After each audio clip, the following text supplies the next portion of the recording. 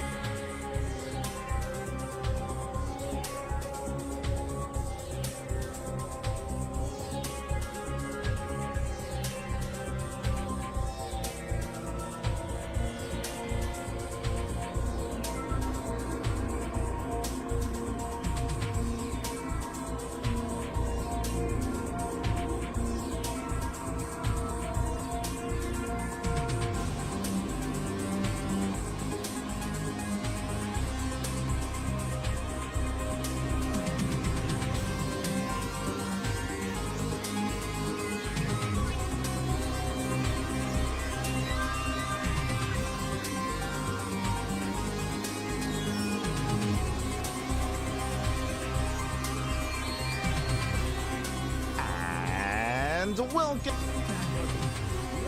back, everyone. Welcome back to the another edition to the end of year final here, the H.4.0.S Galactic Battle Champions group stage. I'm of course Joe's Live VIP. With me, I'm joined by these amazing players, by the people in chat, by my plushies as well. Welcome one and all. Shout out to, of course, Dansgeek for giving us a lovely opening here to the show. Our own match was a little bit more delayed, though. It was a little bit more delayed, but we are here. We are live with our best of two. And spawning in the bottom right corner of Abyssal Reef, we have the Polish Zerg player. We have the Orange Zerg. Representing Team Liquid, it is Elazer. And spawning in the top left-hand corner, we have his opponents. We have the Polish Protoss player, the Blue Protoss, representing Streamer Zone. It is Gerald. Here we go. Welcome, one and all. For those that are curious, for those that are tuning in for the first time, perhaps, welcome to the H.4.0.S Galactic Battle. This is an annual end-of-year championship. I may say annual. We have been hosting events throughout the course of 2024, even years before that, of course, and players have been accumulating points. We've been hosting seasons of the H.4.0.S Galactic Battle. Players have been accumulating points over the course of the year, and now we're here at the end of 2024, beginning of 2025, with the end-of-year championship. And here we are here to crown our champion, the best in Poland. Let's go, Bobby. Let us go.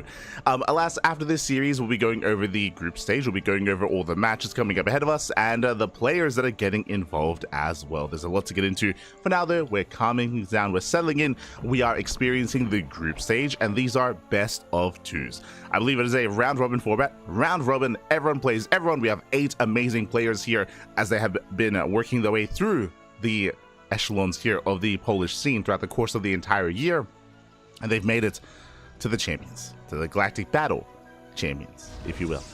Let's go. Let us go. For now, we're going to be settling into our ZVP. We have our hatch gas pool standard opener here out of Elazer. Likewise, we do have our gate expand from Gerald as well. Everything so far looking as it should.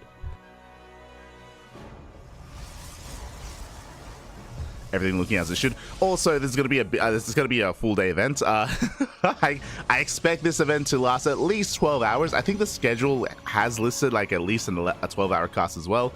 A lot of matches here in the group stage. Likewise, coming into the playoff bracket as well. There is a lot of StarCraft to come. A lot of StarCraft to enjoy. We go. Also, shout out to those behind the or in the Bulgarian StarCraft community, those working behind Stara Zagora, as it looks like they are also partnering, or at least working behind the scenes with those working at the H.4.0.S Galactic Battle. So very exciting to hear. Seeing these otherwise, communities of StarCraft working together in some way and looking to, help each other bolster themselves and look to improve and look to grow coming into the new year. Exciting stuff. Is exciting stuff. For now, we are going to be getting into our openers. We have our Stargate opener here out of Gerald. Stargate, I should say, Gate, Nexus, into Cybercore, into Stargate, into Oracle. It should be triple Oracle into a third base. Standard play here out of Gerald. A laser back across the map. Likewise, hatch gas pool into a third base, into droning, into a standard game. Let's go. Let us go. When it comes to the map itself, welcome one and all to Abyssal Reef. It is one of the largest maps in the map pool, a very large map, very defendable as well, on 2, 3, 4, 5 bases. We have seen a lot of Zerg players struggle to end the game early on this map and end up in a longer game state against a maxed out Skytos army. We'll see if Gerald can get there. We'll see if he can stabilize, get into a 3, 4, 5 base economy, max out on Skytos. We'll see if Elazer attempts to stop him, as that is a very, I was going to say a fast Twilight Council into a Forge. Interesting. So typically we'd be seeing this a little bit later. Typically we'd be seeing the tech a little bit later here for Gerald. Seeing how early it is, this might be +1 in charge, as typically we'd be going for a big +1 charge timing going into Archons behind this as well. We'll see if Gerald does head in that direction, or if it is indeed for +1 and Blink Stalkers. At the same time, oh my god, that is an insanely fast lair. Jesus, that was what, a 4-minute lair time? Like sub 4-minute lair timing. The Oracle does dip in, and the Oracle should confirm. There we go, he gets eyes on the morphing in lair. Hopefully Gerald did confirm, does realize what he just saw, because again, that's just an insane lair timing. That's crazy. Now, with a layer this early on, what could this mean? This could mean a couple of different things. This could be for a Nidus space play, like Link Queen, Nidus all in. This could be for fast tech into a fast Hydra Den, into fast Spire tech as well.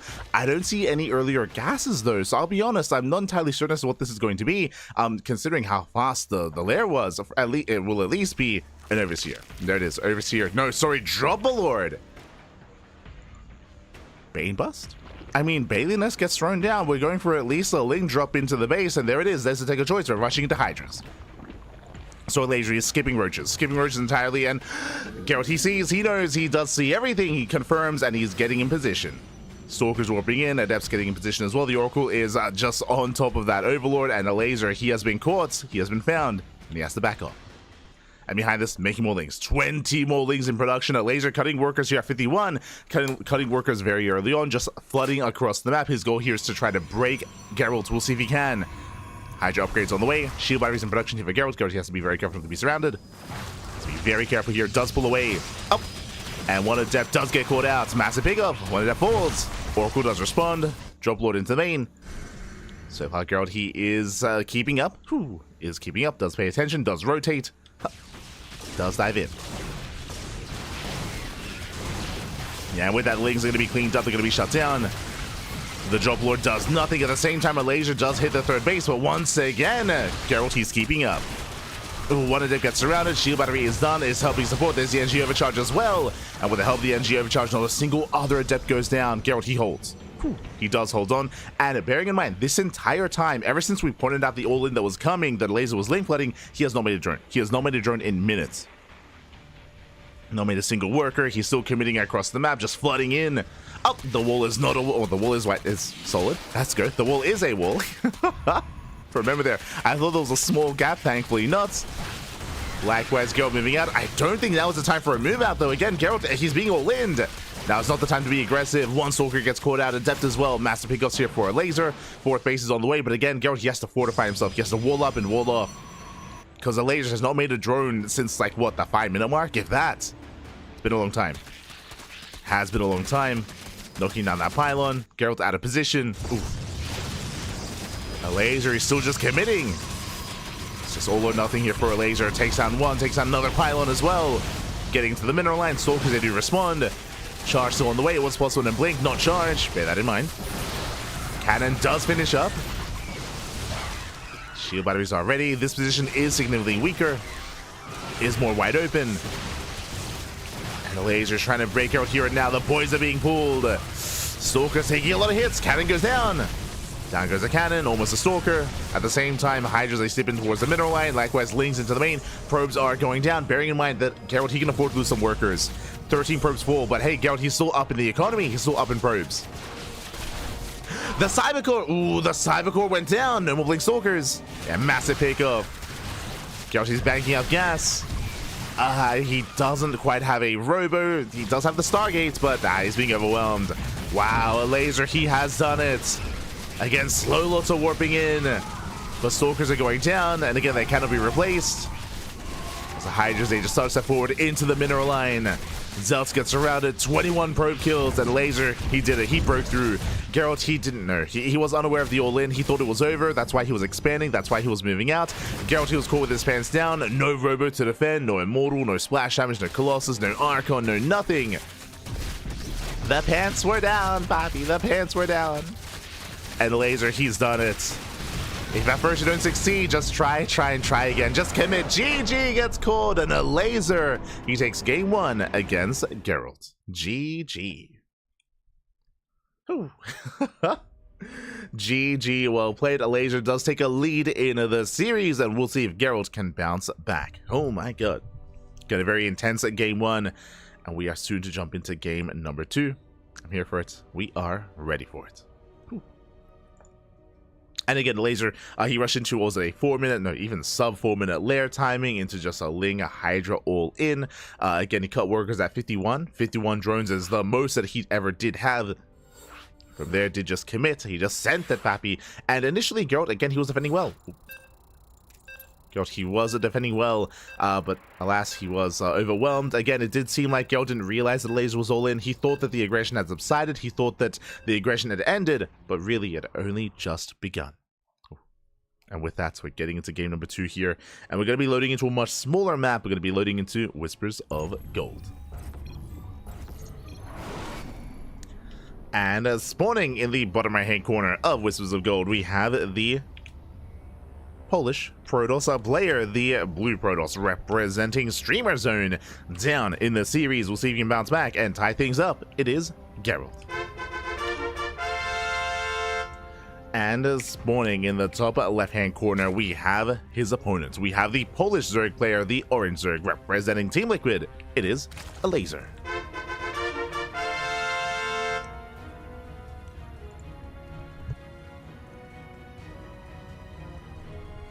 Here we go. So we are going to be settling in. So far, we have our openers. We do see Elazer being forced to take the unnatural natural. And again, Elazer clearly showing us that, hey, even though historically Elazer has been known for greed and known for macro, clearly he is willing to cheese it up. He's willing to spice it up and go all in and just commit and double down and just be in the face of his opponent. Alas, we'll see if he does that again. And now the onus is going to be on Gerald to scout and to confirm what's going on. Now he's on notice. Now he's like, oh my god, like, Elazer, he's crazy. He's lost his mind. I have to be careful, I have to be secure, I have to confirm whether or not Elazer's even droning up, whether he's even saturating, whether he is going all in. I mentioned before that there was a tell last game that Gerald did scout, but I don't think he noticed it, which was the lair timing. If you remember, the Oracle did see the lair on the way very early on, and that should have been a tell that something was wrong. Again, it was just an insanely early lair. I guess in a way he did figure out that it was going to be Drop Lord, true. If you recall, he was able to deny the first Drop Lord, but again, like that sign of aggression early on was a sign of things to come, and Gerald, he thought he was out of the woods. He was deep in the forest. The Polish forest, if you will. The Elazer forest. Aye. But now though, we're calming things down. Elazer going to be saturating his bases, getting his natural. Likewise, Gerald is as well. So far, everything is looking as it should, and we shouldn't really be seeing any deviations from our Protoss player. I mean, welcome one and all to Whispers of Gold. This is one of the smallest maps in the map pool. Because the map is so small, aggression is favored here. So if we had a similar build that Elazer went for example, in the last game, it would hit even harder, even stronger on this map. The reason for this is because it isn't just the size of the map, but also the third base location. The third base location is much more wide open. It is much more vulnerable. You can see here you can attack from multiple angles, the left, the north, the south, very wide open ramp as well, as opposed to the previous game where it was much more fortifiable, less so here on Whispers of Gold. Shout out to the sponsors, of course, LG, The Boar, Intel, Western Digital, and Yumisu. Big shout outs. And also to Danskik and the other contributors to the event as well. Head sponsor Infolet Solutions, Endorphy. Some of these logos I remember from years past. Some of these are new though. Some of these are a little bit newer here. Some fresher faces to the scene supporting StarCraft. You do love to see it. Always do appreciate it. There's the logo. Beautiful. The Galactic Battle. But now though, we do have a Gerald test in the waters. The second adept has arrived, and now we can threaten a dive.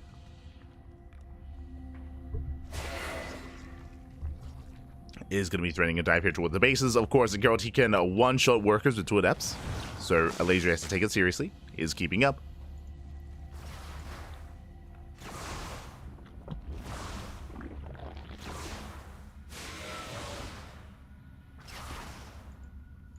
Zep does threaten the shade. So far, Elazer, he is on point. And the Gerald is going to be reinforcing with that Oracle. But the queens are keeping up. We have 2 queens here at the natural. Likewise, 1 queen and a spore here in the main. Oracle doesn't really find much damage. Can maybe camp the third base. And there we go. Does go for the stasis. Does fortify this position. Baits out 1 ling. Or 1 ling does bait it out, I should say. So better trade here for Elazer. Very nicely handled, and Gerald should soon leave. At this point, he should soon get the hell out of here. These adepts are not safe. The third base is going to be exposed. Oracle is stasis, not bad. Getting 4 adepts, sorry, 4 lings. Adepts stay shaded. They commit to the shade. They get 1. Ooh, 1 drone goes down. Just the 1 though. Once again, very fast lair. Fast lair on the way. I didn't quite see the exact timing here, but this looks like around a 4:20 lair timing. This looks later than last game, but still very early on. Still very early from Elazer. Gerald, he should be on notice now. Should be aware that something is wrong. This should be for either, once again, fast hydrogen, a drop a lord play. Those are some of the options here for Elazer. But there are no drop lords in position. You can see Gerald, he's looking. He's checking for drop lords. Lings, they flood in. They head towards the third. Up. And they don't quite get the probes. Not yet. One Adept almost gets surrounded. Link, no! Whew. Lings, they don't quite make their way in, and it is a Hydra rush. So once again, Elazer is rushing into Hydras very early on, very quickly. Similarly to the previous game, this time there is no Double or Harass, but fast Hydras. So once again, 2 games in a row, we're skipping Roaches. Roaches are being skipped. It's just going to be purely Ling Hydra here out of Elazer, and Gerald, he's turtling up. He's walling up here, throwing down gateways, getting +1, embracing Blink, of course. And we'll see if Gerald has better chances, better success here. Ooh, that is Overlord Speed. Overlord Speed on the way. Typically, you avoid Overlord Speed in this matchup, especially this early on. The prioritization of this upgrade tells us that there's most likely going to be a German Taxi. I'm feeling a German Taxi. I'm feeling like a Ling, a Hydra, Queen all-in. We'll keep an eye on the Elazer. Here we go. As Adepts, they are on that 4th base. More Hydras are building up. Elazer is cutting workers here at 67. This time he is running up to full 3-base saturation, so greater saturation for Elazer on 3 bases. More Hydras are on the way. Overlord Speed just now finishing up.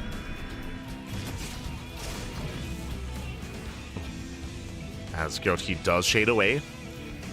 Elazer, yep, here comes that all-in. As we mentioned, you don't get Overlord Speed without good reason. It is for a Queen-based all-in off of 3-base economy. Now, this is going to hit harder when this hits a little bit later, that is true, but very hard here with Mass Ling Hydra. You do have proper 3-base saturation this time. Queens will have added DPS. And here comes Elazer. I assumed it was going to be for the Queens. Never mind. Ooh, the double as they get spotted. Big catch. A big scout here from Gerald. He is aware. Does see the drop lords. Alas, Elazer was going for a Doom drop into the main, and he's denied. He is denied. Gerald, he keeps up. Throws down the stasis. Oh, gets an Overlord. Overlord goes down. Gerald pulling back. Does pull back in time. Behind this charge on the way, +2. So far, still very much secure here back at home. And Elazer, he backs off. He backs off and he drones. Let's go. For the first time here, we are actually looking to drone off the 4th base. Drones are on the way. Spire gets placed as well. Baliness, Elazer, he's forced into a longer game.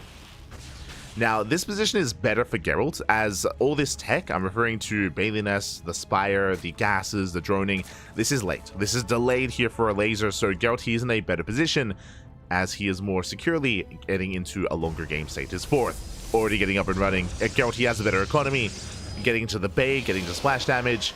Right now, the onus is on Gerald, though, to scout the Spire. He doesn't know. He is unaware of the Spire. Blinks in, gets the Overlord. Does get the Overlord up, pushing forward. Playing Hydra, they do engage. We can see Elazer setting up the surround. And coming in from behind. And Gerald, he might have to just recall. Zells, they get left behind. There's the recall. 2 Stalkers are going to go down. Oh no. No escape. But the rest of the army does get away. And behind this, the bay is done. We should be seeing Colossus. Lings they poke in towards the left. Main army towards the right. We can see Gerald trying to keep up. Trying to split up his forces. We have a 34 Banelings. Oh, jeez, that's a lot of Banelings. 34 Banelings. He's crazy. Oh my god. Baling speed is only halfway done, so there's gonna be a period in time here where they're not speedy boys. They're gonna waddle in. Oh my god. He's waddling. Oh, massive revelation. Gerald, he sees this. But can he stop it? I mean, right now, sentries would be ideal. Like force fields would completely shut this down. As there are no Ravagers, Bailey's at 2 waddle forward. Stasis goes off. Massive stasis. Does connect. Here come the sentries. And here come the force fields. A beautiful force fields here from Gerald. He shuts down the Bailings, forces back the Hydras. Colossus has arrived. But he has to be wary. He has to be wary of those Bailings coming from behind. Either into the army or into the mineral line. Ooh, Bailings, they crash into the sentries. More Bailings rolling in. They just keep coming. Oh no, the surround. They collapse on the army. Nice stasis once again. The boys that get pulled away. Oh my god, one more Bailing. Odamas, one more Bailing. Ooh, doesn't connect. Alas, they do rotate over towards the 3rd base, and the main army hasn't broken. Elazer, he has done it with so many, with what, 50 Bailings in total?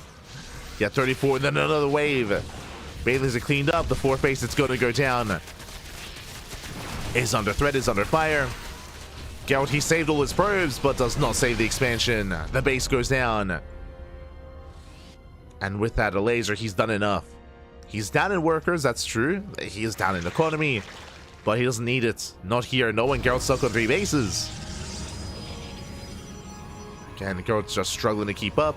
Again, the force fields and sentries was a good move, but it was a little bit too late. It did allow the Banelings to actually gain ground and get on top of the army first, as it was more reactive sentries. And now we're just going for doom drops. We have a triple drop here towards the main base. We have the rest of the army rotating towards the left-hand side as well. Elazer is massing up. He's not slowing down.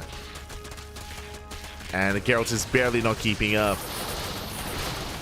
Loving the force shields here, locking down the Lings. Oh. There's a kills on the gateways. Meanwhile, drop lord into the main. Oh. Nice response here to Geralt. He does keep up. Does force the reload. Does force him to be loaded up.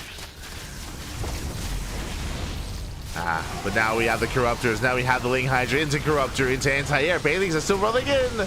And there's just not enough here. And Geralt, he's being overwhelmed. Elazer, he breaks through, drops into the natural. Banelings, they roll into the middle line. They at least try to. They're going to be denied. Okay, so far, Geralt, he's still holding on. Impressive. Oh, no. I mean, he was holding, and now 17 probe kills. Forced to recall into his own natural. Being torn apart. Likewise, Corruptor into the main. Zealot Runby does force Elazer back home. Again, the drone counts are neck and neck. 4th base is rebuilt. Oh. Ooh, but Geralt's out of position. Geralt, he's got his entire army here in the main. He needs to defend the 4th. Yeah, the Zealots and Colossus have to rotate, they have to head down. Expansion is being focused, being targeted, and Elazer is going to get it. Brings down the Nexus. Again, Geralt, his main army was stuck in the main. Wasn't ready for this. Likewise, Hydras is dropping towards the natural. This time, Geralt will clean this up.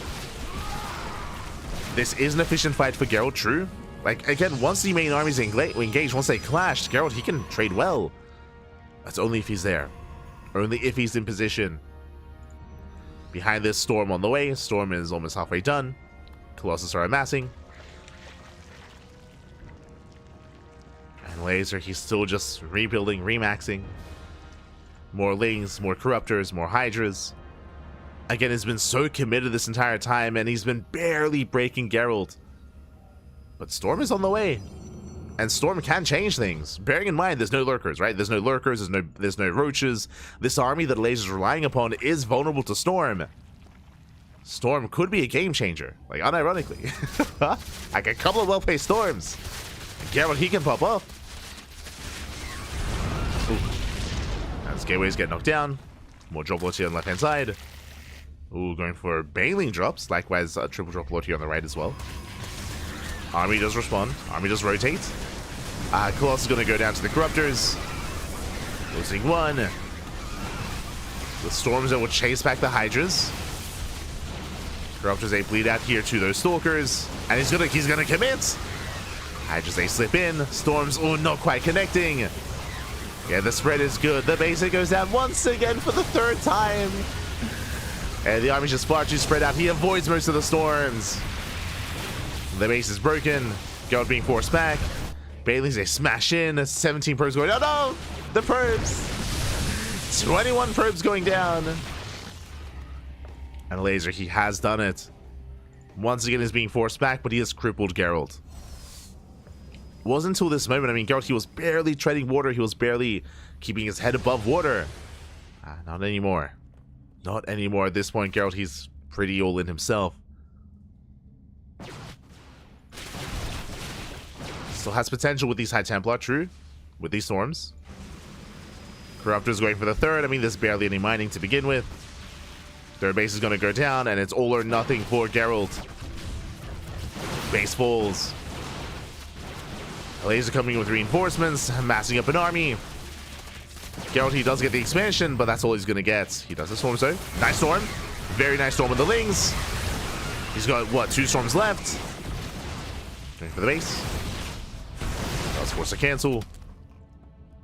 Oh no, the High Templar, they're exposed. He wants them. He forces out the Storms. Nothing left. High Templar go down. The Immortal gets surrounded.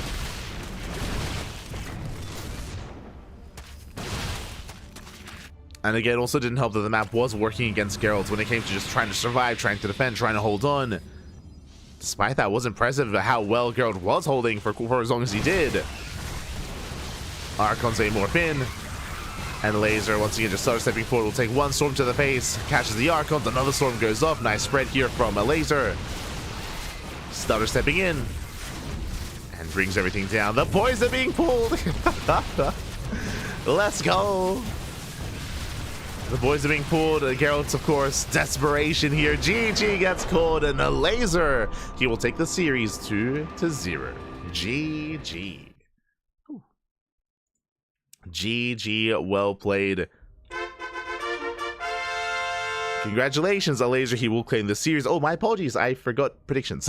I was about to pay them out now for the next series. But alas, GG will play Elazer. He will take the series 2-0. Will take down Gerald in the first round of the group stage. But Elazer, he's one of the heavy hitters. And this is merely only the first series of the day. You know, players are still warming up. I'm sure Gerald is going to be gunning for a potential rematch later on in the day. I'm hoping he can, as Gerald is one of the heavy hitters at this tournament, and he has a good chance to make a deep run in this event as well. GG. GG, well played. With that, Gerald, he does... Oh, sorry, Elazer does get the first win on the board. And now we can take a moment here to have a look at the bracket itself and to catch up on what has been going on. Exclamation mark B! Exclamation mark B in the chat if you guys want to have a look back yourselves. As you can see here, we have the group stage. We could probably do with zooming in a little bit here. There's a lot to get into, I'm sure. There we go. So again, we have our group stage. 8 players. We have 8 players in total duking it out. We have Rodzin, we have Krystianer, Art, Gerald, Elazer, Spirit, Aristory, and Pappy. Oh my god. We have 8 players here. We have, what is this? 5 Protosses, 5 Protoss, 2 Zergs, and 1 Terran player. Welcome to the Polish scene, to the Polish community. Of course, very Protoss heavy, as always, but they have been amassing up here. And as you can see, 4 players will advance on. 4 players make it into the playoff bracket, and the other 4 are eliminated out of the group stage. Coming into this, I would say that players like Spirit, Elazer, Gerald, and Krystianer are favored, but a lot of these Protoss players are quite comparable to each other. They can cause upsets. I'm talking about Art, I'm talking about Pappy, even Aristory as well can cause upsets, so some of these big players can be brought down by some of these other players in the group, so it's going to be an intense round. Catching up with round 1, looks like it is almost completely concluded here. We do have updates. Un momento. Just making sure we're catching up. We have updates coming in. We have Art and Krystianer 1-1. This is what I spoke about. Art is a player that can threaten the hierarchy of the players in this group. Pappy is another one. Does start things off with a loss. So Rodzin 2-0s Pappy, Elazer 2-0s Gerald, Krystianer and Art 1-1, and we have Spirit and Aristory still mid-series. They're still duking it out as we speak. As a reminder, and as you can see here, these are best of 2s. Best of 2s in the group stage, so tight score lines like this are possible. You can tie things up. So Krystianer and Art, they will not have an ace match. They will not have an ace match. Not here, not this time. And when it comes to our next series, as we open up round 2, again, round robin. Round robin, everyone plays everyone, is a round robin group stage. We have Pappy versus Spirit, Aristory versus Krystianer, Elazer versus Rodzin, and Art versus Gerald. Our next series, as we just featured Gerald and Elazer, our next series is going to be Pappy versus Spirit. Hey, Pappy, let's go. That is going to be our next series here on the channel. It's going to be a PvT. Scrolling up when it comes to the prize pool distribution. Again, a big shout out to all the sponsors, all the people working behind the scenes for this event. But we do have, what is this? This is a 2,400 USD prize pool. We got 10k slotties on the line, if you are unfamiliar. I want to say that's how you pronounce it. Shema, Pappy Shema. Welcome, one and all. Dzień dobry, dzień dobry. All 8 players do get paid out in some capacity, so they will all be, of course, compensated for their time here. But of course, the big prize monies are in the top 4. That is where you want to be. That is what you want to get into. We'll see if we can. We'll see if they can, I should say. And again, it should be a full day event. We have the entirety of the group stage we're going to be playing out, and after the group stage we have the playoff bracket. And there is a third place match as well, of course. There is a third place match. So a lot of matches here are ahead of us. Best of 2s in the group stage, and best of 5s in the playoff bracket. Best of 7 grand finals. Let's go. Let us go. So yeah, look forward to it. Do look forward to a night of StarCraft. So lots to come. There's lots to come. Again, I do apologize for not having the predictions open for the first series. I will make sure I'm on that for the rest of the series of the night. I'll be all over it, man. Do my best. Do my best.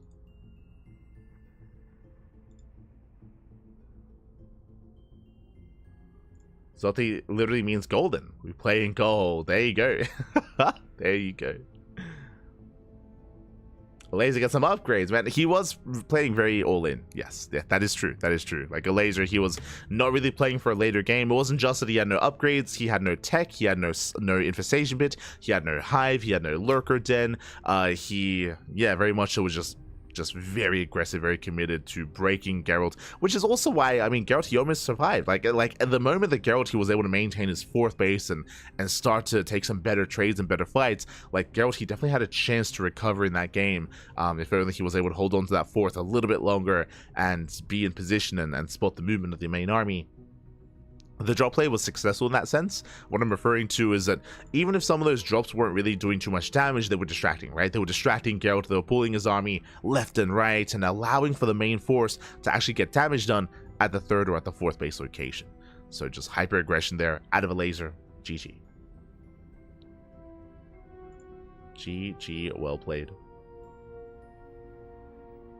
They have a Kerrigan cosplay on the mainstream. Oh, let's go. Oh my god.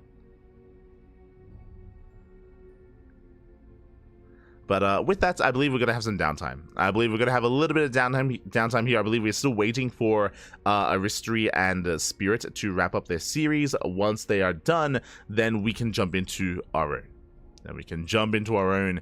And follow Spirit into his match against Pappy. Let's go. So at times it's probably going to be a little bit more downtime, especially because there are some players that are setting up with the mainstream. Oh, sorry, I should say, when it comes to the main events, if I didn't make this clear, I do apologize. This is a LAN event. This is an offline event happening in Poland. Shout out to, of course, Indy and the boys on the mainstream. But typically, whenever there's a match happening on the mainstream, there is a stage, and they set the players up on the stage. So they have to. So the players that were playing on the stage, they have to get the peripherals, and they have to, disconnect, and they have to set up behind the scenes or in the backstage instead, and they have to be rotated in and out, and that can make for some delays. That does mean that sometimes some of these matches are going to take a little bit longer to get going, because they have to get all their settings going again. They have to plug in their keyboard, plug in their mouse, set up their desks and their monitors and just everything. So that does take some time. That is a process. That does occur. So bear with us. Otherwise, we're going to be going on a short break. And when we come back, we will have our second series of the night. See you soon.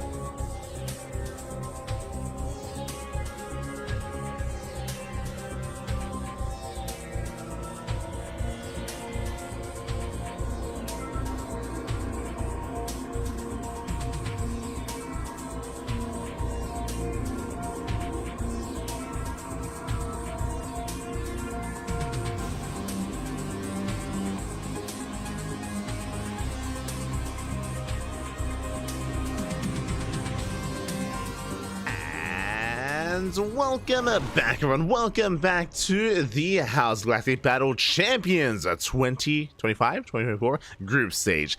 Whew, I do apologize, or I hope you enjoyed that lovely brutal OC, but I do apologize for the extended downtime. Regardless, we are here. We are back with the second round of the group stage, and spawning in the top right-hand corner of Ultra Love, we have the Polish Terran player, the blue Terran. It is Spirit.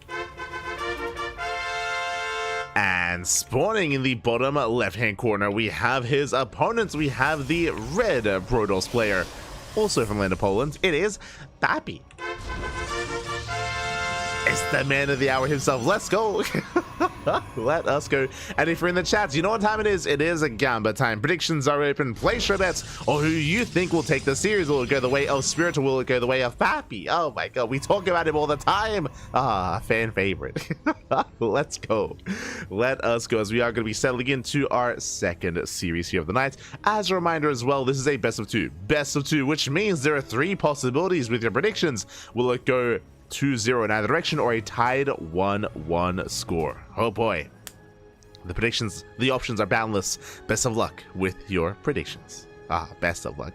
So now we're going to be settling in, and we do have our initial racks expand here from Spirit, going for a single gas opener, so an economic start out of our Terran player. Likewise, Papi going for his own gate expand into Cybercore. Okay, so Papi cutting some corners here, going for the Nexus before the Cybercore. Meanwhile, Spirit going for the single gas into CC on the low ground. Papi being as annoying as possible, but the CC is going to be thrown down, and Spirit will expand.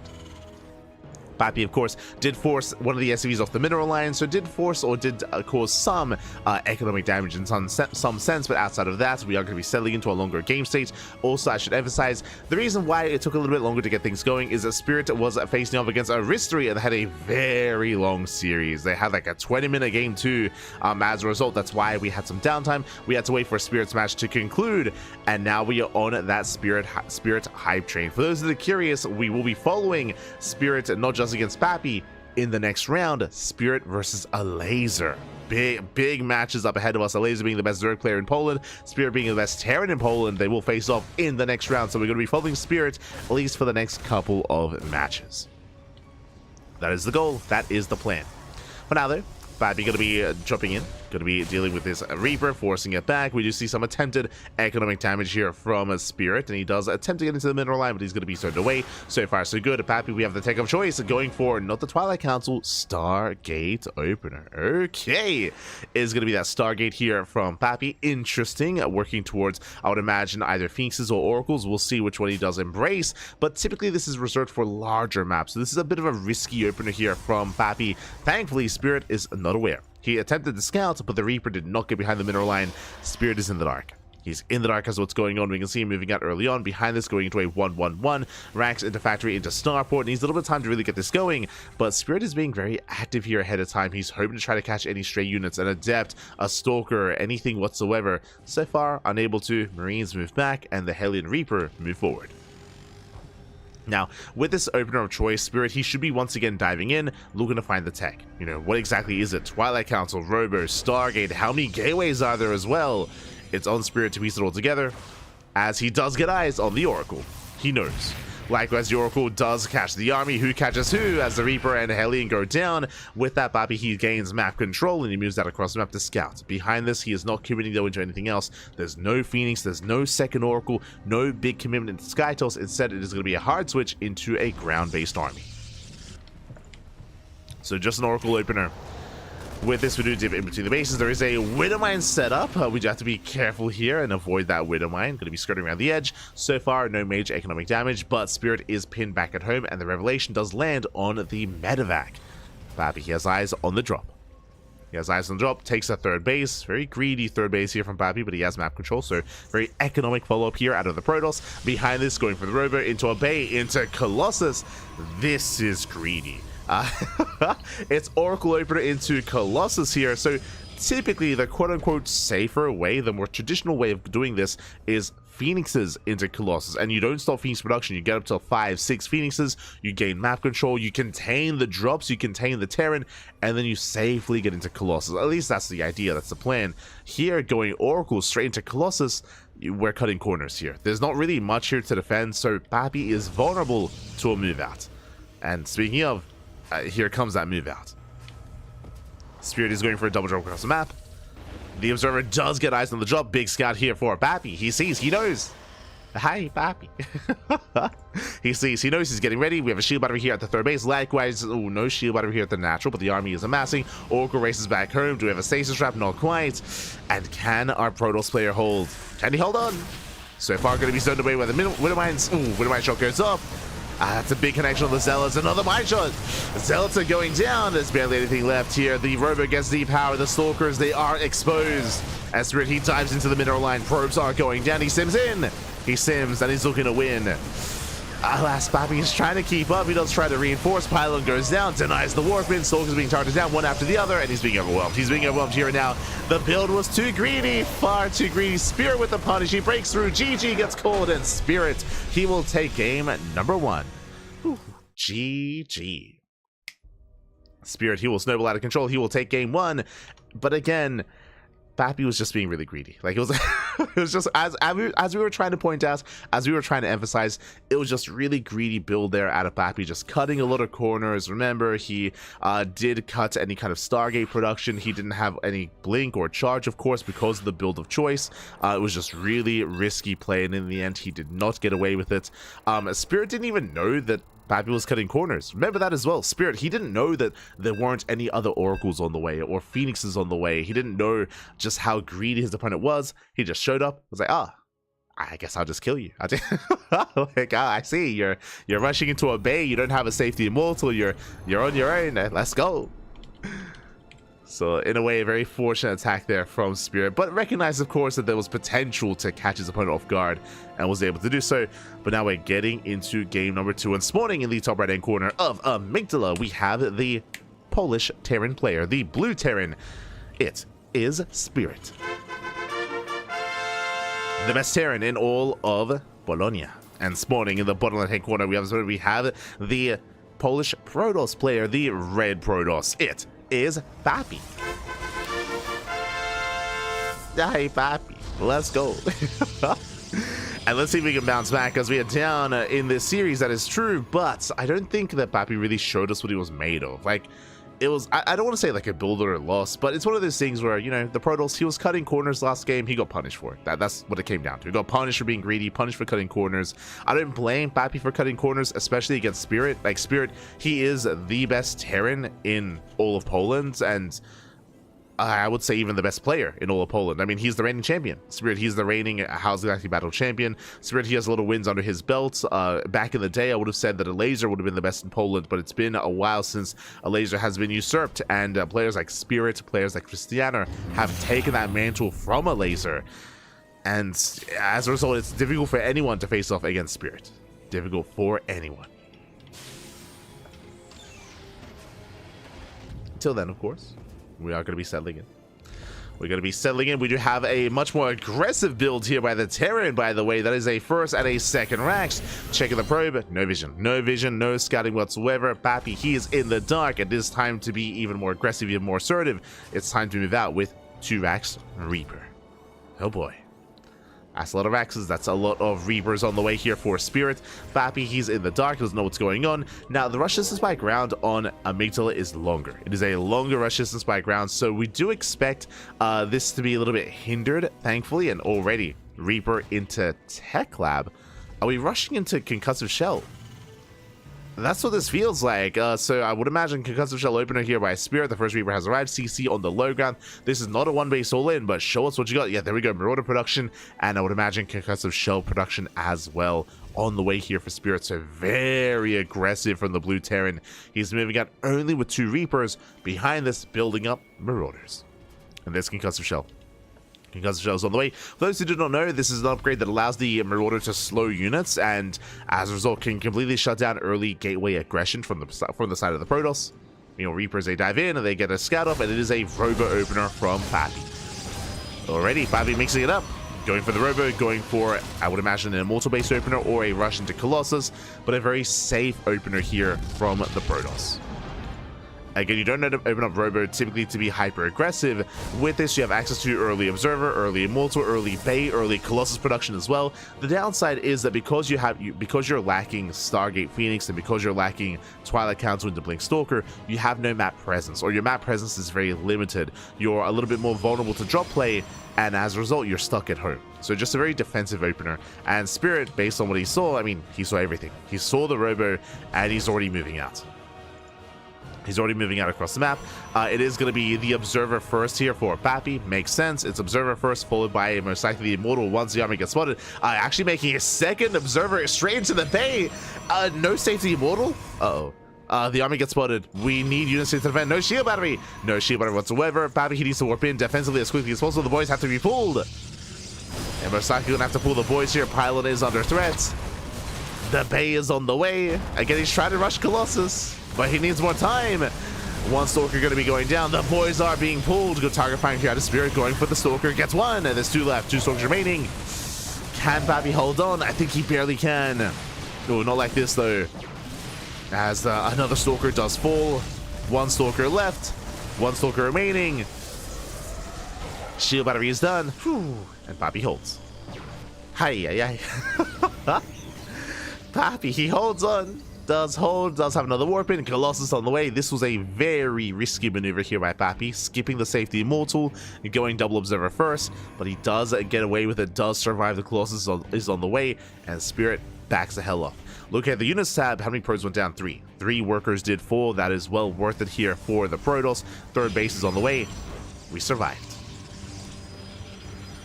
Oh, okay. I'm just taking a breath, Pappy. Whew, okay, we can take a breath. We have survived. We get a third base on the way, and Pappy, now that he's gotten into fast Colossus, I mean, he's gonna get up to 1, gonna get up to 2, up to 3 Colossus real quick, followed by Twilight Council into Blink, into Charge Ults, into a more robust composition, third base saturation, range is on the way for those Colossus as well. Things are looking good here for Pappy. It was a shaky start, but got away with it. On the flip side, Spirit, he is going for his own 3-1-1 setup because of his build of choice. No tanks. There's no tanks. There's no factory-based units whatsoever right now. Medevacs are on the way, and this is where things are still going to get a little bit hazy here for Pappy. What do I mean by that? We're going to be seeing some drop play. Medevacs have arrived, reinforcements on the way, and remember, no Blink Stalkers and no Phoenixes. This army is very slow. It's very immobile. So if Spirit tries to poke in on one end and then drop into the main or rotate over towards the third base or towards the natural, it's going to be up to Pappy to be able to keep up ahead of time, or he's gonna have to be forced to recall. No shield battery so far. Does meet the main army, shuts it down. In a head-on fight, Pappy, he can take it, but again, it's not about the head-on fight. It's about avoiding the main army and trying to hit another location. The mobility here for Spirit is his greatest strength, as he is going to be shut down. Medevac taking a lot of hits. Oh my god, Medevac almost goes down. Spirit picks up, he gets the hell out of here, does pull away. Third CC on location. I do like this for Spirit. As I mentioned, this army is very immobile, so there's nothing to really threaten the bases. There's nothing to threaten the main, the natural, or the third. So right now is the time. Once you recognize a Robotics Bay opener, one of two things. Either be hyper aggressive with a bunch of drops, or be greedy yourself. Get a faster third base. Get a faster third base, tech up, throw down a Ghost Academy, second starport, take your gases, and just embrace a longer game state instead. And take advantage of the map control that the Terran has. So there's a couple different approaches. And so far it looks like Spirit, he is going to be, trying to macro up and get ahead of this. Bearing in mind that we are loading into Amygdala, large map in the map pool. So being aggressive on this map, I mean, it's a little bit more difficult. The map is working against you. So Spirit retreats. And we're calming down. Fourth base on the way for Pappy. Let's go. Getting to +1, getting to charge. Still no Blink Stalkers. Disruptor production has begun, as I believe we already have 3 Colossus. Yep, triple Colossus already. Second Robo into double Disruptor. And you can see the quality of Pappy's army is getting better and better real quick, much faster than normal. And again, as we've been trying to emphasize here, the downside is that Pappy, he's not being active, right? He's not being active. He can't stop the bases. He can't stop the economy here, Spirit. This is why I wouldn't be opposed to already a 4CC. I wouldn't be opposed to like a 4CC already here from Spirit and getting just a faster fourth base, a faster expansion, faster saturation. take advantage of how defensive the Protoss is being. Alas, that's not exactly what's happening here. At least he does have his third up and running. Fourth still on the way for the Protoss. Spirit moving out. Is spotted by the Observer. Colossus are ready. Vikings moving in, but there are Stalkers here to protect. Mindshot goes off on the Zealots. Vikings are going for the Colossi. Oh, they're going for one. And they get one. One Colossus goes down. Massive pickup. There's two left. Notice they stim in. Going for a second Colossi. Nova, oh, just zones away. Doesn't connect. Colossus getting very low. And Spirit, these are good trades so far. And he does get it. Second Colossus goes down. Again, that Nova was lackluster. Just trying to get started down as well. Almost does fall. Does get picked up. And is it just too much here? Yeah, the Vikings, they trickle in and they zone the army away. Fourth base under fire, and Spirit, he breaks through. Wasn't an easy fight, but he does break through the main army. Takes down the Colossus, the Disruptors, the fourth base. And Pappy's in trouble. This should not have happened. He should not have been losing this army, these units early on, as he loses his advantage. The entire purpose of his build was to build up into Disruptors as quickly as possible. He did not get there. He did not get there. Barely not. Spirit, he breaks through, which is impressive to break through the main army in such a way. EMP goes off. Takes down the Disruptor. Never, doesn't quite connect. And Spirit here overwhelms GG. And Spirit, he will take the series 2-0. GG. Congratulations, Spirit. He will claim this, or will take the 2-0. Shout out to Pappy for having unique builds. I appreciate that. I mean, even though he got caught with his pants down in game 1, I appreciate that it was doing something different here against Spirit. Likewise, here in game 2 as well, Pappy, he got away with it. He got away with the fast robo into the bay, into the fourth base. Unfortunately, the defense was a little bit lackluster. Doesn't help that they weren't, that he had gone into charge instead of blink. So because of that, he was not able to really protect those Colossus from the Vikings. The Vikings did shut down the Colossus real hard, real quick, and there just wasn't enough support to really zone and to really protect those Colossus and to preserve them. Once the Colossus went down, that was it. That was game then and there. GG. GG, well played. Spirit does take the 2-0, and now we are getting ready for our next match. We're getting ready for our next series. Till then, though, let's have a look at the bracket. Let's catch up on what has been going on. Here we go. As we switch our scenes over. Hold on, can I get a better handle on this?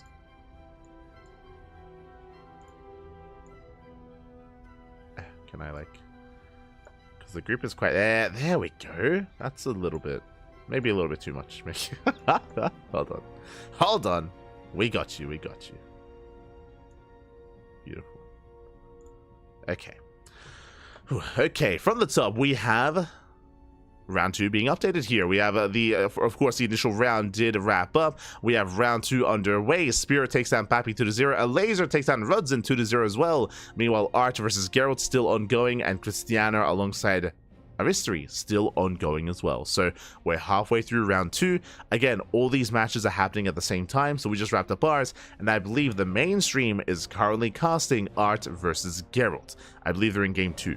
And these are best of 2s. So they're in the final game as we speak. So they're in Art versus Gerald. And again, Krystianer versus Aristry is still mid-series as well.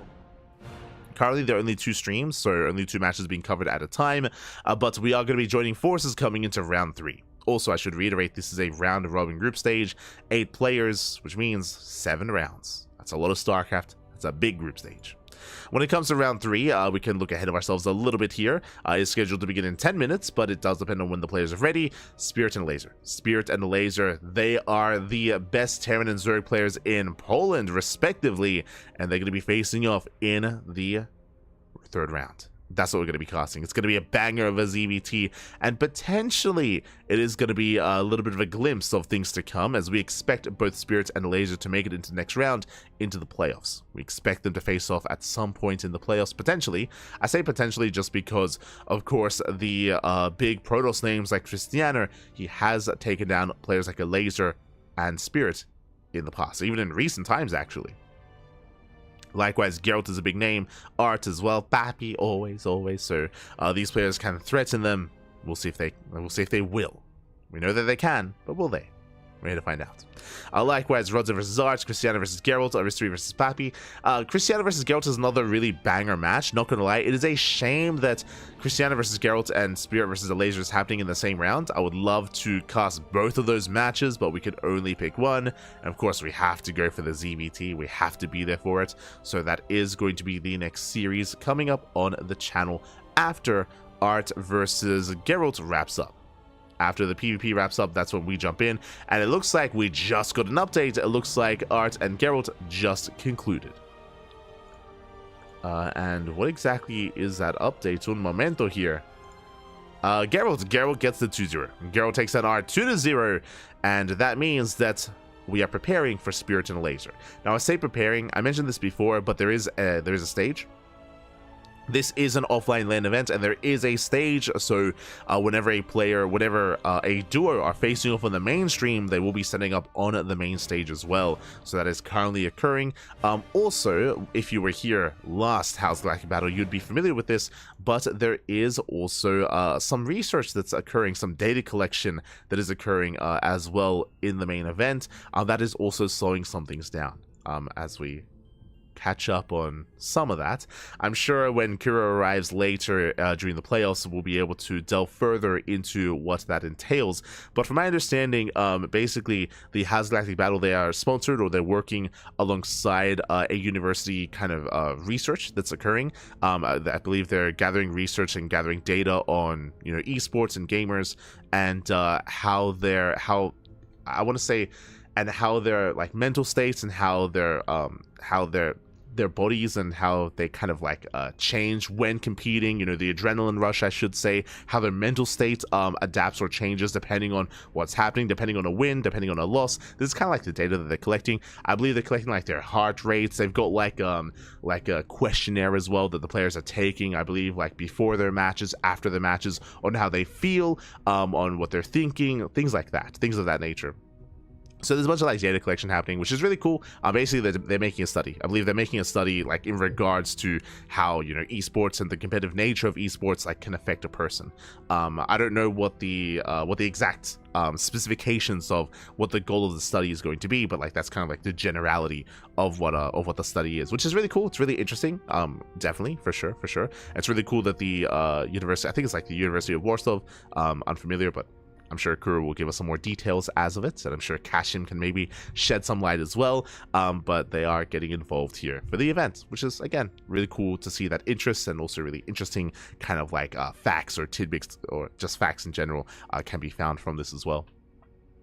So that's what's happening. But because of that, that's also why it takes a little bit longer to set up, is because the players, again, they are conducting these questionnaires. They're getting their heart rates monitored as well. Like there is quite a bit of setup, you know, as they get ready for their matches on the mainstream. I don't believe it's every player that's doing this. Actually, no, it might be most of the players. But there's like extra steps when it comes to the players that are, of course, going to be on the big stage. Just as a heads up. So once we hear from said study, it'd be cool to share that information as well. Would be cool. I know that we've already heard of like other studies that have happened in other parts of the world. God, who am I thinking of? I think it was at the I think it might have been at the previous House Galactic Battle, where they were talking about where I believe a study was conducted regarding sleep, and how sleep like affects like a player's performances like in esports and stuff like that, and how crucial like sleep is, for example. Like I know like that study was made at some point, maybe a couple of years ago, for example. Get some rest, get some veg, baby, get some veg. And how if someone like decides to pull an all-nighter and stay up deep late tonight, like how that affects their play and how it affects their practice and their rate of growth, of course, when it comes to improving at the game, like stuff like that. Which is cool.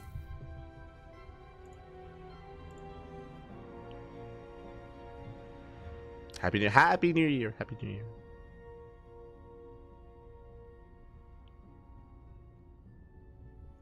But I remember Kajanas was doing that research originally, and he's also like a community caster. Nice. There you go.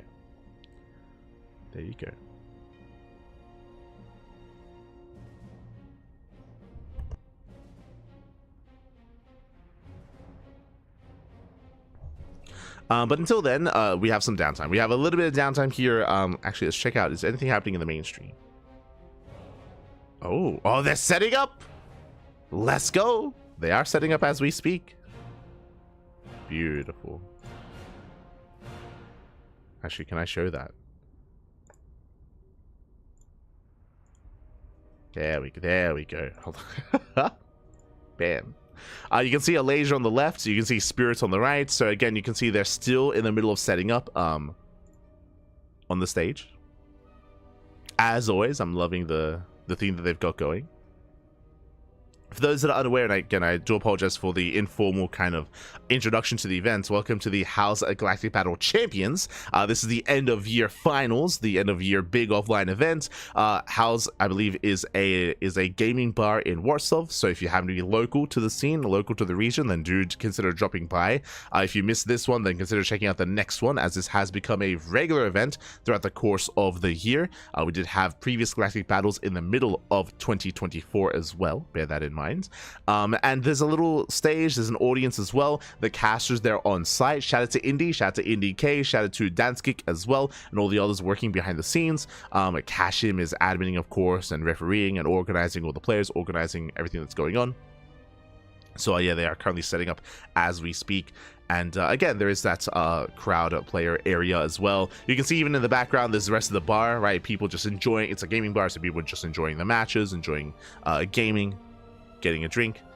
In a way, it's almost like Poland's own Home Story Cup. A little bit smaller in scale, of course, as it's a one-day event, but really cool to see that they found a nice place to host these events and to bring everyone together. So much love to the Polish community, to Indy, to Danskik, Kashim, and everyone else behind the scenes. Speaking of, there are lovely casters. We have Indy on the left, and I believe Danskik on the right. So again, they're just setting things up and getting ready. But yeah, because they're getting ready, we're going to be going on a break. We're going to be going on a short break, and when we come back, we will have Spirit versus the Elazer. It's going to be a banger. See you guys soon after the break. See you soon.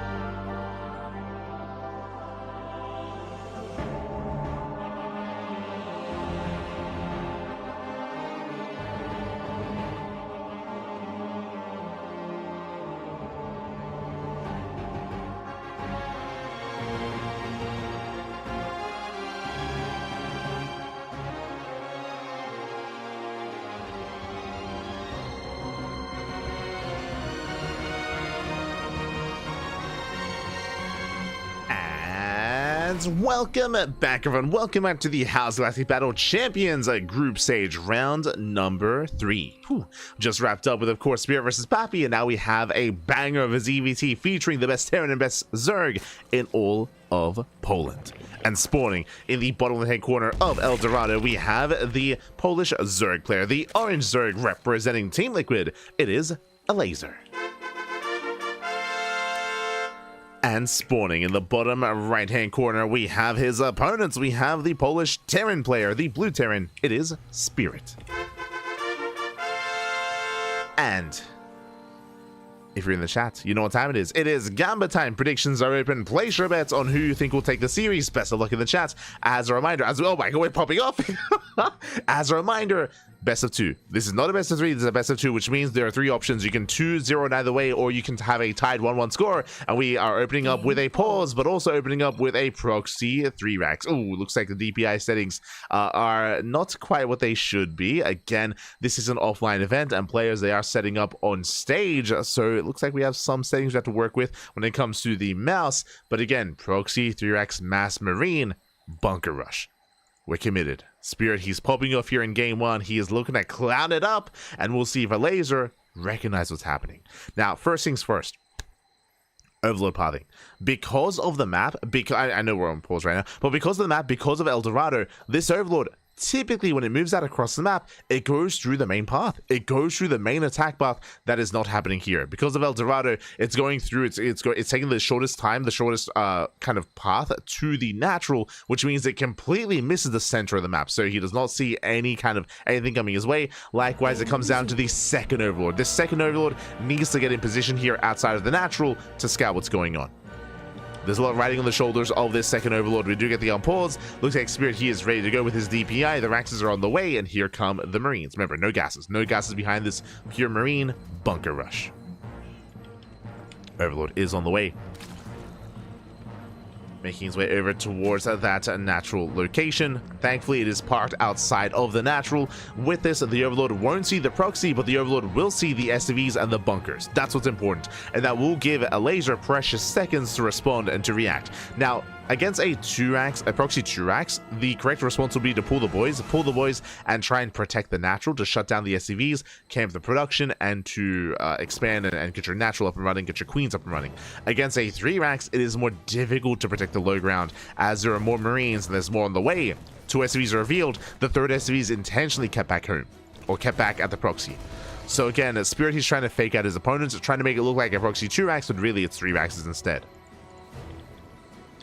As the bunker is on the way, boys are being pulled. We'll see, can Elazer get the surround? So far, good kiting here against these Marines, against the drones. 1 Marine gets surrounded. Yeah, the 1 surround. Meanwhile, SCV goes down, Lings have arrived, and the bunker is denied. There's a cancel, and with that cancellation, I believe Elazer's held. I believe Elazer, he should be okay here. He should be able to hold on. As he zones the army back once again. Good kiting here from Spirit. He will take down all the Lings. Lings are going down, but the queens have a mass. Now there's 2 queens. And with 2 queens, Elazer, he can hold. Or can he? Oh my god, the queen. The queen gets low. Ooh, barely survives. The queen does live. Bunker is denied. And yeah, Elazer, he holds on. He shuts down the proxy. He shuts down the SCVs, the Marines as well. There's 4 Marines left. The queens are getting low, but now the Lings have arrived. We have reinforcements, and Elazer, he holds the high ground. Spirit, he's not stopping. Jesus. He's not slowing down. He still wants to go for the kill. Still wants those queens. Elazer forced to pull all the way back. Drones are exposed. Bunker at least was denied. And you can see the Elazer is buying time for a transfuse. Needs a little bit more time here, a couple of seconds, and he can transfuse. And then he can move out. As Hatchery is taking a lot of hits. Elazer supply block. Ooh, big supply block for Elazer. As 2 Overlords are on the way. What you see is what you get. There's that transfuse. Queens that top back up. Another 4th SCV. 4th SCV is right, but now there's 3 queens. Yeah, now there's 3 queens to defend. 8 more Lings in production. Oh, Solar Stepping does get a queen. 1 queen goes down. Spirit, he's still maintaining this. He's still popping up. Nice kiting here by Spirit. The hatchery halfway down. Bunker is almost done. Lings are forced to engage, but a lot of Lings go down. A queen is down to 1 queen. No shot. Oh, ooh, the SCV barely falls. Oh my, that was so close. The bunker was almost done. SCV does crumble. More Marines have arrived. Second queen pops out. But the first queen is going to fall. Nice sudden stepping here out of Spirit. And Spirit, has he done it? He breaks through. Wow, he breaks through. The boys are being pulled. Another queen falls. These are some rough losses here for Elazer. Gets behind the mineral line. Queen from the high ground is adding a lot of DPS. The Marines are going to be cleaned up, but thankfully by the queen. But there's still some brutal damage. Again, the bunker got so close. Do we have another SCV? We do not. Imagine one more. Oh, he's double expanding. He's crazy. He's throwing down a third CC before anything else. The double expand. Este Spirit. I mean, it is Spirit. I mean, he's... but he has done a lot of damage. The reality here, even though he hasn't killed Elazer, I'm afraid to look at the trades, as we should see a cancel in the bunker. But again, 4 queens, 41 lings, and 6 drones. Efficient pickoffs. Ooh, SCV has to back off. Elazer moving out for a counterattack. Remember, there are no gases. No gases. What does that mean? No ling speed. As Spirit, he can trade well against these lings. One ling slips through. More reinforcements on the way. Here comes a great migration here from Spirit. Falling back to the high ground. Bunker will finish. Ling doing what it can. But Spirit, he will maintain this position. Well, that SCV should fall. Nice pickup. Gets the SCV. Bunker is done. And Spirit is held. With that, Spirit has held. He's under no threat. There's no Bane Bust. There's no Bane Bust. There's no Roach Warrant. Again, gas is only now being taken. There's literally nothing that Elazer can really apply here. No pressure he can apply to the bases of Spirit. So this double expand is really smart. Spirit, he's free to get his natural, get his third base. I'm assuming that he actually threw down that second CC. It looks like he did cancel it. My mistake. So just a single... Oh, no, sorry, he took it. Right, my apologies. Did go into that third CC. From here, he can float over soon and take a third base and gain a greater economy.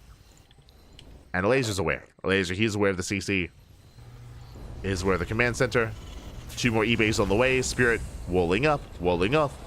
And as we enter a later game, as we embrace the mid-game here, I do favor Spirit in a sense. I favor Spirit coming into a macro game, but that is an early Roach Warren. This tells us that Elazer, he's most likely going for an all-in. He's most likely not going to fully saturate this third base. He's taking gases, that is true. He's getting up to 2 base saturation, but he might just go for a 2 base all-in.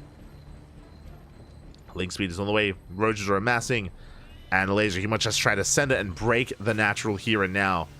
I mean, again, the factory production is non-existent. Like, there's no tanks. There's no tanks. There's no widow mines. The defensive position here is actually quite weaker than it otherwise could be, as we're just getting to heli production. There it is. 11 roaches on the way.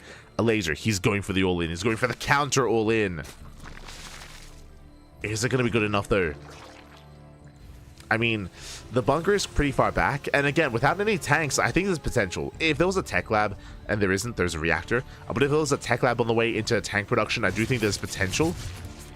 Heli dives in, sees the roaches, and sees lack of saturation, sees links coming as well. He knows. He has seen enough to prepare back at home. We need bunkers. Need bunkers here. As the CC is floating over. No major response here by Spirit. And with these Ravagers, Elazer can bow down that wall and he can flood in. I don't know if Spirit can hold. I mean, the bunker here behind them, near the middle line, it's going to help. For sure. Boys are being pulled. Boys are being pulled up. Bunker is... The demons are going to be going down. Yeah, demons do fall. Elazer, he can miss. The boys are being pulled. And Elazer, he can break through this. The Wiles, ooh, they shut down the SCVs. The SCVs up bunker as well. And remember, behind this is no tanks, no follow-up bunkers. Spirit, he's caught with his pants down. He didn't realize what was going on. GG gets called. And Elazer takes game number 1. Whew. GG. Elazer takes the lead. Against Spirit, he didn't fully recognize the aggression and the all-in that was coming his way. He was woefully underprepared at that natural. Again, no greater factory production, no additional bunkers either. Just the one next to the mineral line, and with that, GG. Whew. GG, well played. Good call out of Elazer to just commit to a 2-base all-in. Did just commit. And with that, we're getting into game number 2. We'll see if Elazer can close this out or Spirit fights back. Let's go. Let us go. Who won Spirit versus Pappy? Spirit. Spirit did take that series. We're now focusing on our next match here. our next series. And game 2 is going to be on Amygdala. Let's go. We're getting into game 2. And I'm hoping for a back and forth, but we'll see. I mean, Elazer did pop off, Spirit did pop off with a proxy 3-Rex, and I mean, even winding it back to the proxy 3-Rex, Spirit, he did so much damage with that. If only the bunker had finished. Remember, the bunker was 1 second away from finishing up. It was so close. If the RNG was maybe a little bit better, then I would imagine the bunker would have completed. Maybe a different game.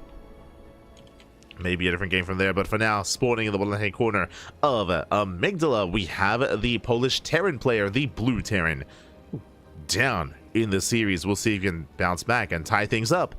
It is Spirit. And spawning in the top right-hand corner, we have his opponents. We have the Orange Zerg player, the Polish Zerg, representing Team Liquid. It is Elazer. Here we go. Elazer is going to be going for a 15 hatch safe opener, and I would imagine typically 15 hatches do coincide with a 15 pool with delayed gases. Yep, there it is. 15 pool is on the way. Late gases for Elazer, similar to the previous game. I say similar. I mean, the opener last game was more designed to survive the initial proxy from Spirit. But what's happening here is a very greedy build, and the downside of this opener, the plus side, I should say, is faster hatchery into a faster spawning pool, but late gases. The gases are going to be late here for Elazer, intentionally so, and this means that link speed is going to be late as well. So link speed is going to be delayed. Tech in general is going to be later here for Elazer, and that means he won't really be able to threaten his opponents across the map. Meanwhile, Spirit going for a Rax Expand. Standard opener out of Spirit. Elazer is cutting corners. Change that too greedy. Yes, in a sense, like Spirit was too greedy, but also like he failed to recognize what was happening, right? Like if he had scouted a little bit ahead of time that it wasn't all in, he could have responded in kind, could have reacted and tried to have a stronger defense to survive. Not saying that he would have held, but he would have had a stronger defense in general, right? Again, it was one of those things where Spirit, he was caught with his pants. The pants, they were down, papi. They were down. Oh no. So the pants were down, and with that, we settle into game number 2. Again, Elazer droning up his natural, still 0 gases, by the way. And because your gases are so late, because link speed is so delayed, typically when a player opens up in such a way that Elazer is, usually you take your gases later here at your natural, and then you just go into roaches. You just play roach instead. SCV will delay, going for the going for the eBay. Let's go. eBay block here at the third, forcing the linear third base here from Elazer, at least trying to. The Reaper does arrive. Lings are forced back, and Elazer's third base is delayed. So nice moves here by Spirit. Delays the third, contains Elazer on 2 bases. Elazer should be expanding elsewhere. For now, just still droning up. Droning up, building up a higher queen count. So far, 2, soon to be 4 queens. No expansion yet. So Spirit, he checks for a third. And back at home, third CC before Starport. Economic build here by Spirit, confirming there's still no expansion. There's still no third base. Yeah, the Elazer, he's just stuck on 2 bases. Now he's taking his gases. We should soon be seeing a Roach Warren. Spirit is checking for an all-in, checking for a Bailey Nest or a Roach Warren. He does see at least 1 gas. Again, Spirit does want to be all-in, and not again. Not this time. Confirms there's nothing here, and he confirms the late third base. So honestly, as the dust settles, as we get into our openers and get into our game, Spirit should be feeling pretty good. Should be feeling pretty good in this position here. He is ahead economically. Elazer tells her on that Roach Warren. And right now, the big question is Elazer going to cut workers at 2 bases or even at 2.5 base saturation? And does he go for another Roach all in? It is possible. It is very possible that Elazer, he will cut he will cut drones once again, and just commit to an all in. So it's on Spirit to figure out what's going on. That's why he's being as active as he is with this Reaper. He needs to figure out what's happening. Lair's on the way. Lair's on the way. This tells us that Elazer is going for upgrades. That Elazer, he is going to be joining up a little bit further. Behind this, Spirit will soon be taking his third, getting to a 1-1-1 into Banshee. So Hellion Banshee's on the way. Spirit, he checks the third.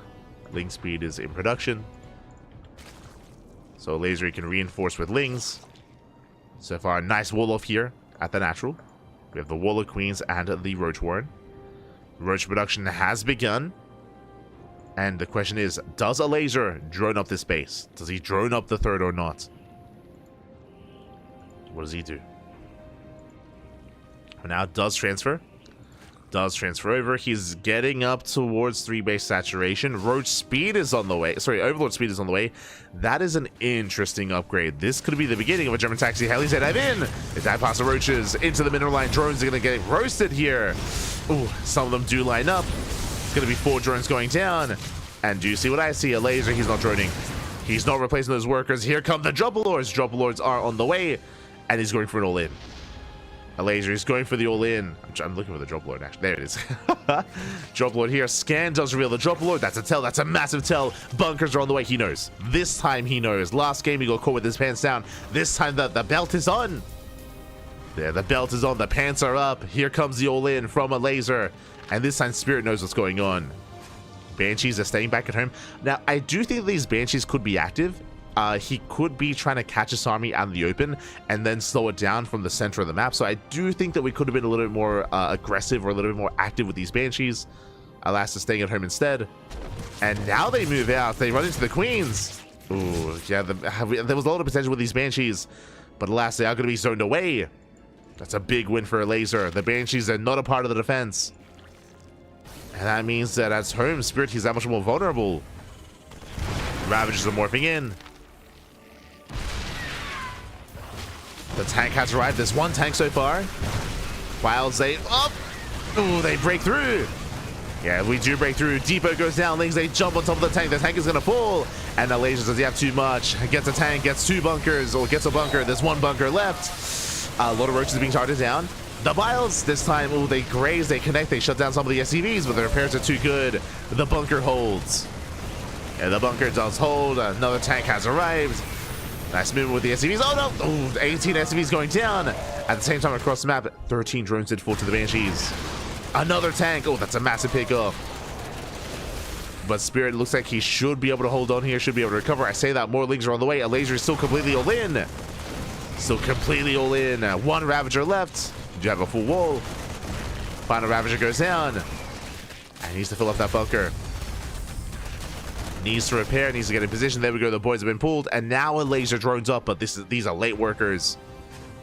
Elazer, he's down in economy. Morphing in some Drop-Lords, looking to try to get into the main. And Spirit can make 3 SCVs at a time. He has triple mule production as well. I believe the Banshees went down. Yes, the Banshees did fall. But Elazer is behind. Now he's going into double Eva chambers. He doesn't even have road speed. Just now going to 1-1 upgrades. Again, it was all or nothing for Elazer, and because he did not kill Spirit, now Elazer is falling behind. It's on Elazer to recover. Spirit, he takes the 3rd base. We'll see if Elazer can wreak havoc, because he's going for a double drop into the main. Elazer, he has potential. Spirit out of position. He's not ready for this. Lords, they slip in. Elazer, he does notice. He sims into the main. And he does stim in time. Yeah, not a single SCV goes down. He gets 1 of the Overlords. Very nice. Lings, they delay the 3rd, but they don't get any kills. So no kills. The contamination. Let's go. Contaminate on the eBay. Wait, what? I mean, it's cool, but unfortunately there were 2 other eBays anyway, so kind of a waste in I mean, it's cool, but a waste of contamination. Not too impactful here, as 1-1 is not delayed. Lings, they threaten a dive. Oh, fully walled up. Spirit moving out. This is a very early push here from Spirit. Lings, they delay the 3rd base once again, but Spirit, he's here to delay the 4th. He's here to force a cancel. Oh no, catching a couple of drones. Elazer, he does overextend. Hatchery goes down. That's a kill. Ooh, that's a kill, not a cancel. Hatchery does fall. Spirit moving in. Ravagers are morphing in as well for Elazer. I feel like Spirit, he has to be careful to overstay his welcome. Yeah, he's sticking around too long. 1 tank goes down. And Spirit, he has to back the hell up. Oh, he does not though. Siege is up once again, dancing with the main army. Still no 3rd base. 4 more SCVs going down. And Spirit, he did transfer a little bit too soon. Cleans up the lanes. Now he can take his third. And Elazer, he's down a base. He's down, or he's even on bases, I should say. The queens! Spirit, he sees an opportunity, he steps in, gets one queen, gets two. Two queens go down. Nice trades here from Spirit. He backs up. Even on bases, Terran is ahead economically. Elazer, he is struggling. Now getting into 2-2. Likewise, so is Spirit, as 2-2 upgrades on the way. This time actually making use of that eBay. A little bit surprising, but sure. He is making use of it. 4 CC on the way. And Spirit, he's securing himself. And the reality is that on Amygdala here, you are quite fortified on your 3 and even, I would say 3 bases. On your 3 base setup here, you're pretty well fortified. Elazer's trying to be active, trying to be aggressive. Taking up infestation bits on the way. That's going to be for the Hive Tech. That's going to be for Hive Tech, for potentially Vipers as well. Elazer still taking up. Spirit, he wants that 4th. He's going to get it. I should say 5th base. This 5th base is going to be denied. 4th is up and running on the right-hand side instead. There's a cancel. Oof. There's a cancel. Liberator goes down to the Biles. Nice positioning there, or nice Biles out of Elazer. Shuts down the Lib. And we're getting into the mid-game. I mean, this has been quite an aggressive series so far. Game 1, Spirit proxied, and then Elazer countered with an all-in. Game 2, Elazer all-in. Spirit survived, but now we have a back-and-forth mid-game. I do still favor Spirit. Spirit still has the better economy. He had the faster, I should say he got the 3rd base. The 4th was heavily delayed for Elazer, so Elazer, he's still playing catch-up. He's still playing catch-up after the failed all-in. I mean, traditionally, after you fail an all-in, it makes sense that you're, clawing your way back in. Elazer's not quite there yet. Needs more time. Now, with the arrival of the Hive, with the potential Viper production, there is going to be a little more potential with Elazer's army, but he needs time. He needs that Hive, needs that tech.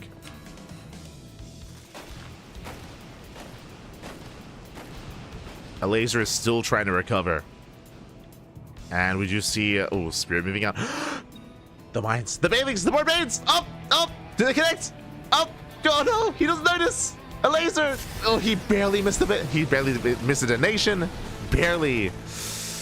But there's potential. There's still a lot of potential here. At the same time, double jump across the map. 5th base is going to be denied. Yeah, there's no saving this expansion. That's a kill, not a cancel.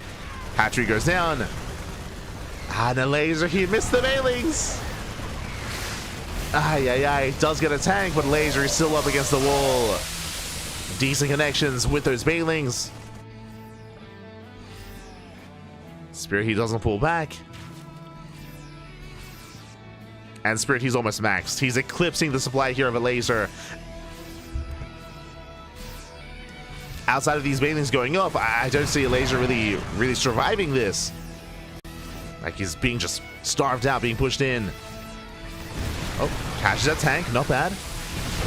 One tank goes down. No, never mind. Survives. No, once again.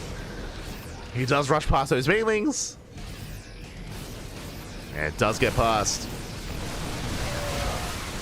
Elazer tries to commit. Ooh, Baneling's going down. Elazer's up against the wall. He's in trouble. He's being broken. GG gets called. Spirit, he snowballs out of control.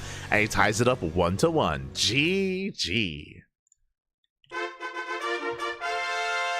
GG, well played. Elazer, he was behind after the failed all-in. He was struggling to recover, and he almost did. He almost did recover. There was potential with those Banelings, but alas, wasn't quite paying attention. If you remember, at the same time that Spirit walked over the Banelings, he was going for a drop towards the top side, and he had killed the hatchery, and it looks like that Elazer was distracted by that drop. He was otherwise paying attention to the drop instead of the main army, did miss the Bird Banes, and that would have been a way for Elazer to survive a little bit longer, to get a bit of trade and potentially collapse on those tanks and to force back the Terran. Lastly, wasn't able to. From there, Spirit snowballed out of control. GG. GG, well played. With that, the series does conclude with a tied 1-1 scoreline. GG, as a reminder, best of 2, not a best of 3. We go.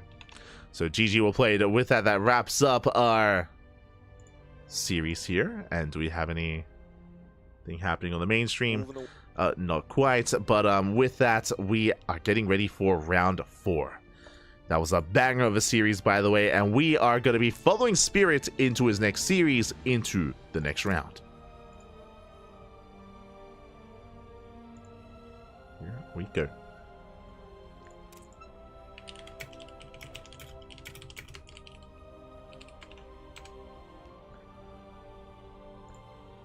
As up next is going to be Spirit versus Art. Let's go. As we switch our scenes over and catch up on the bracket, as I believe the round should be concluding. I believe it should be wrapping up. Un momento. Here we go, quickly checking round 3. Oh my, so many tied score lines. Jesus.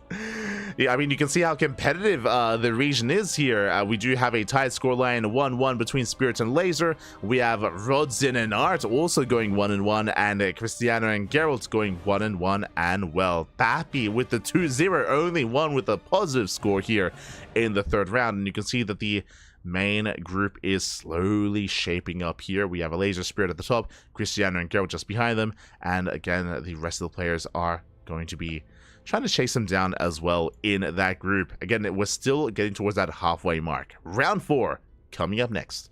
And what is up next? We have Gerald versus Rodzin, we have Elazer versus Aristri, Art versus Spirit, and Pappy versus Krystianer.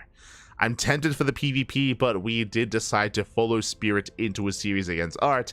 It's going to be a Terran versus Protoss. Let's go. That is coming up next on the channel. Now, once again, because I believe the mainstream is going to be covering Elazer versus Aristri, so the mainstream does have the ZVZ.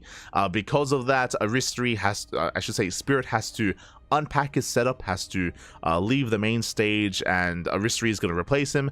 Because of that, the time it takes to get into the next series, it might be a little bit longer here because, I mean, the players have to go back and forth. Spirit, he has to, you know, remove his setup and then set up once again another PC to get things going against Art. So because that, there is going to be an extended break. There's going to be some extended downtime here as Spirit does set up, and then we can embrace our TVP. So that is going to be coming up next year on the channel in the 4th round. And again, there are 7 rounds in total of the group stage, and top 4 will make it through into the playoffs. Oh boy. Oh boy. It's catching up.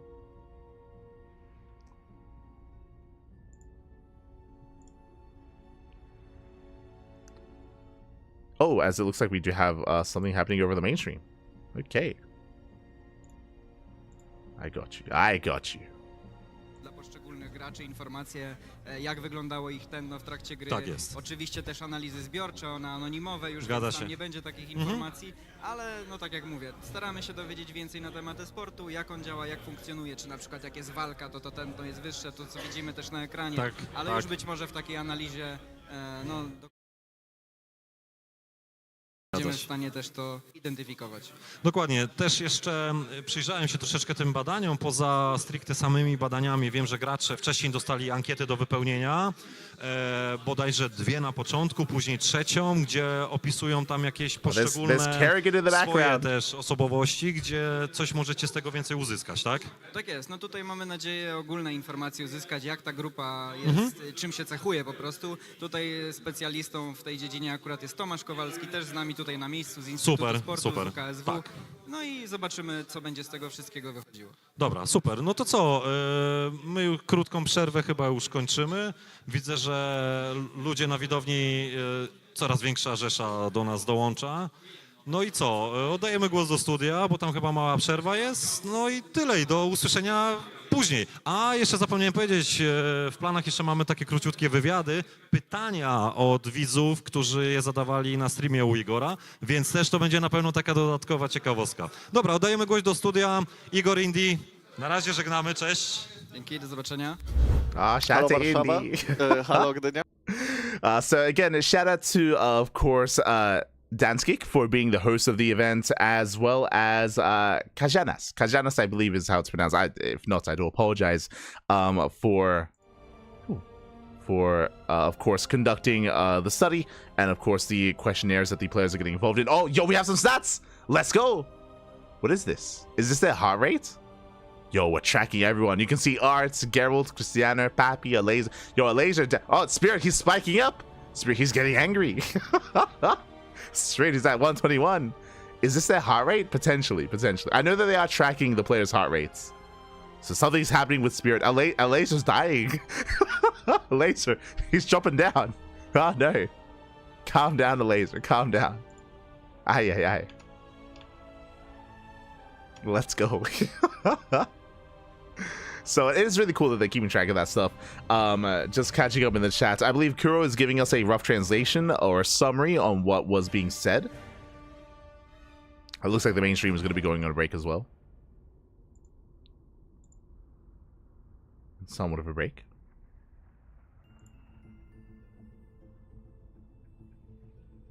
But apparently the Bulgarian esports boys are interested in doing research as well. I see. Kajanas is preparing a summary reports for players about their performance. Questionnaires that are general information about the players' traits. Also, there will be short interviews with questions from Indies viewers. Nice. Yes, heart rate. Yeah, that was their heart rate. Spirit talking about Protoss True. Spirit, he can tell when he was. I mean, that's what's coming up next. Spirit versus Art. He was thinking about his next opponent. He was thinking about the Protoss. Oh no, getting angry. And yeah, they're just showing off the current scores that have been taking place so far, at least in the third round.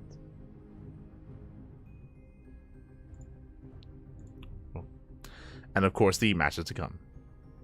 Summary: it's winter on this side of the world. You're an animal, Iceland. You're an animal. Aye. But apparently there's some cosplayers as well. There was Kerrigan that was there. You got to see, of course, the venue, the audience section of the venue, I should say. We've already seen a glimpse of the stage itself, and we'll be focusing more on that even as we catch up with the mainstream. Right now we're going to be splitting off. As a reminder, the mainstream is going to be covering Elazer versus Ristery. We are going to be covering Spirit versus Art. And as I mentioned, the players, they do need some time to get things going and to set things up. But it is really cool that we're kind of like keeping track of everyone's heart rate. It would be really cool if they showed that in-game, I'm sure they do show that in the in-game overlay when the mainstream is covering them, to see like their like blood pressure spike up, like when, like, I don't know, Bailings connect or something. It's just fun to see. Regardless, we're going to be going on a break, and when we come back, we will be, of course, embracing our next series, Spirit versus Art. We'll see you soon. Again, it's going to be a bit of an extended break, so take this time to drain your disruptors, hydrate all of your hydras, massage your marines, tuck in your tempest, unload your ultralisks, and what's the other one? What do they do? Pet your probes, and there's another one that I liked. Was there like one for the zealots? Zag your zealots. I don't know. We'll see you guys after the break. See you soon.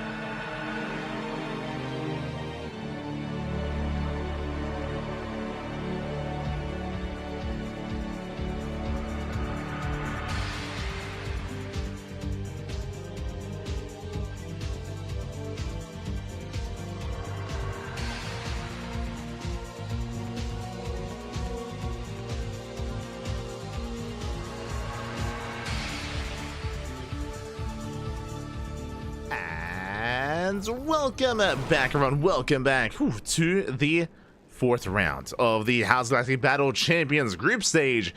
We are here, we're halfway through the group stage, and we're here to find out, will anyone bring this player down? Spawning in the top right hand corner of Amygdala, we have the best Terran player in all of Poland. It is Spirit. And spawning in the bottom left hand corner, we have the pink Polish Protoss player representing the Platinum Heroes. It is Art. And if you're in the chat, you know what time it is. It is time to Gamba. It's Gamba time. Predictions are open. Place your bets on who you think will take the series. As a reminder, this is a best of 2, not a best of 3. So there are varying possibilities of how this will unfold. Will it go 2-0 in either direction, or a tied 1-1 scoreline, which we just had between Spirit and Elazer. Just had a tied 1-1 score. We'll see if that trend continues, or if either one of these two takes a 2-0. Here we go. Also, while pondering on like other like nice like alliterations that we can have, I want to say that we already had one for lunkers. I think someone mentioned something nice last time, but I just stumbled upon like listen to your lunkers, papi, like a therapy session. So, you know, sometimes it's nice to just hear them out. It's nice to hear out the lunkers. They have things to say, and no one to listen to. Smurge. We're settling in there. We're settling in. As for now, we do have our initial openers here. Just a Rax Expand out of Spirit. Likewise, we do have a Gate into Nexus into Cybercore from Art. Standard openers here from our players. We do see Spirit, he was forced to throw down the CC a little bit off-center. Is an off-center expansion, but can always be lifted and floated over. So it's okay. It's okay. It's all good. No big delay here from Spirit, only for a couple of seconds. Lubricate your lunkers. Should improve borrow speed. It's too lewd, papi. Oh my god. Too lewd. Nah. Needs to be wholesome, papi. Wholesome. So now, we are going to be chilling out back at home. We have our initial tech of choice. What's it going to be? Do we have a Stargate, Twilight Council, or a Robo? Now, earlier we did of course cover Pappy in this series. Hey, Pappy was able to go into a Robo opener himself. This time, Twilight Council should be into Blink, should be into a more standard setup here in the mid game. The question becomes, how many gateways? How many gateways for Art? 2-gate Blink, 3-gate, or 4-gate Blink Stalkers? What's it going to be? What is it going to be?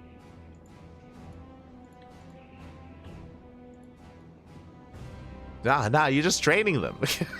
What do you mean? Where's your mind going, Pap? Yay. Oh god. Not like this. Not like this. Sometimes they just need to be trained. They're too full. Ah, no. As now it is just going to be the initial 2-gate opener, 1 gateway in the main, 1 gateway here at the natural as well.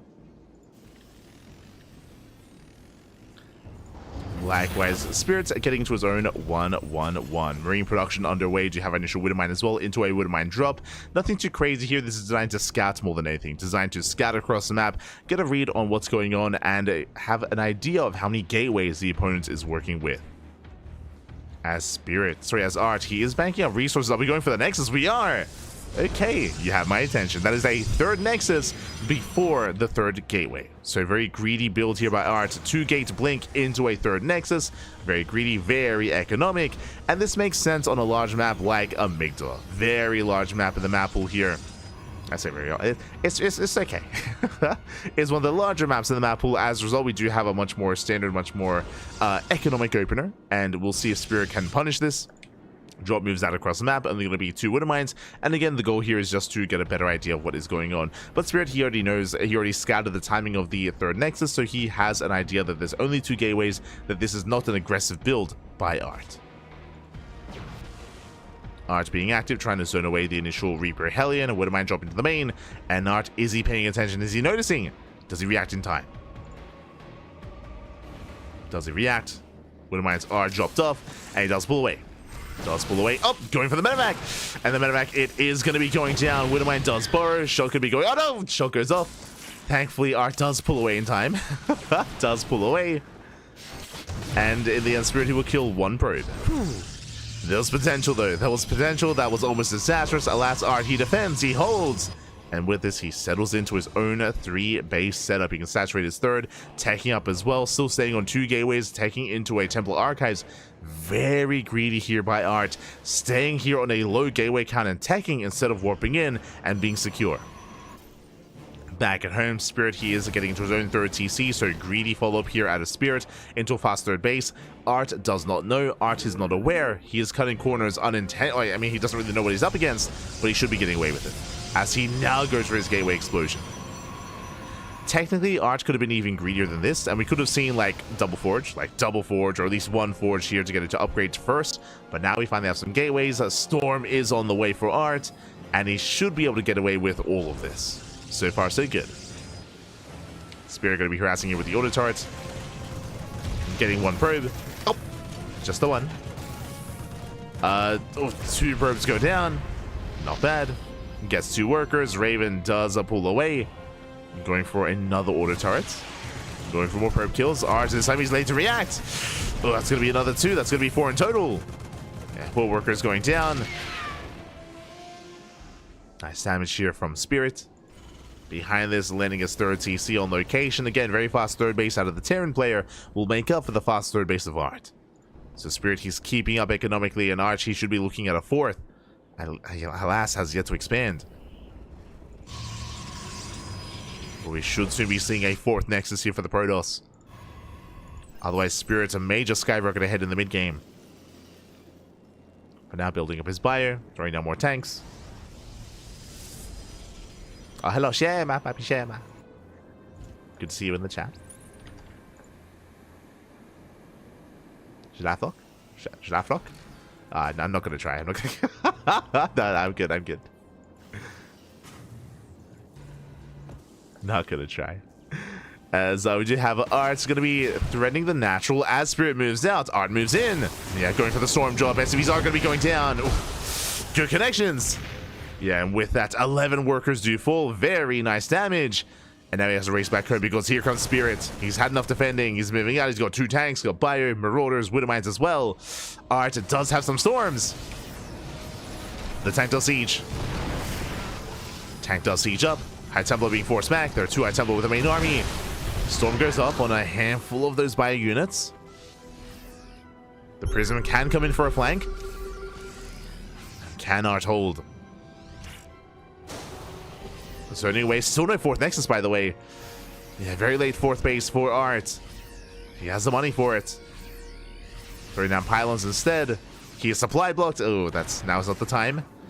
Brutal supply block. Breaks out. Zealous now warping in. Do have that flanking Prism. That's ready to dive. Oh, the breeds! Oh, no! The Prism goes down! That's 2 High Templar as well. And Spirit, he might just have too much. Storm goes up. Raven harassed into the main, and Art, he commits. High Templar, they get targeted down. 1 falls, so does the other. Ooh, barely to survive. We got 1 storm, but only 1 storm. And again, there should have been at least 2 more with that War Prism. And Art, he's in trouble. And again, this 4th base is late. A very late 4th base for Art. Aye. Again, he's barely holding on. Once again, the Spirit does focus on that High Templar. Does try to. Strips away the shields. Is going to be moving out, going for a Doom Drop. We had Spanish intros once. When did we get light doing Polish intros? Oh no. Not like this. Not like this. You know what? I totally would. I totally would if the Polish bi-weeklies came back. If they came back, I'd request Kuro to set up like a line for me to read, depending on the player. We'll make it happen.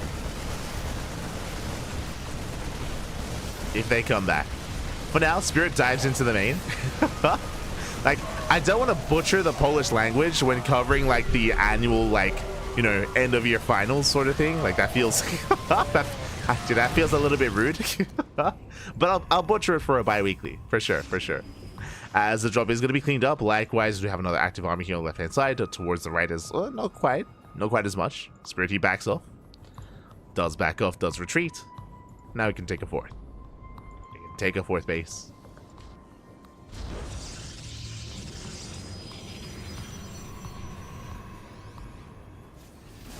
Oh no.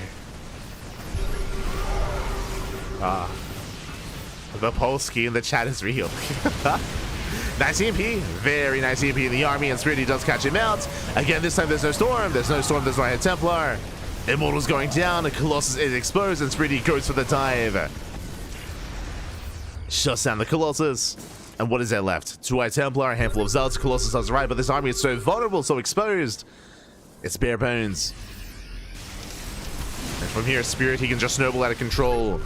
He's done too much already. It came down to the earlier push. And there's just not enough support here. It comes down to the supply. The supply is not lying, Pappy. This time it's, oh my god, massive storm. It's still not lying, though. There's the energy overcharge. There's another storm available. 1 storm left, soon to be 2. Alright, trying to buy time. Doing what he can. Reinforcements on the way.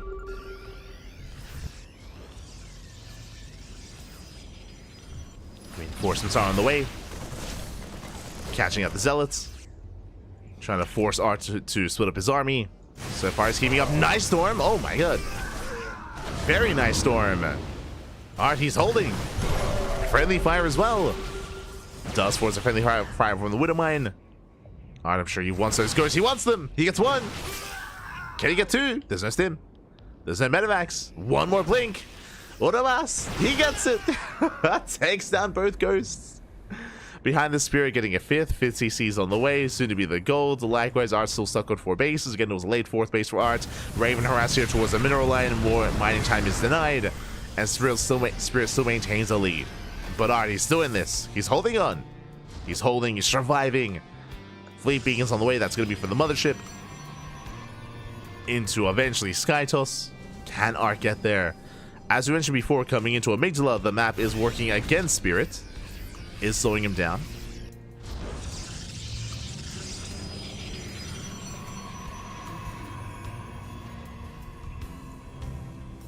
Is slowing him down.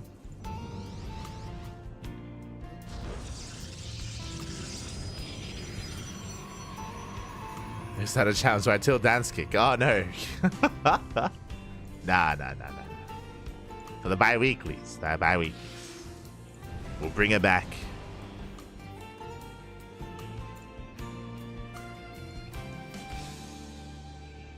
As we have our double jump towards the 3rd. Spirit splitting up. Double jump towards the 3rd base. 6 CC on Jesus. 2 more CCs being thrown down. Fusion core, that's going to be for limited range. And Spirit is maxed. Spirit, he's maxed out. Momentum is still on Spirit's side, but what I will say is that Art, he is close to stabilizing. He's not there yet. He isn't there yet, but he is close. And he can take some fights. A lot of it comes down to the storms. If he can avoid the EMPs, if he can avoid the, army when it comes to preserving that Warp Prism as well, if he can land the storms, then mate, Art, he can pop up. 5th base is denied. That's another big factor. Oh, that's a kill. That's a kill, not a cancel. Boiler charge fast here towards the natural. Bio army does push in. EMP grazes the gateway units. Double jump towards the mineral line. Going for the Nexus. And Nexus is going to be targeted down. It's going to fall. There's no saving it. And Nexus is picked up, and here comes the main army. Show us the storms. Ooh, massive storm. First one does connect. Do we have any more? The EMP's a little bit too good. There we go. Another storm does zone away. And Art, he's holding on. He's holding on to the 4th at least. But he lost the 3rd. Up. Ooh, the High Templar go down. The splash damage from the Widow Mine. Mine takes down the High Templar. 3rd base does full. Sorry, 3rd base does full. Drop into the natural. Art, he's barely holding on, but he's down to 3 bases. 4th is now on the way. Art, he is struggling. And Spirit, he has momentum. He's been left alone. The bases, they're freely up and running. Freely has, insane saturation. And can soon push.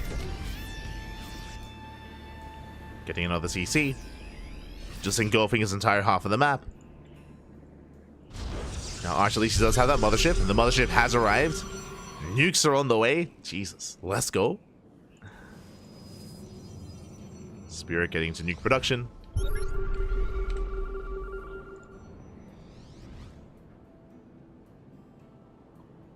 As the dust does settle, Art, he has a moment to breathe, to recover, but only a moment. As Spirit, he's already back.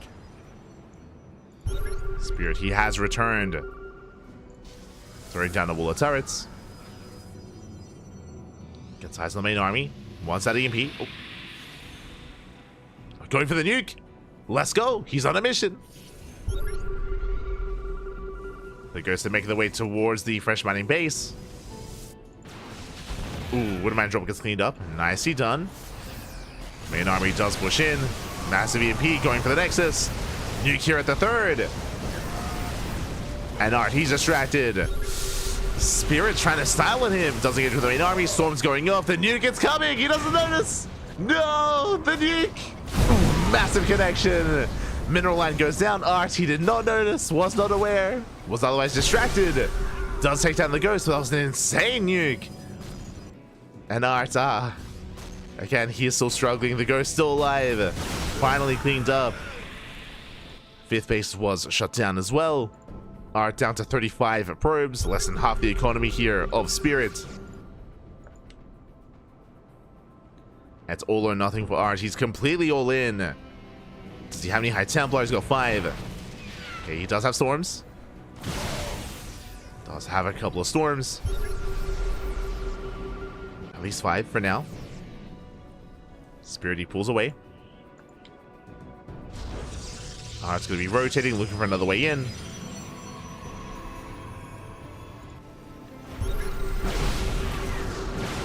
Going for the planetary. This planetary should go down.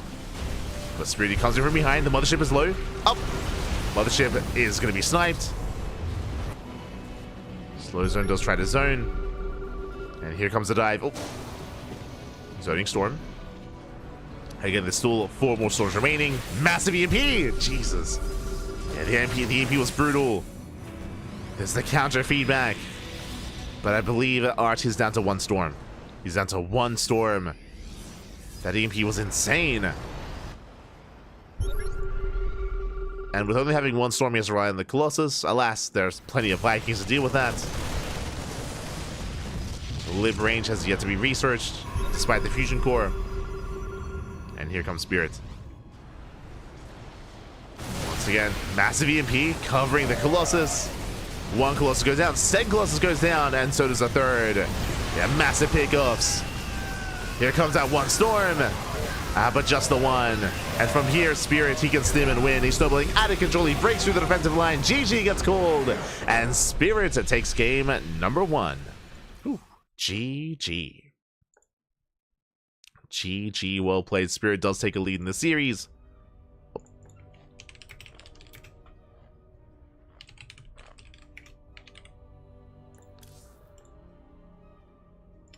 Does take a lead, and now we're getting into game number 2. Whew, let's go. Again, unfortunately, Art, he got supply blocked at the worst moment. If you recall, Art, he got supply blocked. Oh.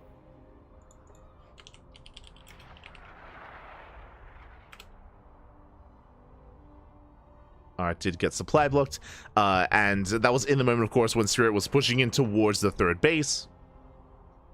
Likewise, that was also when Art came in for a flank and lost the War Prism. I mean, that was really the game-winning moment for Spirit, was when the Prism went down. There were 2 High Templar inside the Prism as well. That was a brutal moment from that moment. Spirit, he was able to break that location, out-trade his opponent, and keep and maintain momentum from that moment as well. GG. GG, well played. Spirit, he was just all over it. Likewise, it was also in the middle of that where the 4th base was heavily delayed, so Art just fell behind economically, and then was just pulled apart. But now we're getting into game number 2. And spawning in the bottom right-hand corner of Neo-Violet Square, we have the Polish Terran player, the Blue Terran, leading the series 1-0. It is Spirit. And spawning in the top left-hand corner, we have his opponents. We have the Polish Protoss player, the pink Polish Protoss player, representing the Platinum Heroes, down in the series. We'll see if he can bounce back and make a series out of this. It is Art.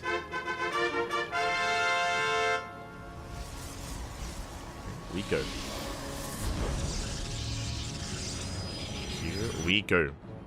Are nukes the SC2 version of teabagging? They are not. I would say the closest thing to that is maybe mana muling. Nukes are like actually like a part of trying to pull your opponent apart and actually like applicable to the game. I wouldn't say any disrespect when it comes to nuking. That's where like mana muling or like throwing down like bases in the face of your opponent, that's like more disrespectful.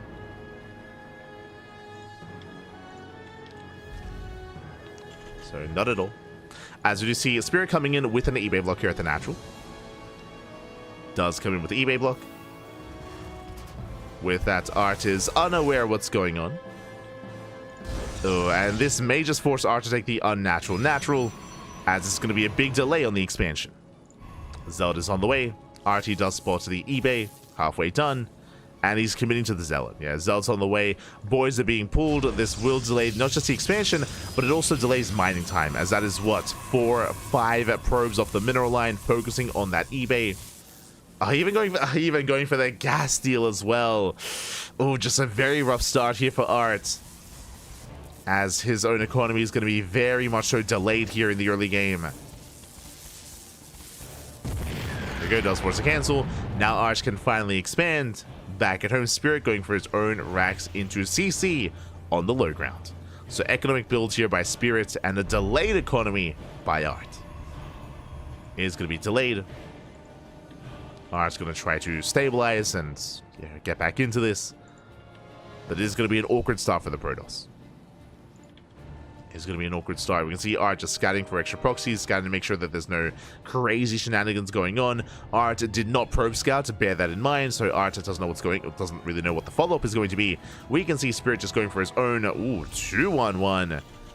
Now, if Spirit throws down a third Rax, this could be a 2-base all-in. Welcome one and all to Near Violet Square. I should also introduce the map itself. This is a very large map of the map pool. This is the largest map of the map pool, actually, and I would say the most vetoed map as well. We rarely get to cast on this map outside of a Lima League, where we force this map, so I'm happy to see that somehow this map made it through the veto process. Somehow it did make it through. Despite that, I mean, the question becomes, is Art's going to be ready for what comes next?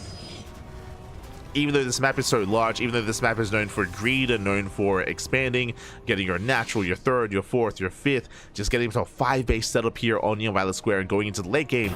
But because of the faster second rack, Spirit is being more aggressive here. He's going to be, as we can see, prioritizing Stim. 2-1-1.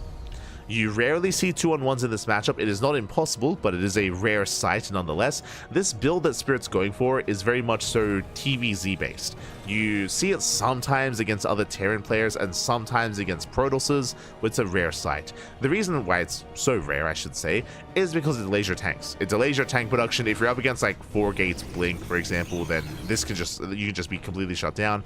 Against a Stargate Phoenix opener, this has potential. Why? Because you have an abundance of Marines, you have fast Stim, and 2 medics for a jump across the map, and Phoenixes, what are they going to do against mass Marine? What, they're going to lift up 1 Marine at a time? I mean, it's just not a viable defense. It's going to be a tough hold here for Art. Not impossible, but tough.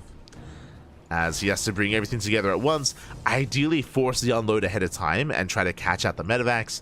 But for the time being, Art, he's settling in and checking the vision. Spirit, has he seen the Stargates? He has not. He has not seen the Stargate. Phoenixes are building up back at home, and Spirit, he has a lot of potential with his Stim timing. He has a lot of potential.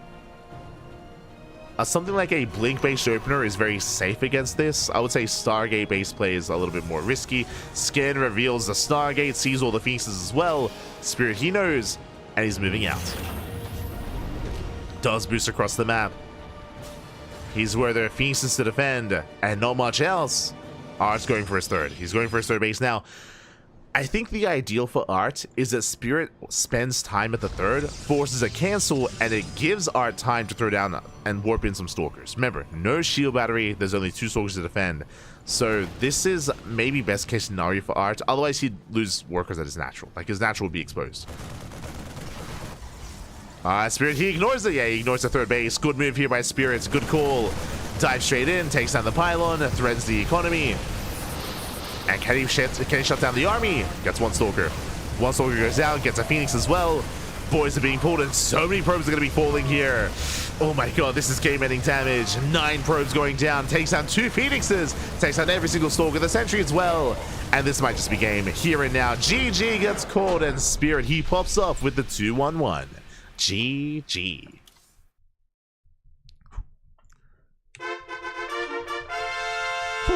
GG, well played. Almost a build order win here for Spirit. Again, 2-1-1s are a rare sight, but 2-1-1s, I'm referring to the 2 ranks, 1 factory, 1 starport. The build that Spirit had gone for is ideal against Stargate Phoenix. As we saw, the Phoenixes, they did nothing there. They could, again, only lift 1 Marine at a time. There was no shield battery, and good move out of Spirit, he ignored the 3rd base. As I was saying, like, best case scenario for Art was Spirit waste time at the 3rd. Did he waste time focusing down the Nexus, forcing a cancel, and then it gives Art time to warp in. That would have been best case scenario for Art. Spirit, he ignores the base, goes straight for the kill. He saw an opportunity, he went for it. GG.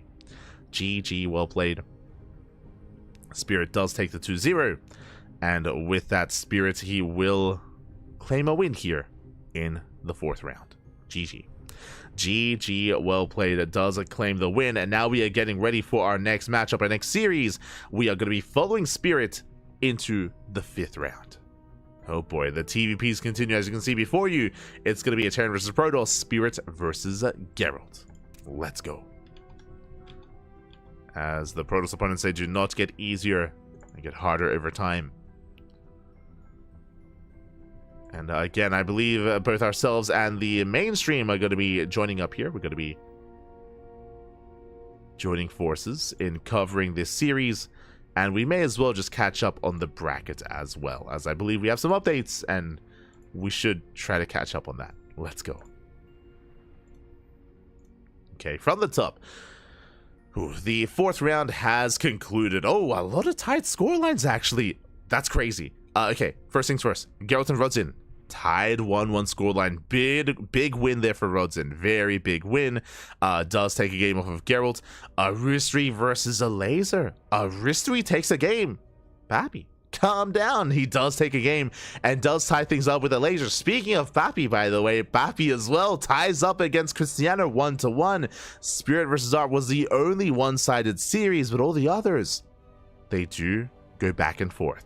And this is going to be impactful here to the overall scoreline here in the group stage.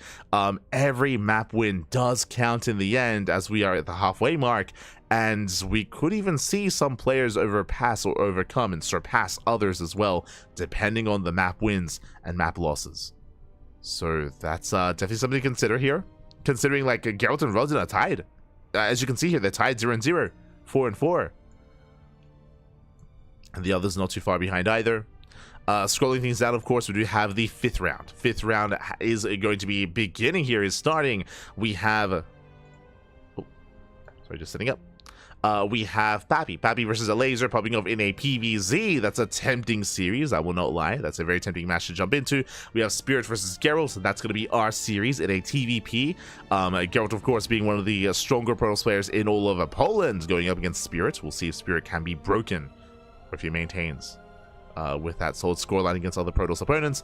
We have Aristri versus Art facing off in a ZVP, and Krystianer versus Rodzin in a PvP. Rodzin, if you went 1-1 against Geralt, Rodzin could also go 1-1 against Krystianer as well. There is potential for a tied scoreline. As again, we are towards the tail end of the group stage. As you can see, there's still round 6 and round 7 coming up ahead of us as well. But for now, we're going to be focusing on round 5. And with that, I believe we're going to be having a little bit of downtime here. Again, our players do need some time to prepare on the main stage, on the main stream. So we will give them that time. Here we go. And again, it's going to be crazy if either Krystianer or Geralt don't make it through. Meanwhile, looks like we do have a bit of an interview here. Oh, actually, hello. It's Aristri, I believe. Let's check him out. Pytania od widzów, którzy je zadawali, którzy je zadawali wtedy na streamie. Musisz troszeczkę mikrofon bliżej, zapomniałem powiedzieć. Bardzo bym prosił o odsłuch, bo siebie nie słyszę. Zacznijmy od pierwszego pytania, bardzo ważnego, musisz się skupić, patrzeć głęboko w kamerę. Dlaczego jesteś tak przystojny? No to jest naprawdę bardzo ciężkie pytanie, bo słyszę Tak naprawdę jest. masę razy, tak mniej więcej raz usłyszałem w życiu. To naprawdę masę, tak. No tak, moim przypadku naprawdę masę i to właśnie od ciebie przed chwilą. Pytanie troszeczkę z tezą postawione w tym momencie. No, wydaje mi się, że dlatego, że znam Engrego. To wszystko przez Engrego po prostu. Tak, też myślę, tak. Wy nawet chyba razem byliście raz tam bliżej ze sobą, więc tak. Tak, zdecydowanie. Okej. No to dobra, to mamy to za sobą. Podejrzewam, że płeć piękna by to wyjaśniła inaczej troszeczkę, ale no nie będziemy wnikać. No liczy się przede wszystkim odpowiedź. Tak, zdecydowanie. Tylko i wyłącznie. No dobra, to teraz kolejne pytanko. Co jeśli nie SC2? Mastering innej gry? Jakiej? Czy zupełnie coś innego? Znaczy, w ogóle StarCrafta, to raczej jest w ogóle ostatni turniej, raczej już więcej nie będzie. Okej. A co poza tym raczej już taka emerytura powiedzmy, czyli bardziej jakieś casualowe gry, które nie wymagają jakiejś pojedynek z kimś innym. Okej. Bardziej takie spokojne klikanie, bez większej presji i to jest właśnie mój cel, więc żadne Stormgate'y, żadne Zero Space'y, nic takiego raczej nie Czyli planuję. plan na życie jest zupełnie inny. Tak, dokładnie. No i trzecie pytanie, które się z tym wiąże, z tym planem na życie. Gdzie się widzisz za 5 lat? To jest ciężkie pytanie, to jest takie filozoficzne. Otóż to. Ja się widzę, no na pewno nie w grach komputerowych, więc powiem tak, jako prezes jakiejś wielkiej korporacji. Doskonale. I tego ci również życzę. Podejrzewam, że widzowie, twoi fanowie również tego ci życzą. Dzięki serdeczne, Arystorii. Dzięki wielkie. Do usłyszonka, oddajemy głos do studia. Indie Z, przejmujcie głos. Dziękuję bardzo. Dziękuję bardzo. Dziękuję bardzo, ja też... Bądź Dziękuję, Dansky. Dziękuję, Pap. Dziękuję. Here we go. So a shout out to, I believe those were questions, I believe they were questions from the chat, by the way. I remember earlier that viewers were going to be giving questions to some of the players, and I think that's why he was reading for his phone, but I'm not entirely certain as of that. Regardless, it was great to hear from Aristory, great to hear from one of our players, and I'm sure we're going to be hearing from more players over the course of the event. Maybe even some pre-game interviews coming into the playoffs. I would love to hear from those competitors when we get a chance to cover them. Otherwise, again, we do have some downtime here. We're going to be getting ready for a break. Spirit and Gerald is going to be coming up next, as I assumed. All right, for those that are maybe not tuning in or maybe tuning into the VOD, the questions that were asked was, why are you so handsome? To, of course, to Aristory, he responded saying that it's because he was angry, apparently. I'm sure that's like an inside joke. Angry, he's a Polish Terran player. He streams quite often, so shout out to Angry. And he was asked, what would you do if there wasn't any StarCraft? And Aristory, he was saying that he would retire, that he most likely wouldn't play Stormgate or Zero Space, maybe not too interested in the other RTSs that are coming up on the horizon. So Aristory, he's dedicated, Pap, he's dedicated. But again, much love. And I was kind of hoping they would ask him about Elazer. I mean, he just took a map of Elazer. Like, I mean, I know there were questions from the viewers, but it would have been nice to have like a relevant question of what just happened and to have like heard, maybe some thoughts from Aristory, about, taking a map and going into a tight series against the best Zerg player in the region. Just saying, but whatever. It's like, would have been nice. It's fine. Where do you see yourself in 5 years? And he did say it was a difficult question to answer, of course. In 5 years, CEO of a huge corporation. Beautiful from Aristory. And yeah, there we go. So just some mean questions from the chat. But still, would have been nice to have heard, about that game. Elazer washed? Cap. But now then, we're going to be going on a break. When we come back, we will have Gerald vs. Spirit up next. Take this time to, of course, take a moment to stretch your roaches, hydrate all of your hydras, tuck in your tempest, color your colossus, and marinate your marauders. We'll be back soon, in a couple of minutes after the break. See you then.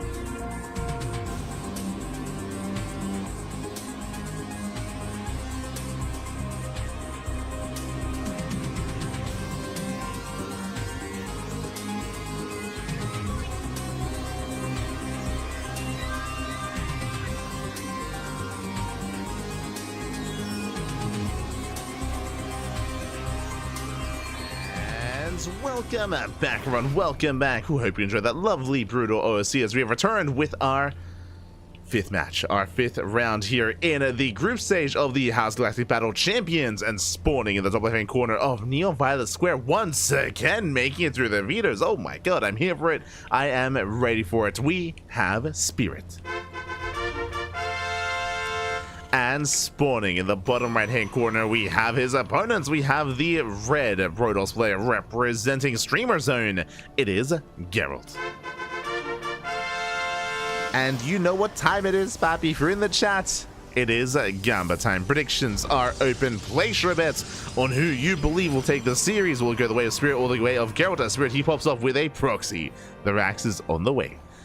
Going to be a proxy Rax here, just the initial singular Rax. Bear that in mind that last Spirit, he doesn't have a second SCV. Likewise, based on the placement, it looks like we are not setting up for a tech lab. Otherwise, there would be room here for a tech lab for an add-on next to that Rax. So it looks like just proxy Reaper here out of Spirit.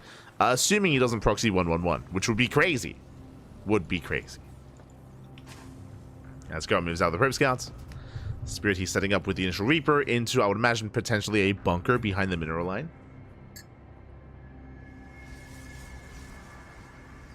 Potentially.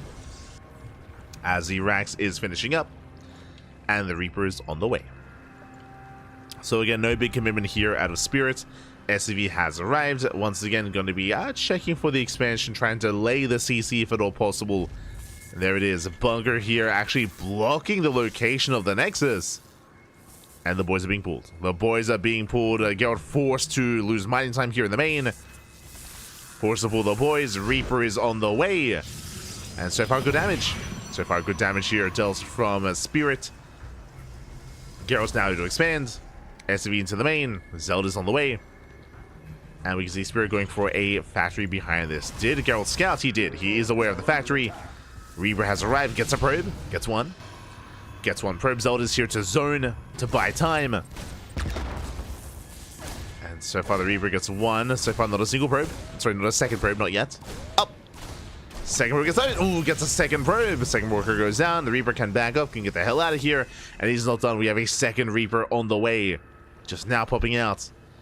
Likewise across the map, early Cyclone. I mean, early tech lab on the factory, I would imagine, for a Cyclone. Spirit is not stopping here with his aggression. Is still committing. Adept has arrived.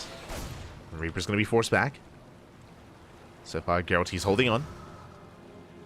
Gerald, he is holding. Behind this, there's a CC on the low ground. A Cyclone is on the way. And with the route of the Cyclone, then Spirit, he can, of course, harassing and reinforce across the map. He can just keep pushing, keep going. And try to pick off these initial gateway units. We'll see if he can. But now it does rush past. Into the main, Stalkers in position, and Reapers are going down, but he gets a full scout. Gets eyes on the tech on the Twilight Council. Important scout here from Spirit. Does cost him the life of those two Reapers, but he now knows what he's up against. He's aware of the Blink Stalkers. Now, upon confirming this, now he knows that he doesn't need the Cyclone at home. Ooh, and he's going to... That's a third CC before Starport. This is one of the greediest builds you can go for here. This is very rare sight. Very rare sight in this matchup. Very greedy by Spirit. Ay. As you often delay your CC by quite a bit, but I mean, I guess we are on Neon Violet Square. We are on one of the largest map in the map pool, a very greedy map as well. You can be greedy, you can cut corners, and Spirit is cutting every corner he can. Into a second Rax, into a potentially even third Rax behind this. Big delay in the starport. Adept threatens a shade. Cyclone is here, tank as well. And Spirit, he's secure. Spirit, he is secure. Gerald, he's trying to force his way in, but last is going to be zoned back. Going to be zoned away. Likewise, behind this, how many gateways? That's the big question here. We have one gateway in the main, we have a second gateway here at the natural, and Gerald, he's expanding. So 2-gate blink into a third base. Gerald, he's going for an economic build, which means that Spirits will get away with this greed. Now, on the one hand, this is an economic build out of Gerald. True, that's going to be a third Nexus after the second gateway. That is true, but at the same time, Spirit's greed surpasses that of Gerald. As, again, going for a third CC before Starport is insane. Into 3 racks. Into a 3 racks follow-up, into a delayed Starport, into delayed Medivacs. Likewise, Gerald, he's going straight into a third and fourth gateway into the bay, into Colossus production. So it is going to be a Colossus-based build. And the Cyclone gets one probe. One probe goes down. Gerald, he attempts to chase Spirit down, but barely isn't able to. Spirit will get away. Oh! Oh my god, I switched too soon! What about one more! One more shot! He's so close! One more blink! And he can, and he will shut down the Cyclone. Nice catch here by Gerald. Very nicely done, as he does corner the Cyclone. Cyclone cannot be saved. Dark Shrine, okay. Dark Shrine is on the way. You have my attention. You have my attention here. Going into the Dark Shrine. Getting into the DTs. Now, because of the fast third orbital here, there are plenty of scans. The reality is there are plenty of scans available. There's an E-Ray, there's +1, there's already a turret here at the natural, so these DTs, they have potential, but it's going to be difficult to really gain any value here. As Stalkers, they poke in, they back up once the tanks do siege. And Spirit expanding on the low ground. Bold move. Never mind. He sees the army, backs up for now. Does back up. Gerald trying to gain high ground vision. Is going to be denied. Observer got sniped. Spirit, he breaks out. And tanks are sieging. And Gerald, he has to respect it. Has to back up. Stim is now done. We can see Gerald threatening a dive into the main. And Spirit, he will take that third. Yeah, the third base is getting saturated. Dark Shrine is done. Do we have a turret in the main base? There is no turrets, and here come the DTs. Templar, they warp in. One towards the third, two into the main. And Spirit, he's out on the map. He's not at home to defend. Now, he does have reinforcements. He does have some production trickling in. But the DTs have arrived. The Invisible Man, it might just be too much. SCVs are going down. Spirit, he commits. He does commit. He's moving out. Stalker comes in from behind. So far, 9, 10 SCVs going down. He wants the tank. He's not going to get it. Tank survives. There's the first scan, but we have plenty more Dark Templar. Again, in both mineral lines. Spirit, he dives on the main. Oh, no, Colossus! No! Colossus goes down! Oh, big overextension. That should not have happened. Shield barrier not ready. Colossus does fall, and Spirit, can he break through? He's down to only 2 Marines. The Colossus may have just done barely enough. Ooh, there's 2 Marines left, 2 tanks. Not much to defend. The boys can be pulled. Yeah, Zell comes in from behind. And Gerald, he's holding. He is holding on. Pull the wires, Pappy. Just pull them. Yeah, we're good. We are good to go. At the same time, DT is still wreaking havoc, still in both the bases. There's another scan. Oh, medevac under fire. Doesn't chase. Spirit, he saves the tanks just barely. Pulls back. Prism is still alive. We have a turret in the main. Likewise, turret is on the way here at the third. And Spirit, he rallies everything across the map. What is it to defend? Do we have another Colossus? We do. Another Colossus has arrived. There is a scan here at the third. Spirit, he does reinforce. He wants that third base. Gets a kill on the gateway. There's barely an army here for Gerald. Barely doesn't have an army. He needs more warp-ins. Gerald, he's been skipping warp-ins, actually. Uh-oh. He's got 1,000 minerals. Has 1,000 minerals. He needs more warp-ins. Colossus still safe. Colossus does survive. Extra gateways on the way. The gateways get depowered immediately, and the base has been broken. Gerald getting knocked down to 2 bases. DT does warp in to defend. Takes down 1 tank. Ooh, almost another. At the same time, warping across the map instead. Getting 16 SCV kills. Still a very close game state. It's one of those situations here where Gerald has the better economy, but he has no army. He has 2 Colossus. Where are the force fields? Oh my god. Delayed force field. Army stims in, gets 1 Colossus, depowers everything, and Spirit has done it. Spirit, he has done it. He breaks down the Colossus. Not enough warp-ins back at home. There's only 2 Zealots, now 0. And Spirit has done it. He breaks, Gerald, he pulls the boys. Tanks, they rally in. They siege up here in the natural. Massive tank shots going up. There's that 1 Dark Templar. Is there a scan? Uh-oh. Yeah, there is. There is a scan available. Reinforcements coming in from behind. And GG Spirit, he does take game number 1. Oh my god, GG. Just barely takes the lead in the series. Honestly, that could have gone either way. I mean, as Gerald, I say other way, Gerald was ahead. Gerald, he was ahead. He crippled the economy. He punished the greed of Spirit. He was shutting him down. Unfortunately, as we saw, the first Colossus got dove upon. The first Colossus went down real fast, real quick, and it did seem like Geralt was skipping warp-ins, as we saw that he had accumulated over 1,000 minerals in the bank. He could only reinforce 6 units at a time. He only had 6 gateways, and unfortunately, I mean, that also did limit him as well. And with the lack of warp-ins, with the lack of production, alas, Spirit did overwhelm, just barely. And he had to, then that was the only way. That was the only way for Spirit, otherwise he was going to be outscaled in that game.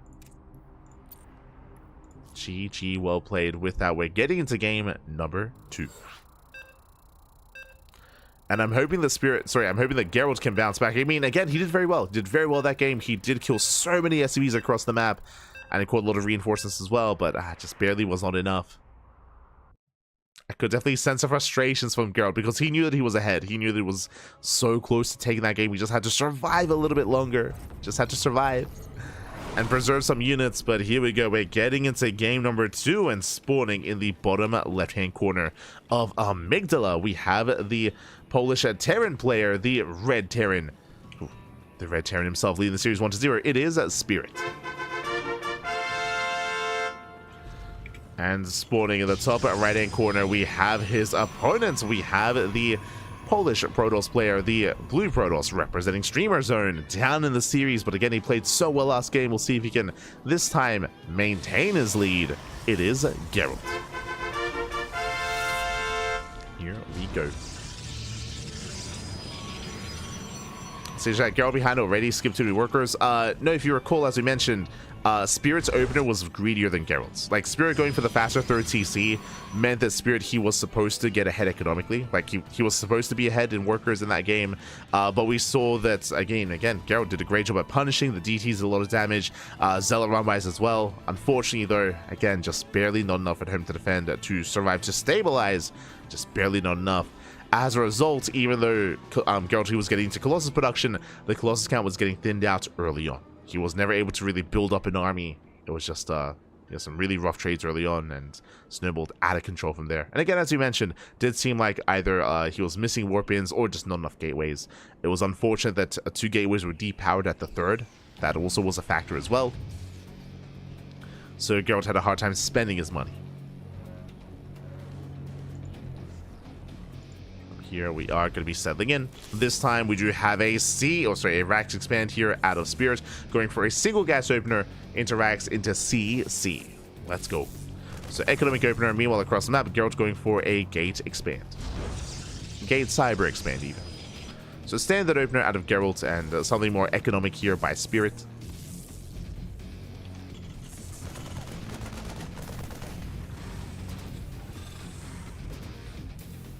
The probe is going to be shut down. And we'll see where Spirit takes us from here. But now that's going to be a factory after the racks. No second racks yet. And as we load into Amygdala, of course, this is a larger map of the map pool, not as large as Neo-Violet Square, so we shouldn't be as greedy as that map. As a reminder, last game we saw Spirit go for a very fast 3rd TC. That should not be happening here. It should be less viable on Amygdala. Should be at least, but it is Spirit. And yeah, there it is. 1-1-1. Rax, Factory, Starport out of the Terran player. With this should be going into drop play, whether it's Widowmine drop, whether potentially it's just faster Tech Lab into Raven. We'll see. Keep an eye on Spirit. Widowmines. Widowmines are on the way as they follow up. Initial Hellion is going to be deflected.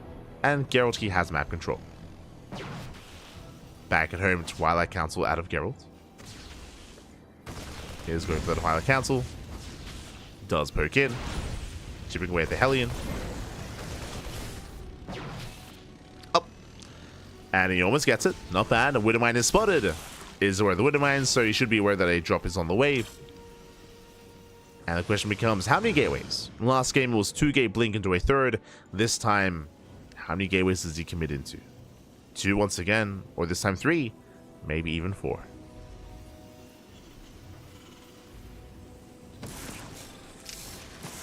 As that does, oh, once again, poke in.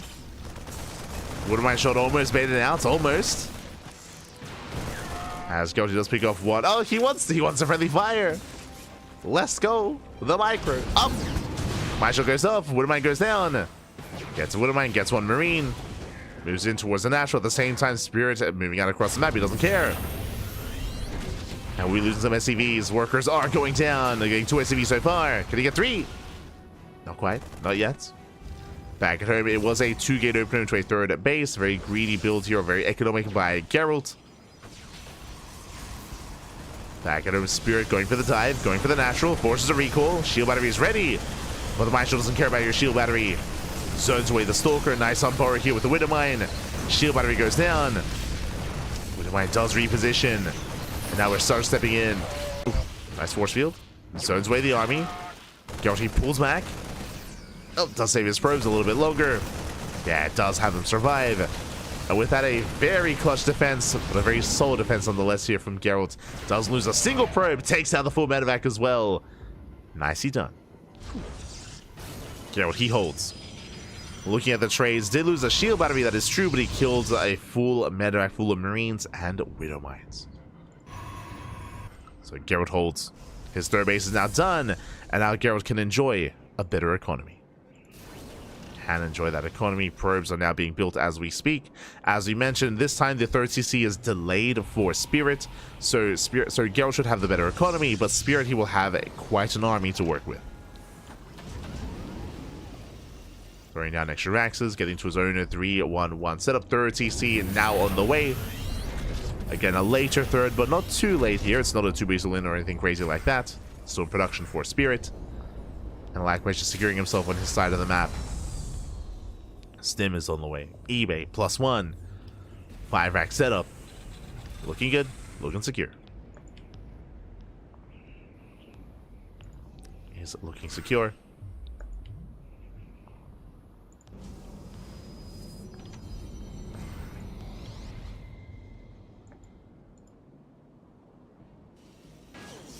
Likewise, Gerald going into his own Colossus production. Again, this is the same build as last game, so going from Bling into Colossus, into eventually Disruptors, a gateway composition.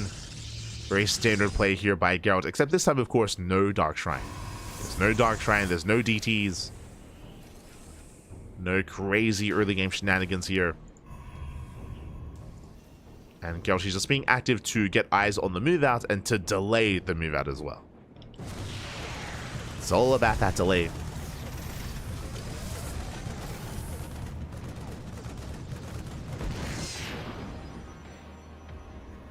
As the Raven does poke in.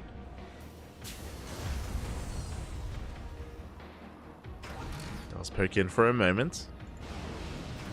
Attempting to disrupt the economy. Here comes the move out. Stim is almost done.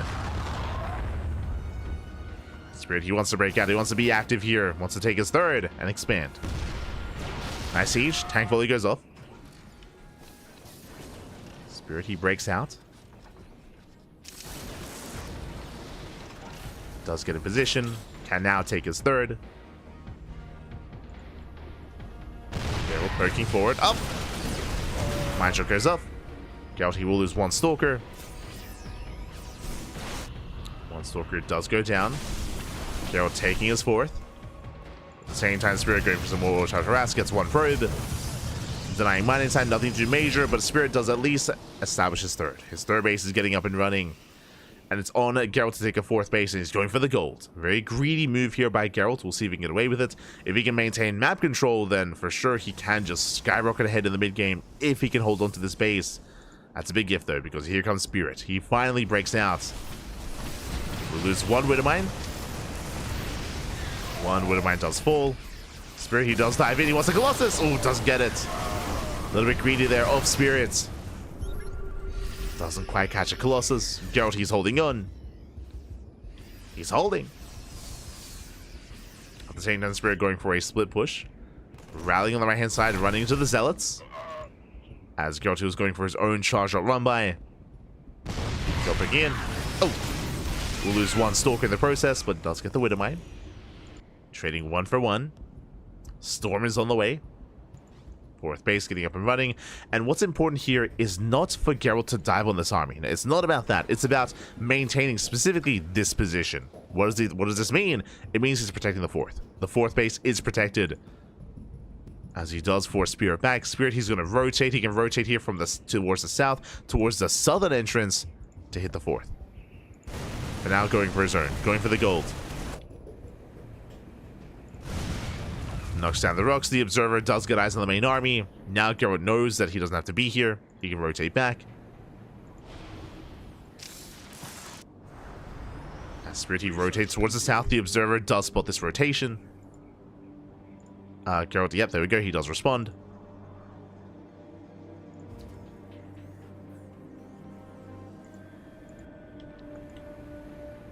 From here, Gerald, he can knock down these rocks. He can be active himself, trying to catch out the double drop, and he will. Gets a medevac. He gets one. He gets two. Massive pickoffs. He gets both medevacs. Bio Army has to pull away. Spirit, he has to respond. Out of position. So nice moves here by Gerald. Very nice moves.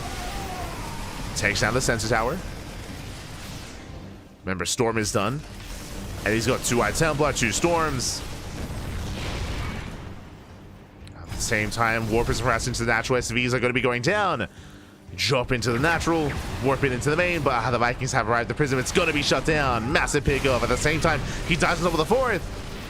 Yeah, the fourth CC's under fire. Can he bring it down? Massive Storm. Gets one. The other gets EMP'd. And Gerald, he does not get the expansion. The base survives, but the Zealots, they get 14 SCV kills. That was worth it. That was worth it here for Gerald. He backs off, has to regenerate his energy, of course, on those High Templar. The Goldwaste has been mining this entire time. Now he gets a fifth. Fifth base on the way. Transferring over. Amassing his army. And Gerald, he has momentum. He's up in workers, he's up in economy. It comes down to the army. Now, with this gold base of Spirit, he can recover. I mean, he's maxing. Both armies are maxing out. And Spirit, now he has Vikings. Now he has Ghosts. He has that much more complexity to his army. He can still go either way. Gerald gets behind the mineral line. Going for the SCVs. Spirit quick to pull away. Quick moves here by Spirit. Does back up. Zealot right towards the mineral line. SCVs are going down. So far, 6 SCVs falling. Going for the tank, doesn't quite get it. Tank does survive. Gerald knocking down those rocks. At the same time, Spirit, he is not able to be too active. Sends out a medevac, doesn't issue too much with it. Just looking after the Zelnaga. Main army dives in. Massive missile here on the army. Ooh, covers almost everything. Gets one Colossus. One Colossus goes down. Going for the other. Again, a brutal missile here. Gets the second Colossus. Just barely does get it. Massive pickup. A couple of Vikings go down, but the damage was done. Gerald down to 1 Colossi. Second Colossus on the way. Second Robo. Ooh, this is a late second Robo. And Gerald, he has a massive bank. And he should already have 2, maybe even 3 Robos by now. That will delay reinforcements. Never goes off. Sends back the armies. The run by coming in towards the natural. I'm loving the run bys. Oh my god. Whew, doesn't quite connect. But SCV's once again going down. Workers are falling. Gerald, he rotates. Ooh, Prism is exposed. Storm on the Vikings. Let's go. Vikings, they should be falling. Yeah, every single one is going to go down. Viking count gets reset. But last Gerald, he did have to spend 2 storms on that. Bear that in mind. A couple of storms were spent. He was within range. Ooh, big swipes coming in. Late reaction. 8 SCVs. 8 SCVs go down. Never goes off. Catching up the army. Does connect. Another Nova as well. Catching up Marauders. Storm as well. Jeez. Oh, God. He's not stopping. Storms are coming in. Nice EMP. EMP on the High Templar, but here comes another storm. Army gets zoned away. Mineral line is exposed. And workers are going down. Spirit just cannot keep up. Massive storm on the Ghosts. The Nova. Oh no! Oh, massive connections. Oh my god. Spirit, there were no splits. No splits whatsoever, and Gerald, he's doubling out of control. He's breaking through. Spirit, he's in trouble. He's being broken. At the same time, we do have some harass across the map, but it's not enough. There's a recall, though. There is a recall back home. Gerald, he defends. Don't think he needs to recall, but alas, does fall back. Massive storm on the army once again. Another storm. Gerald, he's being cleaned up. Still coming in from behind, trading well against the army. And despite recalling, he still overwhelms. Still does overwhelm. Gets eyes on the would-be fourth. Army pushing in. Breaking this planetary, not going to be easy. Gerald, he doesn't try to. Doesn't attempt to, but reinforcements are delayed. Gerald, he pulls back. Gerald, he just has to calm down and regroup. As it's getting messy. Up the mine shots. Massive connections. Woodmine is going down. Planetary does hold. At the same time, reinforcements here towards left-hand side. Disruptor does full as well. Yeah, these are some rough losses for Gerald. Bleeding out these stalkers. But he's far ahead enough. Like, he's still ahead. He can afford some worse trades. Oh no! But again, it's getting messy. Calm down. Throwing away a lot of units, even rallying in probes. Gerald, he's getting nervous. He's getting nervous, making mistakes. Still rallying in. But now he can engage. And again, this army is not large enough. Again, Gerald, he's still far ahead enough here to shut this down. GG gets called. And Gerald, he ties up the series 1-1. Let's go. GG. Whew, GG, well played. Not the cleanest finale, but things got very chaotic and very very shaky for Gerald. Was making some mistakes, was bleeding out some units, but he had already broken the economy. He had broken the back of Spirit. GG, well played. And with that, we end it with a tied 1-1 score. GG. Whew, oh my god. And honestly, it was almost a 2-0. I'll be honest. Like, again, Gerald was looking very, very good in that last game. Was looking very good in game 1 on Neon Violet Square against Spirits. Alas, did slip through his fingers, and alas, he wasn't quite able to survive the counter aggression of his opponent. Definitely, making some missteps and some mistakes in game 1. But here in game 2, he was able to maintain himself for a lot longer and was able to maintain that lead as well. GG, to successfully pull Spirit apart. Let's go. You can see what the power of map control is on Amygdala, where he was able to punish that goal base time and time again, able to take advantage of his own without being harassed whatsoever. Meanwhile, we have some catching up to do. And do we have any updates here on the Wikipedia page? We do. We have some updates here. Okay, that was round 5. That was round 5 wrapping up. Also, I'm curious what the bets were. Oh my god, only one person for the 1-1 scoreline. Very nice. To Quentin Suits. Quentin Suits. Oh my god. He got all the bits, papi. Let's go. No one had faith in the 1-1. I'm a little bit surprised. I'm a little bit surprised how heavily in favor of Spirit that betting line was. Regardless, that is, of course, the 5th round wrapping up. And we have these results coming in. Okay, so Elazer takes down Bappy 2-0. Spirit and Gerald tied 1-1. Art takes down History 2-0, and Krystianer takes down Rodden 2-0. So some more expected results coming in here. We have had some upsets previously, but this time the only real one I suppose here was the tied 1-1 between Spirit and Gerald. GG. GG, well played. That leads us into round 6. Again, we're wrapping up. We have 2 rounds left. 2 rounds remaining here in the group stage. We have a Gerald versus Aristry in a PvZ. We have Art versus Bappy in a PvP. We have Elazer versus Krystianer in a Zerg versus Protoss, and Rodden versus Spirit in a Protoss versus Terran. Here we go.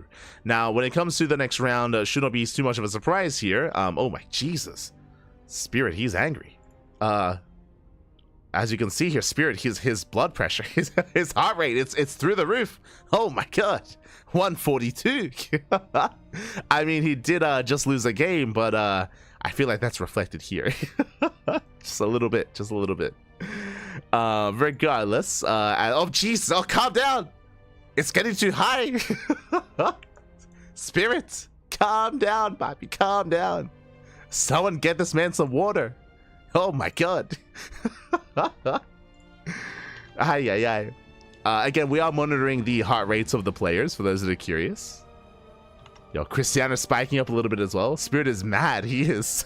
Oh my god. But we are getting our next series ready, of course. That is going to be Elazer versus Krystianer. Elazer versus Krystianer is going to be coming up next on the channel. There is going to be an extended break as both players have to set up on the main stream. They do have to set up on the stage. Speaking of, yeah, there they are. You can see Spirit and Gerald has since left the desk. Potential interview, I would hope. Shout out to the crowd as well. As we do have some downtime, just getting some drinks in between. Oh, you can see the bar in the background. Let's go. Shout out to the bartender. Shaking up a storm. But yes, we are going to be going on a short break. We're going to be going on a short break. I say a break, at least. So we're going to be going on a break, and when we come back, we're going to have Elazer versus Krystianer. Again, they do need some time to set up on stage, so they have to get their peripherals all set up, their settings as well. There is some time to... there's definitely a process and some time for that to get underway, so that will take some time, definitely. So take this time to get some snacks, get some food, get some water, and get ready for the finale of the group stage. 2 rounds remaining to determine who makes it through into the playoffs. We'll see you guys after the break. Let's go. See you soon.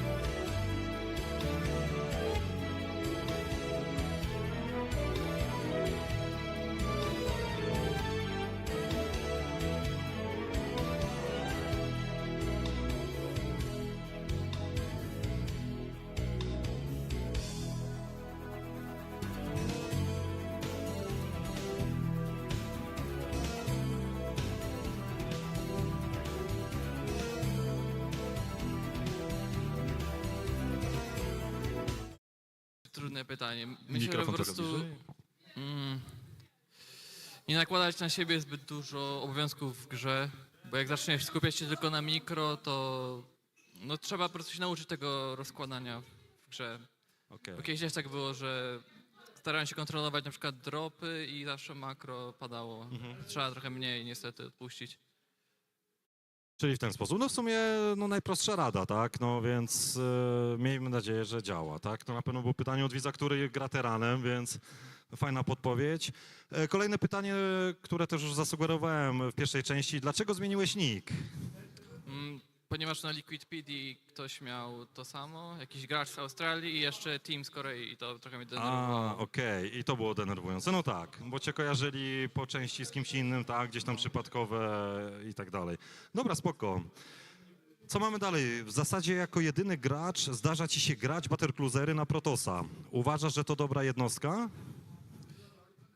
Nie jest to dobra jednostka, nie jest dobry styl, ale jeżeli Protoss nie grał na to przynajmniej 3 razy, to może nie wiedzieć co zrobić. Na Dobrze. przykład grając zbyt dużo tempestów albo karierów, to może przegrać, a jak wie, że musi robić stalkery, to wtedy to nie jest zbyt dobre. To pytanie sam też wybrałem, ponieważ też je chciałem zadać, więc fajnie się złożyło i teraz już wiemy. Teraz tak, dalej. Czy widzisz możliwość na to, żeby przestać w cudzysłowie deptać po piętach najlepszym graczom, a faktycznie zacząć z nimi wygrywać? Mowa pewnie, wiesz, o topce takiej na Mistrzostwach Świata. Ciężko, bo to jest trochę inny Grandmaster, takie 7000 MR, czy jakiś, nie wiem, Clem, Seral, Maru, Okej, to no, na nich trzeba po prostu czekać, aż oni mają zły dzień i jasne. wtedy mogę z nimi wygrać. Czyli to, Z co można Clemem. powiedzieć, że to jest takie mega poświęcenie swojego czasu, cały czas, tak? Cały czas na grę tak naprawdę, No nie? i szczególnie jak ćwiczę, szczególnie na nich, to słabszy się staje na innych graczy na przykład. A właśnie, inny styl gry po prostu. Tak. No właśnie, ma to sens. No i dobra, i ostatnie pytanko. Czy widzisz możliwość na to, żeby przestać... O, przepraszam, to już było. Ty, to wszystko, 4 pytania, już, tak, dobra. No to mamy to. Dzięki, oddaję głos do studia. Indie, Z, głosik dla was. Halo. Głośnik. Chcesz głośnik? Głośnik, ja poproszę. Głośnik, to jest jakiś głośnik sprzedawany za dziękuję. Dziękuję. Shout out to, of course, Danskik for being the host of the event and for giving us a little bit of insight into Spirit. I say that for those that are curious, those were viewer questions from the mainstream, from the Polish stream. And of course, we were just hearing some insights from Spirit there. For those that are maybe only listening and not in the Twitch chat, for example, the questions asked were, how, in your opinion, how to best fix macro mistakes and practice multitasking? Spirit, who was saying to not put too much pressure on yourself and try not to do too much at once, to like limit yourself and slowly build up from there. Which, yeah, makes sense, you know, just some more serious answers coming in here from Spirit, likewise serious questions as well. He was asked, why did he change his name from Soul to Spirit? I'm sure that some newer viewers of StarCraft don't know this, but for a very long time, Spirit was known as Soul, which in a way is kind of like another word for Spirit anyway. But he did name change, did specify that there is another player called Soul. That is true. There was an Australian player called Soul back in the day. So Spirit did name change as a result. Does that mean if someone else comes out with the name Spirit, does he name change again? We'll see. We shall see. Yeah. Someone asked, you're playing Beasties versus Protoss. Do you think it's a good unit? And Spirit was like, no, it's not a good unit. We're just having fun. If a Protoss player does go for a very gateway light composition or does avoid Blink Stalkers or Twilight Council Opener, then it's more viable. They can get some damage done. So alas, looks like that did occur on a stream that we didn't cast. Sorry, on a game that we didn't cast. Maybe in a series against Rodzin or something like that. Maybe Spirit did play BC. And you see a way to not chase top players and start winning against them.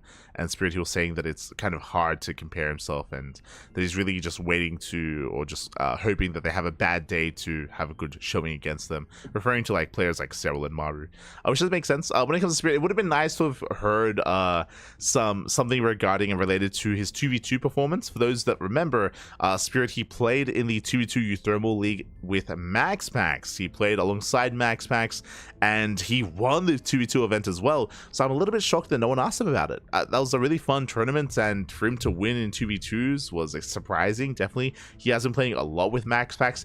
It would be fun to hear his thoughts on 2v2, his thoughts on his teammate as well, how that partnership formed. I mean, they were both on Skystorm for a long time, so I would imagine they're good friends because of that.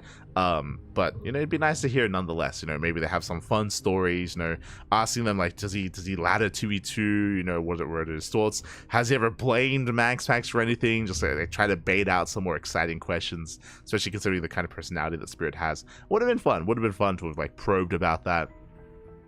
Probed about his heart rate as well, which has been spiking up.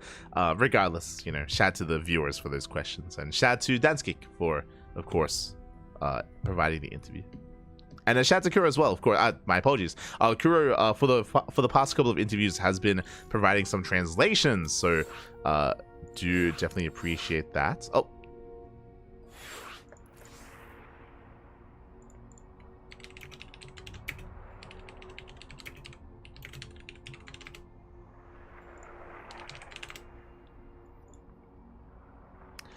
Best of luck there as we are setting things up here. And again, we're still getting ready for Elazer versus Krystianer. Elazer versus Krystianer is going to be coming up next on the channel. They're still setting up here on the main stage. And again, they still need a little bit more time to get that going. Again, there's 2 matches left, 2 best of 2s remaining to wrap up the group stage. Also, I'm a little bit jealous because they're at a gaming bar. The Polish casters, they've been getting like drinks. They always do. They just get served drinks throughout the course of the event, which I'm sure does great things for their casting, I'm sure. But I'm celoso, papi, I'm celoso. They're getting festive. They're getting cocktails. I would love some myself. Ay. Oh no. I'm always I don't think I've ever had a drinking stream. I don't think I ever have. Like, maybe I've had like some shots here and there for, was it like a Home Story Cup cast? I remember having shots at one point for like one cast, but like the paranoid thing about that, for me at least, is that I'm also doing the production. I feel like if I'm ever doing a cast and if I'm not handling the production, if like Kuro's doing it or someone else is doing it, then I'd be more comfortable with it. But like, because I'm looking after OBS in the stream, I'd be concerned that like I would break something if things get too crazy. I don't know. I think but maybe that's part of the fun. You know, maybe that's part of the fun. I don't know. One day. Regardless, again, we have some downtime, so we're going to be going on a break, and when we come back, we should be returning momentarily with Elazer and Krystianer. See you soon.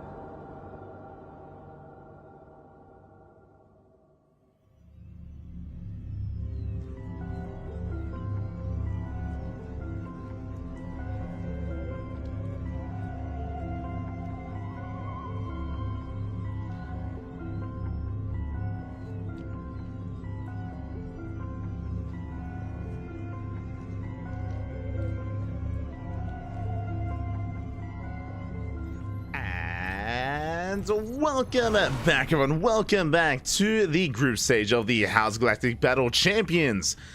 We're towards the end of round 6 here, and we have a banger of a ZVP ready for you. As spawning in the bottom left-hand corner of lane lines, we have the Polish Brodos player, the red Brodos representing Offside Esports. It is Krystianer.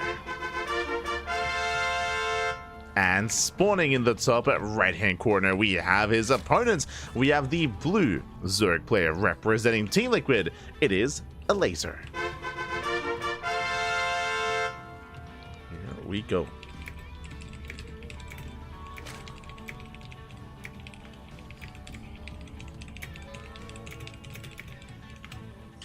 Here we go, as we are going to be settling in to our ZVP again. I believe we have not yet seen Krystianer on the mainstream, on the main stage, until now. Likewise, Elazer, of course, he has been looking very, very good, very much so on fire here in this event. I mean, hey, he's the best Zerg player in all of Poland. At the same time, Krystianer, he is arguably the Prince of Poland himself. He did bring down Elazer previously and actually win a H.4.0.S Galactic battle over Elazer. That did occur at the beginning of 2024, and of course in the middle of 2024 Elazer was not actually a part of the Galactic Battle event, and now he's back for revenge. Will history repeat itself? Will Krystianer take down Elazer for a second time, or will Elazer recover, and will he redeem himself here against Krystianer?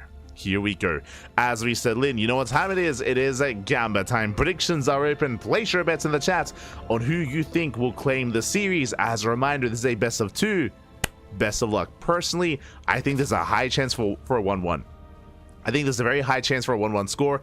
If not, I think I actually favor Krystianer. Again, Krystianer, he has been getting the better of Elazer as of late. Krystianer, he has been popping off and been improving himself, and I would say currently is the best Protoss in Poland. But I do think it's quite close. I think when you compare Krystianer to Gerald, when you compare Krystianer to Mana as well, I think they're very close in skill. Very different stylistically, of course, but close nonetheless. And yeah, we'll see how this series turns out. I'm ready. I am excited, as these players are primed to make it into the playoffs. We'll see if they can. But now, Stargate opener out of Krystianer is going for the Stargate. Into his Oracle, into his third base. Back at home, Elazer going Hatch, Gas, Pool. Let's go.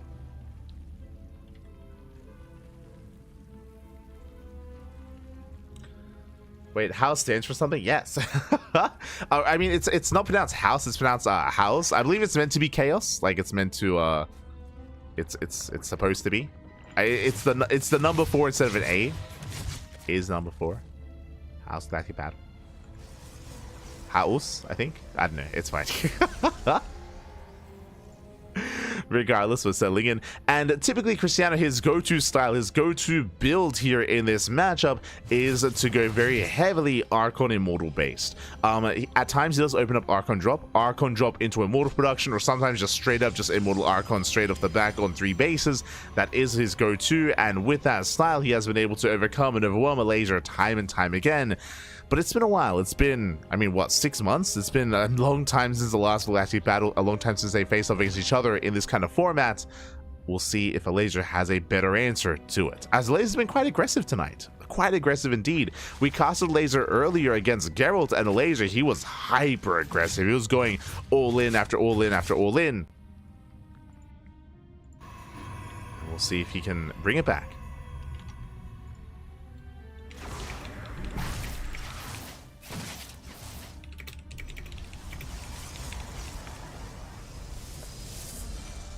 We go.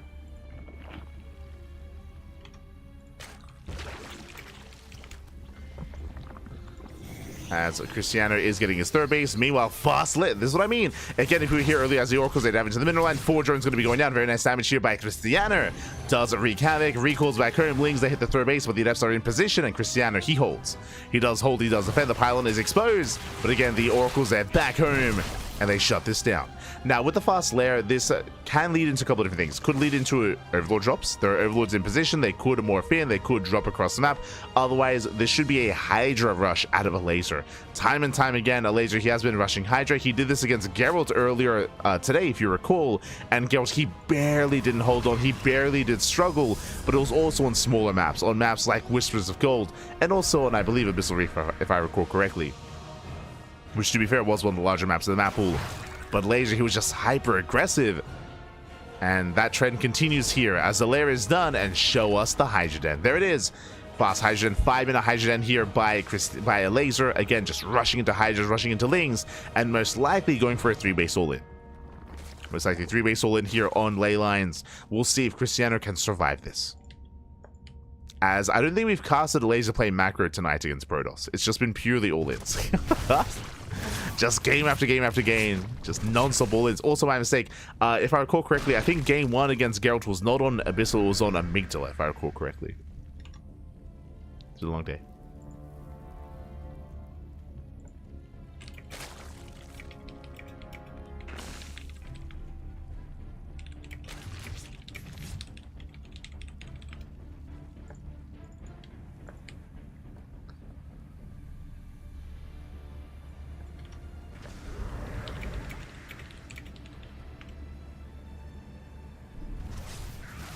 As the Oracles, they do dip in. Oh!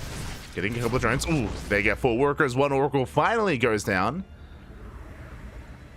As Elazer, he does catch an Oracle. Very nicely done. Oh, catching another. Oh, almost. Casito. Almost as the Oracle does back up.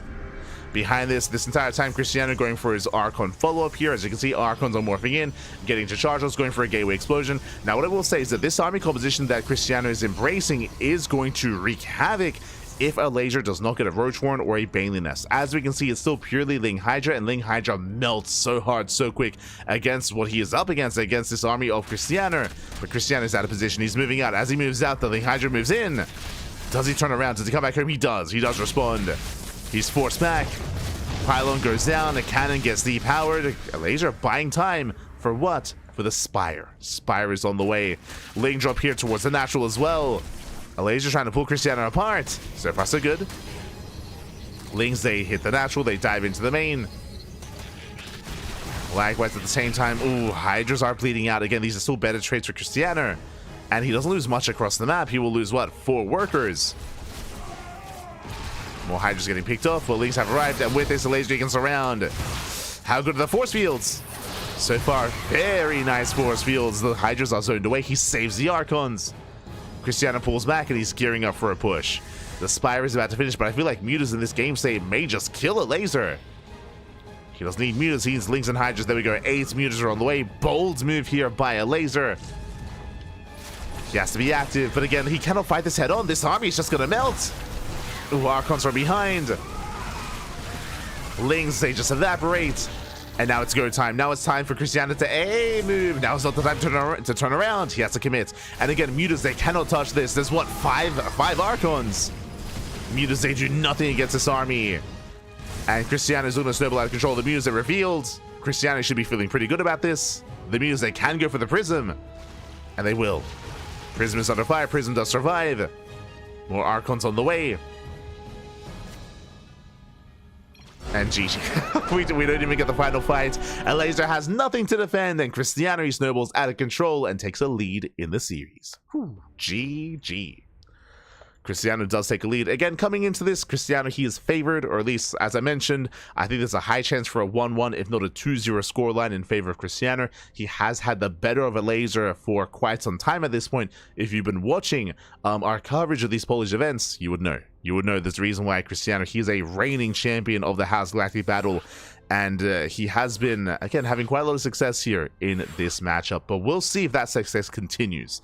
Again, I'm not too fond of Elazer's style going Ling Hydra, just because, as I mentioned before, Krystianer, he is known for going Charge or Archon. He's very much so known for Charge or Archon-based compositions. So against that, we need Roaches. We need Roaches, we need Banelings. We need to calm things down and not cut as many corners. But we'll see. We'll see what Elazer goes for this time. So we're getting into game number 2. We're getting into game 2 here. And we'll see how this story ends.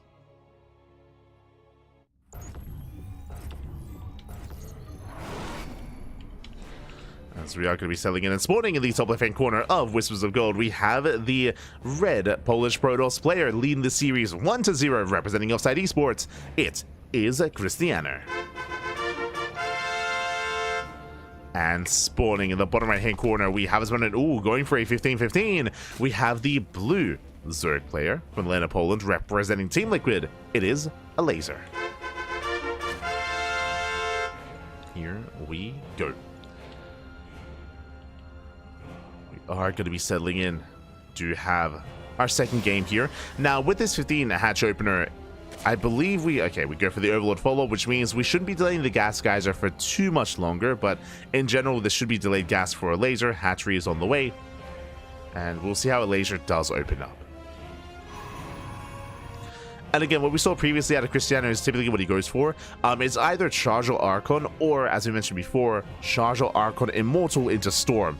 If Elazer opens Roach, for example, then Krystianer won't be as aggressive. He will back off, start Immortal production, get into a 4th base, and then move out on a 4-base economy and play more defensive instead. So Krystianer, he does kind of adjust his build depending on what the Zerg is up to.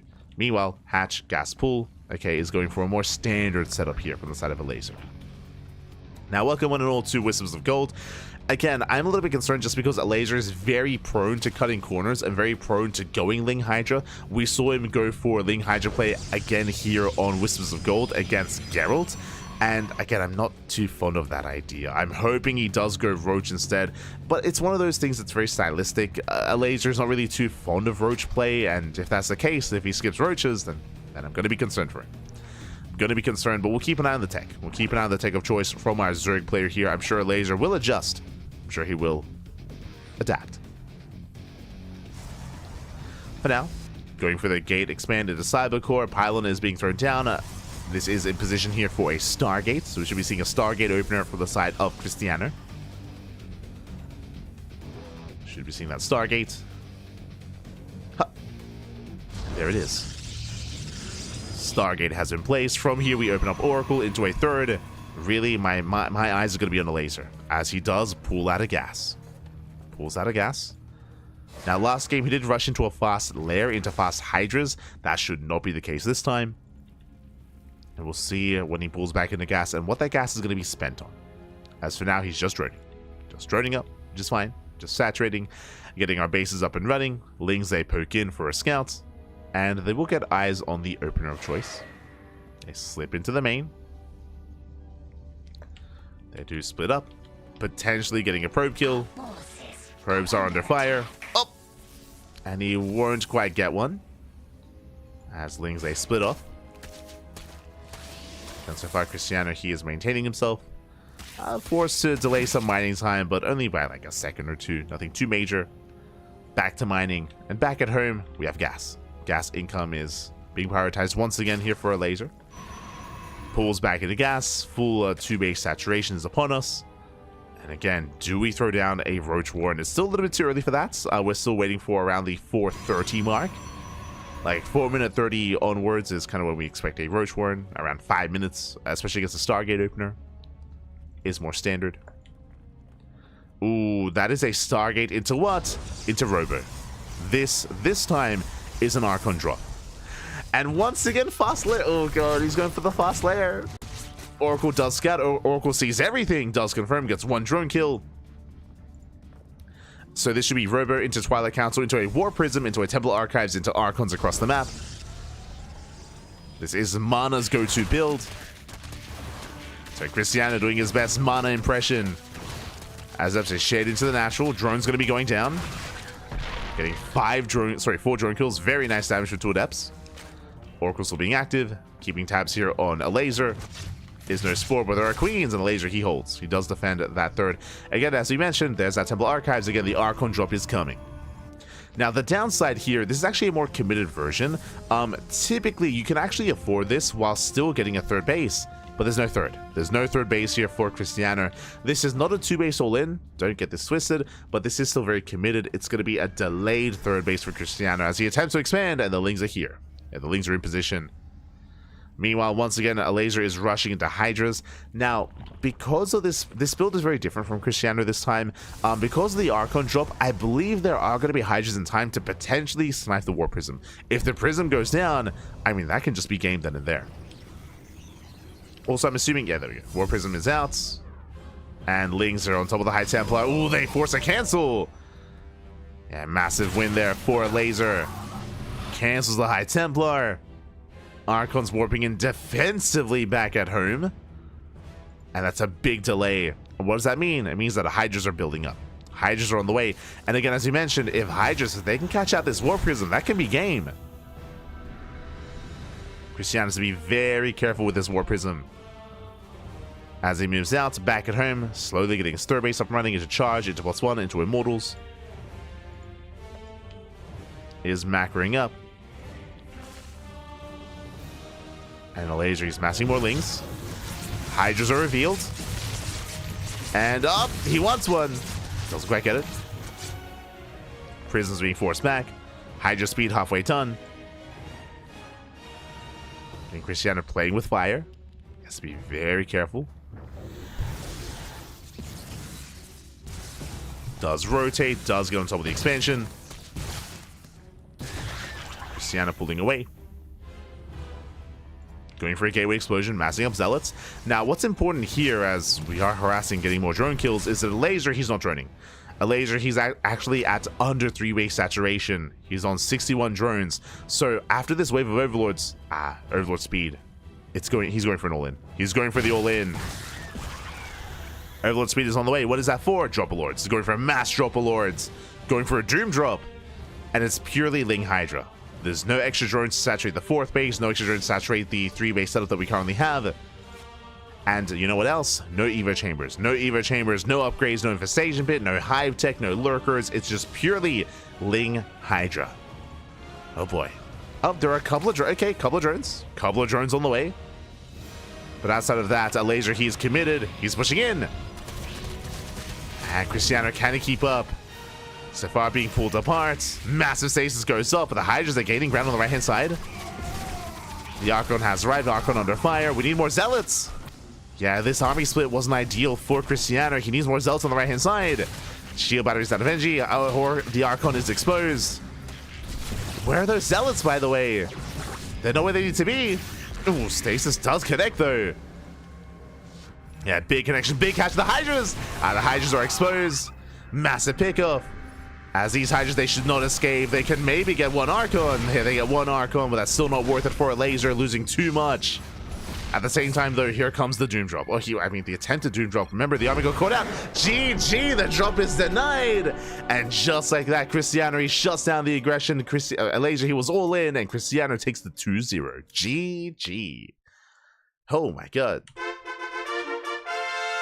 GG, well played. Everything going from bad to worse for Elazer. His Hydras got caught by the stasis, by another stasis. He got surrounded as well. He lost all his Hydras. Because he lost the Hydras, he missed the Doom Drop timing because there was nothing to fill up those Doom Drops. And when he did drop in, there was an army everywhere. There was an army back at him to defend, to attack. Krystianer was all over him. GG. GG, well played. Krystianer takes the 2-0. GG. And with that, that's a big win for Krystianer when it comes to making it through the group stage. I see Eva in the chat. Oh, I've never seen this one before. Oh no, Eva. It's gonna be okay, but it's gonna be okay. Oh no, not like this. Regardless, GG, well played. Krystianer does take it, and as we were kind of alluding to, and I'm sure the European Zerg players are fully aware, this is, Krystianer's go-to builds. Whether it's the previous game where he went for a more aggressive chargeable Archon opener, or here in this game going for the Archon drop, it is what Krystianer is known for stylistically, I should say. Whether it's Krystianer, Mana even more so, right? I think that's also what Eba was alluding to, but the Polish Protoss players, they're lockstep when it comes to how they like to play. At least Mana and Krystianer. Gerald less so. Gerald, he's more of a standard player, I will say. He's he has more variety to him. Yep. With that, GG, well played. That leads us into the final round of the group stage. One round left. Let's switch our scenes over. ! B in the chat if you guys want to have a look back yourselves, as I believe we have some updates here. Oh, as we're even having a look at the players themselves. Oh, the heart rate. It's building up for Elazer. Oh, Krystianer. He's excited. They're excited, Pappy. They're excited. Oh. But just quickly catching up here on the brackets. Un momento. So round 5 has concluded, of course, and round 6 has wrapped up as well. There we go. There we go. We have round 6. Okay, so Gerald takes down Aristry 2-0. Art and Pappy, they go 1-1 in their scoreline. Krystianer takes down Elazer 2-0, and Spirit takes down Rodzin 2-0 as well. So round 6 has concluded, and we have 1 round left. Round 7. We have Aristry versus Rodzin, Krystianer versus Spirit, Pappy versus Gerald, and Elazer versus Art. Oh boy, the final round of the group stage. Looking over the group stage itself, how are we actually shaping up? Spirit, he so far is undefeated. He has yet to take a loss. Krystianer as well. I mean, I say undefeated. I should emphasize that I guess there are no losses here, or there are no full losses available here. But I should say he has yet to. Wait, Krystianer, he dropped the map earlier, didn't he? Am I crazy? Yeah, he did. No 2-0s, I should say, no 2-0s. But yeah, we have the score lines coming in. Spirits with a very nice result here, with 10-2 so far in the group stage. We have Krystianer just behind him with 9-3, followed by Elazer 8-4, and Gerald 7-5. Now, these are the 4 players that we expect to make it through the group stage. These are the top 4 players in the event. But who's just behind them? We have Art, we have Rodzin, Pappy, and Aristry. Is there a world where Art is able to overcome Gerald? Can we shake up this hierarchy? Now, I do think we can actually shake up the placements of our players, but can any of these 4 be knocked out of the groups or of the playoffs? That's the better question here. I mean, let's see. We have Pappy versus Gerald, Elazer versus Art. If Art wins his match, I mean, even if Art wins 2-0, it's not going to be enough to beat the scoreline of Geralt, unfortunately. So it doesn't look like any of these players can actually surpass the others, I don't believe. Yeah, actually, hold on. So if Art 2-0s Geralt, it becomes 7-7, right? So they become even in scoreline. And then it comes to head-to-head? Maybe? Maybe. If Art 2-0s Geralt, then maybe, right? Oh, wait, no, it's Art versus Elazer. Oh, sorry, my apologies. So if Art defeats Elazer and if Geralt loses the Pappy, that's it. So for some reason, I thought they were playing against each other. So potentially, what was the head-to-head between Art and Geralt, though? Let's have a look. Art Aristry. Art Rodzin. Art Geralt 2-0. It was 2-0 in favor of Geralt. So head-to-head is going to be favoring Geralt in that situation. So even if Art 2-0s and Geralt loses 0-2, I think it, and even if they have an even scoreline, I think it still goes in favor of Geralt. Just because Geralt did 2-0 Art earlier in the group stage. It was in round 2, right? Yeah, here, round 2. Otherwise, looks like we do have an interview. Oh, my apologies. Oh, never mind.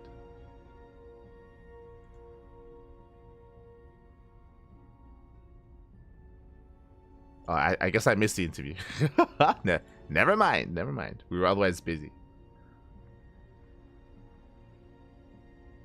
Catching up.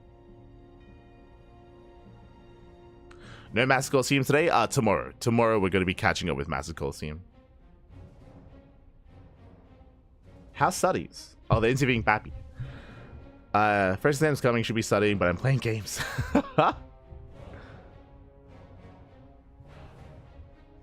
What? Subject, physiotherapy. Anything after SC2.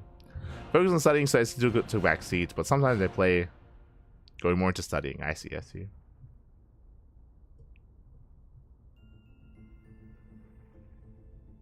Pappy saying Spirit is the favorite. Yeah, fair enough, fair enough. I would agree.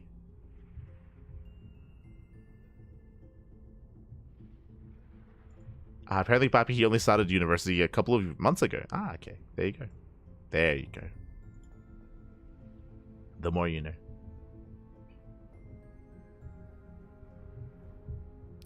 Each player has their own drink. That's really fun. That's cool. They'll have their own branded drink at the venue. That's a lot of fun. But with that, I guess we are going to be going in a break. Just after what we just saw, I guess we are locked in when it comes to the top 4. Unless I'm mistaken in some way, I don't think it's possible for Art to actually overcome Gerald. But as I mentioned before, I believe there's still some variance available when it comes to the placements. Potentially, like if Gerald wins 2-0 and if Elazer loses, then potentially Gerald can get a better scoreline over Elazer potentially, or likewise vice versa, just because the scoreline's actually quite close between these players. So depending on who gets a 2-0 and who loses 2-0, could see a shake up here of the hierarchy of the top 4. Otherwise, we're going to be going in a break. And when we come back, we will have the final round of the group stage. See you soon.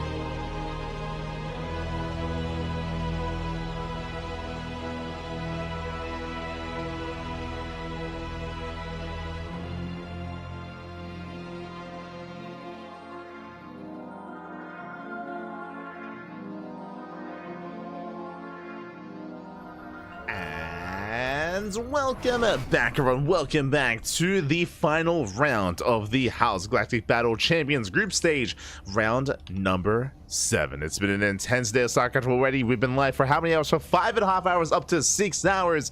By the time we wrap up the series, I'm sure we'll get there. But we are merely only halfway through. The playoff bracket is ahead of us. We're here to finalize the group stage and determine the top 4 players to make it into those playoffs. Till then, though, for now, we have our first series, and spawning in the top right-hand corner of Leylands, we have the Polish Protoss player, the blue Protoss representing Offside Esports. It is Krystianer. And spawning in the bottom left-hand corner, we have his opponents. We have the red Polish Terran player, the red Terran. It is Spirit. The best Terran in all of Poland up against the best Protoss in all of Bologna as well. They do duke it out, they do face off, and these two are poised to make it into the playoffs to face off and have a rematch there. But how do they compare to each other in the group stage? We're here to find out. We're here to find out. Single gas opener here out of Spirit, going for a Vax into a faster CC on the low ground. Economic build here out of Spirit. Standard opener out of Krystianer, going for a gate into... oh, hello. Gate into Nexus. So Krystianer, he does... no, okay, never mind. Gate into Cybercore, into a Nexus, or standard opener out of Krystianer. Meanwhile, economic opener out of Spirit. Here we go. And if you're in the chat, you know what time it is. Bappy.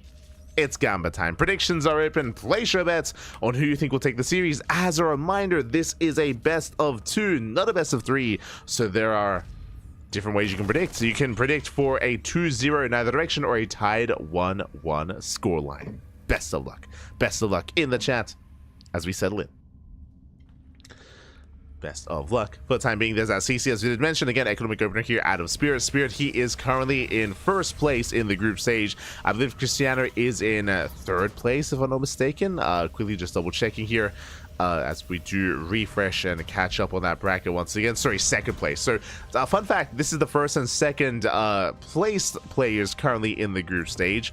So, depending on how this series goes, we could actually see Krystianer surpass Spirit and claim that first place himself, or Spirit maintain his position. Here we go. Here we go. Factories on the way as the follow-up. Likewise, Krystianer back at home, soon to be throwing down his tech of choice. What's it going to be? Stargate, Robo, or Twilight Council? We have the answer. It is going to be a Twilight Council opener out of Krystianer. With this is going to be working towards Blink, and the question becomes, how many gateways? 2-gate Blink, 3-gate Blink, or 4-gate Blink Stalker? Depending on how many gateways there are, that will dictate how aggressive Krystianer wants to be. Likewise, if there are less gateways, more greedy, more economic. So we'll keep an eye on Krystianer. For now, Stalker is going to be zoned away. Second Stalker has arrived, and Krystianer is trying to fight his way towards that CC. Can he get there? Hellion does peel off, does head across the map to get some scouting information. One Marine goes down. Just the one. And mining is denied.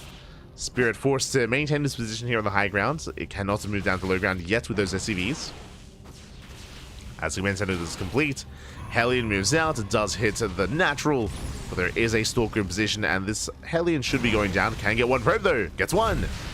One probe does fall. At the same time, Marines, they do move to low ground. Ooh, Widowmine will lock these Stalkers in place. But they do deny mining time. They're on the left-hand side here, and oh my god. Casito. Hellion goes down for one worker. Meanwhile, the Stalkers, they will eventually recall back home. Eventually. As Stalkers, they do trade. They get one Marine. They get one. They get two. Can they get three? Oh my god. Hopping up micro there out of Spirit does save the Marine. And with that, Spirit will clean this up. Does force a recall, but last not in time. And two Stalkers go down. Big pickoffs here for Spirit. Nicely done. He breaks out. He breaks free, and he moves out across the map. Is moving out with his drop. Back at home, Krystianer, he is setting up, going into Blink. Two gates are on the way. 2 already done. 4-gate Blink Stalker. I was not expecting this. Very aggressive build by Krystianer. Very aggressive. Medevac does boost in. Krystianer is somewhat in position. Yeah, he's ready. Does pull away. The Medevac is zoned. And back at home, Spirit just settling into its own tank production. Liberator as well. Interesting. Committing into more aggression. Double bunker on the way. I mean, Spirit, he did see the extra gateways. 3 gates in the main base and the 1 gate at the natural. He knows 4-gate Blink. He is aware that aggression is coming. He takes it seriously. Tank and 2 bunker on the low ground. Tank in the main base. No bunker here, but we have a fool with another depot, with another Rex, I should say. Spirit, he's looking secure. Looking good. Yeah, the wall is erected, or is getting there. Meanwhile, we have the drop coming in. Krystianer headed towards the mineral line, but the tank is within range. Oh, he wants a tank. Does one of the boys are being pulled. And can he focus down in time? It's going to be close. He does get it. Massive pick off. 1 tank goes down. Very nicely done. Now he can kite back against the Marines, kite back against the SCVs. 1 Marine goes down, dropping over towards the low ground, where there is a tank in position. Krystianer, he commits to the warp in. Behind this, does expand, does throw down the 3rd CC, 3rd Nexus, sorry. Is getting a 3rd base. But Krystianer, he's committing. Once again, he wants that tank. He wants it. Ooh, and he might get it as well. 1 more volley. He gets 2 tanks. 2 tanks go down. Oh no, the Prism. Oh my god, the Prism gets very low, but does escape. Not a single Stalker goes down. These are some crazy pickups, by the way. And he keeps warping in. Uh-oh. He can dive. He can just go for the dive. Remember, Stim is not ready. Picks up a couple Marines. There's still that 1 Widowmine. He will actually rotate towards the low ground. Bunker is empty. 1 bunker half full. Thankfully, there is a tank. Whew. And Spirit holds. Spirit, he does hold on. 2nd tank has arrived. But against Spirit, he is in trouble. Krystianer is thinking about that dive. Pokes in. Boys are being pulled. It does go for the dive. Gets a tank. Tank goes down, gets one bunker, goes to the second bunker as well. But Krystianer is going to have to back off. There are plenty to defend. Poison being pulled. Spirit, he's holding. He's trying to, I should say. But he smells blood in the water. Tank goes down. Oh, cancels the warp in. And Krystianer getting a little bit too excited. There we go, does reinforce. Marines are falling. Another tank does come in just in time.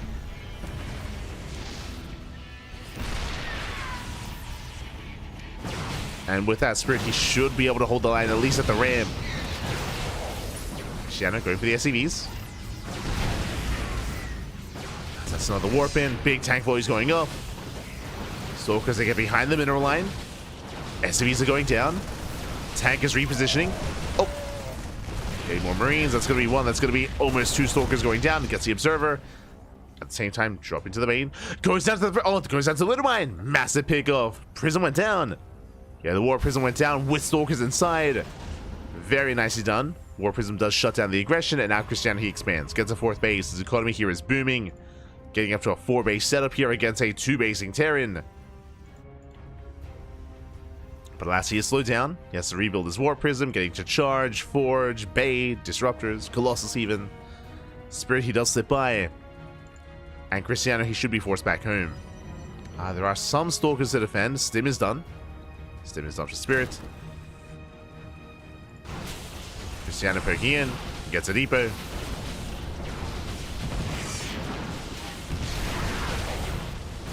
Gets a depot. Pulls away. Spirit getting his 3rd. Likewise, Spirit going for the mineral line. Mineral line is exposed. Krystianer, he does react in time. He pulls away. Despite that, we'll still lose some probes. 5 probes going down. Krystianer, he races back home, forced to recall. No, he leaves the economy idle. He leaves the probes idle, and that's going to be 18 probe kills, massive damage. That's far too much. 20 workers going down, and just like that, even though Krystianer was doing an amazing job across the map, suddenly Spirit, he's back in this. One drop is all it takes. Spirit, he cripples the economy. Spirit takes an economic lead, and now Krystianer, he's in trouble. In one fell swoop, the momentum swings from one player all the way in favor of Spirit. And Spirit is ahead. With that Spirit, he's building up his army. Getting up there. Tanks, Spire, Stim is done. Combat Shields 1-1 wrapping up as well. And the pressure is now on Krystianer to try to bounce back. Oh boy. Again, initially he reacted well, but he left his probes idle, and that meant that everything just went down. And he's not done. Probes are still falling. I'm getting deja vu. Yeah, I'm getting deja vu. No reaction here. Krystianer, he's falling apart. He had such a strong start in this game, but that's going to be, what is that, 33 probes going down? 35 in total? Oh, that is far too much. Again, the reactions have been late. And that is costing Krystianer this game.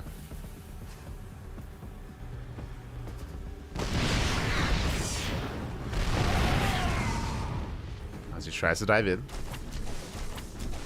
Zelce do slip into the mineral line. Likewise, Zelce do slip in towards the 3rd base as well. Some SCVs are going down. This is very necessary damage here for Krystianer. He needs this to actually come back in this game, as Krystianer is behind. Straight up, he is behind here. We go.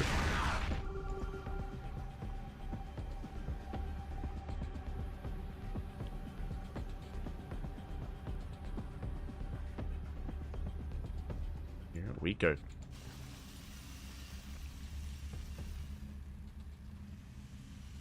Best two is a different format. Yes. So for those that are curious, if it ends up in a tied 1-1 score, then it just ends tied 1-1. Like that's how best of twos work. Different formats. You do not get an extra game. Otherwise, it'd be a best of 3.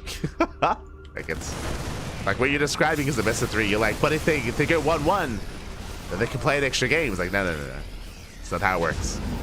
As 11 SCVs go down.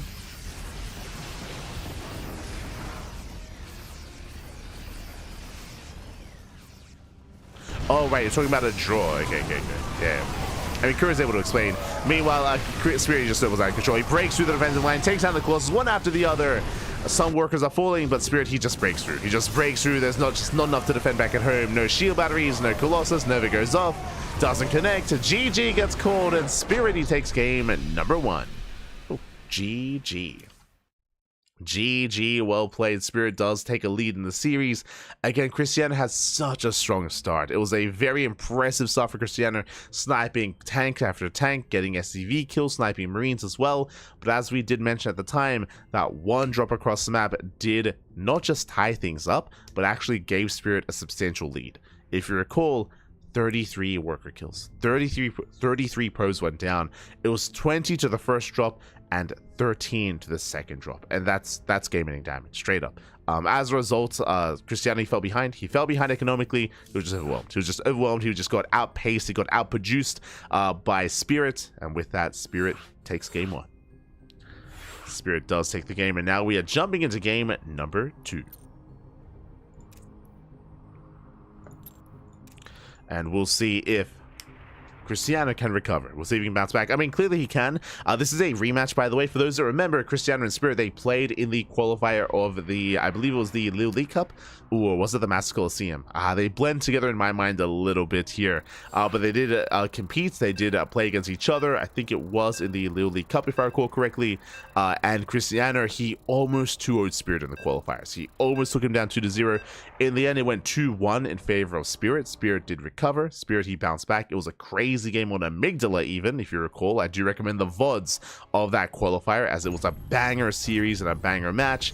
Now they're back, but only in a best of 2. And here we go. We're getting into our next game, and spawning in the top right-hand corner of Ultra Love, we have the Polish Protoss player, the Blue Protoss, down in the series.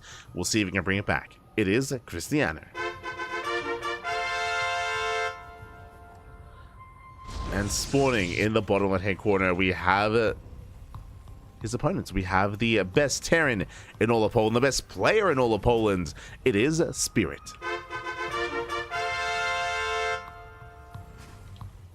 Here we go.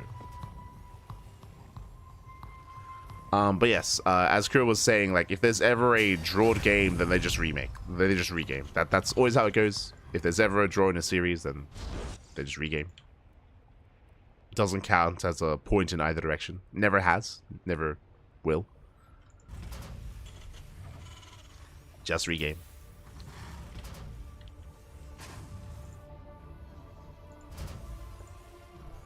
As from here, interesting. Okay, double gas. Double gas to open out of Spirit, double gas into a faster factory, delayed CC, so a much more aggressive build here by the Terran player. Meanwhile, Krystianer, back at home,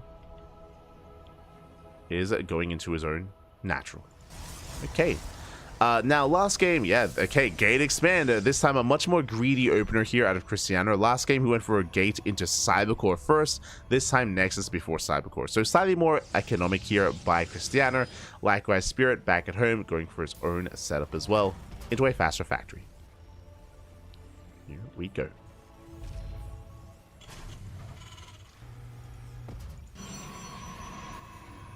We go. I would imagine either 3 or 4 they might do rock paper scissors. No, they if ties continue, then they keep regaming. Like, it's it's just how it goes. There's a very low chance that that you would ever get that many ties. I think in the history of StarCraft, I think I remember, have we had 2 ties in a row? No. I remember there being like almost 2 ties in a row in Pro League. If you remember, I was, oh god, who was playing? Was it Roro?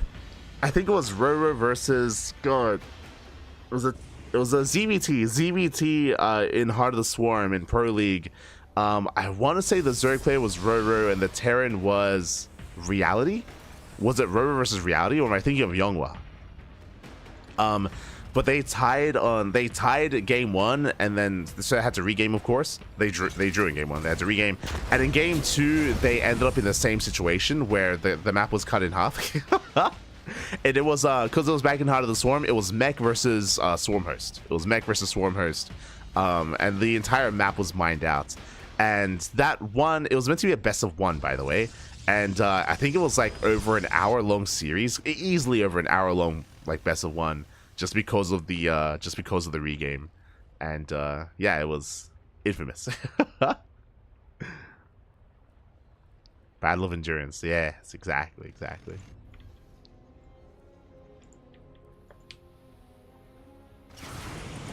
But I think it was Roro versus Reality.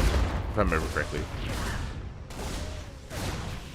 We'll have to check that once again. For now, though, we do have Spirit diving in. Last went to Reactor Reaper Hellion. We have a full wall here for Krystianer, so the Hellions do nothing. The Hellions, they are shut down. Reapers, they try to poke in. They get one probe, but just the one worker. All in all, Krystianer, he defends quite well. Does defend quite well. From here, he should be canceling that gateway. Does rebuild the gateway as well, making sure that Spirit does not find a way in. And he holds. Does hold. Pardon my ignorance, does CranKy Ducklings ever do best of 2? What do you mean by that? I mean, we're casting a best of 2 here, but if you mean in our own tournaments, we don't do best of 2s in our events. Best of 2s are usually reserved for a group stage. Like, here we're in a group stage. Home Story Cup, when they had their group stage a couple of years ago, they did best of 2s. We saw best of 2s in the group stage of, I think, one of the previous, like, Master Colosseums. We have best of 2s in WTL, in the Team League format. Yeah. It's usually best. I would say it's probably like shaked up the meta for team leagues. It wasn't just WTL. There was another team league that did best of 2s. I think, is it the Kaprulu team league? I think they also did it as well. Meanwhile, drop into the main. Drop does hit the main base. Alas, so far, good response here by Krystianer. The target bang at a Spirit. Oh my god, once again! Gets 5 probes. 5 workers do go down. Nice damage. At the same time, Hellion keeps trying to go in, but last, the wall is solid, and the third base is going to get up and running. Again, hyper aggression from Spirit, but Krystianer, he keeps up, he defends. Keeps up, he does hold on. Behind this, we do have the Bay on the way. Forger +1.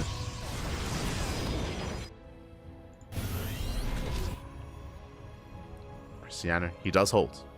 Does hold on. Back at home, if you recall, Spirit did delay his expansion, and he delayed his third TC as well. He's still on 2 bases, and he was being hyper aggressive. I would say that the aggression was somewhat successful, but in the end, I'm sure he was hoping for a little bit more damage. We'll see if Spirit can recover and take a third. For now, he is contained. He's contained on 2 bases, and right now it's on Krystianer to be as greedy as possible. As he is getting his third base up and running, taking it to Colossus, he tries to poke in, but he is denied. Gets 1 SCV, but just 1. And again, it's just all about containing the Terran and getting into the upgrades. +1 and getting into Colossus production as well. We'll see if he can. Your own tournaments. We've never hosted an event that does really require for best of 2s. You could argue maybe the Pondcast, sorry, our team league. The Pond League, if you will, back in the day. But that was before, like, the rise in popularity of best of 2s. I was, like, back in, like, what, like, 2019, 2018?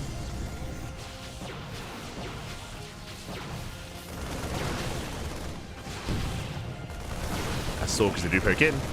They get 2, they get 3 SCVs. 3 SCVs do go down.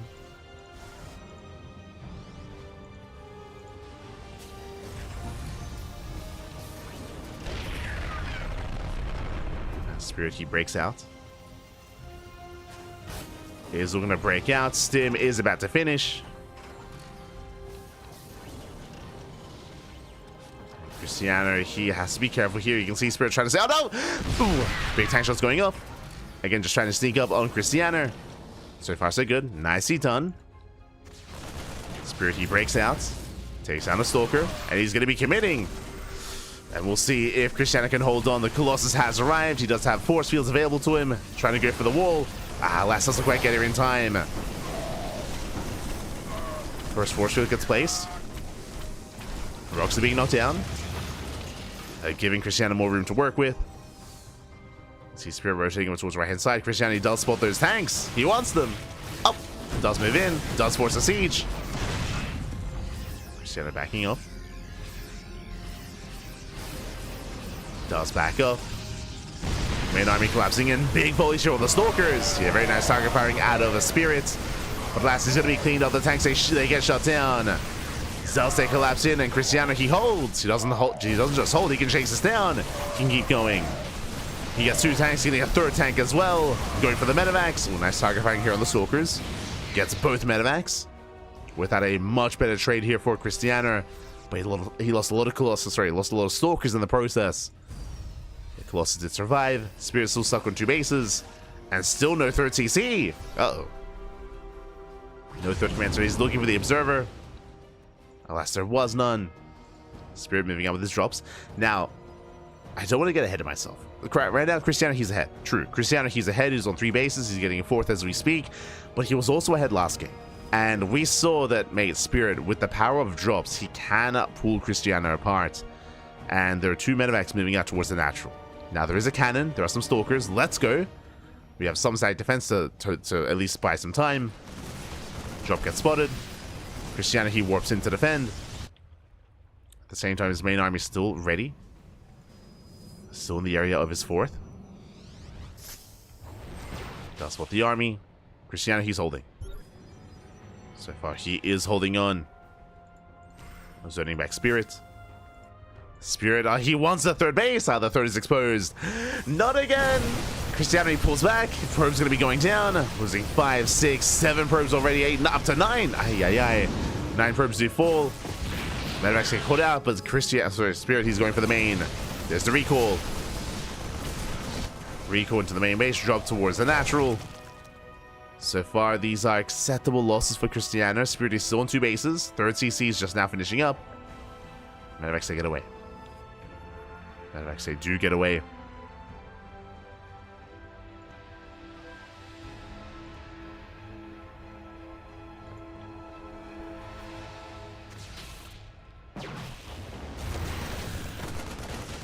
Spirit pulls back.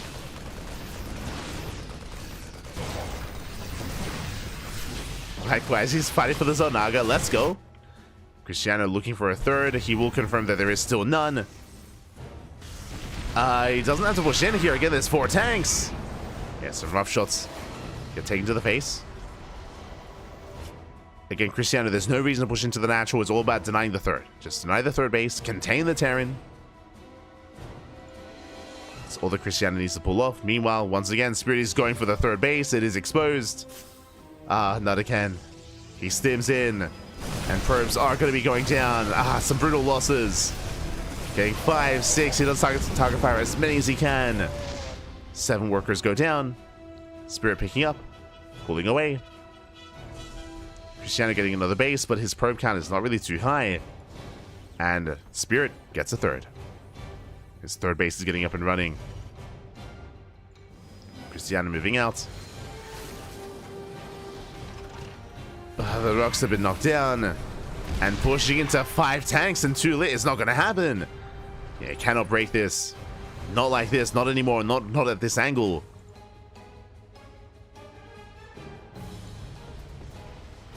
Krystianer is looking for a way in. Here comes that medevac across the map. Dropping into the main. The tanks, they do siege up. Krystianer slipping into the natural, at the same time pushing in towards that 3rd. SCVs are going down. Not bad. Getting a lot of workers at the same time. Spirit hits the 3rd base as well. And probes will fall. Nova going off. 17 SCV kills. Krystianer is on hold position. And back at home, Krystianer, he will defend. He has enough. He is losing some stalkers, but still will clean this up. And Krystianer is still just all over Spirit. The drops this time have not been getting enough damage. Oh, did I speak too soon? They do get a couple of probes. Yeah, they trade okay. Meanwhile, Zelta finally cleaned up. Drop here towards the 5th. Getting 10 probe kills. Up. Ooh. Nice Nova. Nova connects. Spirit, he supply block stuck at 134. And Krystianer still cannot break this location. I mean, we speak about this all the time. Ultralove, it's known for having very defendable bases. So despite the fact that Krystianer, he's up 60 supply, pushing into this is still very difficult. So that 60 supply advantage, that doesn't really matter as much. What he can do, though, is go for split pushes. You know, try to dive into the main, tech up. I would love to see a fleet beacon into a mothership. Then you can try to recall into the main. Into Skytos. Second Forge. For now, Krystianer, he's just mass expanding. And he has yet to really tech up any further. He's only working towards +3 in the Dark Shrine. Meanwhile, Liberators have arrived, and Spirit, the comeback, it's coming. Takes down bottom right, takes down 5 probes, Liberator into the main. And again, this Lib harass can be so annoying to deal with. And this is just keeping Krystianer busy while Spirit closes that gap in supply. Remember, he was down 60 supply, now less so. He's slowly catching up, now down 35 supply instead. Ooh, does get caught out. Rough move command. Rough move command. Does pull away.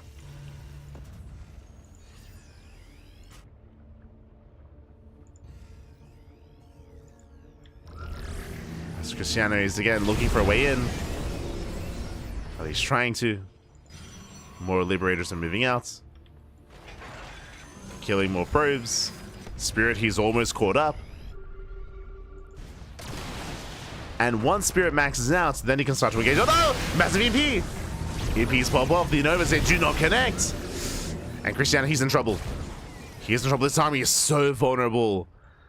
He's playing with fire right now. I feel like... Calm down, Krystianer. Calm down.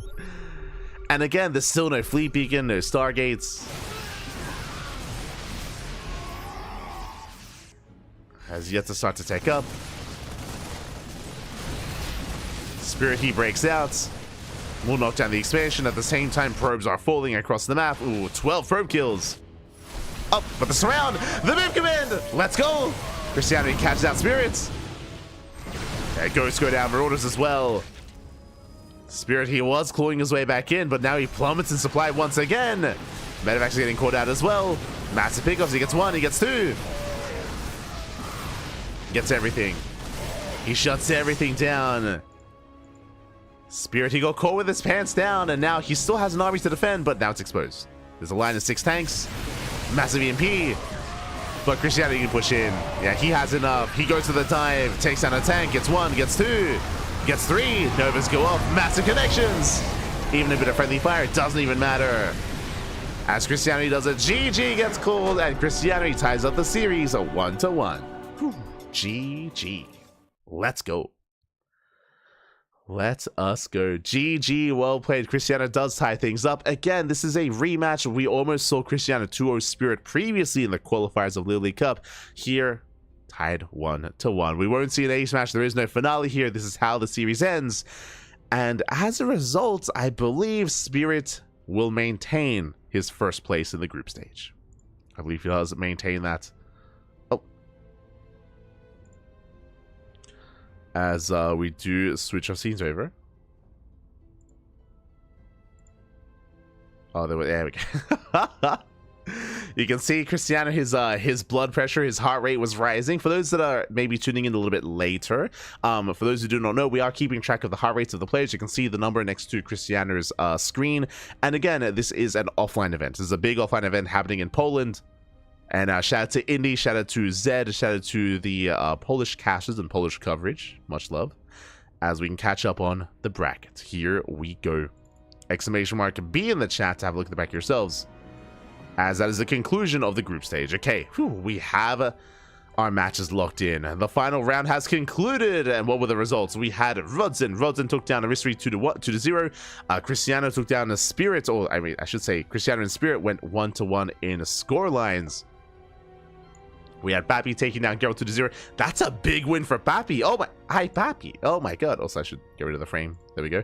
But Pappy takes down Gerald 2-0, and Elazer takes down Art 2-0 as well. As the scores are locked in, we have our finalized top 4. We have Spirit in slot 1. We have Elazer and Krystianer with tied scores, by the way. +6 and +6, 10 and 4, 10 and 4.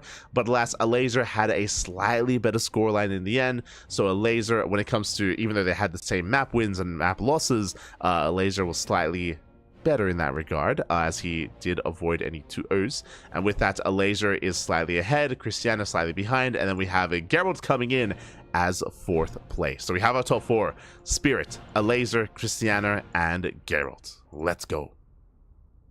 Oh, I'm frozen? Why am I frozen? Huh.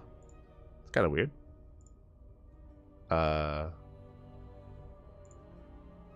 I will try to fix that. Don't you worry. I'll get on that. But regardless, GG. Hopefully I haven't been frozen for too long. But with that, we have our finalized top 4, and we have our playoff bracket being seeded as we speak. It is being seeded as we speak, so I'm just restarting my webcam to hopefully fix that. Ooh. It's not being fixed. Hold on. Oh, John. It might just be the server.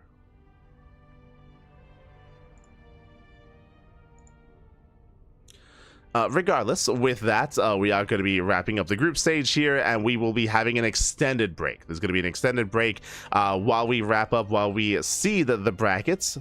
Hope you guys enjoy yourselves, and hope you guys are able to get some snacks, get some food, get some water, and get ready for a night of StarCraft to come. But yeah, for whatever reason... Huh. Interesting. For whatever reason, Discord is not liking my webcam. We'll try to sort that out. Regardless, with that, we're going to be going on a break. When we return, we will have the playoffs. We will have the playoff bracket. Just catching up with the chat.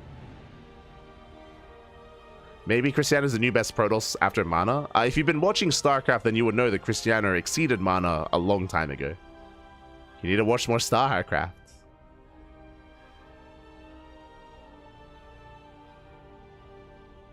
It's been a long time since Krystianer has been the Prince of Poland. How come no Master Colosseum today? We're going to be casting it tomorrow. It's because this event is lasting all day. This tournament has priority over Master Colosseum, so we're going to be casting and catching up on Master Colosseum tomorrow instead. So Master Colosseum is going to be tomorrow. Here we're focusing on the House Galactic battle. I mean, we've been live for what? For 6 hours now, and we should be here for even more than that. So yeah, we're going to be going on a short break. When we come back, we'll have some more StarCraft. We'll have the playoffs. See you soon.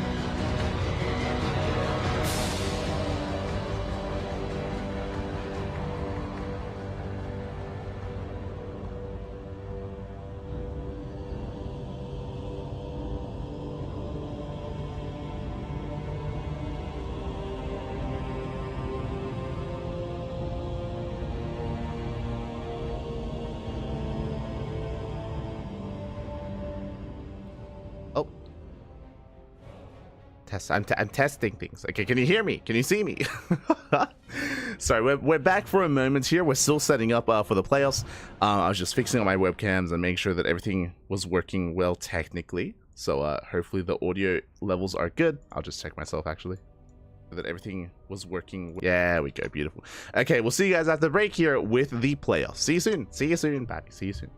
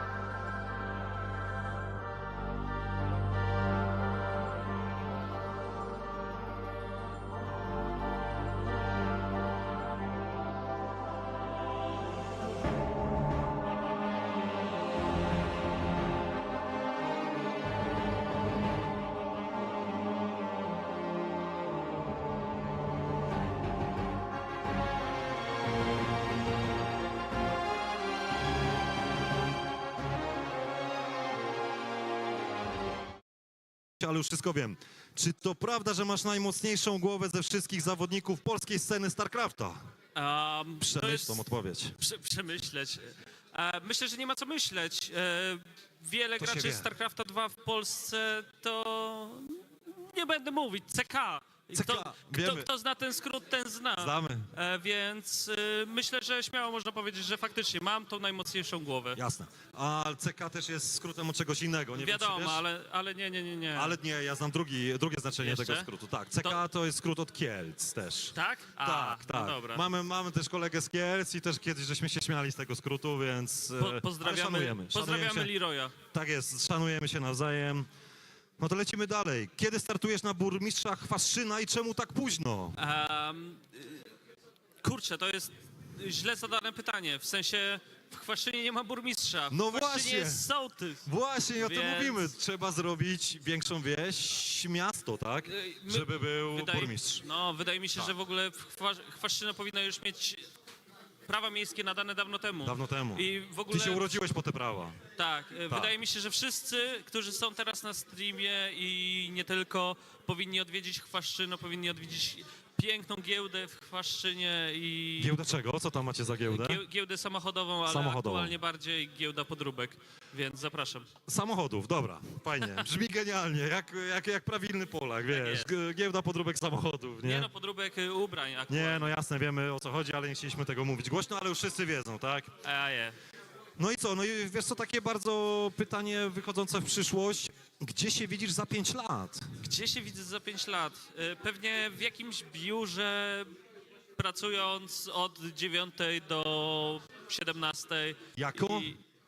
No aktualnie jako księgowy, więc Bardzo myślę, dobrze. że za te 5 lat dalej będę tym księgowym. Zobaczymy, no, jak się życie potoczy. Czyli rozumiem, że dasz radę policzyć dobrze moje podatki, tak żebyśmy we dwóch wyszli 200% do przodu. Oczywiście. Doskonale. Dogadamy się. Doskonale. Zwłaszcza za te 5 lat. Za te 5 lat zgadza się, obyśmy dożyli, nie? No oczywiście. No i wiadomo, Kurczę, może no, być różnie. może być ciężko, zwłaszcza, że dzisiaj dużo pęgi wygrałem i mam zamiar ją tutaj zostawić, więc... Cieszę się, to mi się podoba, takie podejście mi się podoba. Wszystko Oczywiście. zostaje w rodzinie, nie? Oczywiście. Dobra, słuchaj, dziękujemy serdecznie za krótki wywiad, za pytanka.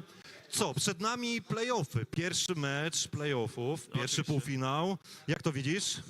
Będzie grał Spirit z Geraltem? Tak. Dobrze myślę? Tak. O, no to ciekawy mecz. 1-1 było chyba w fazie grupowej, Zgadza z tego co się. dobrze pamiętam. A Geralt potrafi naprawdę zaskoczyć. No Spirit jest Zgadza tutaj się. chyba faworytem jednak mimo wszystko.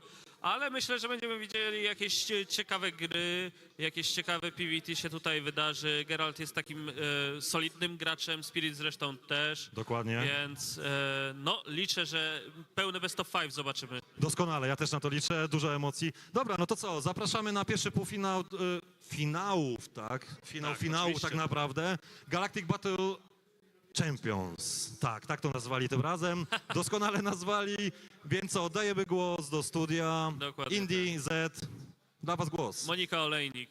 Tak jest. Fantastycznie. Dziękuję bardzo. Michał Zadbogacz. Igor Indy Kaczmarek. Podczas przerwy działy się różne rzeczy. Podczas przerwy dostaliśmy również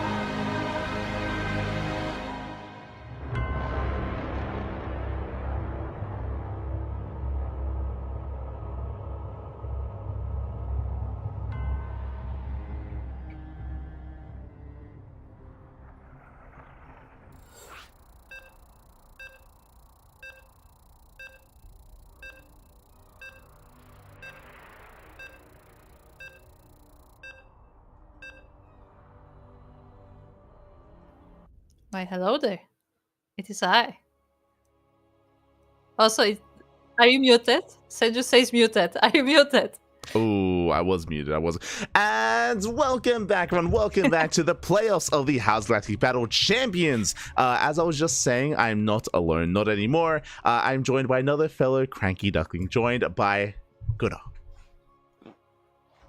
Hello again. Hello. You haven't heard me for some time. Exactly.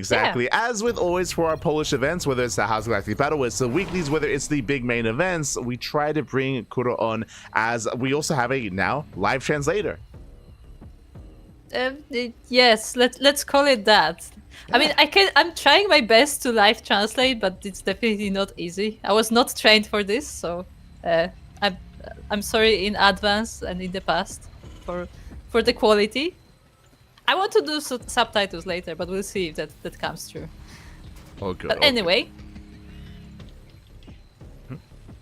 do you want to start? Or? Yeah, here we go. We are jumping into our first series of the playoffs of the semifinals, and spawning in the bottom left-hand corner of El Dorado, we have the Polish Terran player, the blue Terran. It is Spirit. Oh, I don't hear the fanfare. How do I do intros without fanfare? Anyway, we are here now in the bottom right side of the map, and it is our red Protoss player representing Streamer Zone. It is Gerald. Yeah, it's always weird whenever you're doing the production, whenever someone else is doing the production, so you don't hear the fanfares. Yeah, it's so sad. It's so quiet. It does sound really weird whenever you watch StarCraft without the fanfare. Like, unironically, it's yeah. I am very, very, very tempted to just press the soundboard button in our Discord, but I know that it will also blast the stream. It's not ideal. I know what it is, but the quality of that audio file is worse than the actual fanfare. So yeah, I mean, it obviously has to be a bit, what's the word? Condensed. Yeah. Compressed. There you go. It's not as ideal. But here we go. We are diving in, and again, welcome one and all to the playoffs. If you're maybe tuning in after the events of the Massive Coliseum, welcome one and all. This is a big offline LAN event happening in the land of Poland, and we've been getting some glimpses from the main stage, from the casters, from the host as well. We have been getting some interviews, and thankfully Kura has been providing some translations in the chat, and we can also she can also help us translate as well when it comes to the, I would imagine winners interviews. Maybe I'm hoping they have some. Maybe potentially. I mean, okay. So the interviews we've been seeing so far is that there was actually set up in this stream where the viewers could ask questions through a Google form, and they've been all around. I think they already closed the questions by now, but basically they're picking up like different players and just asking them 3 to 4 questions, and getting some answers. There you go. I hope they have some pre-game interviews. I know that players aren't necessarily always excited about that, but it would be fun to hear from them coming into especially the finals, maybe the third place match as well. It would be fun to hear their thoughts, but we'll see. It comes down to the production. Yeah. I mean, it also comes down to how much time we have as well. True. Although I will say that this edition is a bit faster than it usually is. Like usually we get into playoffs like way into the evening. Oh yeah. I mean, I'm thankful for the best of 2 format in the group stage. That does speed things up quite a bit. I was actually taking note of it earlier, but we might not even have a 12-hour cast today, which I'm more than happy about. It would be nice to get some rest today and not spend 12 hours like all day casting StarCraft and then 12 hours tomorrow as well. It'd be nice. I mean, I'm sure people at the location would also be quite happy about that, because as a reminder for those who may be just tuning in, this is a live event at a gaming bar, so it's kind of a little bit like Home Story Cup, not exactly like Home Story Cup, but similar vibe, where it's also happening in a gaming bar in Warsaw in Poland. So there are some guests there as well. I mean, there's a lot of people from the Polish community, but we also know there are people from Bulgaria there, from the BGE, Stara Zagora people. So we have at least Exalted. I don't know if someone else as well. And also, more guests as well. Yeah, and it also means that if it ends early, then they can actually get drinks later. Like, they can actually just keep, spend the night at the bar. Let's go. Yeah, they will. I can tell you they will. They will. Meanwhile, Spirit does come over this initial drop here towards the main base. Shield battery is not ready. First sentry goes down. Stalker going to be going down as well. And Spirit is dealing a little probe kills. Oh. Oh, that he is, yeah. Very nicely done. Ooh, that Helion was good, but the Marines are still here, and the Stalkers are not able to deal with this in time. Yeah, this is becoming game-winning damage here. The Heli volleys are brutal. So many probes going to be going down. He saves the Heli and does barely escape. Will not get another shot off. Thankfully, that is 14 probes going down. That is almost an entire mineral line worth of workers. Yeah, so that was definitely didn't go too well for Gerald. I'm not quite sure what went wrong there. I mean, that one Stalker gets sniped, but the rest of them also just were not able to like keep Spirit at bay, and yeah, so much damage done on these probes. Yeah, winding it back, it wasn't an economic opener. It was a rack to span here into a drop from Spirit. Nothing too crazy, but what's different about El Dorado, which did come into play here, is that the drop hits faster because of the short rush distance by air. So it hits a couple of seconds faster than usual. Alas, Gerald, he was in position, but barely was not able to maintain himself. Did lose far too many workers, and now Gerald is behind. Now it's on Gerald to bounce back and get some kind of counter damage. Yeah, and he will try to do so with these Stalkers now going across the map. We do have Blink already, so they do have that in their arsenal. But the Helion does scout that coming. Yeah, Spirit, he is aware. Back at him, he's got a bunker. I'm loving the safety turret just in case there are some Dark Templar, so he's fully prepared for DTs. The tanks are sieged. The main base, likewise, is a little bit less secure, but because of the terrain itself, it is not easy. It actually is impossible to blink into the main. Yes, indeed. So I guess, Gerald, we have to think of a different strategy here. He's trying to, like, shark around the base, but cannot really get anything done there. At the same time, we have some harassment from a Raven, from Spirit, across the map, dropping the turrets, and even more workers are going down. Yeah, 2 more probes go down. The Raven does survive. We just see Spirit moving. No, the Stalkers, they move out of position at the wrong moment, and the drop is missed. With that Spirit, he can unload it. He can actually try to catch out these Stalkers. Uh-oh. Oh, yeah. I'm pretty sure that's what he's planning. He unloaded those Marines and he will try to catch the Stalkers. Can he do it? I mean, the Stalkers do spot the drop, so the drop is in danger, but the rest of the army is close behind.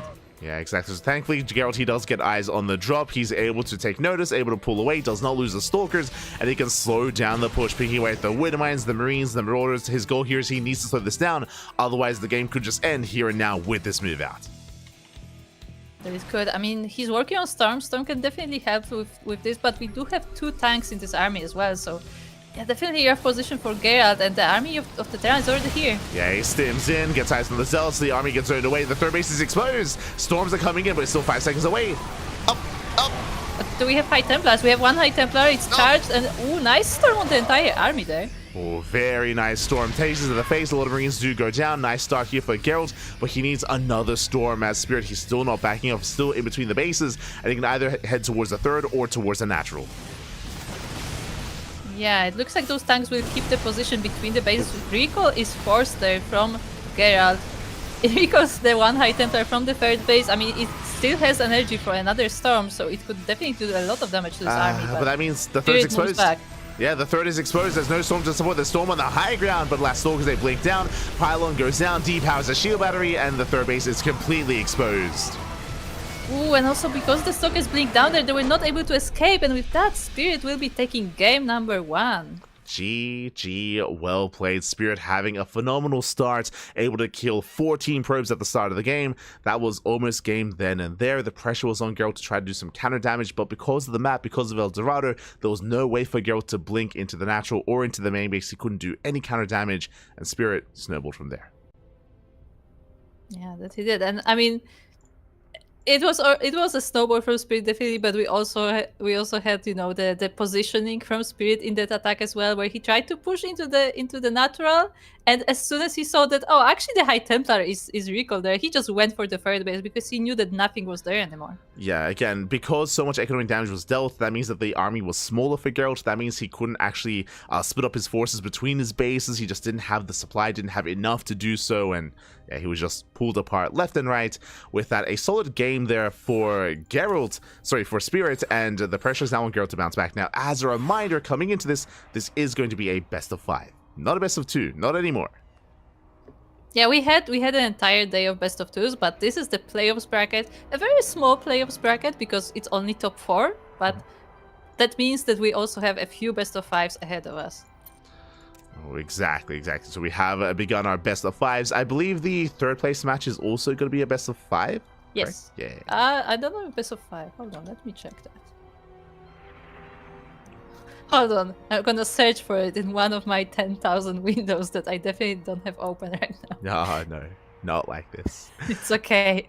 Don't worry about it. Also, as we're getting ready here for game number 2, if you're in the chat, you know what time it is. It is Gamba time. I apologize for not having it ready for game 1, but it is now open for game number 2. So I do apologize, but if you can hear this message, you have 2 minutes. 2 minutes to place your bets on who you think will claim this series. So I have just checked, and it is the third place match is in fact best of 3. Oh, okay. There we go. I mean, I think I appreciate a shorter series for the third place match, just because I would imagine that both players are a little bit less motivated, just because they would have just lost their matches in the semifinals. So yeah, I'm not opposed to it being a shorter series. Yeah, definitely. But anyway, it's time to jump into game number 2 of this semifinals, and it is on Ultra Love, where in the bottom left corner we have the blue Protoss player representing Streamer Zone. It's Gerald. And spawning in the top right hand corner, we have his opponent. We have the Polish Terran player, the red Terran, leading the series 1-0. It is Spirit.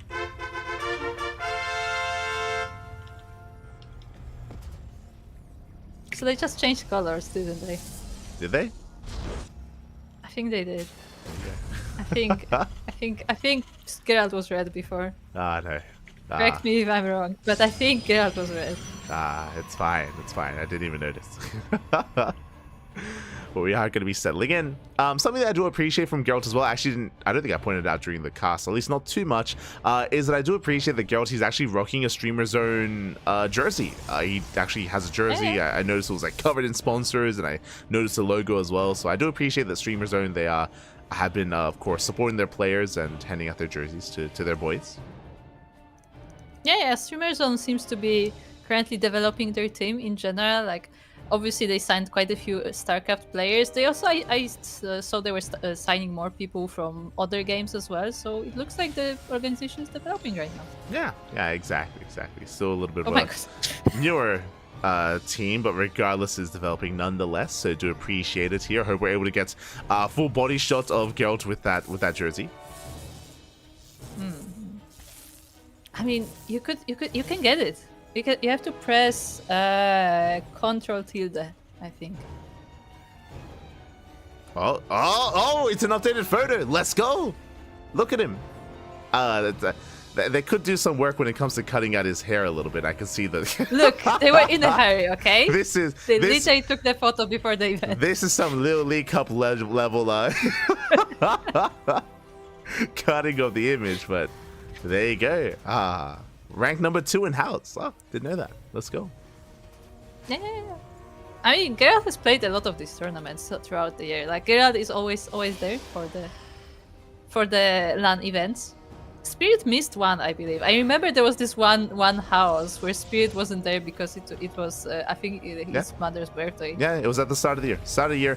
Spirit wasn't there. That was the house battle that Krystianer won because Spirit wasn't there. If you recall. So yeah, but this time he is here. And he is, and we do have the initial openers here. Spirit going somewhere economic. Meanwhile, cheeky move out of Geralt. He will delay the land. Very nicely done. Will eventually be able to land, but last he shades again. The shade. Yep, this is so mean. It's like you have such a small chance to catch that exact moment where the Terran may be lifting their CC. Because why would they lift it in the first place unless they were floating it? But like.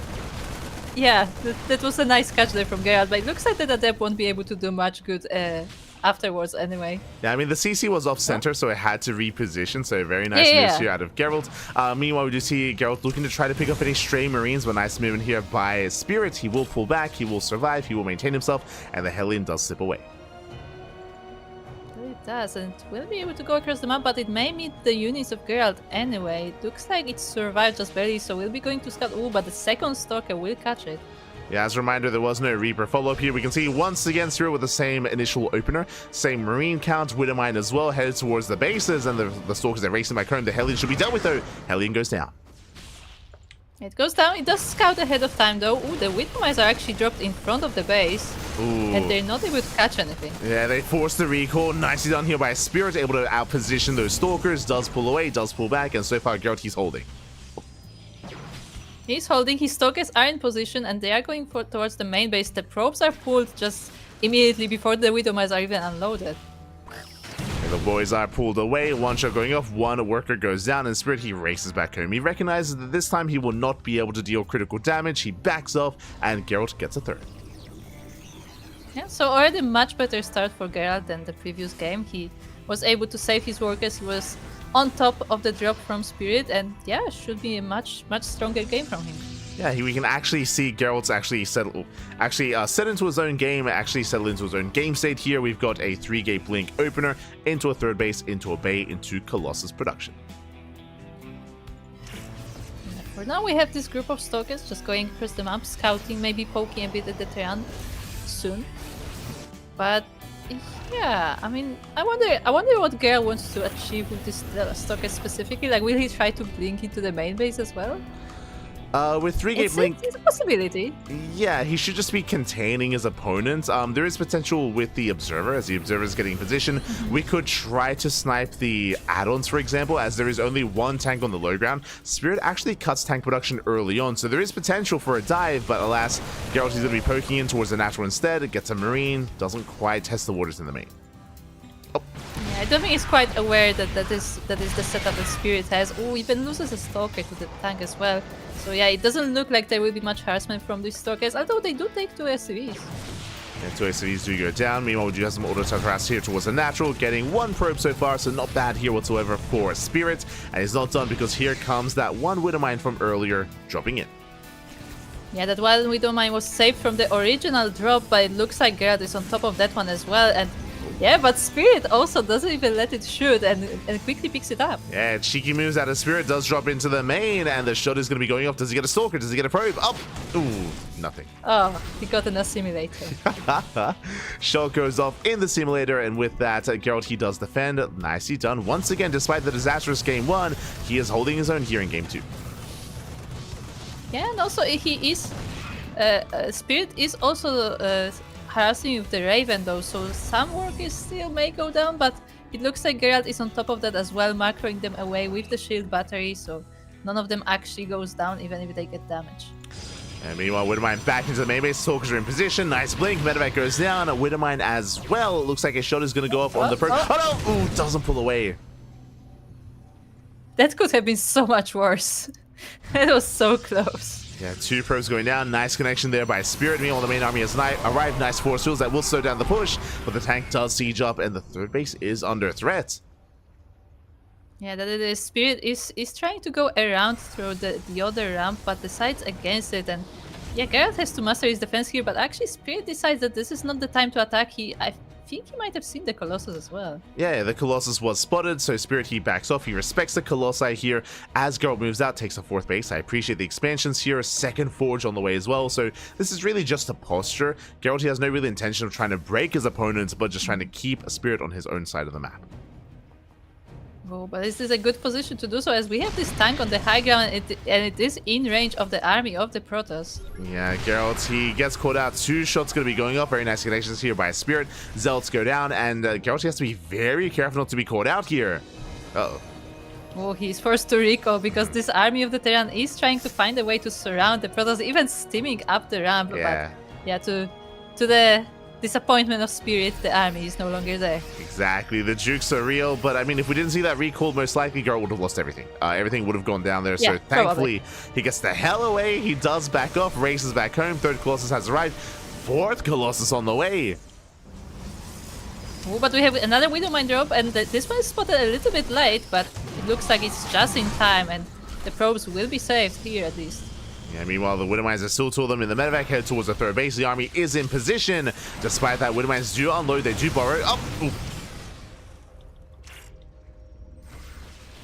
One more Widowmine in the natural base, but it also is forced to unload way ahead of the mineral line. I mean, it still gets 2 probes, so pretty nice, but not what Spirit hoped for. Yeah, with that, Gerald, he holds on. Again, that could have been disastrous. Nice defense here out of Gerald. He's building up his army. Again, he's got 4 Colossus. From here, he can go into Disruptors.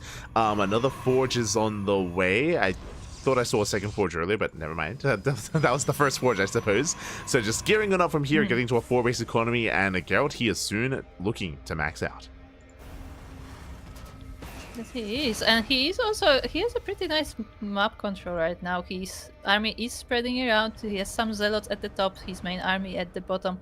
But now Spirit decides to move out, and we'll see how this army stacks against the Terran.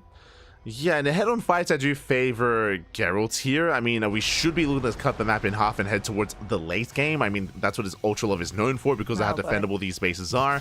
We'll see if we can get there, though, as Geralt, he attempts run-bys, but Spirit, he's all over this. Yeah, Spirit is on top mix. The Zealots are not able to do much damage. They do hurt a few SCVs, 4 do go down, but it's not major damage there. And nothing too major. Disruptors have arrived. Storm is on the way, so Geralt, he's getting into all 4 forms of splash damage. I don't think he should be out here once again, though. It's very dangerous as there are so many Vikings and the Disruptors are not here. Oh. Yeah, the Vikings are following the Colossi. First of them is getting sniped, but the Force Fields are keeping the rest of the Terran army away from the Protoss. Yeah, Geralt, he does escape at a cost, though. As you mentioned, did lose 1 Colossus. Again, he was being a little bit too cavalier with his army. 4th base on the way for Spirit, and Geralt, he cannot really touch these bases. He cannot push in. He has to back off, and this is where he should be taking up into Skytoss, to be honest. I appreciate that at least he's taking into Storm. That does help. Disruptors as well. But if we're going to be entering that late game, then it's going to be a little bit wiser here to take up even further. If we can get there, though, because Spirit is moving out.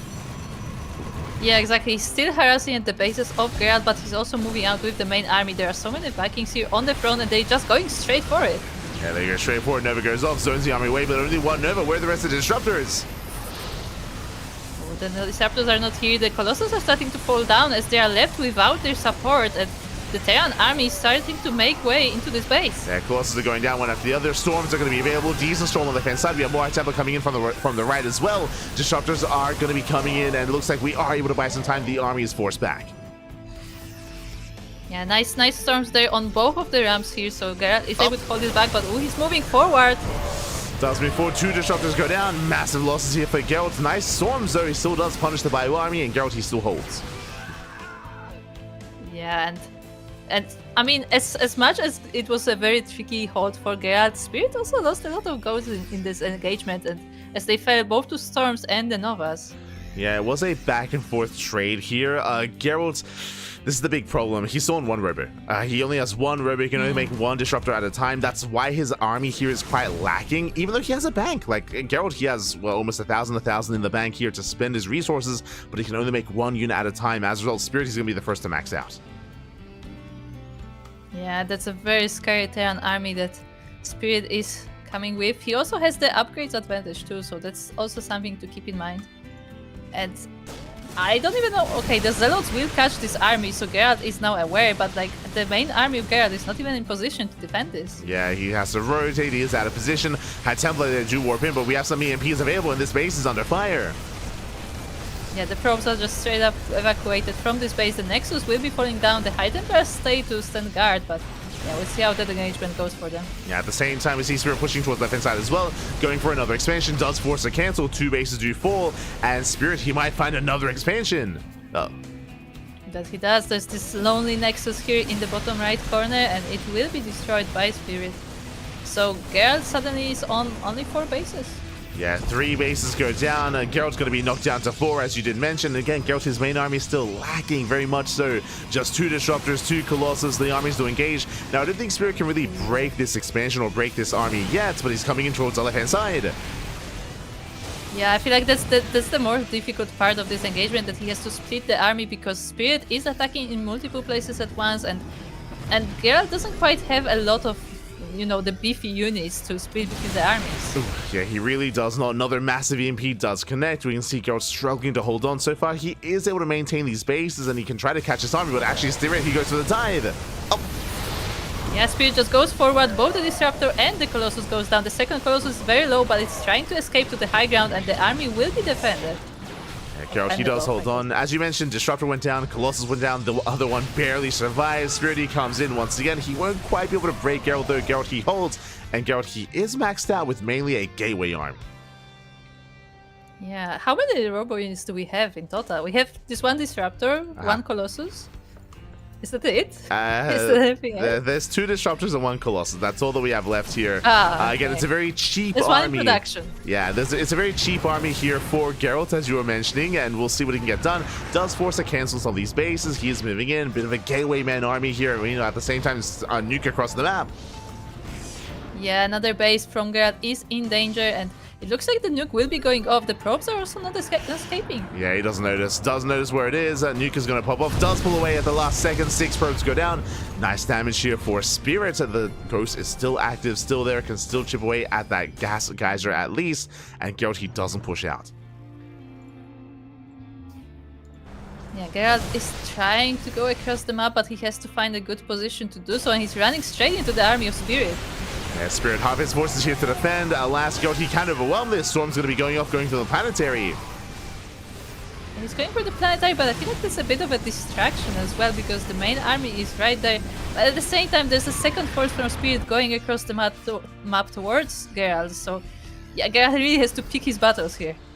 Yeah, trading a base for a base. Now, Geralt, he can always try to recall back home. For now, though, he has reinforcements. He's going to be able to hold the line. And Geralt, he turns back around. He may try to catch the army. For now, though, content with sniping a base. Yeah, that's what it looks like. He will set some zones there to make sure that the base is not retaken anytime soon. And it looks like now he's trying to find another way, another avenue of attack. But, I mean, I don't know if there is one right there, because that's where the Spirit's army is.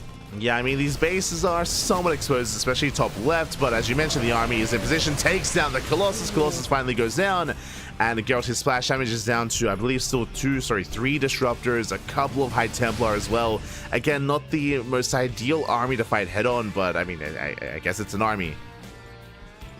Yeah, it is a force.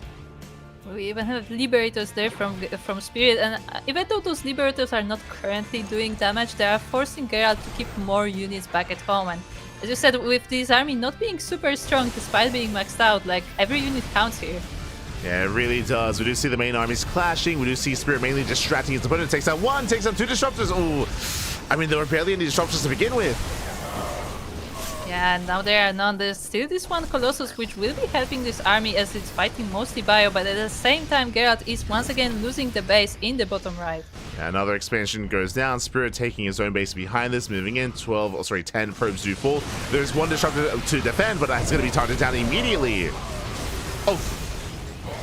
Yeah, nice storm though on the army. The bio army is very damaged now, and it will be going down eventually, but again, not without losses on Geralt's side. Yeah, very nice storms, as you mentioned. So Geralt's fight kind of goes his way. He cleans everything up, but he has been losing bases. And again, his army is still leaving us to be wanting here. Going for a mass DT counterattack. We'll see what he can get done. Yeah, I mean, I was gonna say DT, so that's sneaky, but at the same time, I feel like Spirit, out of all people, is like a very safe person. Yeah, he has a turret in every base. He's well prepared for any kind of DT attack. I mean, it does blink in, and there's nothing to defend. The planetary is barely not done in time. At the same time, Spirit just going for a big counterattack, going right down mid, right towards the third base, forcing a recall. Yeah, I feel like Spirit feels like he can sacrifice that base, or at least the workers from it, if he can get some damage done across the map, but it doesn't look like that's the case, and the planetary actually falls. The army was not back in time. Yeah, the planetary goes down. 14 SCVs as well. Very nice damage here by God. Massive storm once again. Some of these storms have been very juicy. Yeah, and there were a lot of ghosts on the front of this army as well, so quite a few of them did go down in that attack as well. So, look, even though Spirit had a really nice position, like, he's losing a lot of key units there. Yeah, it's one of those things where even though Geralt's army isn't necessarily the highest of quality, he's got a couple of High Templar and he's making them count here. You know, he might have, 3, 4, 5 storms, but if they land, then, I mean, it doesn't matter. Yeah, I mean, this army is so bio heavy that the storms connect pretty nicely with it. Exactly, the splits just have not been there. With that, Spirit, he does fall to 56 workers. His worker count is taking a big toll. Gerald, he is already maxed out, pushing in once again. He's got actually now a lot of Stalkers instead. That's 31 Stalkers. Yeah, this is a very stalker-heavy army. I mean, to be fair, he added some Archons as well, so those add a little bit of splash damage too. Smaller one, but still. It's okay. Does that in, Nova goes up. Ooh, doesn't quite connect, but does focus on the Liberators at least. Yes, he does, but this is really a difficult position to fight here, as we have both ramps and the low ground, so yeah, quite a tight spot to get into with your army, but yeah, it looks like Gerald is not looking too bad. Yeah, he's able to hold his own. More Liberators have arrived. We can see 6 Liberators being made at a time. That's a lot of lives. That's a lot of freedom on the way here for Spirit. And that's going to be ideal against a very ground-heavy composition. Typically, Liberators, they force out Sky Toss. But as we've been mentioning, Gerald has been avoiding Sky Toss the entire time. Yeah, he's not doing any Sky units this game. He's literally going for more Disruptors. Just Stalkers and Disruptors. Not even Colossus now. We're not getting more Colossus. Nah, not anymore. Not anymore here as Spirit, he is pushing in. Storms once again. Juicy connections here in Spirit. He doesn't avoid the Storms. He does avoid the Novas though, but the Storms connect really nicely. At the same time, though, a lot of units stand in the Liberation zones, and 5 of them fall, including that Colossus, including those Archons, and it's just the Stalkers against the Terran army. Yeah, with the Zealot reinforcements, we do collapse in. Liberators go down, and Spirit is being forced all the way back. That he is. I mean, the Liberators do survive for the most part, but yeah, the ground army is very much destroyed. Yeah, exactly. Spirit going to be forced back. He's still building up more Liberators, and again, Liberators are ideal in this position, but only if they have support, and so far that was a better fight for Gerald. Rebuilds with 1 more Disruptor, with 1 more Colossus as well. Gerald, he could try to actually break this. He's maxed out.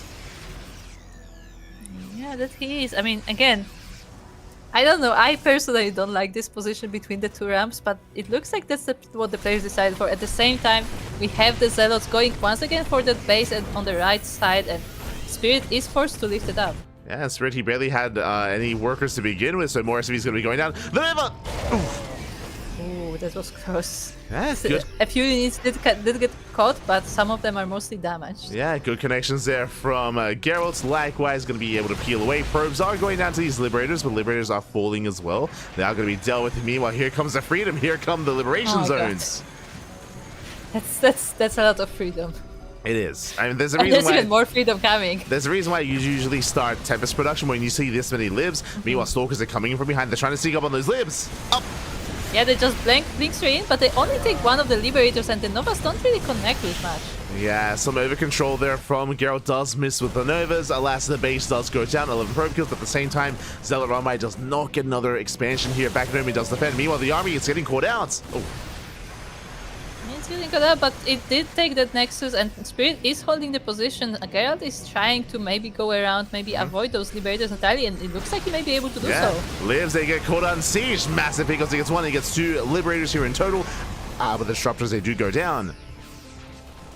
Yeah, I mean, Geralt's army is getting small quite quickly, so he has to be very careful about how he approaches this. At the same time, he has that force of DTs across the map, trying to get some damage done, but Spirit loads up his army and goes for a Doom Drop in the main base. Yeah, tries to go for the Doom Drop. We'll set up here at the 4th location. Alas, we'll be able to siege up just in time and should unload. We do see Geralt trying to engage, but he can't push into this.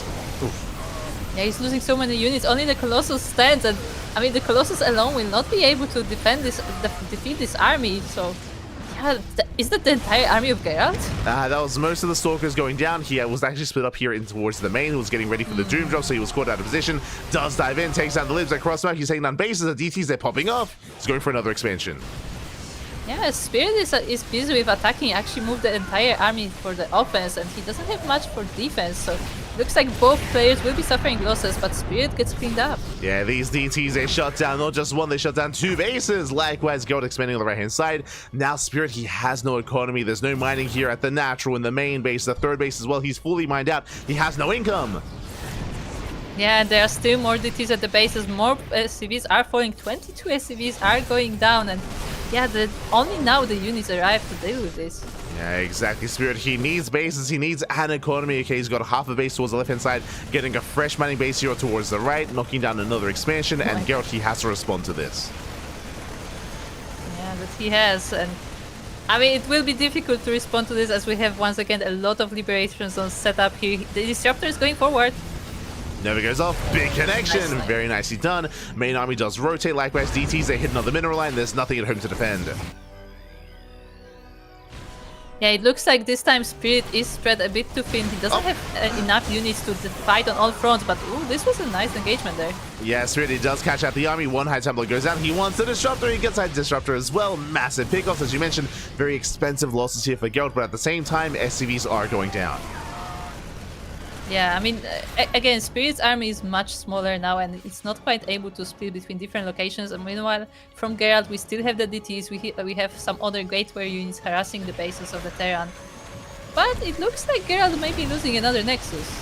Yeah, that's a fresh mining base as well. Gerald, he's also struggling economically here. This is really all he has. He's got half a base here towards the left. He's got half a base here on the right. So one base economy for Gerald against one base economy of Spirit. Yeah, and I mean, I wonder who's gonna come victorious out of this. Ooh, but another Nova goes into the army, but it's sniped before it's able to connect. At the same time, though, the Storm went exactly in the same location, so the Bio army in the end does get quite harmed. Yeah, a bit of miscontrol there from Gerald there by rallying in that High Templar. High Templar goes down, Disruptor goes down, expensive losses, another base is going to be falling. A mining base as well, bear that in mind. At the same time, looks like an orbital's going to fall, does not lift in time, well, does lift! Ooh, good. I mean, it does lift, but it's still burning. Yeah, we'll be able to repair. We do have the mules here to top it up, and it should be able to survive. Meanwhile, across the map, bases are still falling, and this main army, it's going to be struggling to deal with. He does get the live, though. Oh, gets two. Yeah, he does get a lead, but this just a Gateway army, just a few Stalkers, few Zealots versus this Bio army with the Liberators. That one High Templar is trying to find a location, trying to find a nice storm spot there. Ooh, looks like another one connects. Yeah, flanking storm coming in. Liberators to do siege up, but last Stalkers they do get by. Liberators going to be going down. We do have a mass rally across the map. Massive Marine on the way. Spirit, he's going for the mining bases. Yeah, Gerald is once again forced to recall to defend his bases. Once again, beautiful storms blanketing the army, but the High Templars are spent. Yeah, High Templar, they are spent. Nova goes up, does not quite connect. There's a scan for the DTs. Cheeky moves out of Gerald, but last the main army still does head towards a fresh mining base. Another DT does wander in though. Yeah, the DT will definitely help, and it does snipe a ghost. It focuses on the ghost specifically. And it looks like that might just be it. He shuts down the army, massive storm, cleans up the medevac, and Spirit, he's down to 35 supply, barely anything left. So I think that Storm killed the DT as well. And Maestro going up, but last DT does keep pushing. The base is still mining, but last this is all the armies that's left. Gets the Archon! Oh, good. Yeah, this is a very scrappy fight. The last units from both players. Ooh, another Nova going forward, but doesn't quite connect with the Marines. But yeah, I mean, look, those fights are really close. Spirit is trying his best to get his army going, but he doesn't have any income at this point. Well, he has no gas. He has barely any gas mining, so only Marine. He can only afford Marines. There's no Marauders, there's no Ghosts, no nothing. He has to saturate. There we go. Does notice he does finally pull into gas, but without that gas mining, he is struggling here, and Gerald, he can push in towards the production. Yeah, that he does. There's only this group of Marines standing against the Protoss, and I mean, Gerald now has a pretty good army against this. He has I think he still has a Storm. He has a Nova there. He's also mining on his side of the map. So yeah, this is very rough for Spirit.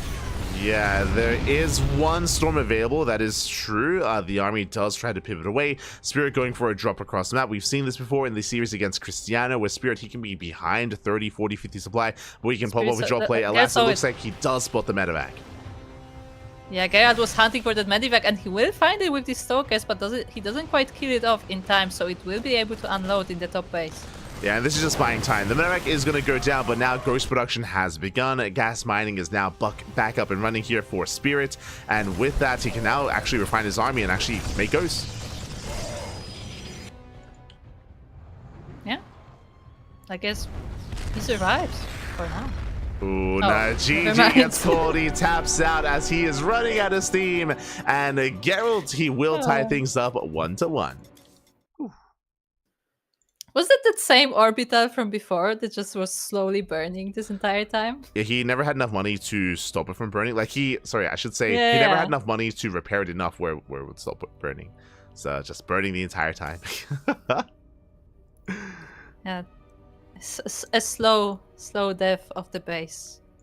as all the CCs were burning down. And GG, well played. Gerald, very nice play. Very scrappy play, as we mentioned. He was just stuck with a very cheap army. So because of that, even though he would win fights, like it would never be like a dominant win or a win that where he could like snowball from there. It was always costing him a lot every single time as well because of the inefficiency of his army. So it was just very scrappy, very back and forth. What was important though, what was really winning Gerald those games, or that game even, was the economic harassing damage. The DT run bys, the Zealot run bys, just making sure that Spirit did not have a comfortable economy back at home. Yeah, because if you remember, like on the very beginning of the game, like it was more of a Spirits thing, where like he was the one harassing, he was the one, you know, sending here the Raven, here the Mine, here something. But later on, it was Gerald who took that role, who really made sure that Spirit had to split his army, that he had to stay on his toes to not lose workers, not lose bases. Yeah, that's typically where Spirit can sometimes struggle, is that he's a very aggressive player, but I mean, that also means that there's less at home to defend, right? And if the opponent is keeping up with that aggression and is also going for these non-stop run-bys and counterattacks and, you know, War Prism drops, for example, then Spirit can struggle to do both at once, and yeah, in the end, he was pulled apart. With that, we have closed game number 2, but we have now loaded into game number 3 of this best of 5 as a reminder series. And we are on Neon Violet Square, where in the bottom right corner we have our Terran player. It is Spirit. And spawning in the top left-hand corner, we have his opponents. We have the Polish Protoss player, the red Protoss representing Streamer Zone. It is Gerald.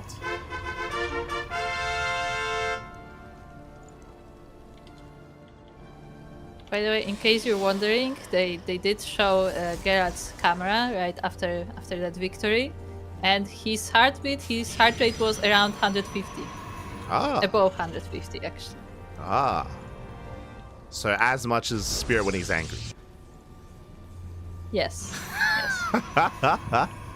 As we have established. Let's For go. those who don't know, that was the joke on the previous event, because you know whenever they show the screen with all the heart rates that they are currently monitoring, Spirits would always go somewhere high, and the casters were joking that's because he's talking about Protoss. I like the idea, and again, they should have asked him something like this for the interview, where they should have asked him specifically about, like, you know, what's happening with his heart rate. Like, he's always so like composed and so emotionless, but like under the skin, underneath, like what's happening inside you? What's He's just quietly angry. Oh no. It's actually the reason why he's so calm is because he's just seething inside. Exactly. Really, it's just like, you know, an external facade, and really, like, all the emotion is deep inside. It's raging. Oh no. Yeah, confirmed. Yeah, apparently that's the lore, so there you go. There you go. For now, though, welcome one and all to Neon Violet Square. I'm a little bit surprised, but it is a longer series, so this map did not get vetoed. This is the most vetoed map in the map pool. The reason for this is because of how large the map is. Very large map, long rush distance by ground, a lot of bases, very defendable 5-base setup as well. So if we were to go into a longer game state like the one that we just saw, this would be a good map for it. Yeah, definitely. And I mean, both of our players, I guess Spirit's more so, but both of our players do like their long games every now and then. So we had some harassment there from Gerald, with that throw being quite cheeky, poking at the LCVs. Meanwhile, yeah, the Reaper just, you know, scouting the natural base, just waiting for whatever is coming next. Yeah, we have our take of choice. Going to be a Twilight Council opener out of Gerald. Spirit has yet to dive in and is going to be sent away. Ooh, some rough force fields though, as Gerald does miss the Reaper. Yeah, he was trying to stop it right there, but unfortunately it didn't quite work out. Yeah, he was trying to trap That it. also means that yeah, that also means that the sentry is out of energy, though. Oh, he did get a hallucination. Okay. Yeah, it's all good. So good. Hallucination does move out. With this Gerald, he will get eyes and leave 1-1-1. As we have seen so far in this series, Spirit has been very active and very aggressive with his initial drop play. He's massing up Marines, Winter Mines, Medevac as well. So once again, we could see that mass Marine Winter Mine drop from Spirit. Yeah, it definitely looks like that is his go-to in this matchup. Definitely something that he's fond of at the moment. And I mean, also this time Gerald will be aware of that coming. I mean, he had that scouting Phoenix right there, and yeah, it looks like we have the drop coming. And of course, the Helion is already across the map as well, so Gerald was able to see that too. Yeah, so Spirit, he is moving out with his drop play. Gerald, it's all going to be on him to try to get ready here as a result. What do we have? We have 2 Stalkers and a Sentry in the main base. We have 1 Stalker here at the natural. There's a shield battery as well. So Gerald, he should be able to maintain the natural. But what about the main? I mean, the Stalkers are in position, but they're not able to intercept the Medivac. Oh, actually, they chase it off enough, though. Yeah, they get a couple of shots off. Spirit, he backs off. He does retreat. And with that, Geralt, he has held. Looks like the Hellion did fall, attempting to bust into the main. And the Reaper will maybe get a bit of scanning information, but not much. Yeah, looks like the Reaper will mostly confirm that the half base, the pocket base, is not taken. Ooh, but the Medivac is coming in once again. The Stalkers are in position in the natural as well. At the very least, Spirit will take a look at the third base. Yeah, he gets eyes on the third. The Widowmine is forced on Burrow and will barely survive. 1 shot away from going down. The Medivac! Widowmine goes down. Medivac barely does live. Oh, he wants it! Oh, that Stalker! That one Stalker went for the snipe and he did get the Medivac. Did get it in the end. At the same time, liberating to the main. The Stalkers, they're busy. The otherwise distracted. 1 Stalker goes down. This is going to be cleaned up, but that's going to be 4 probe kills. So in the end, Spirit does get something for his adventures. Oh, and actually he's repositioning. The probes have to be migrated once again. And Geralt has to stay on top of things. Yeah, exactly. So it was a good defense initially here by Geralt, but he still will lose 4 probes in the end. Behind this, at least is going for a fast 3rd Nexus, so he can rebuild, he can replenish his economy. Meanwhile, back at him, Spirit also going for a fast 3rd CC. Again, the game here on Nearby the Square is usually greed. It's usually just taking a faster 3rd bases, faster 4th bases, expanding, taking up, and getting into the later game. Yeah, that's definitely something Spirit is comfortable in. Like, to me, Spirit is the person who just makes base and makes base and makes more base and then puts 3 more CCs and turrets and then he's set. Oh yeah, it's good. Oh yeah, he like mentally destroyed Raynor doing that like a couple of years ago. Yeah, exactly. He literally destroyed Raynor. Like destroyed Raynor, Elazer like, as well, went actually. True. Yeah. But Raynor, like most recently, Raynor went across the map. He saw Spirit setup. It was like tower defense. Yep. It's Spirit. He has it in him to do that. I mean, mainly against Zerg players. Like mainly against Zerg players. That's Yes. where Spirit is at his best when it comes to the mental attacks on his opponents. When it comes to here to TVP, a little bit less so here. So we'll see if Geralt can try to keep up and break him. I mean, we already have a back and forth series already. We'll see if we can take a lead as Spirit is now looking to expand and take a 3rd base. Meanwhile, these Stalkers, they do find the tanks. Yeah, very interesting moment there as the Stalker is moving right as Spirit is moving out. Geralt was able to catch it with that observer hanging around, but it doesn't look like the Stalkers were in time to catch the tanks on siege. Yeah, they do get a couple Marines, so very nice pickups here by Geralt. Likewise, going for the low ground. There's no high ground vision. Up! Now there is. Forced to lift. Does lift up Yeah, the forced to CC. leave that Orbiter once again. And with that, we do see the mules coming in. Alas, the SCVs once again under fire. The mule goes down. The SCV is actually giving vision to the tanks, so now that should be the end of that part of the harassment. But still, very nice damage there done by Geralt, sniping a few SCVs. And now the Pachinko Terran is going across the map. Yeah, he does move out. Geralt's in the middle taking a 4th base. Close production has begun for Geralt. And thankfully, he does have a spotter unit here. He does spot the main army. It's going to be on Geralt to rotate, to respond, and to hold on to that 4th. Oh. Yeah, with that Colossus, that should be quite a help with this defense, because this is, again, a bio army against this Protoss. Yeah, as the mine shot doesn't quite go up, we can see Geralt trying to chase that down. Spirit nice kiting at the same time will be harassing elsewhere across the map. 3 probes going to be going down here at the natural. Yeah, once again the Liberator does siege, so Geralt has to make sure that his bases are safe. But oh, the Liberator does go down. It is being sniped entirely. At the same time, the units are picked up and dropped in the main base. Yeah, we have multi-pronged aggression here. We have a double drop into the main. We have another double drop towards the 3rd base as well. We'll see if Geralt can keep up as the pylon is going to survive. It does warp in time. Yeah, I mean, it warps in time, but it doesn't warp in enough, and looks like that drop will still do damage. More army has to be moved there, and army has to be split to the third base as well. Ooh, and that's 5 probes going down. The pylon, the zealot, the gateway as well. Very nice damage here by Spirit. He won't deal critical damage, but damage nonetheless as he is forced to pick up and get the hell out of here. Yeah, I mean, he pays for it with one cargo of the medivac. One medivac is returning empty, but still that was nice bit of damage there, and also a distraction to Gerald. As Gerald with the intercept, he will pick up the medevac. Just barely both medevacs go down. Very nicely done. Yeah, but at the same time as he picks up that medivac, he once again loses more probes. There was another bit of harassment there from Spirit, so... I mean, both players are suffering losses here and there. They are taking losses. With the loss of that medevac, though, Gerald has gained map control. He's moving out across the map. Now, there is a very nice setup, though. We have tanks. We have another CC on the way. We have some rough sim cities to try to break through. So, Gerald trying to break this base is not really going to happen anytime soon, but he does at least contain Spirit. Oh. Yeah, he contains him for the time being, though, as it looks like Spirit wants to once again expand with the CC. He decides to go for... Oh, okay, he's just going around. Okay. Yeah, he's going for the gold base. He's at least trying to go for the gold. Very greedy here from Spirit. And Gerald, he should not allow this to happen. Oh, is he gonna snipe the CC? Not quite, but he's trying to. Yeah, he at least is in position and at least is aware that Spirit is trying to expand. From here, Spirit, he could try to float over and take a different expansion, or he could be stubborn and go for it. He's going for it.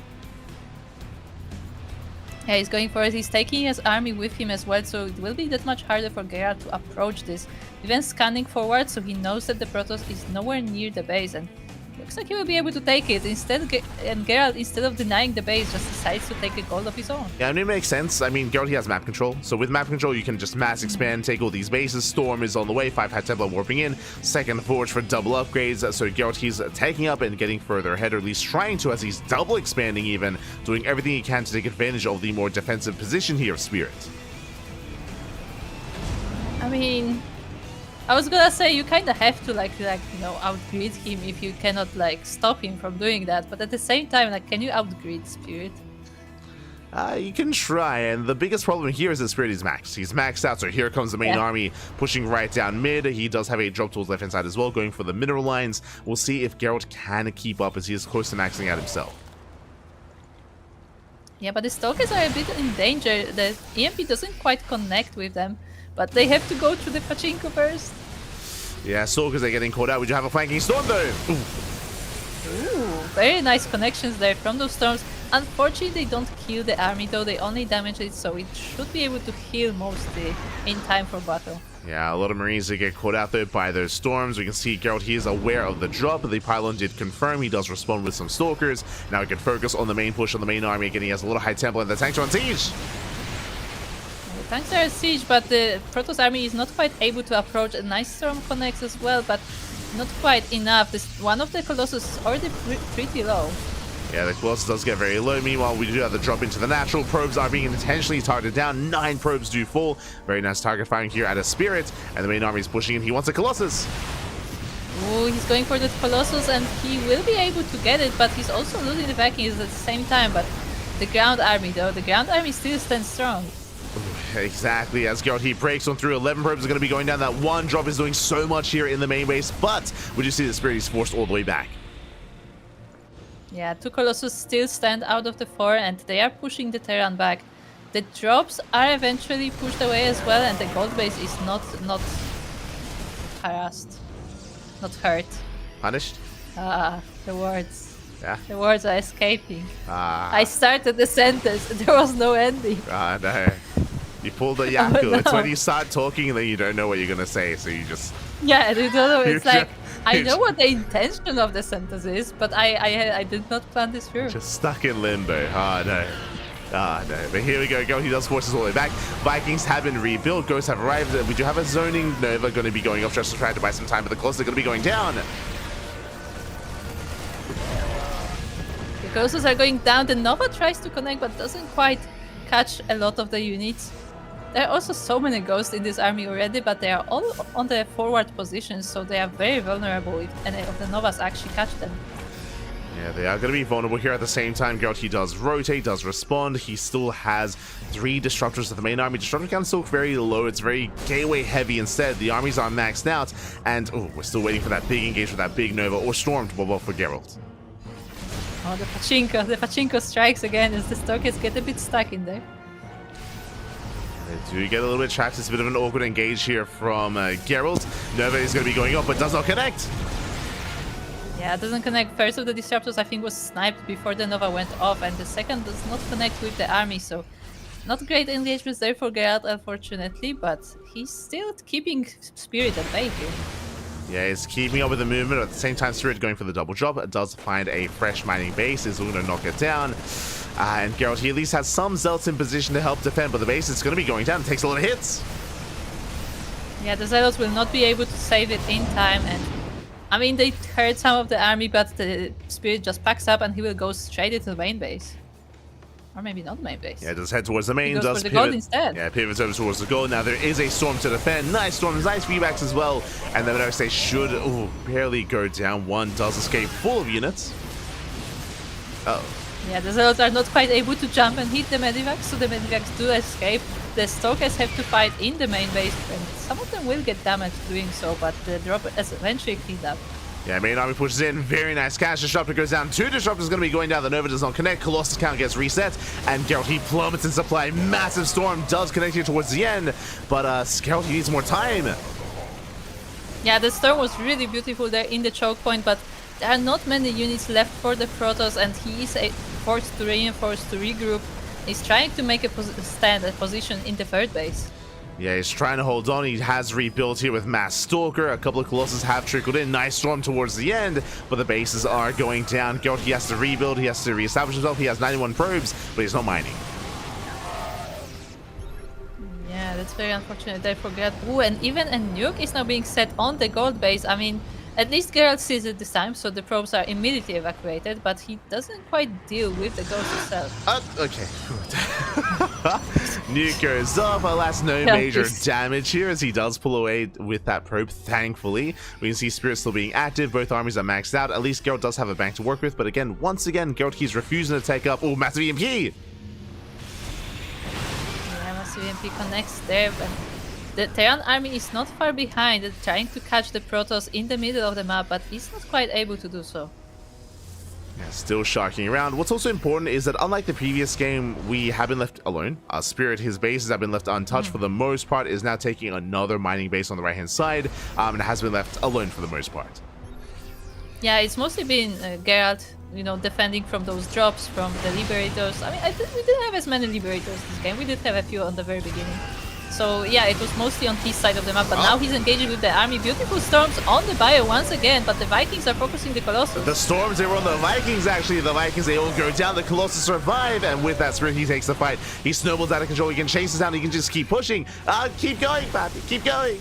Send it. Yeah, he has to, he's not convinced that he actually has the force to do so. He goes for defense instead, but yeah, he's not aware that Spirit doesn't have that much at home. Ooh, both Medivacs do go down. Very nice cleanup here by Gerald. And again, back at home, there's barely a standing army. There are some planetaries, but Spirit, he's down a 40 supply.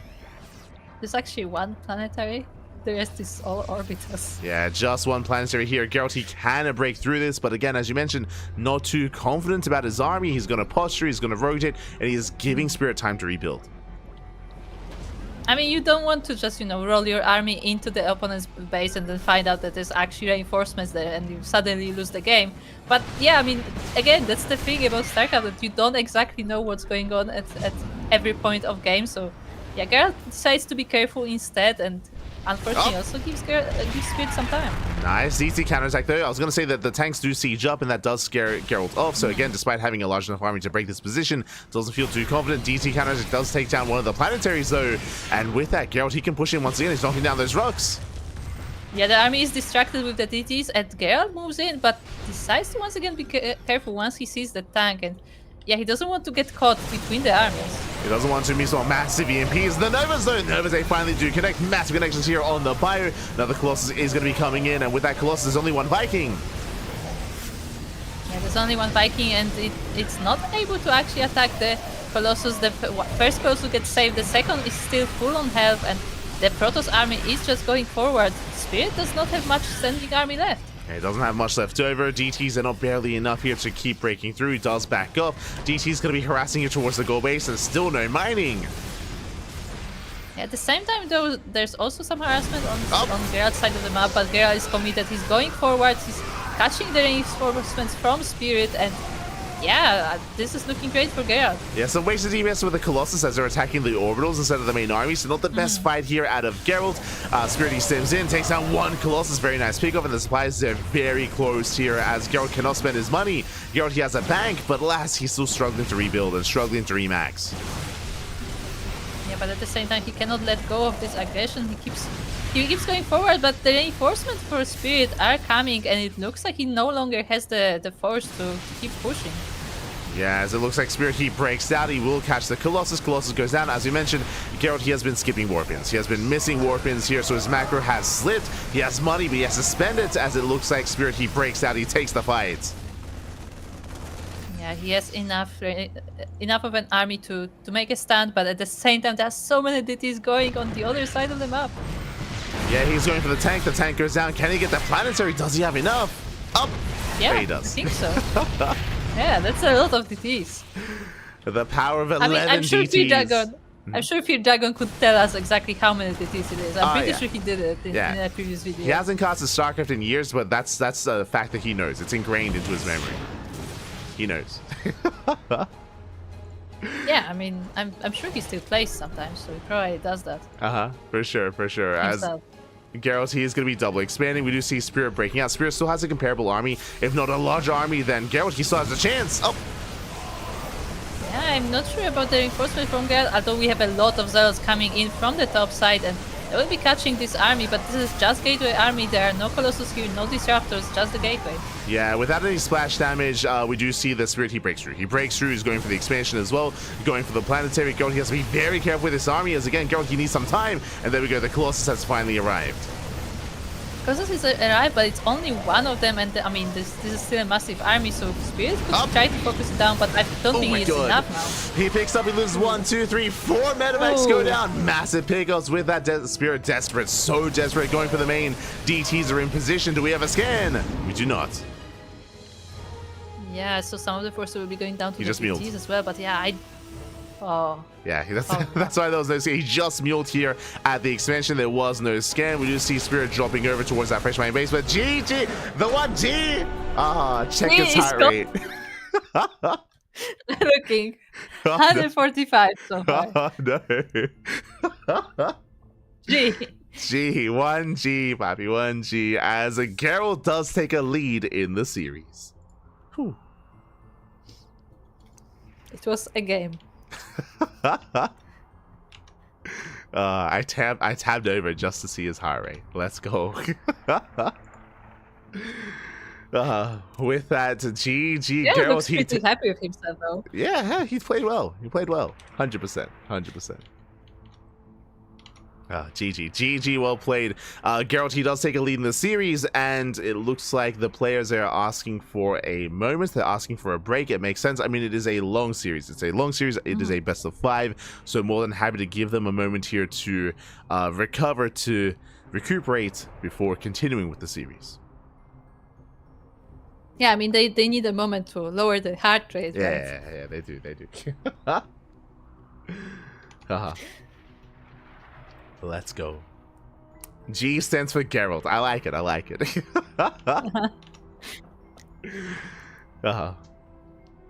But yeah, the players are asking for a moment here, and again, as a reminder, Spirit, he is favored. He is favored to win the entire tournament. He is the best player in Poland, but that's what this event is about.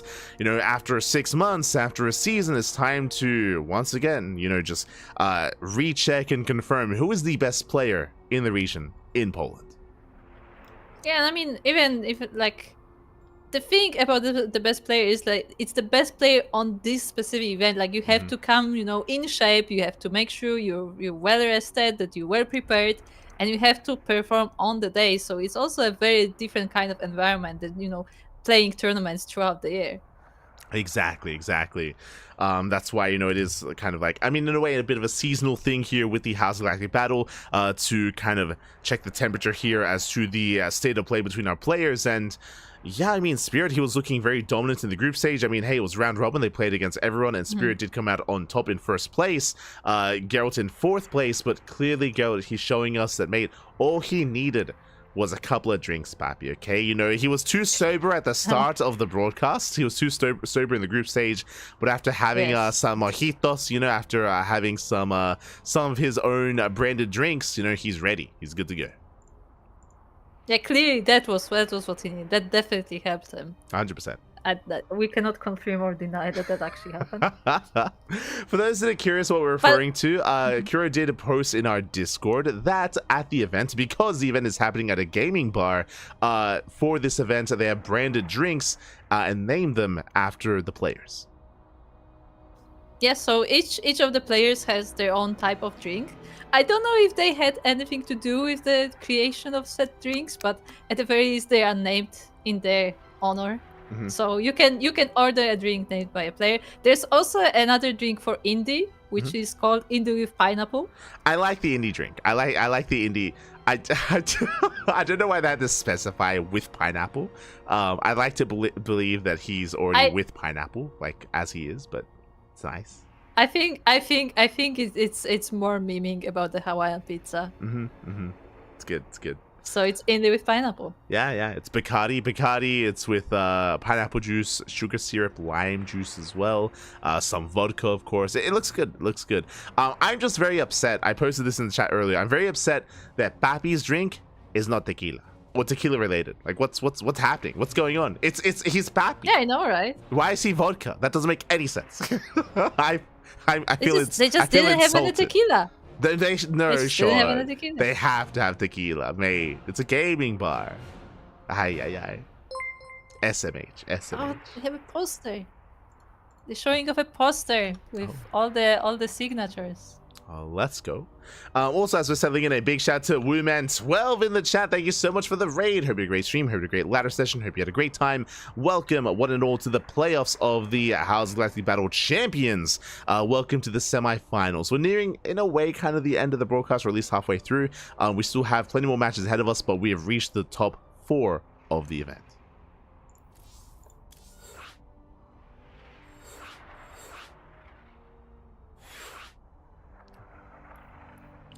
As it looks like the break has concluded and we are jumping into our next game. And mate, Gerald, he's on match point. Oh mate, we may have lost Kuro. Oh, never mind. my voice just died. I've seen the chat. No. But Gerald, he's on match point. One more game and Gerald, he may knock out the favored player in the tournament.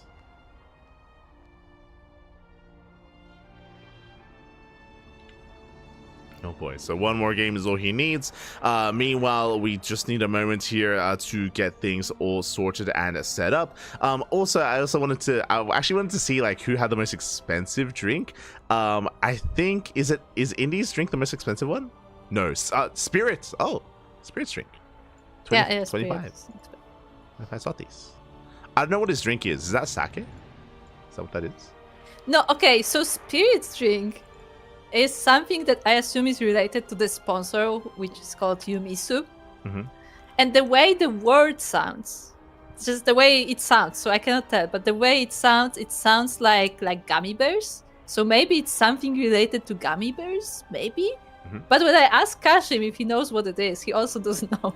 Tell him to order it. Tell him to order it, so then he finds out. He's at work.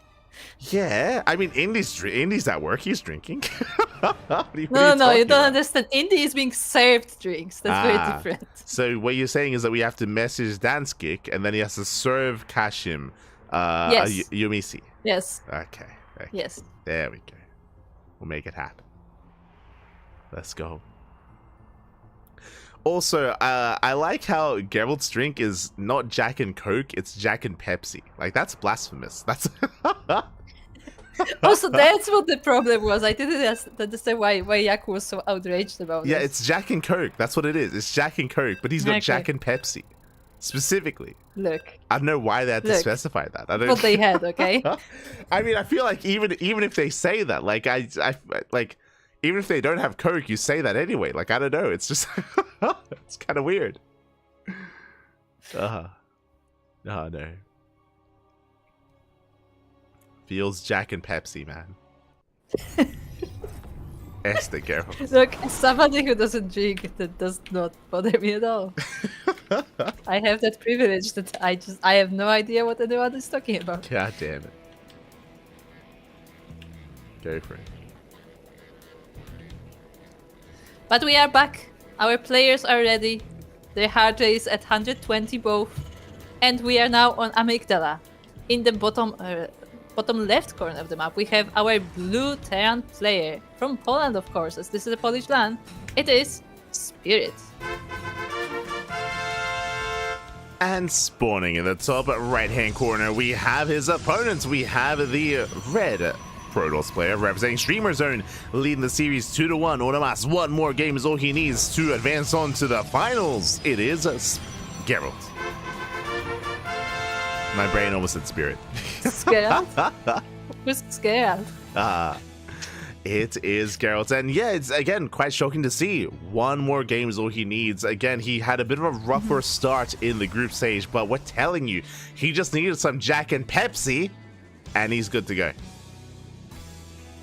I mean, even in game one, it was quite unfortunate for him. Like, you know, like he was under a lot of pressure from the very start from Spirit, but he was able to bounce back from that. And look at that, already taking 2 games. Do you think he ordered a Jack and Pepsi, but told them to hold the Jack?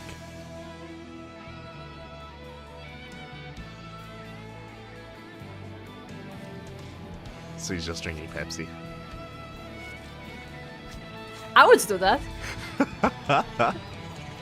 Ah, no. Ah, no. See, guys, what you're not seeing is the key part of this line. As Light says the line, and then he just smiles. Just doesn't say anything. He just smiles. It's like Yeah. he's just so proud of the line. It's like, yeah, Exactly. that's what exactly. he did, didn't he? He did. He did.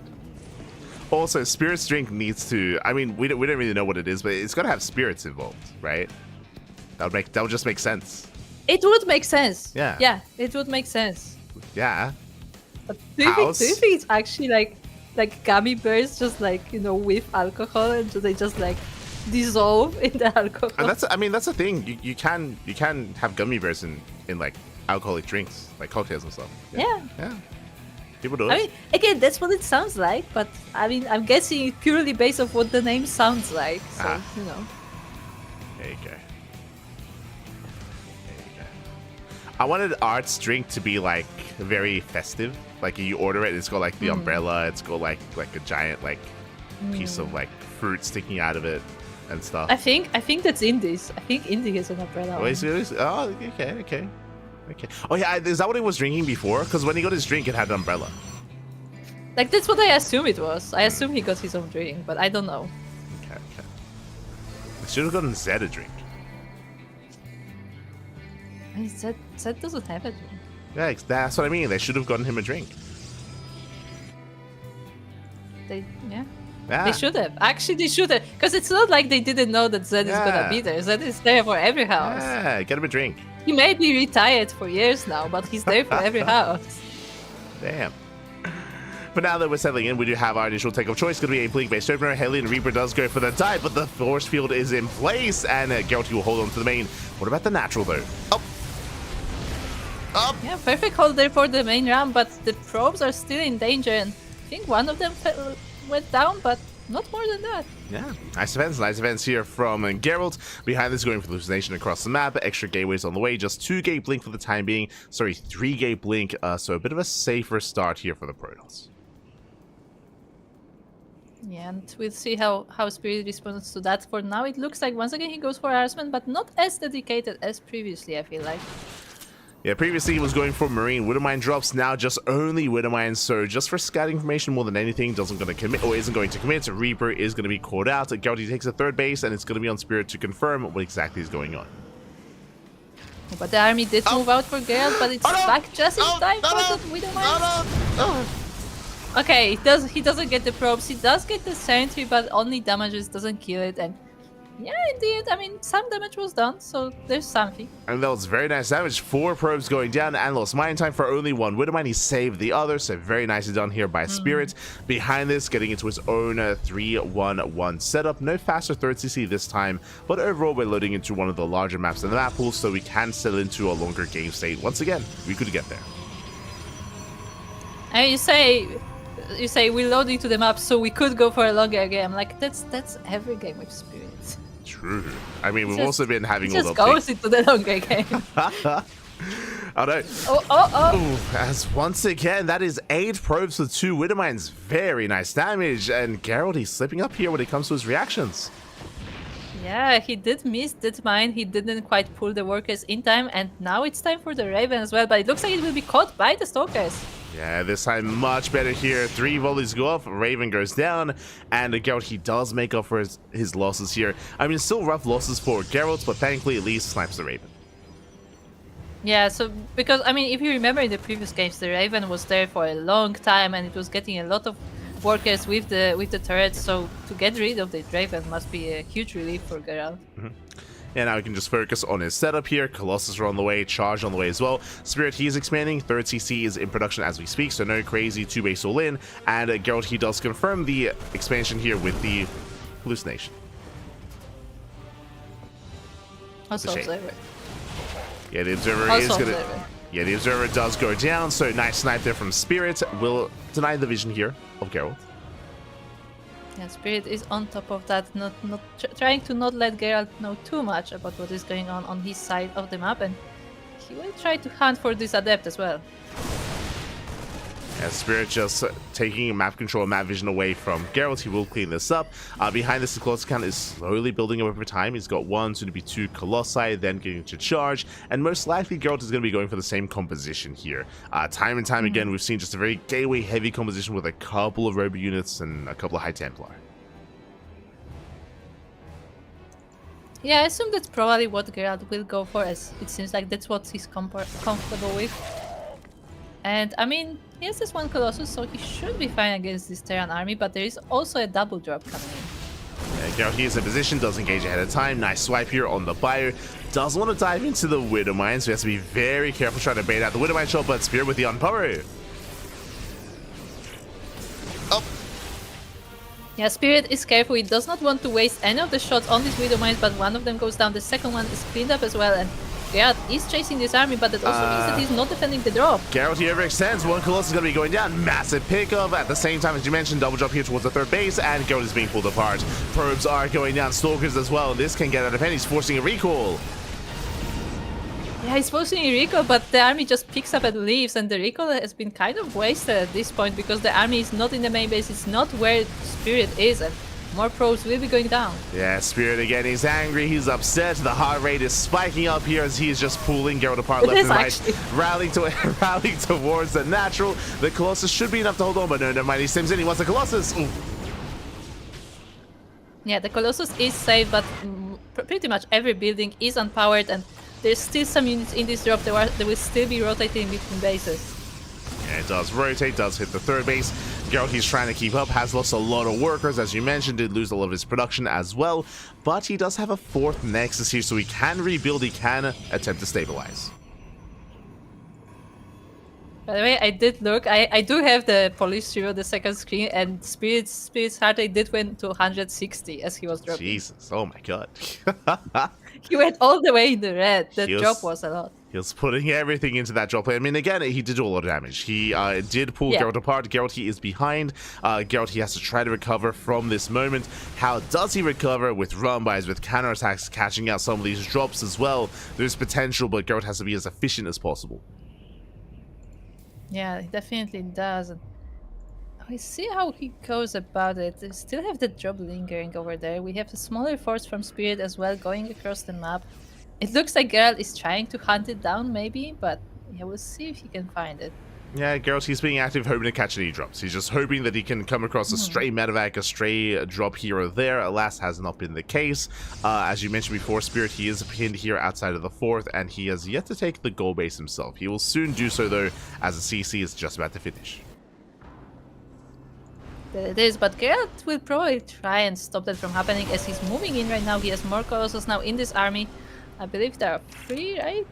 Yeah, 3 Colossus in this army. Yeah, he takes out a But Widow he Mine. sees the army of Spirit. Oof. Yeah, Gerald, he doesn't want to engage, so he does back off. But again, he does confirm that the rocks have been knocked down, so he knows that there's a potential 4th here. Speaking of Spirit, he is floating over towards the left-hand side, actually going to be landing at the more linear 4th location instead. Yeah, I think after seeing Gerald, he was not confident enough to do so. This Warp Priest unfortunately won't be able to do much as the Vikings do catch it. But it does give some distraction. Yeah, Gerald, he tries to engage, but again, he cannot fight this head-on, not with this kind of army. The army is just too vulnerable here for Gerald. Yeah, but important thing to point out is that Storm has just finished, and we have seen in previous games how well the Storm works out for Gerald, like how well he's able to connect with this bio army of Spirit and sometimes even Vikings as well. So this is definitely a big asset in this army. Yeah, for now, I think it's going to be about zoning here for Gerald, because Spirit, he's going to be the first to max. He's going to be the first to max out, and it's going to be on Gerald to slow the army down with Novas, with Storms, to buy time so he can max out himself. Like, he's not too far behind here when it comes to the supply. Yeah, Spirit is actually very close. Taking this linear base, he's actually moving very close to the bases of Gerald. Ooh, some of the ghosts actually die on the ramp as they're trying to move forward. And Nova goes up, but the Colossus are exposed. One Colossus goes down, gets a second Colossus as well. Massive pickups. And with that Spirit, he is pushing in. He wants every single Colossus. Yeah, and I think he will get it. I'm pretty sure one of the EMPs did land on this entire army, and that made it very vulnerable. Even the shield batteries are not able to help. Oh my god. That said, the Storms connect with the entire army. Storms connect. Zealous go for a run by. SCVs are going to be going down, but can he defend against the main army? One more Storm would be ideal. Disruptor does arrive. The Storm connects. Oh my god. The Storm connects. There are Stalkers behind as well to trap this army of the Terran. They're not able to entirely clean it up though, and there's still more damage happening on the back of the base. Yeah, exactly. As the drops are still active, there's a Vikings in the medevacs as well as they boost towards the main. Meanwhile, 21 probes went down. Oh, that was a lot of economic damage. Yeah, this danger is still looming over the bases of Gerald. He's warping in some Zealots to try to stop this from happening, but I'm not sure he will be able to do so. Yeah, it does take down one of the medevacs. The other one is exposed, but nice target firing here on the Stalkers. Spirit, he will pick up, he will get away. He gets even more probes, and again, he's just keeping Gerald busy, allowing himself to recover and to resaturate those bases.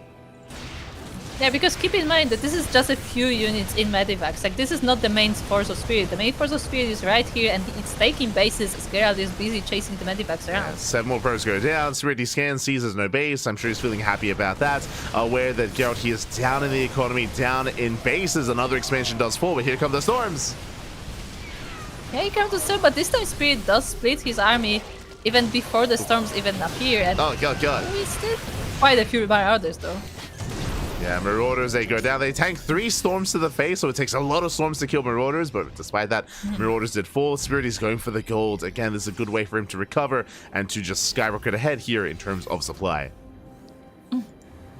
Yeah, and at the same time, we have to keep in mind that Gerald lost a base of his own. He doesn't have that gold either, so he will definitely be a bit behind in the economy, and once again, he's losing even more workers in the main base.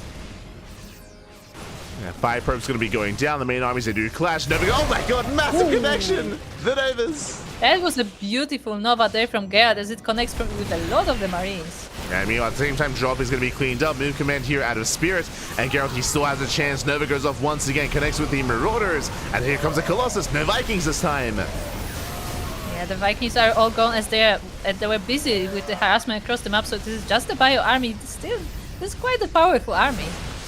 Yeah, I mean, there's just not enough support here. Nice Storm here on the bio. Very nicely done, but we're running out of Storms, running out of Novas as well. We need reinforcements. Gerald, it's taking a long time to get across the map. Up.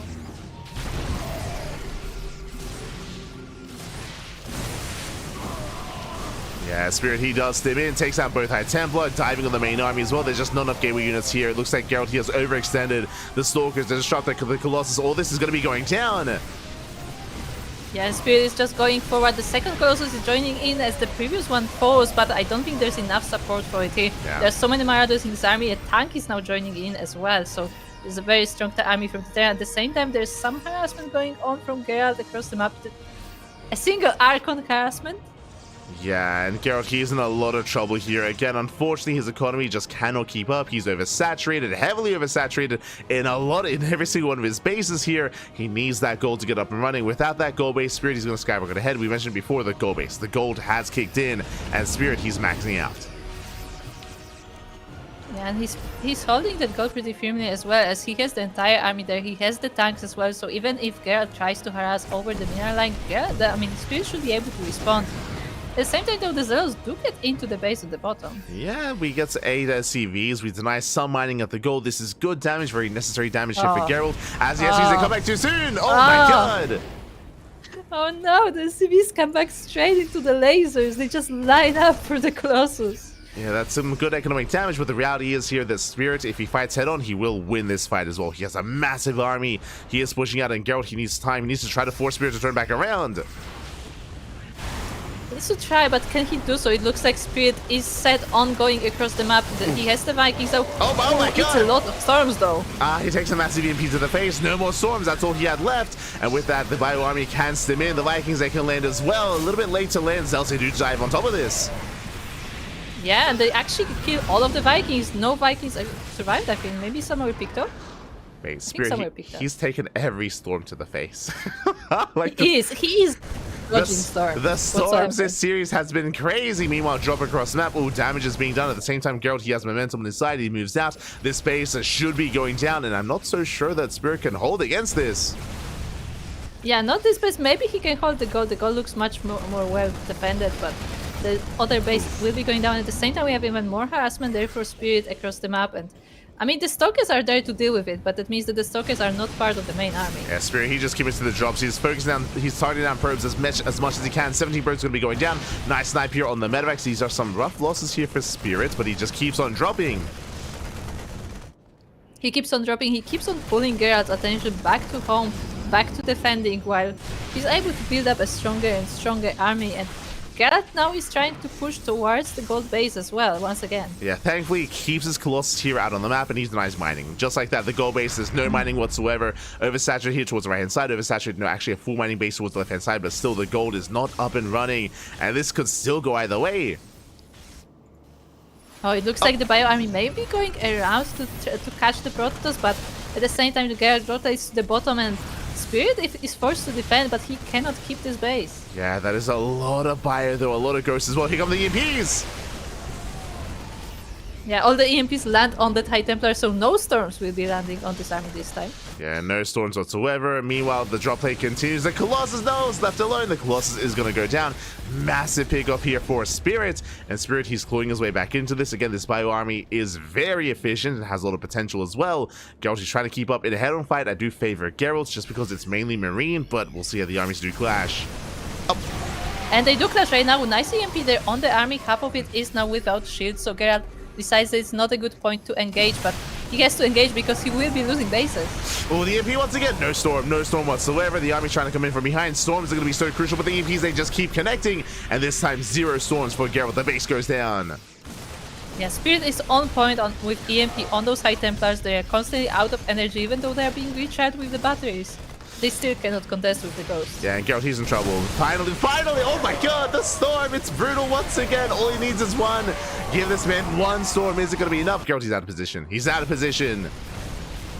It's out of position, but also he has a strong army, while the army of Spirit is quite vulnerable. It's quite weakened by this point, so it will be cleaned up, but not before Gerald suffers crucial losses. Ooh, rough Sim City working against Gerald. The Archons, they take a long time to come in. Zealots go down, Stalkers go down. This is a rough trade for Gerald. He will clean this up, but alas, we have more reinforcements on the way. Again, it's a very cheap army for Spirit, just pure Marine Marauder, just rallies across the map, and Gerald, he's struggling to keep up. I mean, look, man with gun. Yeah. What can I say? Yeah, it's 3 Archons go down. Very nice kiting here by Spirit. Again, just out trading this army, and Gerald, he's overextending.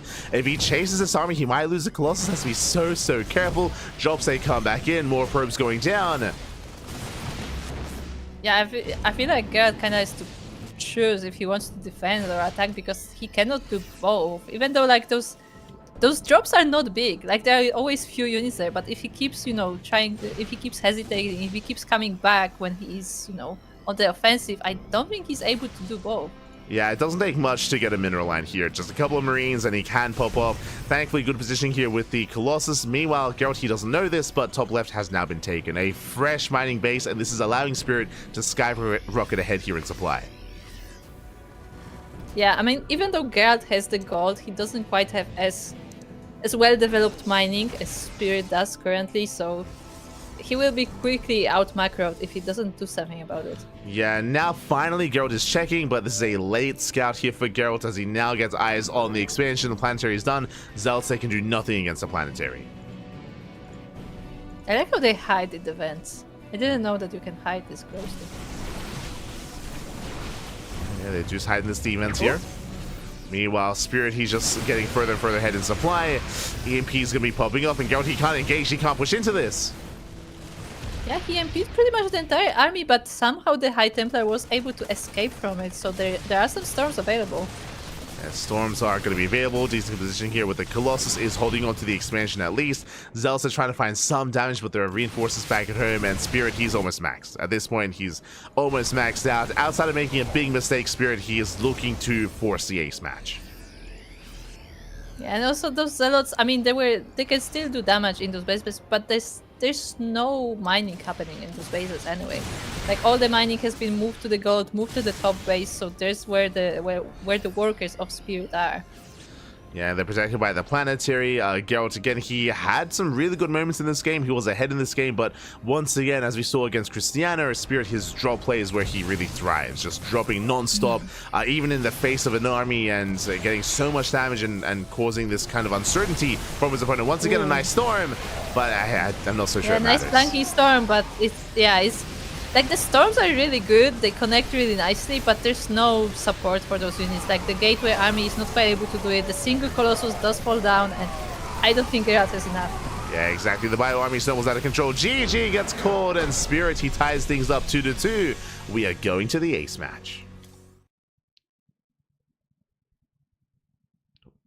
Here we go, and again, a banger of a game as well. Very back and forth. Spirit, he took every storm to the face, did not split even towards the end. The storms were crazy efficient for Geralt, but as we saw, he was being torn apart by the drop play, left and right, back and forth. The main base, the third base, the fourth base as well, was able to buy time, deal crippling damage to the economy, and Spirit, in the midst of all that, was able to take more bases and establish and re-establish his own economy as well.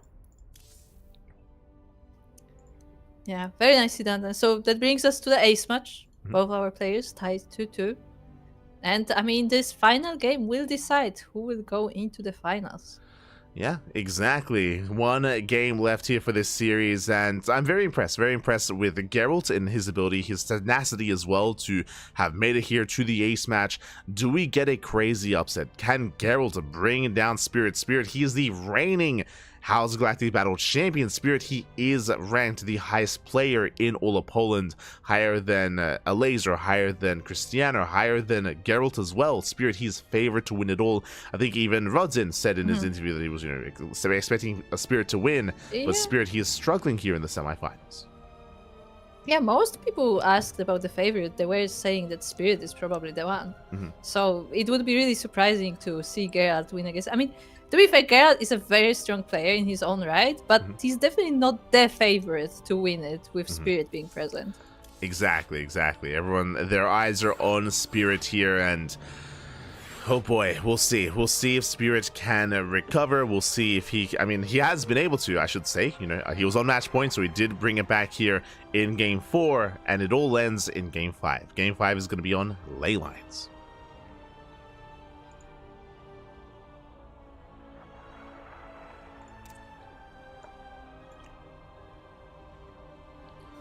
Also, speaking of Spirit, I just want to say, every time you say that he's just taking the storms, I just imagine him as one of those like storm hunters, like those people who like, when they see like a tornado or something, they just go right in front of it because they're just, looking for adrenaline or whatever. Okay. That's Spirit in my mind now. Ah, okay. It's the guy hunting down the storms. There you go. There you go.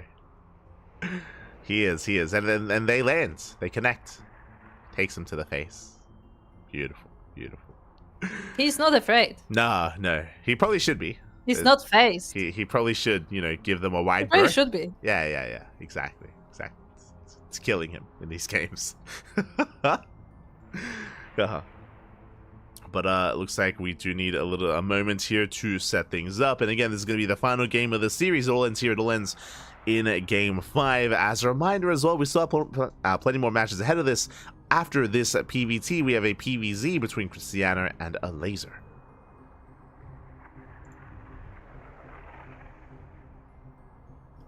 Yeah, so we still have a few more matches left after this. There will be also a third place match for those who maybe wondering. Gerald, he is bopping. He's listening to some like Italian rap. Yeah, probably. He's got that Rainer playlist going. It looks like. Yo, Spirit, he's looking at the he's looking at the Wikipedia page. we can see his monitor. Let's go. I mean, to be fair, most players are. Yeah. Let's be honest. Like, most players are using Wikipedia. They're actually using Wikipedia arguably more than they should. Mm-hmm. And I say that because it has been an issue a few times where like something was updated, like, inside a tournament where like there was change in schedule or something, and the players would still refer to the Wikipedia even though it didn't have the information yet. Mm-hmm. So we know for a fact that the players use Wikipedia. I was just a little bit shocked just because I don't think we've seen that camera angle before. I don't think in the previous houses we had like the over-the-shoulder one. So it's like, oh, like we can see them. It's cool. Actually, I think we have maybe, just not very common. There you go. Also, I see players are having fun in the chat. Let's go.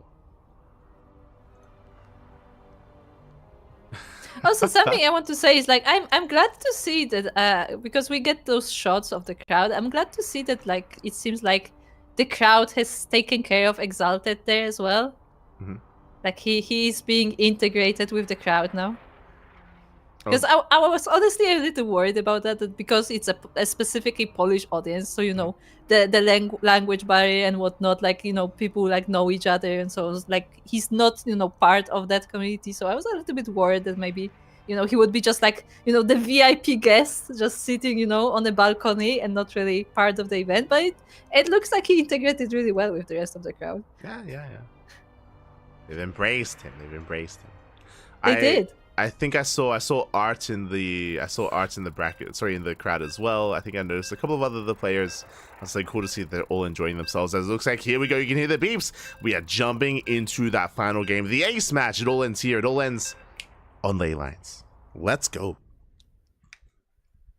I mean, look, the players are enjoying themselves with the drinks. They are. They can buy their name drinks. Yeah.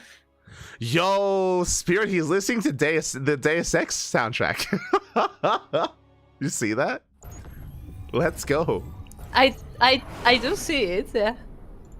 I don't know what it is exactly, but I do see it. It's an old I'll be honest, I actually don't know Deus Ex soundtrack. Take it Someone away. has to send it to me. But anyway, we are ready. We are in game. And we are looking at the first of our players. We are on lane lines, of course. We're in the bottom left corner of the map. We have our blue Terran player, currently tied with his opponent 2-2. It is Spirit. And spawning in the top right-hand corner, we have the underdog himself, the Dark Horse, the red Polish Protoss player representing Streamer Zone. It is Gerald.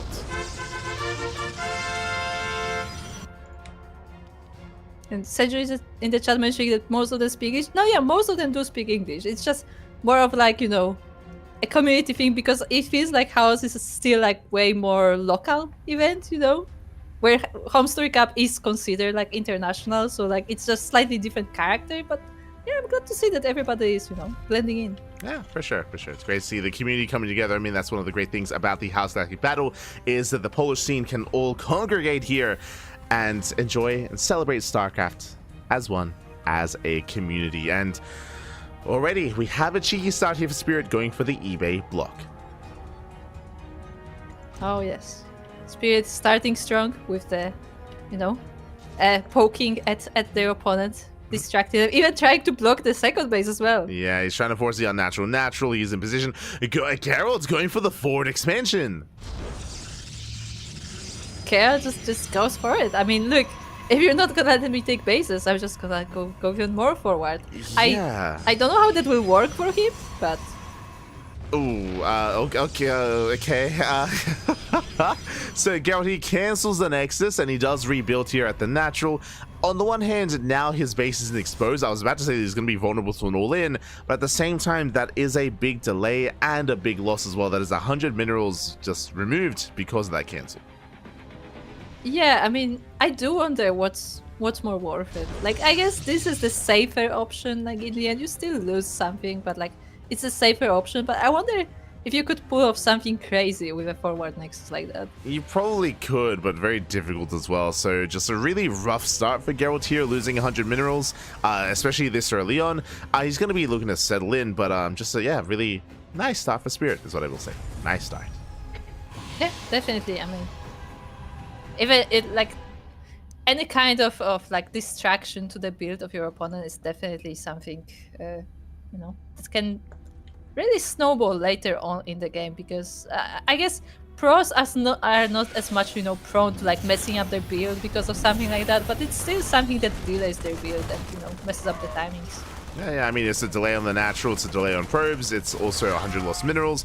With that, the Adept has arrived and does get 1 Marine, so nice damage here by Gerald. But alas, is going to be zoned back, and Spirit will be able to get control of his own mineral line.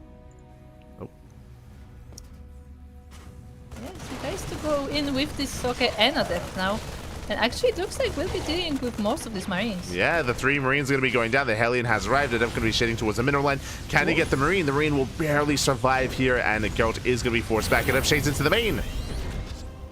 Yeah, the Adept sneaks by, and the single Marine will be coming back to fight it, but it looks like it will not be here in time before some SCVs to go down. And a very nice scout. He sees the research in Tech Lab, so he knows it's going to be Cloak Banshees, not a Widowmine drop, not this time. Do you think Spirit cancels?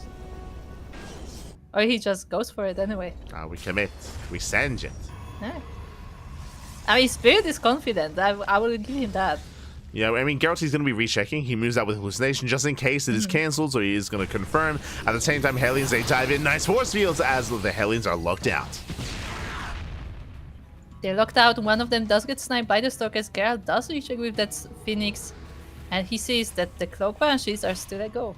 Yeah, the Cloak Banshees are still Cloak Banshees. Hellions, they dive on past the natural. They dive into the mineral line, and they can two-shot probes. Oh. Up! Oh my God. Probes. The SimCity working against the probes a little bit as they have to all, come together as they go between the shield battery and the mineral line.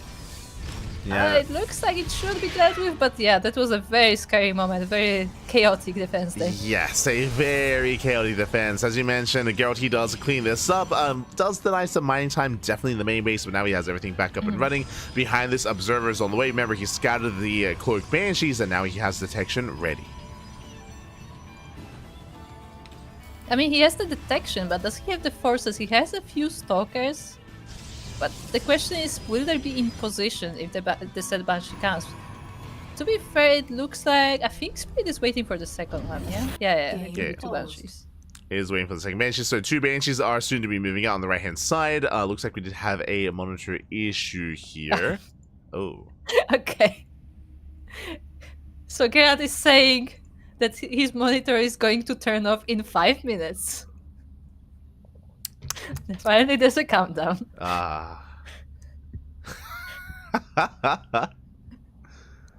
That's a fun thing too. I've never encountered that. Like, to get an alert saying that your monitor is just going to turn off. What?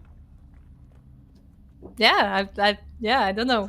That has to be that has to be like a specific thing for the gaming bar, because so typically for PC cafes and gaming bars, like because you have to pay for your time. I'm assuming his time is about to run out. Like that's what I'm assuming. Yeah.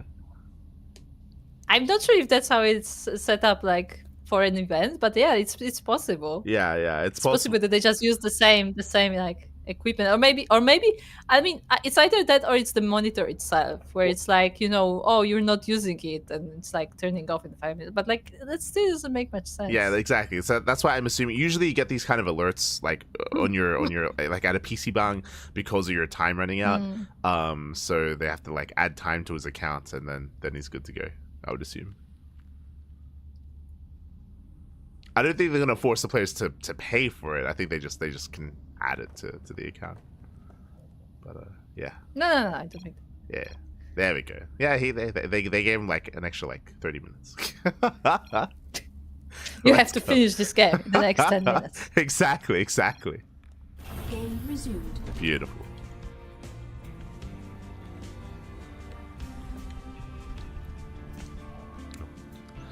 And we have those 2 Banshees going across the map from Spirit. Again, they do have Cloak, so they may be able to do damage, but Gerald should be prepared. He should have Observers. I think one of them is even hanging around the natural base, so should be able to spot these Banshees coming. But the question is about the Stalkers, because most of them actually did move out across the map. Yeah, okay, so there's 1 Observer here at the natural, 1 Observer at the third. The Stalkers are some in position. They'll Banshee, they can one-shot probes. They can and they will. Oh. They will. The shield battery doesn't quite help on this side of the base. But in the end, only 2 of them do fall down. At the same time, the Stalkers do push across the map. And they get a free depot. Depot is going to get picked up, so nicely done here by Gerald. At the same time, though, where is the Observer? The Observer overshoots.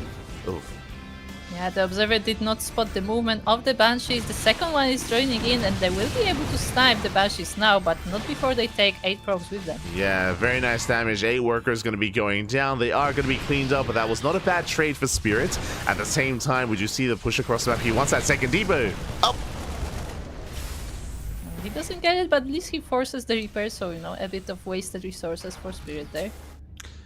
Yeah, and now that both Banshees went down, Gerald, he's unchained. He can now break out with everything else. The Soldiers are pushing at the same time as Spirit likewise moving out towards the third base. Yeah, you say that, but like Spirit has 3 tanks here and he's unsealing, he's moving forward. I'm not actually that convinced that these Stalkers can deal with this. Yeah, alas, he was trying to delay the third base. He won't be able to. He's looking for a way in. He's going to rotate. He can maybe find a way into the natural now that the tanks are repositioning here towards the third. But so far, good setup here from Spirit. He is pretty well defended. But he is. His tanks are spread out as well, so they cover quite a big area there. That said, Gerald does have his first Colossus joining the army, so that will definitely help. But do they have range? They don't have range yet, no. Yeah, not yet. Behind this goal, just taking fourth. Getting a 4th base. Again, he's only here to posture, to delay any kind of push. He has no intention to break this army, only to contain a Spirit and catch any kind of drop play out of the Terran. Oh. Okay, snipes 1 unit. 1 more out there.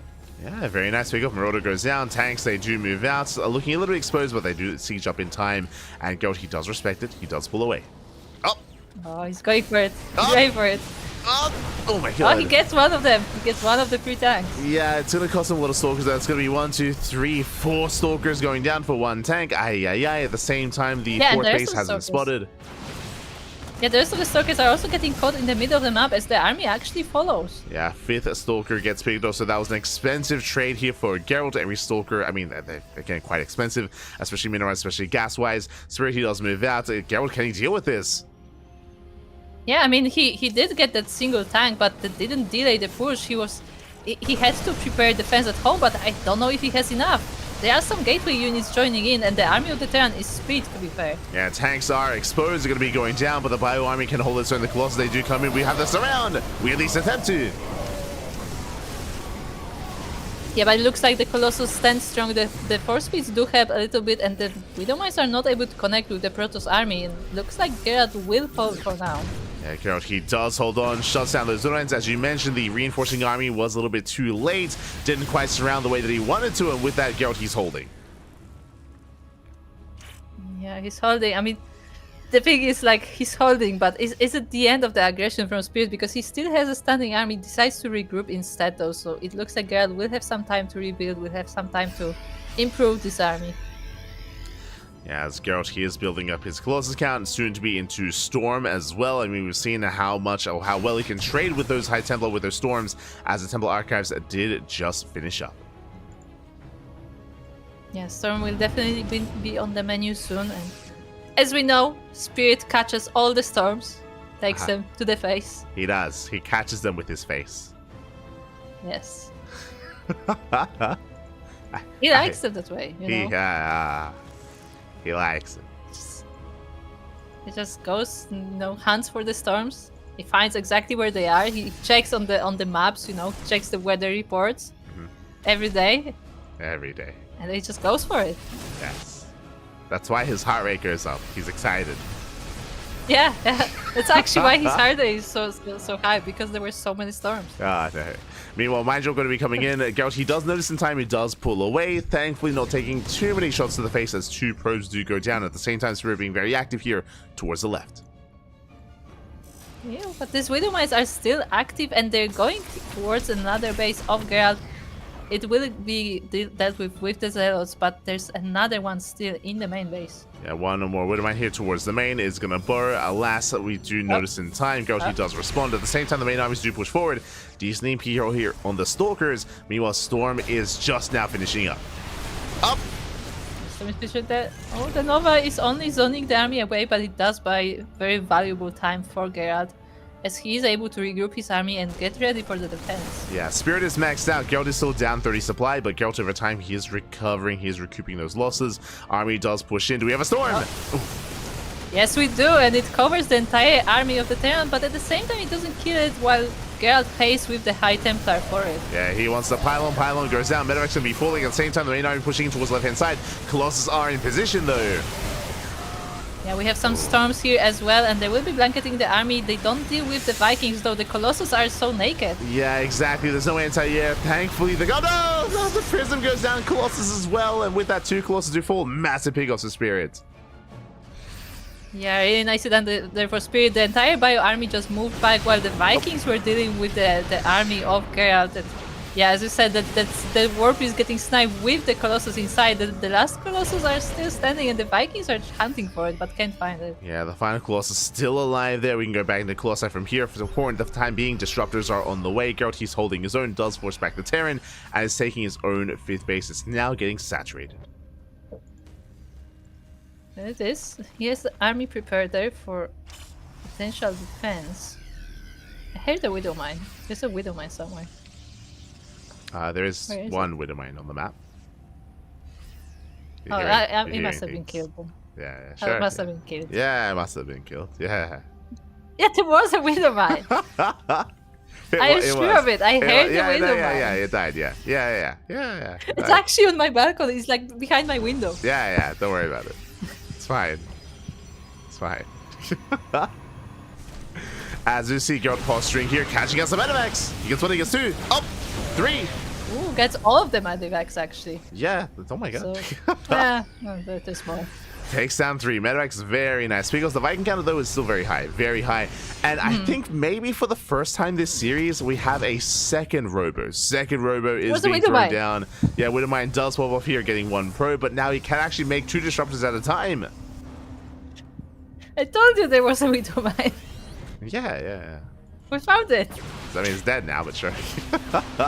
Yeah, but it was there. As Neva goes off, a Vikings will be zoned away. Once again, the army is being forced back, but Gerald's running out of nerves. He has to be careful, only 3 Disruptors. Oh. Yeah, he's also fighting right next to the Planetary, which does not help. Ooh, but the Vikings, they're focusing on the Colossus, but the Storm zones them out, and the Colossus just barely survives. Yeah, at the same time, Zelda towards the natural SCVs are going to be going down. A good attack here from Gerald, distracting Spirit and getting into the mineral line. Yeah, actually doing quite a lot of damage as the Terran army is busy elsewhere, and the Zealots are still not cleaned up. The Stalkers are walking in as well, and the Spirit is dealing with that. The forward base is under attack. Yeah, the CC is going to go down. Stalkers, they harass on the right-hand side. Spirit, it's his turn. Oh, no, not paying attention. Takes Nova to the face. Oh, my God. Takes the Nova. More Novas are coming as well, and he doesn't snipe the Disruptor either. Snipes the one moving in, though, so that's at least something, but yeah, Spirit losing a lot of army in this engagement. Yeah, Geralt overextended. He lost all his stalkers. He tried to push in towards the natural, but there were plenty of reinforcements, and Geralt, he does plummet in supply. Did very well for himself, but he needs time here to recover and to warp in. That he does. We'll see if Spirit gives him the time, as he has another army prepared and he's ready to expand and potentially move out. He needs the army of Geralt in the middle. Nice So splits just the here. Nova. Yeah, very nice splits. Does dodge Nova. Another Nova going to be going up. Colossus almost getting caught out as well. Geralt has to be so careful here with his rally, with his army, as he does pull away. Dark Shrine is now in production, getting ready for those DT run bys. Yeah, he's trying to deny this base for Spirit. We'll see if he's able to do so. There are some EMPs landing on the entire, pretty much the entire army. Yeah, on the main force, we do get those EMPs. Meanwhile, Zelarama on the right-hand side. Planetary is not ready. Planetary is not ready and it will be taken down by those Zealots. By the way, this is a very nice base, just want to point it out. Here. Yeah, Storms does go up. Likewise, one Archon going to get picked up here from the side of Spirit. He does stim on forward, but the Nova once again does run away. Ooh, but we have a double drop from Spirit going across the map, so as Geralt is busy with this attack, he may be caught off guard behind. Yes, he does throw down some storms. High Templar are going to be thrown away. Big losses here for Geralt, and back at home probes are going down. The entire mineral line falls. Yes, Geralt is forced to warp in at home, but that means that he doesn't have reinforcements on the front. Spirit uses the chance to move out. He's moving the entire army across the map together with that drop that's still doing damage in another base. Yeah, Geralt is out of position. He's completely out of position. Recalls on cooldown. He will defend the natural, but a base went down. Likewise, fourth base under fire. Third base under fire as well. Everything is flashing red here, and Geralt, he's just nowhere to be found. Yeah, Geralt trying to find his position. He decides to not go for the drop. He moves his army towards Spirit, but Spirit already taken the base, and there's another drop as well. Yeah, Geralt is just being completely pulled apart. Now, supply-wise, Geralt still has a massive army. He can win ahead on fights, but he's just being torn apart. His economy is in shambles.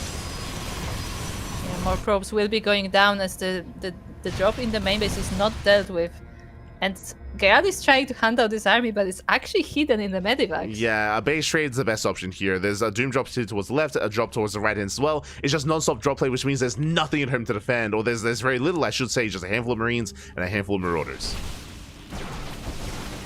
Yeah, so Geralt should be able to deal with this army. The question is that enough? Like, is he able to base raid fast enough before Spirit finishes off his side of the map? Yeah, the problem is that Spirit, he's attacking 3 bases at once here, and Geralt, he does not push into the main. He's going to be dealing with these fringe bases, but Spirit, he's banking on reinforcements in that main base as well. Yeah, so he will try to set up a strong front, a strong defense. He will make a fortress out of his main base as he's finishing off the Geralt's buildings. Yeah, Nova's going to be going up, Planetary is going to be going down. There's still more bases, DTs. They will deal with at least one of them, though, as the main army comes back home. Geralt actually decides to defend. I mean, he may be able to do so. This army from Spirit is actually not all that big, but I'm not sure if that's actually good. Yeah, as Geralt turns back around, Disruptors, they're very vulnerable, very exposed. Geralt, he's trying to maintain his position, but that's still a very large bio army here for Spirit. Yeah, he has to be careful. There are a lot of EMPs here available as well. The Disruptors are going forward. Oh my god. Novas go off, they don't quite connect. More Novas, they zone away. Again, a little bit trigger happy here from Geralt, sending out a lot of Novas. Meanwhile, on the right hand side, 57 probes have gone down. Geralt, he's down to barely a 1 base economy. Likewise, those Spirit as well, down to what, 25 SCVs. Yeah, both of our players are hurting economically, but the question is who has more like bases set up and available, I guess, to restore that economy. Well, I mean, Geralt, I don't even know if we will get there. Yeah, Geralt, he has a better army. He has a massive army. He's pushing in. The Novas, they go up. They do zone away. They connect somewhat with the main army here, and it might just be enough. Geralt, he has enough to push through. Keep going. He has enough. He's still trying to find the best position, and he's blinking forward, in fact. The Novas are still on cooldown, so he can't quite use them, but he can use that storm that once again lands on the army. Yeah, and he takes down the Planetary at the same time. The Planetary goes down. Geralt Spirit, he's down to half a mining base, and he has no EMPs. He has no ghosts. He decides to go across the map. He decides to go for the Ballister, but at this point his army is not big enough. Geralt is actually going to chase him. Yeah, Geralt, he can catch up this army. He's catching up reinforcements as well. Marines are going to get picked up left and right. And Spirit, he has to fight, but he cannot fight this. And are we going to see a massive upset here? Spirit, he was favored to win the tournament.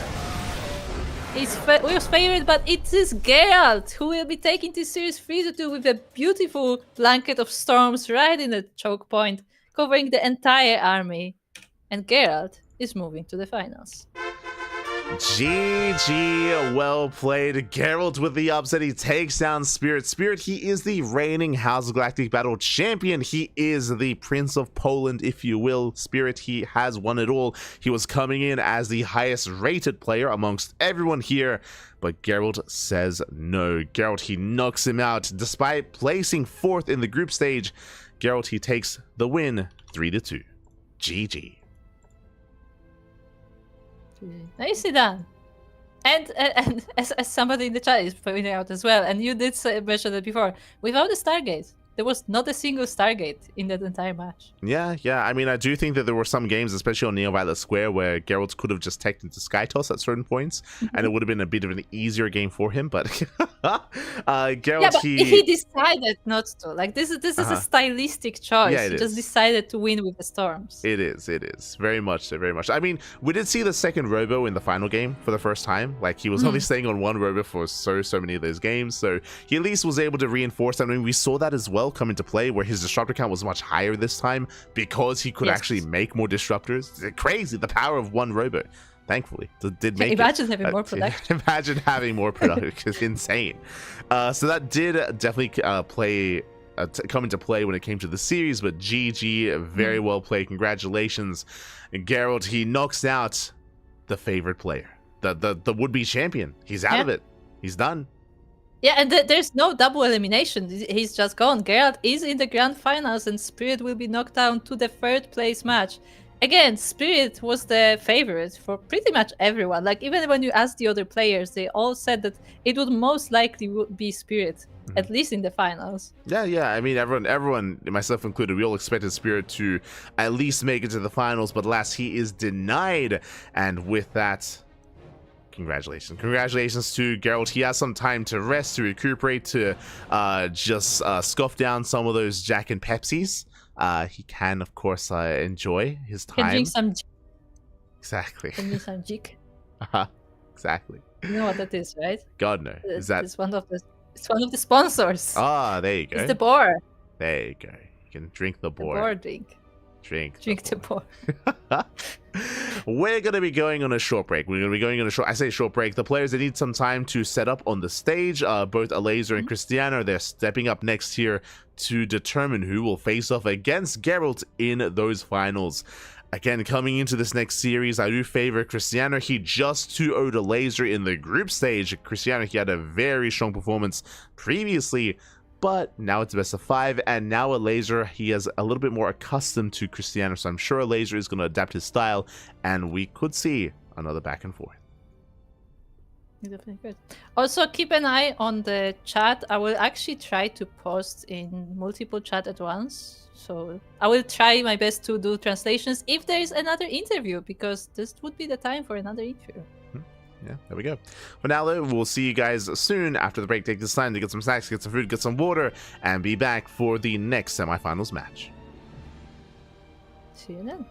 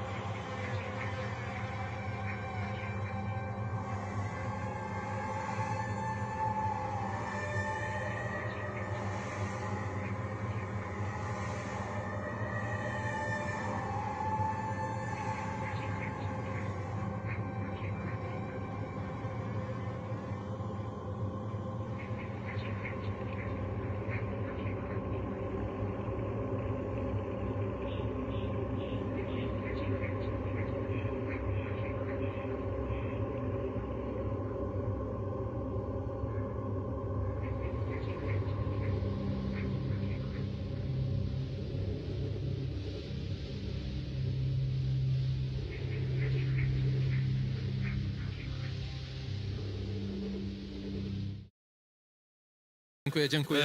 Było warto to oglądać, naprawdę mistrzostwo świata, jeżeli chodzi o trzecią mapę. Wytrzymałeś to napięcie, tam puls, widziałem, że obu wam skakał naprawdę bardzo wysoko, tam powyżej 160 nawet, wtedy chyba my tak So, mieliście. do we have any translators in the chat? Odsapnąłeś troszeczkę, tak? Do ciśnienia jeszcze może wrócimy, ale pierwsze pytanko od widzów. Dlaczego zawsze nic nie mówisz, jak streamujesz, nawet między grami? No, są dwa powody. Jeden, nie chce mi się, a Okej. dwa, mam straszny pogłos w pokoju i to echo jest takie denerwujące, bo to, że na streamie słychać pogłos to jedno, ale ja sam go słyszę i mam Jasne. takie, naprawdę taką, wiecie... Jasne, teraz zrozumiałe. To bo tak, bo ty streamujesz chyba bez słuchawek, nie? Ty masz mikrofon ten taki mam na mikrofon. wyciągniku? Tak. No to ma to sens, to co powiedzieć ma to ogromny sens, nie? I powiedz mi tak, ile kalorii dziennie potrzebuje typowy polski e-sportowiec, zwłaszcza gdy wie, że będzie grał na Protosa, No, czyli PvP? no polski esportowiec, no to tyle, ile na ile go stać, no nie za wiele raczej. Okej, Wyjątek, ma to sens. wyjątek Jakub Gwiazda, no bo to wiadomo. No tak, zgadza się. No nie ma dzisiaj z nami Jakuba, bo wiem, że nie mógł dotrzeć z jakichś powodów osobistych, ale rzeczywiście Jakub Gwiazda, on kalorii musi, że tak powiem, mieć dużo, żeby dobrze zagrać te swoje szybkie rasze 3-minutowe, prawda? No wiadomo, no. No i trzecie pytanie, wracając do tych kalorii, powiedz mi, jak to jest z uwalnianiem pokładów energii nabytych przez dzień, 2, 3 tydzień? Czy lepiej je wyrzucić przed turniejem, czy trzymać się w napięciu cały czas do końca turnieju? No ja wczoraj rozmawiałem z coachem, on mi polecił generalnie, żebym wyrzucił trochę tej energii rano. Czy coach to jest pan, który ma na imię na I, a nazwisko na K? No możliwe. Dobrze, to domyślamy się chyba już, o kogo chodzi. Mamy tu jakiegoś NDA-ka podpisanego, więc no wiadomo. dobrze. Tak? Natomiast no ja polecam przed, w trakcie i po, bo to... wiecie, Doskonały stopniować. pomysł, Dobra, Gerald, słuchaj, nie przedłużamy, bo wiem, że już gracze, jak widzisz, wetują. No to co, ja ci gratuluję i na kogo byś chciał zagrać? Ale weź no powiedz, zdradź. No wydaje mi się, że wolałbym na Elazera, bo PvZ trenowałem na ten turniej. Okej. Głupio mi, że przegrałem 0-2 w group stage'u, ale no myślę, że jeśli będzie taki finał, to mogę pokazać naprawdę fajne gry. To ja, że tak powiem, dopytam dalej, jeżeli to będzie jednak PvP, to co? Masz coś tam przygotowanego? No powiem, że dużo graliśmy PvP, znaczy dużo grałem w ostatnich tygodniach PvP Okej. i dodatkowo dużo grałem na Krystianera. Krystianer bardzo aktywny na Eladerze europejskim. Jasne, więc, no. okej. Dobra, słuchaj, nie przedłużamy, bo już widzę, że gracze podali sobie dłonie, bardzo fajny, miły gest i dziękujemy, oddajemy głos do studia. Indy Z, głosik dla was, trzymajcie się. Siema. Dziękujemy bardzo. Fantastyczne wywiady przeprowadzane przez największego Mongoła Rzeczpospolitej.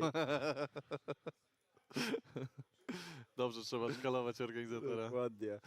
O, no dobrze, mamy nasze mapy, Leyline, Ultralow, Frostline, Abyss i to piąte to mi zasłoniłeś.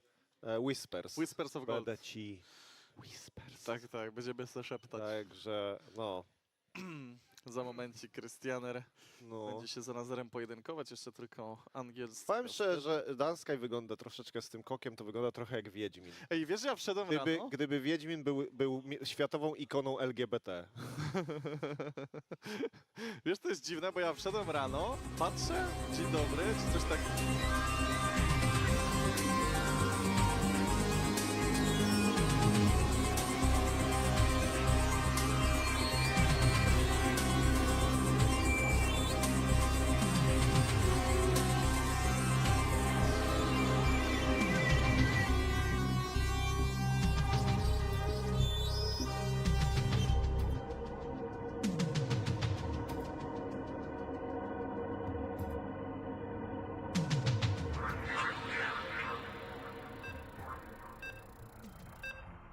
Back, everyone. Welcome back to the H.4.0.S Galactic Battle Champions playoffs. Welcome to the second semifinals of the night. We just wrapped up with our first series. We just wrapped up with Gerald versus Spirits. We had a crazy result. We had a crazy upset, I would say. We have a Protoss in the grand finals. While we are here, we are still yet to determine who is the second player to face off against him in those finals. Indeed we do, and we are about to find out as we are starting our second semifinals with another two great players. And the first of them is in the top right corner of lane lines. it is none other than Team Liquid's Elazer. And spawning in the bottom left-hand corner, we have the Polish Protoss player, the red Protoss representing Offside Esports. It is Krystianer. And here we go. We have our semifinals, as you mentioned. It looks like we are getting some people tuning in for the first time here, but welcome all to the House Galactic Battle. This is an offline event, a big offline event happening in Poland, and we are in the semis. It's been how long? We've been live for 9 hours. It's been a 9-hour cast so far. You know what? I was hoping that maybe we'd be able to cut it short and maybe, you know, end at 12 hours or so, but we're gonna be here for a while. I feel it was a long best of 5. If we don't make it to 12 hours, I'm sure Spirit will make sure to fix that. Oh yeah, exactly. We'll make sure to, even though it's a best of 3, I mean it's gonna be like a 2-hour-long best of 3. It's gonna Yeah, exactly. Smooth. It will make it work. Ah, no.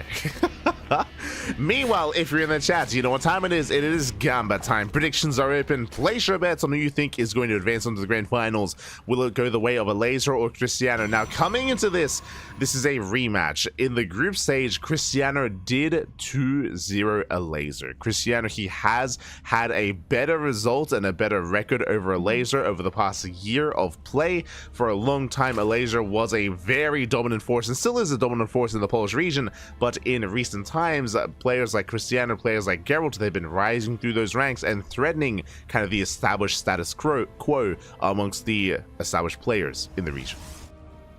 Yeah, I mean, Krystianer has won one of these previous LANs as well. Like, he has done it before in front of an audience as well, so he's definitely been rising to those higher ranks in the recent months. Oh yeah, exactly. In the recent months and the recent years. What I would say coming into this, I don't want to get too ahead of myself, as we have our openers, Hatchgas pull into a third base, likewise Stargate opener out of Krystianer. But coming into the playoffs now, I believe Gerald is the only player now in the playoffs that has not won a House Galactic battle. The only one. Is it his time? He hasn't, right? Yeah, he hasn't. Right? Because we had Spirit, we had Elazer, and Krystianer. Yeah, all three of them, they've won previous Galactic battles. Alas, Gerald still has yet to claim one. This could be his time. This could be it. It could be. I mean, it would be pretty hype. Also, it would be pretty fitting to have like one of each. But wasn't there another one? Wasn't there a fourth one? Spirit won 2. Okay. Yeah, he won 2. See, I'm not trusting my memory. So somebody look it up. If there was a fourth one, then Spirit won 2. As we are going to be settling in, we do have the Adept shading in behind the middle line. 2 drones already going to be going down. A very nice start here from Krystianer. Trading 2 for 2. Not the most ideal trades. Behind this, we have the initial Oracle, and we will soon get into our tech of choice. Now, historically, Krystianer, he's very fond of going for Archon heavy compositions here in PvZ. He's not one to play standard, like plus something Stalker into Colossus or into Storm. It is not really his go-to. He's a lot more aggressive with how he plays. Oh, but this Nexus is suddenly in danger. It actually looks like it will have to be cancelled. This Lynx found the perfect time to be there, and the Oracle is busy across the map. Yeah, the Oracle out of position, no Adepts here to defend. The reason why there were no Adepts is, as you remember, the Adept did die harassing across the map. So without that Adept to defend, we saw the Laser took full advantage of that and did force a cancel. Yeah, very nicely done there from Elazer, but at the same time we have multiple Oracles now on the map.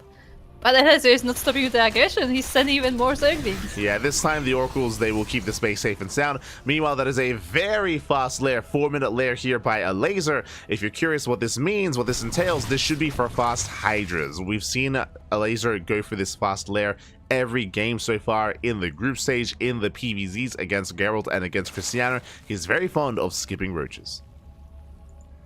Yeah, seems to be the go-to of Elazer today, and we'll see how it goes for him. I mean, there are many Oracles, so that's definitely something to keep in mind, but yeah, we'll see how it goes forward with what Krystianer decides to do. But meanwhile, we still have more links. Now there are Adepts to defend, but these Zerglings are doing damage. Yeah, the pylon goes down. Nice pickoff here with those Lings. Likewise, early Baliness here from Elazer. This will keep him safe against early chargeouts, but there it is. He does cancel. He doesn't need it. Again, he's going straight for that Hydrogen, as we already mentioned. Oh.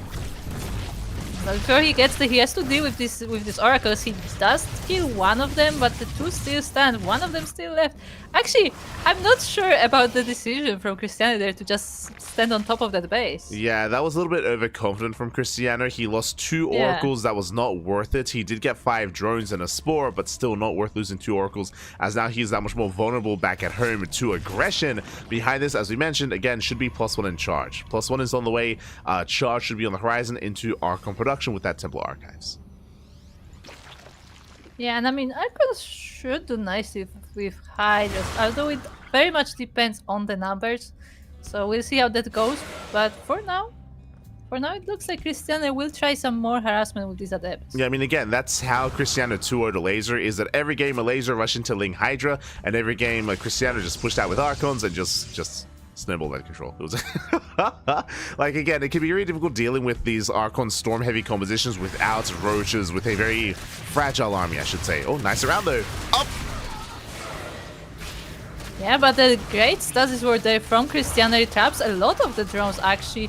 He does lose the adepts, which is a bit unfortunate, but still a nice, delay in mining at the very least. Yeah, very nice second one damage. The Oracle should be racing back home as Hydras are amassing as we speak. The first wave of Archons are on the way, but again, Elazer, he has momentum. He has a good economy, getting a 4th base, massing up more Ling Hydra. But based on the production type here, it looks like we're setting up for a later move out. Baliness and Elazer is still making a couple of drones. Yeah, he's not ready to move across the map quite yet. He will build up that army a bit more. We're still waiting for his upgrades, waiting for the production to ramp up. Meanwhile, Krystianer also have time to get his upgrades. Charge is about to be finished, +1 ground weapons as well. Yeah, exactly. As Krystianer is building up his army, though, again, I'll feel the stasis traps here. We have Archons, we have Zealots, more Archons, more Zealots. What's important about what Elazer is doing as well is that he is still not droning. He's cutting workers here at 67, and he's looking to max out with Ling Hydra. Again, this is something that he's been doing all day today, is no Eva Chamber. 0 Eva Chambers, 0 upgrades, no Infestation Mitt, no Hive, no Lurkers either, just purely Lair Tech 0/0 Ling Bane Hydra. I was about to say, is it like kinda Brood War, but not really because Banelings? Because Link Hydra is a very Brood War thing, right? Yeah, it is. I mean, in Brutal, you still get Lurker, like, but sure, True. Ling Hydra. And again, Elazer, the 4th base just for lava for now. There we go, 6 drones are on the way, so he's still somewhat droning up, getting that 4th base saturated, but still has yet to tech in any major direction as he's morphing in a lot of Banelings. Yeah, and he has to because the army of Krystianer is at his doorstep. The Archons are going forward though, so the Banelings won't be as effective against them. There's a lot of Zealots behind them though. Yeah, but here come the Banelings at massive connection cells. They cannot engage, they're going to be forced back, and with that, Elazer is going to be able to hold on. He's going to be able to force this back. Yeah, he's able to keep Krystianer at bay. At the same time though, we have Zealots in the right-hand side base, and they will be doing a lot of damage to the economy, and now Elazer is distracted. Yeah, Elazer is being pulled apart. He tries to defend his base. His Banelings they roll in, but they connect with Archons. Not the best connections here from Elazer, and Zealots is wreaking havoc. Drones are still going down. Up. Nice force with splitting the army as well, so the Archons have an easier time dealing with the Zerg. And yeah, the Protoss army is still going forward. The Link Bane is pretty much gone. It's mostly the Hydras. Yeah, he's done it. He has done it. He's broken through the back line here. The side defense, or I should say the Banelings have fallen for Elazer. Drones are still going down, by the way. There's still Zealots in the main. The hatchery is going to fall, and Elazer, he is struggling to hold on, struggling to survive. Yeah, I mean, that said, Krystianer is also slowly running out of units, so he cannot overstay his welcome here either, but yeah, it's looking pretty good for him. He still has that war piece behind as well, so he will be ferrying some units into the bases of Elazer, and yeah, I assume more drones will be dying. Oh, the contamination! Let's go! Storm will not finish!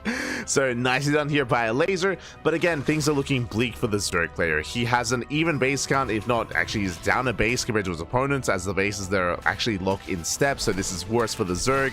Likewise, still 0/0, and +2 is about to finish up for Krystianer having a massive upgrade lead. Nice force with splitting the army as well, so the Archons have an easier time dealing with the Zerg. And yeah, the Protoss army is also going forward. The Banelings won't be as effective against them. There's a lot of Zealots behind them though. Yeah, but here come the Banelings at massive connection cells. They cannot engage, they're going to be forced back. Yeah, and again, still Zealots going into the bases, still that Warp is present, so every now and then it can just pop in, warp in some Zealots, and the Banelings dealt with these ones, but there's another force already on the bottom side. Yeah, exactly. Zealots, they do head towards that mineral line once again. There are some links to defend, so Elazer, he is holding on. He's able to maintain himself at least somewhat on 3 bases, but this is the army that I'm concerned by. Not just the Zealots, but the Archons and the mass storm that's going to be available. Oh, this is an interesting skin. I don't see High Templars in that skin very often. Yeah, it's like they have like these like big hoodies or something. I don't know. Yeah, but they don't have a cape. How can a High Templar not have a cape? They look cold. Yeah. Yeah. You look naked. But here we go. Krystianer, he is moving forward. He does have a supply lead. And again, defending with purely 0-0 Lingbane Hydra against this kind of force, it's not easy. Not impossible, but it's not easy here to defend. We'll see how well these Banelings connect as now they have Baneling speed. And they do have Baneling speed, so it will be a little bit easier to maneuver them, but nonetheless, we still have many Archons here on the front. Some of the Banelings do connect, but there's still more standing army here. Yeah, the hat-trick is at the Storms. The Storms are going to be brutal. GG gets called, and Krystianer, he will take game number 1. GG. G. Very strong game there from Krystianer. Yeah, GG, well played. Again, if you were here for the group stage, this game looked very similar to the matches that we've been covering in the group stage. This is Elazer's go-to. It's very all-in. It's very all-in the way that he's playing, basically committing here to purely Lingbane Hydra.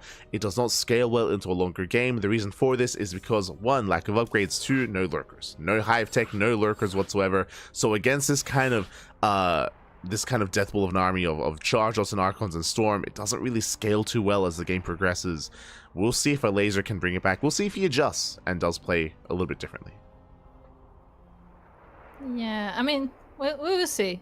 Because as you said, like, it's a very interesting style that Elazer has been showing. Like, the absolutely 0 upgrades, just make unit. Yeah. Kind of style. I mean, again, it's very all-in. It's very all-in. It's very committed. Like, But if he's doing it, that means that it must also work, right? Yeah. Like, he probably isn't doing it just for the sake of doing it. So there must be a scenario where he just overwhelms the opponent with his just advantage in production. Yeah, I mean, if you watch the Gerald matches, that's what happened. Elazer, he overwhelmed Gerald. He did defeat him in the group stage. He was able to pull it off. But Gerald also played very differently to Krystianer. As I mentioned before, like, stylistically, Elazer, he likes with this more fragile, like, high DPS army. Stylistically, Krystianer, he's very fond of his Archons. He's very fond of his Archons. Yeah. Definitely have been seeing those a lot. But that was game number 1, and we are now in game number 2 on Ultralove, where in the bottom left corner of the map we have the Zerg player, the Polish Zerg from Team Liquid. It is Elazer. And spawning in the top right-hand corner, we have his opponents. We have the red Protoss player representing Offside Esports. It is Krystianer.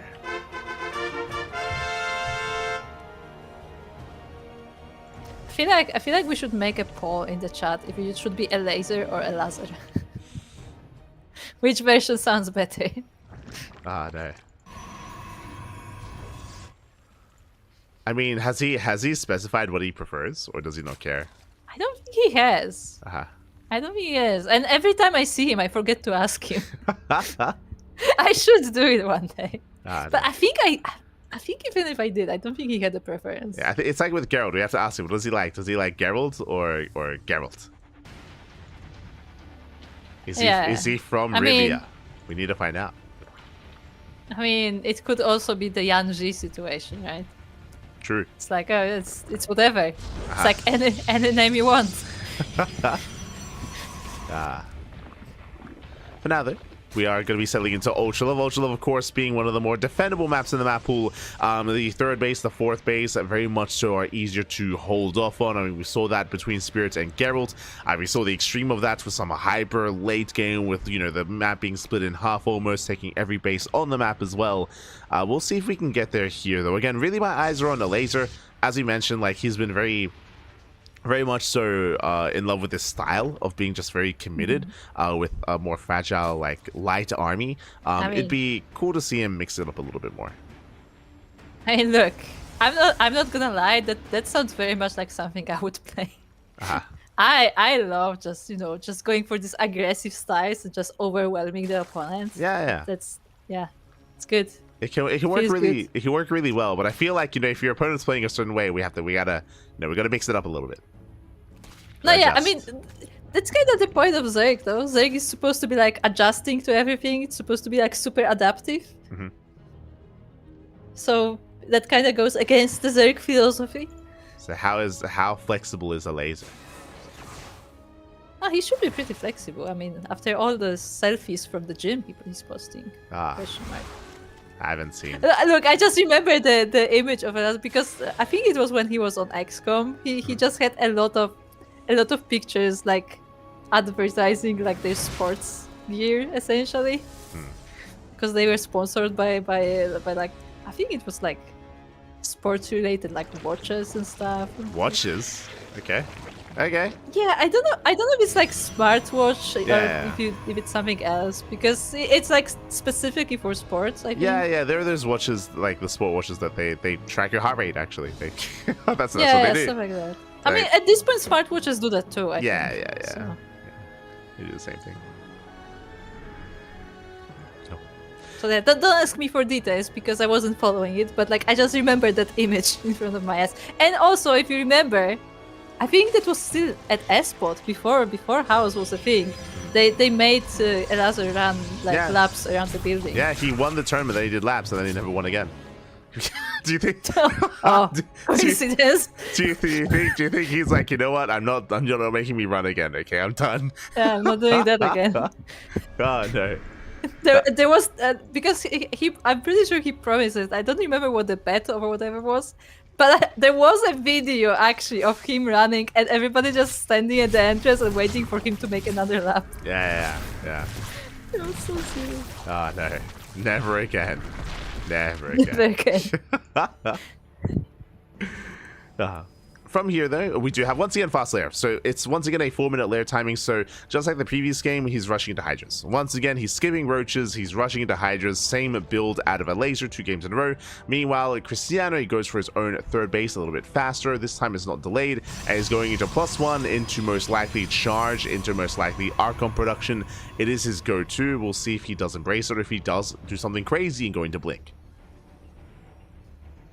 Yeah, I mean, I would assume more of the same from Krystianer. I mean, it did work well for him in game number 1, so probably we'll give it with the same. Meanwhile, Elazer actually changing things up a little bit. Yeah, he's going for the drop into the main. And meanwhile, at FSA do commit to the shade.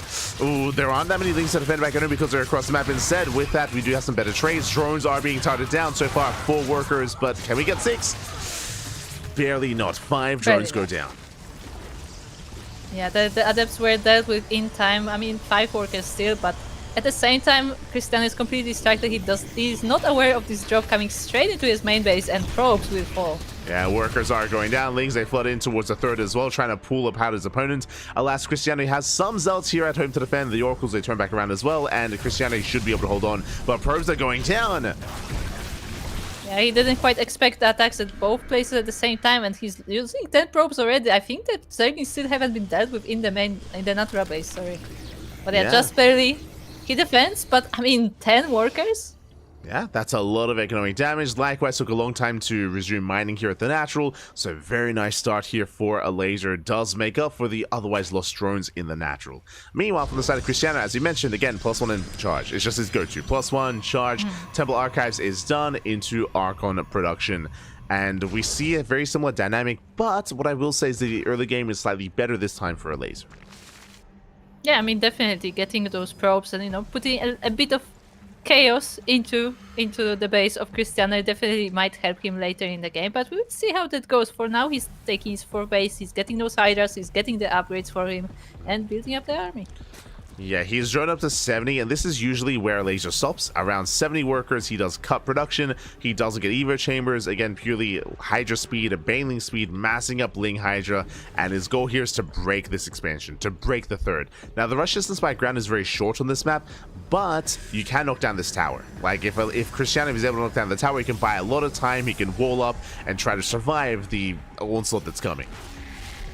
It doesn't look like that will be in time because the Hydra's already here. The Zerglings do get caught in a stasis, which is a great boon for Krystianer, but ooh, a High Templar gets sniped. Yeah, One Night Templar goes down. Storm is now done. Storm is completed just in time for these Hydras. As you mentioned, One Night Templar did fall, and Krystianer has to buy a little bit more time here to gather up NG. Yeah, that he does. Shield Battery cannot quite help him at this point. Yeah, there's no shield battery here at the third base. Bear that in mind. Bailing's morphing to go into the mineral line, and Elazer going to try and distract his opponent and pop off with those Bailings. Yeah, the Bailings are getting ready. The Hydras are sharking around these rocks, waiting for their moment. And yeah, Elazer will try to completely surround Krystianer. Yeah, Bailings, they do roll in. Krystianer pulls away, but there are more Bailings coming in from the other side. The High Templar! Ooh, but also... Yeah, the High Templar do go down. A big part of the army is caught by the stasis, and a lot of it is blanketed by storms, but there's still so much left over, and it's completely destroying the ground army. Yeah, Elazer, he does it. He breaks on through. The army just crumbles, and Elazer is snubbling out control. GG gets called. Elazer, he ties up the series 1-1. See, it works. Yeah, GG, well played. No sentries from Krystianer. That would have been ideal. Again, the big downside, the big difficult, the big factor when you deal with this kind of army with purely Lingbane Hydra, no Ravagers. No Ravagers, nothing to do with force fields. We actually saw Gerald have a stronger defense against this. It was on Whispers of Gold, where Gerald, he was force fielding the choke points. He was able to buy time, land those storms, and survive. As I saw from Krystianer, he was pulled apart. I mean, yeah, definitely force fields would help in this situation. We did see stasis being quite a lot of help, as like big chunks of the army were actually getting caught in those stasis wars, but it was just not enough. Like the numbers were just overwhelming, and Elazer was able to take it. Yeah, GG, well played. Some beautiful connections there on the High Templar specifically. So I think we only saw like 1 or 2 storms. The storms didn't quite connect afterwards, and now we have a back and forth. We have a tied series. Yeah, I mean, I'm glad. It would be a shame if the semifinals was one-sided. And you know, as you said, like Krystianer knew, like, oh, this is the playstyle of Elazer, but he still did get caught off guard by the drop, by that harassment from Elazer, and in the end, it snowballed in the Zerg's way. Oh yeah, did snowball his way, and with that, Elazer was able to take the game on Ultra Love. Now again, the rush distance by ground on Ultra Love is shorter. Now we're going to be loading into a much larger map. Actually, going to be featuring this map for the first time, as it has been vetoed consistently, at least throughout the group stage. We're going to be loading into Frostline. It's interesting. I feel like Frostline is generally played fairly regularly. Yeah, potentially, and now we're here in Game 3. Well then, we are now loaded into Frostline, as you said, and we are in the top right corner of the map, where we have the first of our contestants. It is the red Protoss player representing Offside Esports. It is Krystianer. And spawning in the bottom left-hand corner, we have as opponent, we have the Polish Zerg player, the yellow Zerg, representing Team Liquid. It is Elazer.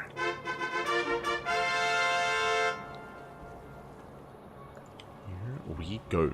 Now, one of the reasons why this is, I would say, probably one of the most vetoed maps in ZVP is the 3rd and 4th base locations. These bases are very exposed, they're very spread out, very isolated from each other, and I would say that this aggressive style out of Elazer can be quite effective here, especially once we get into the stage where Krystianer is trying to defend multiple locations at once. Yeah, definitely. It will be very important for Krystianer to get those force fields working, to get those sentries, because, as you said, there's a lot of open space that Elazer can work with. Yeah, exactly. There's just these large ramps coming into the expansions. Likewise, you can attack from multiple angles at once, the left, the right-hand side, through the center of the map as well. Even with force fields, it can be very difficult. Like, the map just isn't really helping you when it comes to defensive play. Likewise, we could see Krystianer try to be more assertive this time. He could try to be more aggressive. We'll see how our players adjust over time. I expect the Elazer to do the same thing, I'll be honest. I don't expect him to adjust at all this entire series. But let's go. But do you think Krystianer will?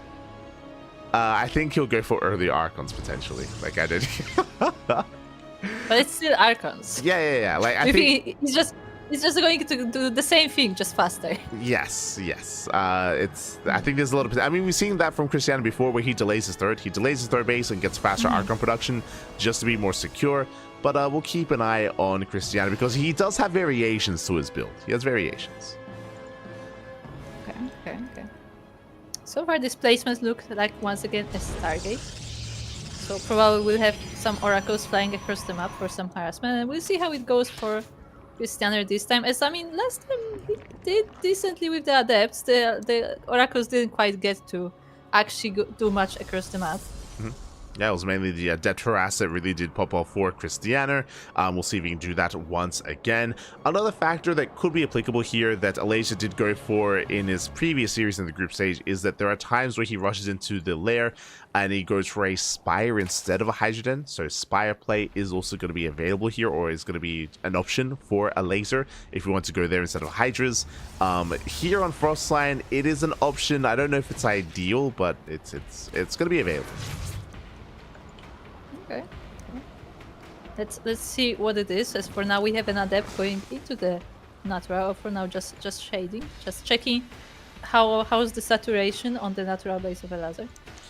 Yeah, it does perk in, does back off. You can see this time Krystianer does not commit. If you remember, last game when Krystianer lost the first Adept, he was also forced to cancel the Nexus, as the Lings had just counterattacked immediately. So this time, safer play by Krystianer. This time he's back at home in position.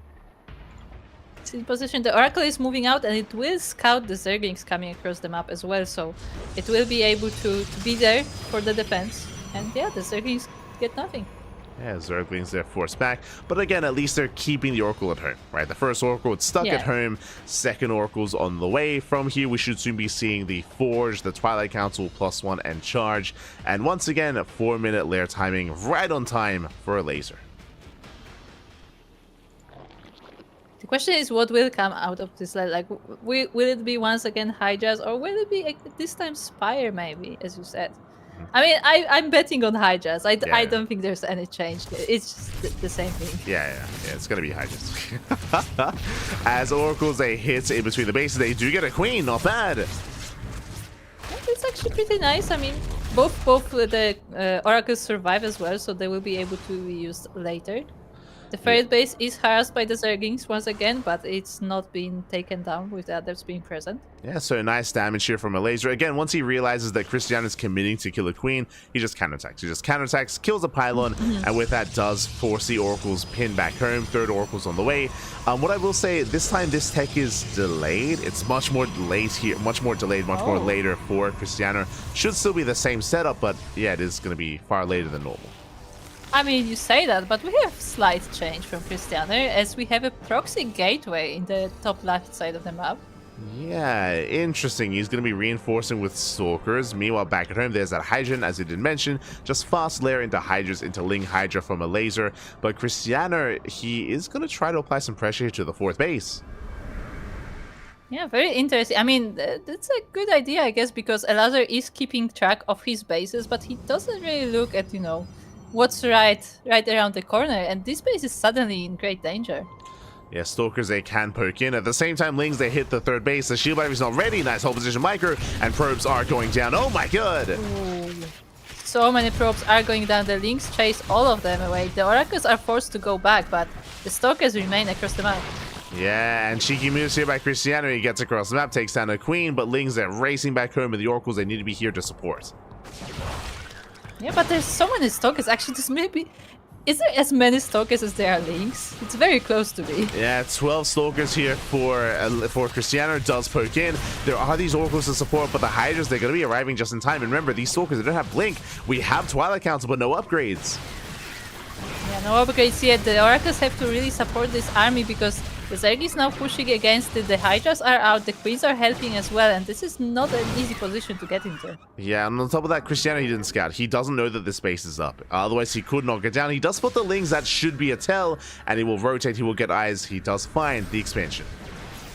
Yeah, I think he sees out a bit of creep as well, and now he will try to go for it, but he also gets surrounded by the Zerglings. Ooh, 3 sentries go down. They did force field, but for the cost of every single sentry, the base should fall. But Krystianer, he's getting trapped. He has to try to get the hell out of here before getting surrounded. Yeah, think he will have to recall if he wants to save this army. Yeah, he's recalling the stalkers. Some of them will fall regardless. Yeah, some of them are left behind. The proxy gets cleaned up, does kill the hatchery, but now Krystianer is stuck, or he's forced back home, and he doesn't really have much to work with here. Again, just so much of this tech wasn't really made use of. Now we get the Temple Archives, but really late Temple Archives for Krystianer. He's in trouble. Yeah, and Elazer, I mean, he saved a good chunk of his army, so he's able to make a counter-attack, and he's just going straight for the bases of Krystianer. He has the Hydras, he has the Zerglings, not Banelings, just the Zerglings, but against the Stalkers, they're just fine. Yeah, Stasis Traps are being baited out. They don't quite connect with much units. The wall is not a wall. It's wide open. Lings, they flood into the natural.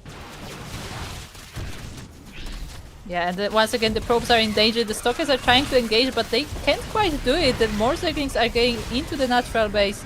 The Hydras are chasing off the Stalkers. Yeah, meanwhile, Lings, they do attempt to flood into the main. Alas, there it is. GG gets called. Krystianer gets broken, and the Elazer takes a 2-1 lead.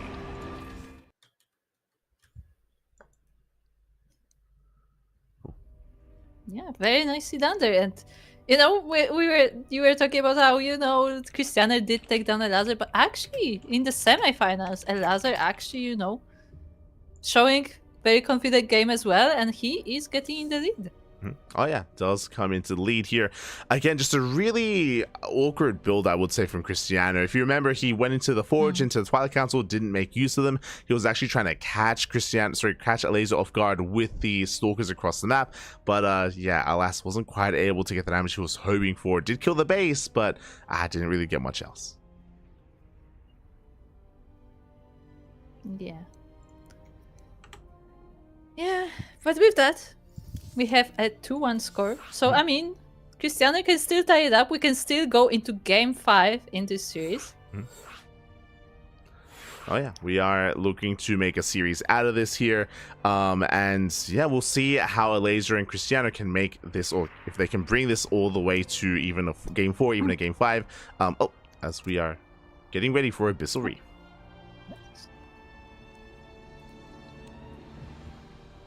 We go. See someone saying low-level semi-pro is best SC2 to watch. Are you watching something else, Pat? Are you watching something else? Elazer is like literally top 4, like Zerg in Europe. Like what? Elazer's top 4. What? Krystianer is like top 4 Protoss in Europe as well. I don't know. I feel like maybe a lot of people don't watch these players as they rise through the year. But yeah, like unironically, like some of the best Protoss and Zerg in Europe. Unironically. Like, some people only follow the sale. It's true. Some people plan, don't. you know. Some people don't watch StarCraft. You're not wrong. You're not wrong. Smoge.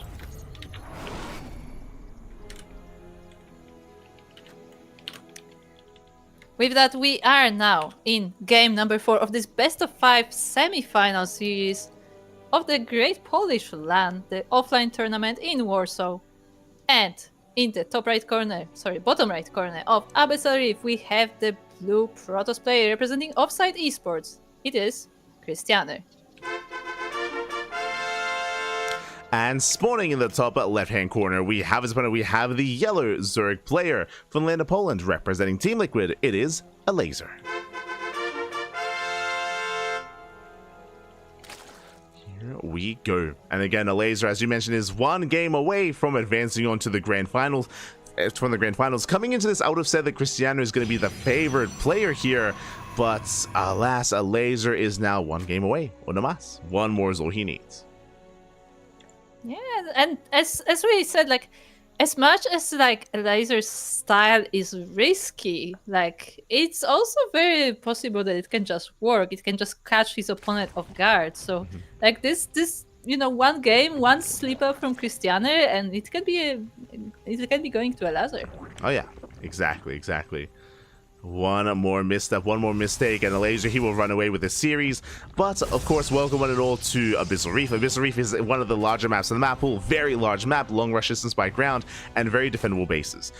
Even though we saw a really quirky, really weird build out of Krystianer, I think part of that is because of how uncomfortable Frostline is as a map. Here, we should be seeing the tried and true Archon play out of Krystianer, and I do favor that style here on Abyssal Reef. Yeah. But we'll see how it goes. Krystianer for now keeping an eye on Elazer, making sure that Nothing fishy is going on, that there aren't like some Zerglings masked up or anything, as you know, we know that Elazer likes to be aggressive. Oh yeah. We do know that. I would also say, I should also emphasize as well, that Elazer should not be going for his Mass Ling Hydra style here on Abyssal as well. He has been hyper-aggressive and he has been successful, especially on Ultra Love, even in the previous game as well. But here it is more difficult to break a defending player, and we should be making use of the map itself to maybe take up ourselves and head in towards a later game state. I mean, you say he shouldn't do it, but does it mean he won't do it? That's my question I pose to you, because I mean, we know that Elazer is very confident in this build working out, as he has been presenting it for a lot of games today. So we'll see if he wants to switch something up, or if that's just the go-to for today.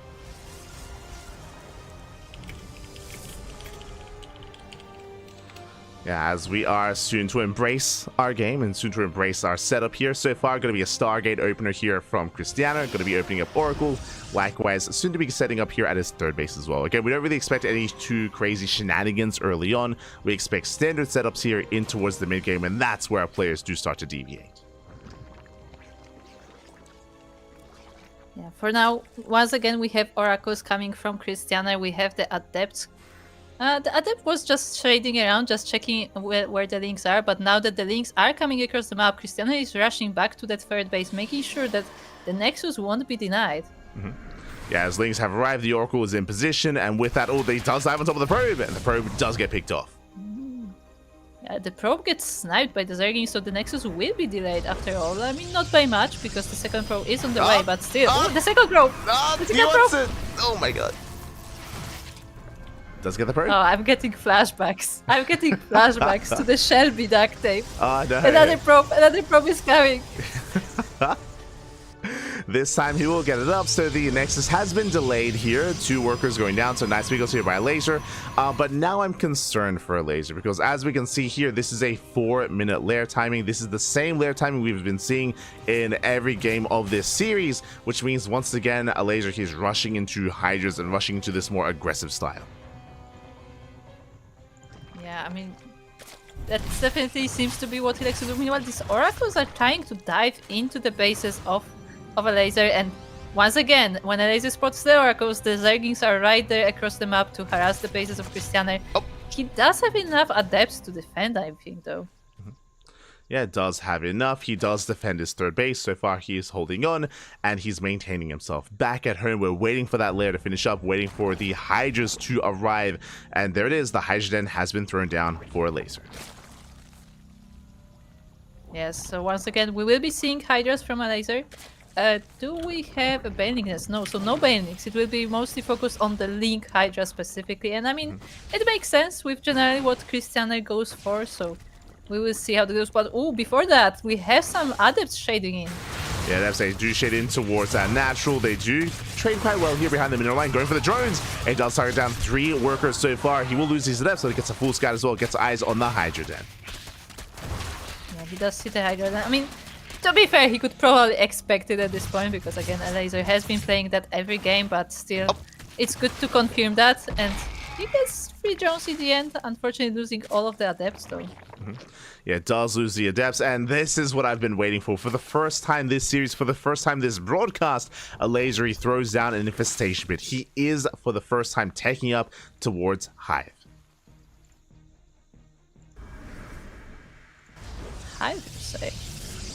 Are we going Lurkers this time? Are we dropping the Link Hydra? Yes, we should be at least. Elazer should be taking off now. He's getting a 4th base, droning up, getting past 4 base saturation, and there it is. The Lunker Den has been thrown down. Yeah, so we will be having Lurkers from Elazer. I mean, that's a nice addition, definitely, as, you know, Hydras are great, but they're also quite squishy, and they don't always win the engagements. Lurkers will definitely be a great addition against Krystianer's army, and it looks like that army is about to get stronger as well, as he is working on a Robo now. Oh yeah. is working on that Robo follow-up, again working towards his Archon setup as well. Again, this is the traditional Krystianer that we do expect, is charge shots and Archons, getting another base, and from here should be working towards Storm and Immortal production. We'll see if Krystianer moves out first. There is going to be a window. There's a window in time here where Elazer doesn't have lurkers and where he is vulnerable to the ground army of Krystianer. Yeah, and I mean, again, we'll see if Krystianer uses that window. We'll see if he even expects the lurkers, because I don't think he has scouted the lurker then quite yet. Who the oracles? Oof. Yeah, one Oracle going to be going down. Nice catch here from Elazer. The other Oracle does at least confirm the army, and we do have at least Storm on the way. So again, Krystianer, he's just building up back at home, and if he doesn't move out soon, then the lurker production is going to get well underway for Elazer. Yeah. The lurkers are on the way though. The first ones are being morphed. Krystianer is still not quite aware of this, I'm afraid. Yeah, The exactly. Zealots meet with the Hydras. Yeah, the Zealots, they do spot the run by on the right-hand side. Likewise, lurker upgrades are on the way. So again, Elazer, he, as we mentioned before, he's embracing this map. He does get scouted, is confirmed. And from here, Krystianer has to make a choice. Does he try to break through this defensive line of lurkers, or does Krystianer start to take up into Sky Toss? And we'll see which one he goes for. For now, he has to prepare for this attack, as potentially Elazer may be coming soon. It looks like he completely gave up on that harassment from the top side, as he was spotted. So Krystianer actually has an opportunity to attack here. Yeah, he is moving out, but how many lurkers does he have? 6, soon to be 13. 13 lurkers for Elazer. A ground army cannot easily push into this. Now, the low ground base is somewhat exposed, but Elazer, he does respond. Yeah, he does respond. He has his army in position. Even the lurkers are now digging in, so they should be able to hold this out. And I mean, we have a lot of ground army here that is quite vulnerable to these lurkers, and not really any way to deal with them. Yeah, exactly. And again, pushing into this is not going to happen. There it is. There's the Fleet Beacon. And there's 2 more Stargates. Sky Toss is on the way. Now, I will say that this is a bit of a late response by Krystianer, because that there is going to be a window where now Krystianer is vulnerable. Now, Elazer has a terrifying army that he can use to move out across the map.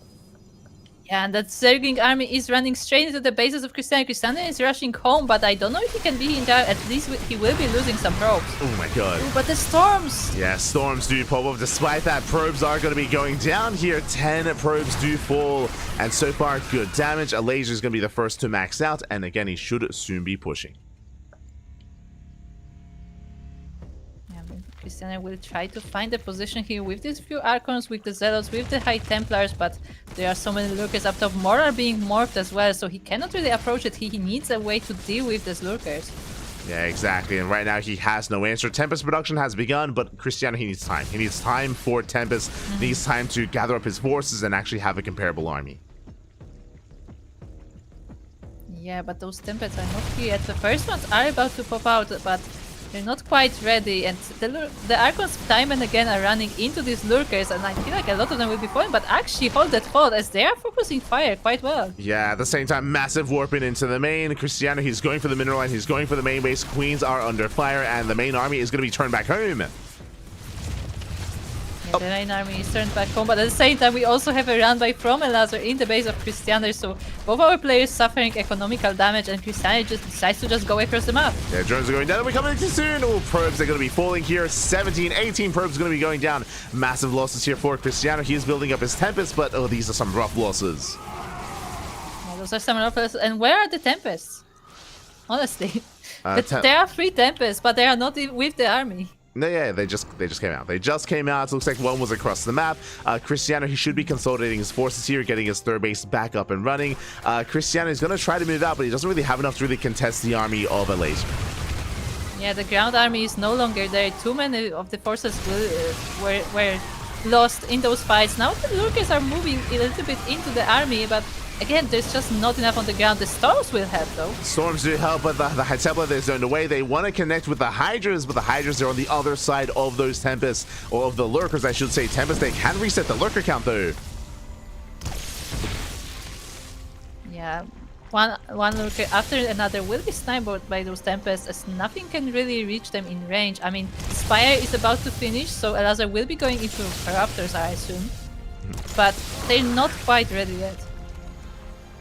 And not quite here, as Krystianer, he at least maintains map control, but he lost so many probes. That's the big problem here. His economy did take a massive blow, and he needs more time, even more time now, to rebuild his forces. Does have his High Templar, can zone away the Hydras. He's a good trades here for Krystianer, but now Elazer, he has 17 Corruptors in production. Because of his greater economy, he's now soon to snowball at control with these Corruptors. Yeah, and there will be a lot of Corruptors as well. There's like around 20 Corruptors currently in production, so that will be quite a force there from Elazer. And these Tempests are actually quite naked in the middle of the map. They have some Archons to support them, but not that many. Yeah, and here we go. The Corruptors, they dive in. They dive on the main army. Tempests are going to be going down one after the other, and there's just none of support. GG gets called, and Elazer, he will take the series 3-1, taking down Krystianer. GG. Nicely done. Elazer actually takes the series. I mean, again, like after the group stage, we expected that, you know, Krystianer will like be a solid challenge there, but actually Elazer does take it. Yeah, I was definitely favoring Krystianer coming into this series, but there was some, I would say, interesting decisions on Frostline. Again, Frostline was just a really, really interesting game there, and alas, did not go the way that Krystianer was hoping for. Likewise, Elazer was doing a great job here at adjusting and adapting here to his opponent on Abyssal Reef. He was able to embrace his lurkers and shut Krystianer down with those Ling Run-bys. Very well done. GG.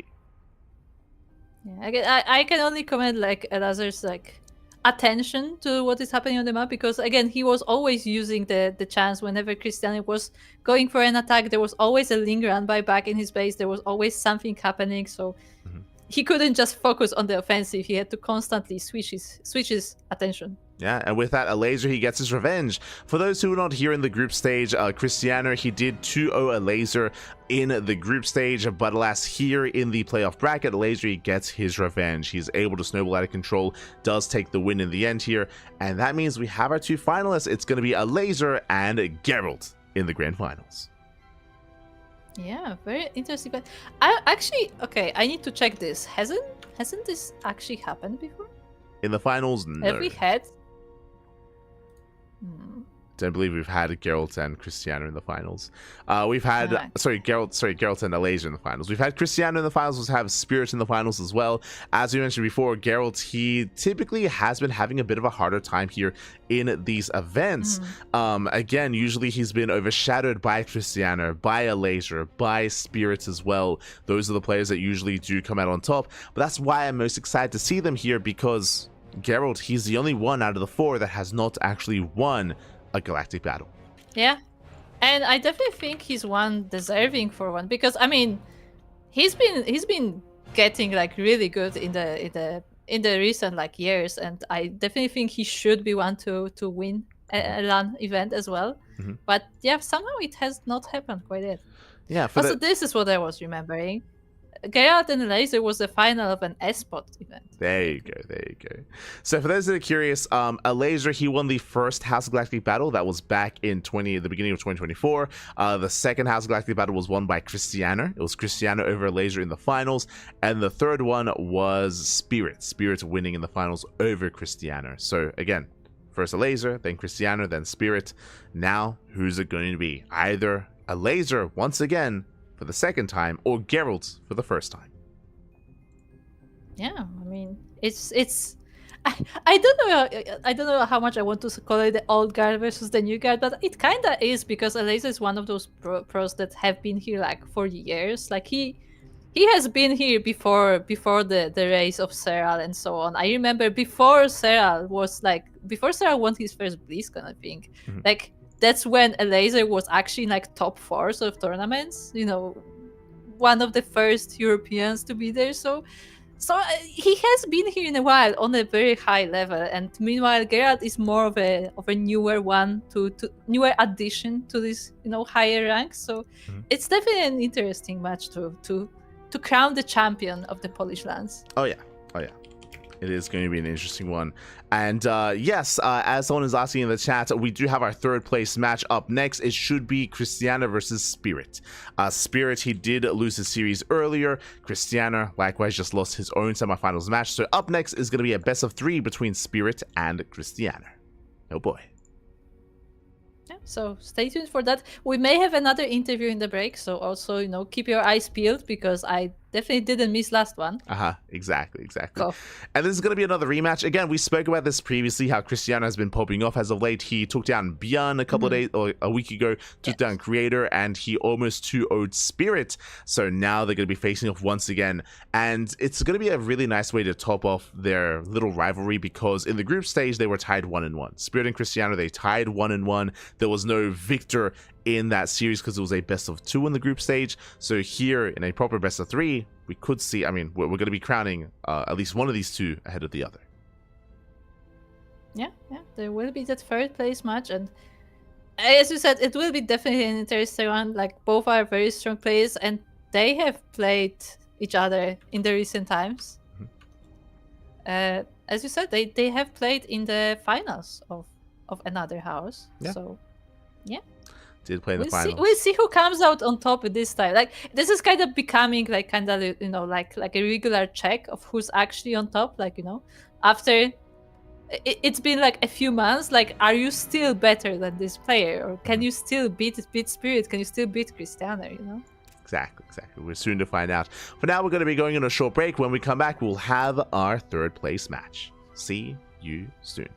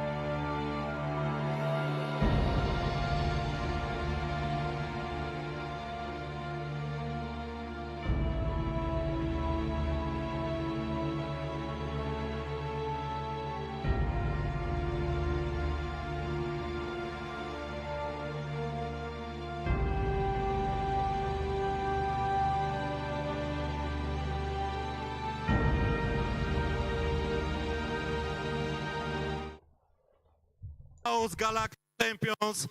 Mili Państwo, no co, dobiegliśmy do końca. Ile mieliśmy turniejów? 3. To jest 4. jako finały. No i co, nie będę przedłużał, bo zawodnicy już tam, widzę, czekają, nie mogą się doczekać. Zapraszamy na scenę Mikołaj Elazer Ogonowski.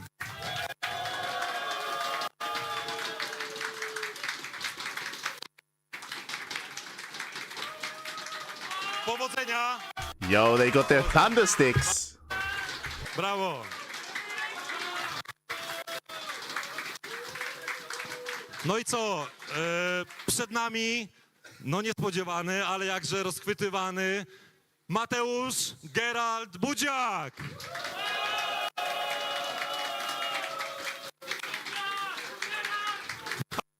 Good luck. Dajcie sobie piątki, good luck, powodzonka. Cały czas zacząć.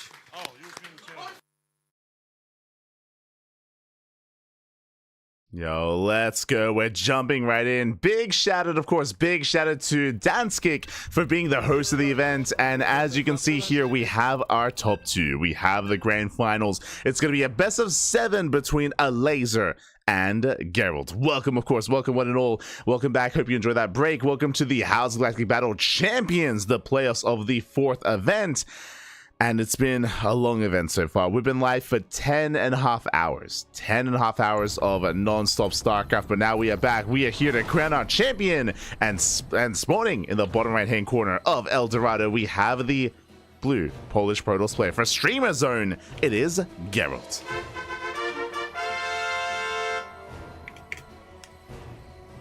And across the map, across El Dorado, on the left side we have our yellow Zerg player representing Team Liquid. It is Elazer. And if you're in the chat, you know what time it is. It is Gamba time. Predictions are open. Place your bets on who you think will be our champion here. Who is going to be crowned the best player in all of Poland? Krystianer has fallen, Spirit has fallen, and only 2 remain. Elazer and Gerald. A Protoss and a Zerg. As a reminder, this is a best of 7 series. This is the grand finals, not only of this specific tournament, but the entire season of the H.4.0.S Galactic Battle events, because this is a series of LAN events that's been happening in Poland, and the highest placing players have been invited today to, you know, battle for the title of the best player in Poland. Exactly. If you were not here in 2024, we have held three of these events already throughout the course of 2024, and we have crowned 3 champions here throughout the course of the year. We crowned Elazer, Krystianer, and Spirit. All 3 of them have won a galactic battle. Alas, there is one player in the round of 4 that did not. Gerald, he has yet to claim a title, and he was the one that knocked out the favorite player. He knocked out Spirit in the semifinals, and he was meant to win it all. He was the chosen one. Spirit. Yeah. Like, literally anybody you ask, like, they were like, Elazer maybe, you know, Krystianer has won before, but they're like, no, probably Spirit. Like, out of all of them, probably Spirit will take it. But Spirit did not make it to the finals. Gerald has knocked him out. Exactly. Gerald, he is the dark horse. He is the underdog coming into this series.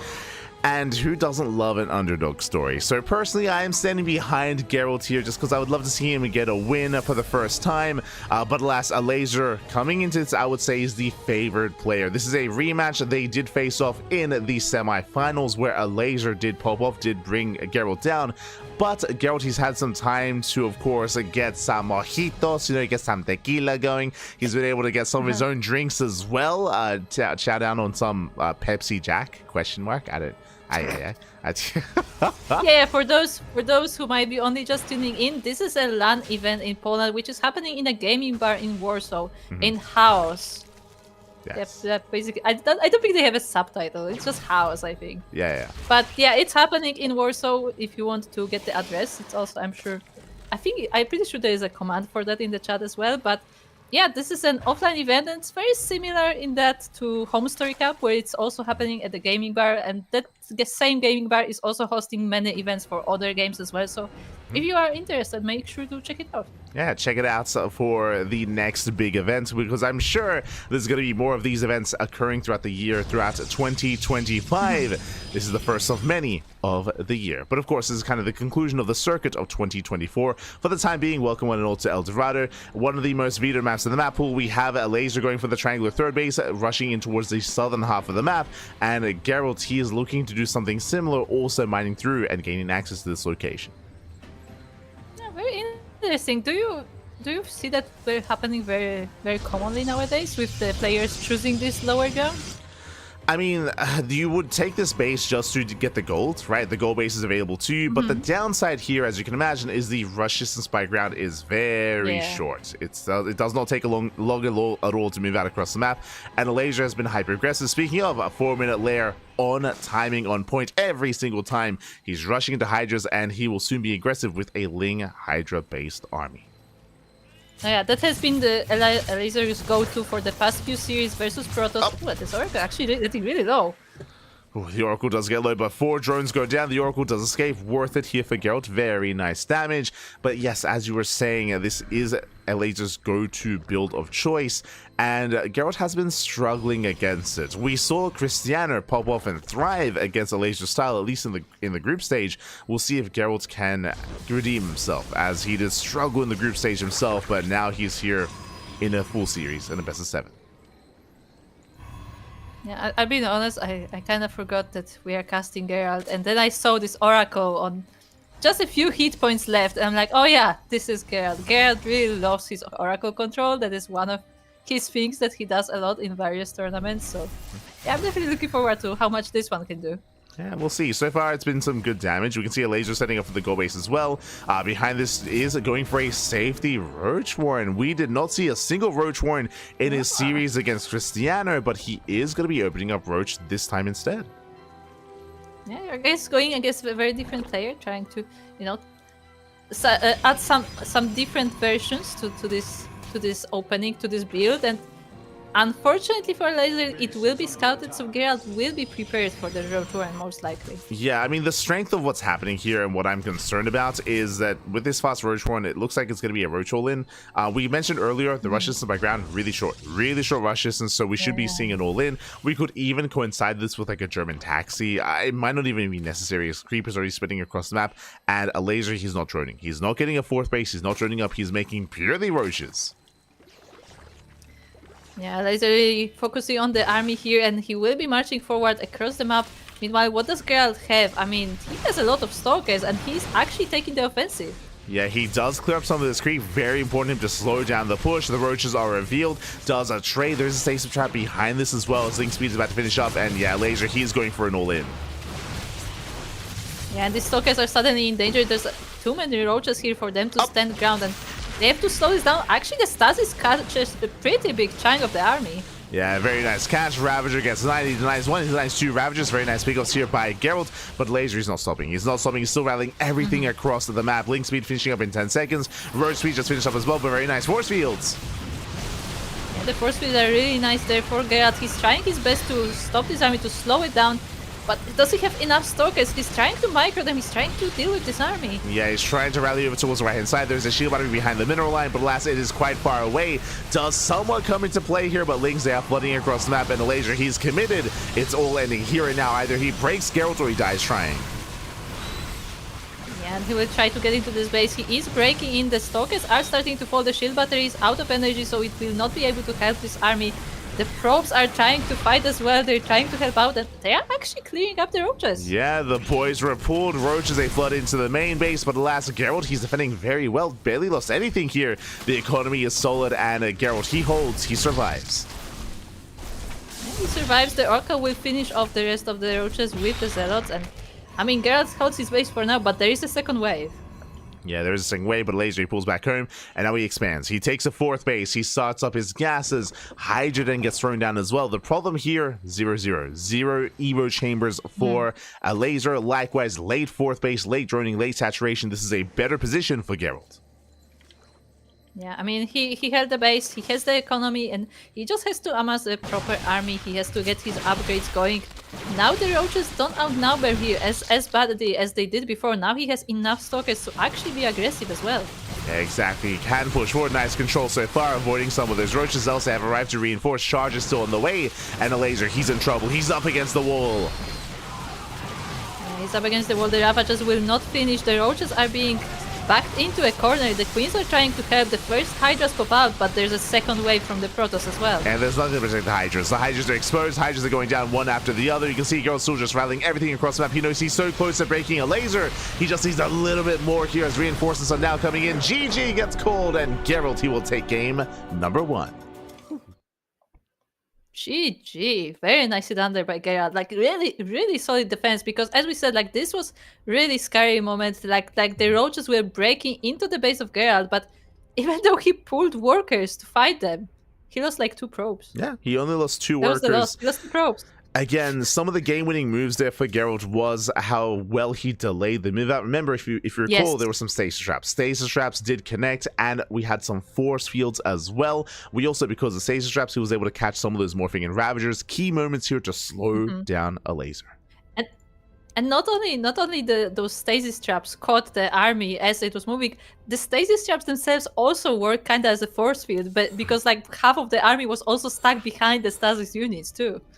Yeah, exactly. So very well set up there from Gerald, just buying as much time as possible, as again, Elazer was completely all-in. The moment the all-in failed, that was almost game then and there. Gerald, he had so much more momentum inside. It's so important that after that hold, Gerald, he pressed that advantage by attacking. If he had backed off, if he had been too passive, then Elazer would have stabilized with Roach Hydra. Yeah, if he gave Elazer time, I'm sure he would be able to macro back from it. As you said, he was taking bases, he was getting ready for the next stage, for the next wave, but Gerald didn't give him that time, and with that, he took the first game. Yeah, does take game number 1 on one of the more unorthodox maps in the map pool, and the trend continues here. Remember, it's a best of 7, so each player only had 1 veto available. All the other maps are on the table, and game 2 is going to be on another small map. We're going to be loading into Whispers of Gold. Indeed. Wait, so does that mean we have 2 gold maps? Because El Dorado is also... Well, there's no gold on right? Whispers of Gold. There should be. but there isn't. It's a scam. Yeah, it is. It is. It's a scam. Well, anyway, we are now on Whispers of Gold indeed, and we are looking at the base of the first of our players in the bottom right corner. It is the blue Protoss player. God damn. It is a blue... Look, my voice... Hey, what happened to my brain? My brain is gone. Oh no. He's burned. He is representing He's Steamer burnt us. He's a Brutus, yes. He's the blue Protoss. It is Gerald. And spawning in the top left-hand corner, we have the Polish Zerg player, the yellow Zerg representing Team Liquid. It is Elazer.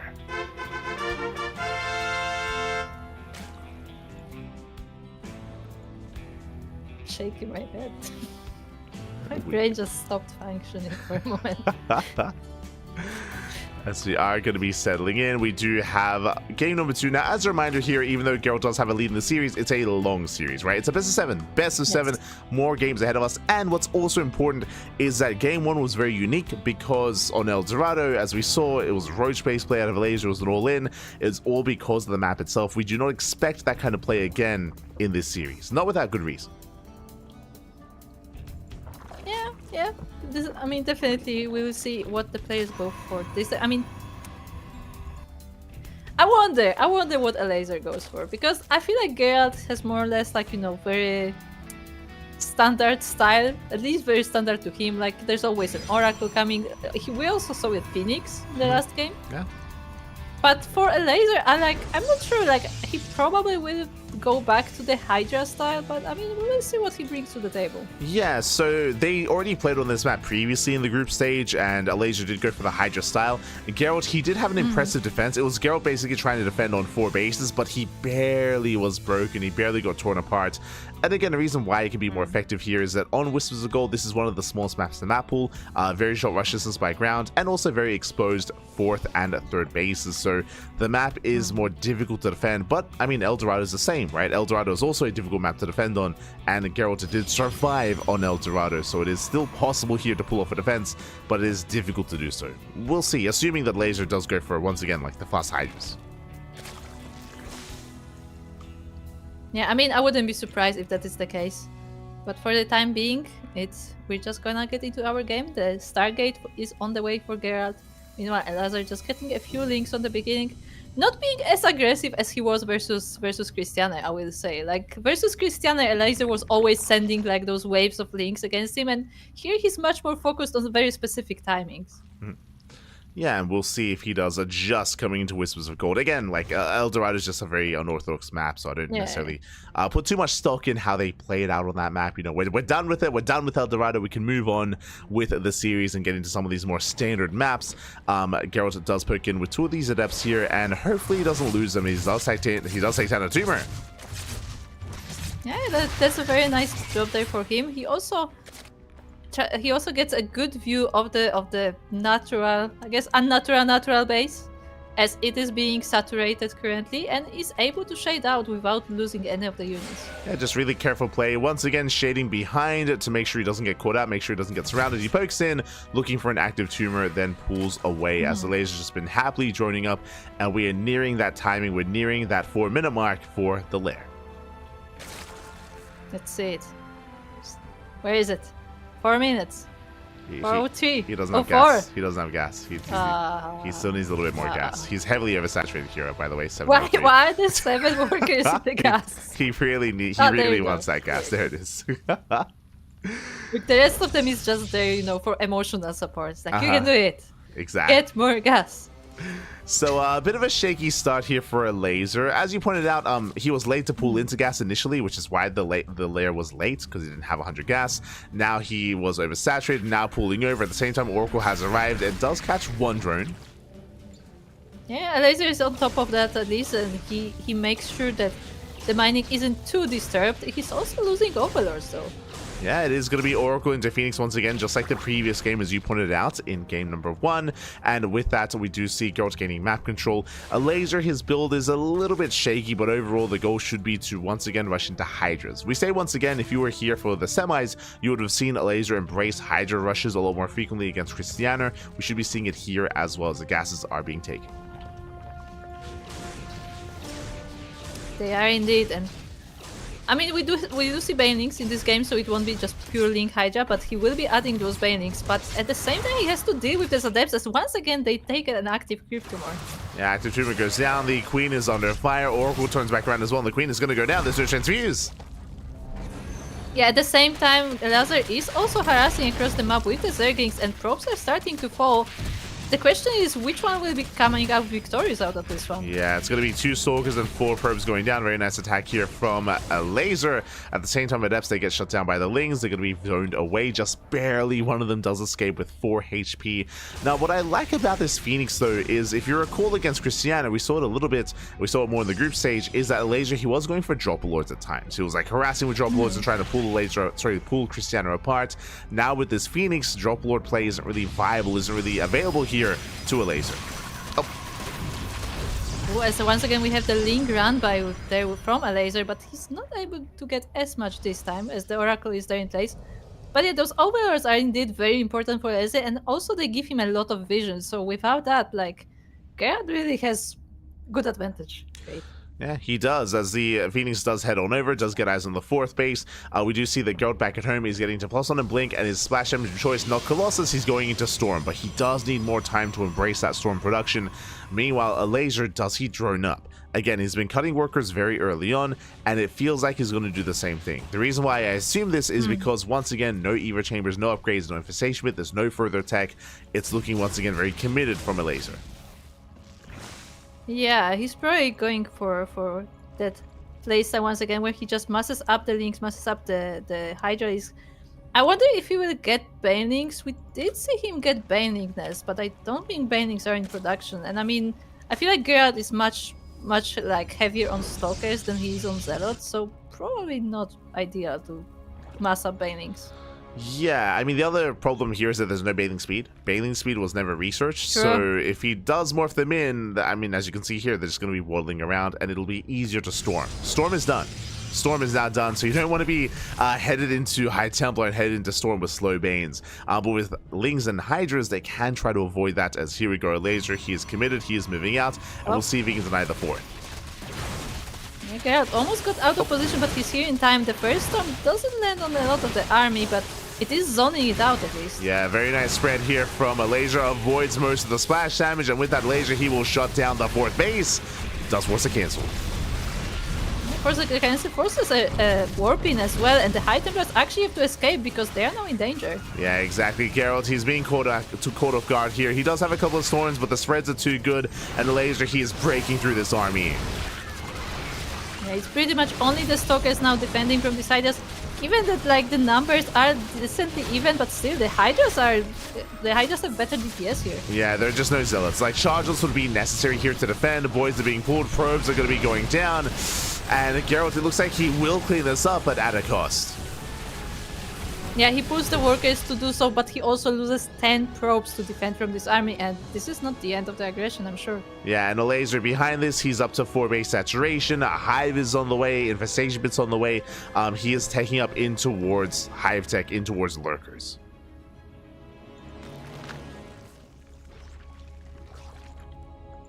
And Gerald's pretty all in.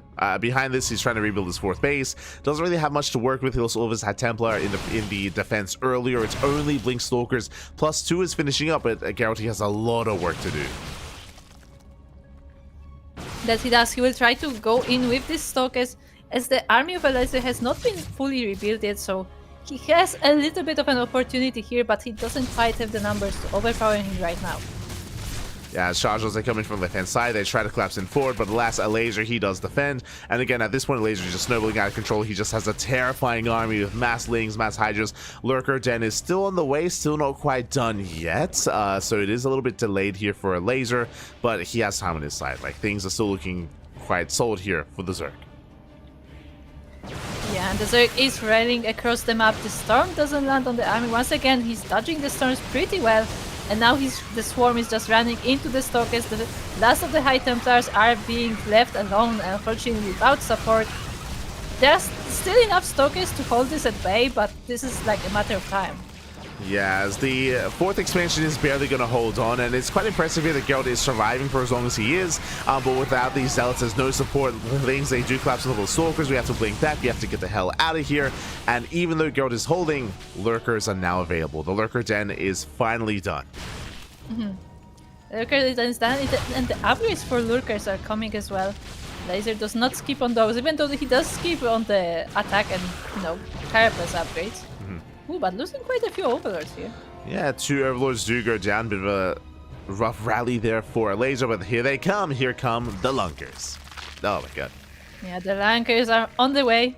They're morphing in, and we have a dropper lord as well, so those Lunkers will be ferried right into the front lines and ready to surprise Gerald there. Yeah, there we go. 2 Lurkers do load in. These Lurkers, they can head towards the main base, and the main army can threaten the 3rd as well. Gerald, he does have a couple of storms available, and he can try to keep up with the main army, but does he have enough to defend both locations at once as the Lunkers are coming? Yeah, I don't think he quite has enough to split, and the Lunkers are even attacking this base as well from the high ground. At the same time, the army with the Zerglings and Hydras are chewing through the wall, and they are getting into the 3rd base too. Yeah, they're pushing towards the 3rd. Lurker going to be threatening the natural base mineral line, and here comes the main army towards the 4th. Yeah, Gerald is being attacked from all directions. We have Lurkers in pretty much every base of the Protoss right now. Meanwhile, what does Gerald have? He has some Archons, he has 2 Stalkers. There are still few storms available, but I mean, he cannot even get close to the Lurkers. Yeah, he just cannot push in. He has been out-positioned here. The base does fall. And really, that's all that Elazer has to do. Just deny the 4th. Deny the 4th base over and over again. He doesn't have to push into the 3rd. He doesn't have to, but he will. Yeah, he will. The Zerglings go right into the mineral line. They also are a prime target for storms, but the storms are mostly focused on the Hydras. Ooh, now we get the storm of the Lings. Yeah, Lings are going down. That's still 17 probe kills. Alas, Elazer, the Lurkers, they still stand their ground. It looks like we're going to be able to hold on and the base will survive. But again, Elazer, he's just still just containing Gerald here on 3 bases. Oh! Yeah, I mean, even though the base does survive, like 17 probes did go down, now the Zealots are actually going into the Lurkers. They're able to deal with quite a few of them, so that's a nice little victory for Gerald. He loses Oracle for it too. Yeah, not a bad trade for Gerald as he breaks out, but here come the reinforcements. Elazer just rallying across the map. He still has 83 workers, still just remaxing almost instantly here. And Gerald, he just doesn't really have any way to gain momentum. Even if he takes a fight, he needs the 4th base. He needs to somehow expand. Right, Elazer got upgrades. He got +1/+1. Oh, he's crazy. He's getting upgrades.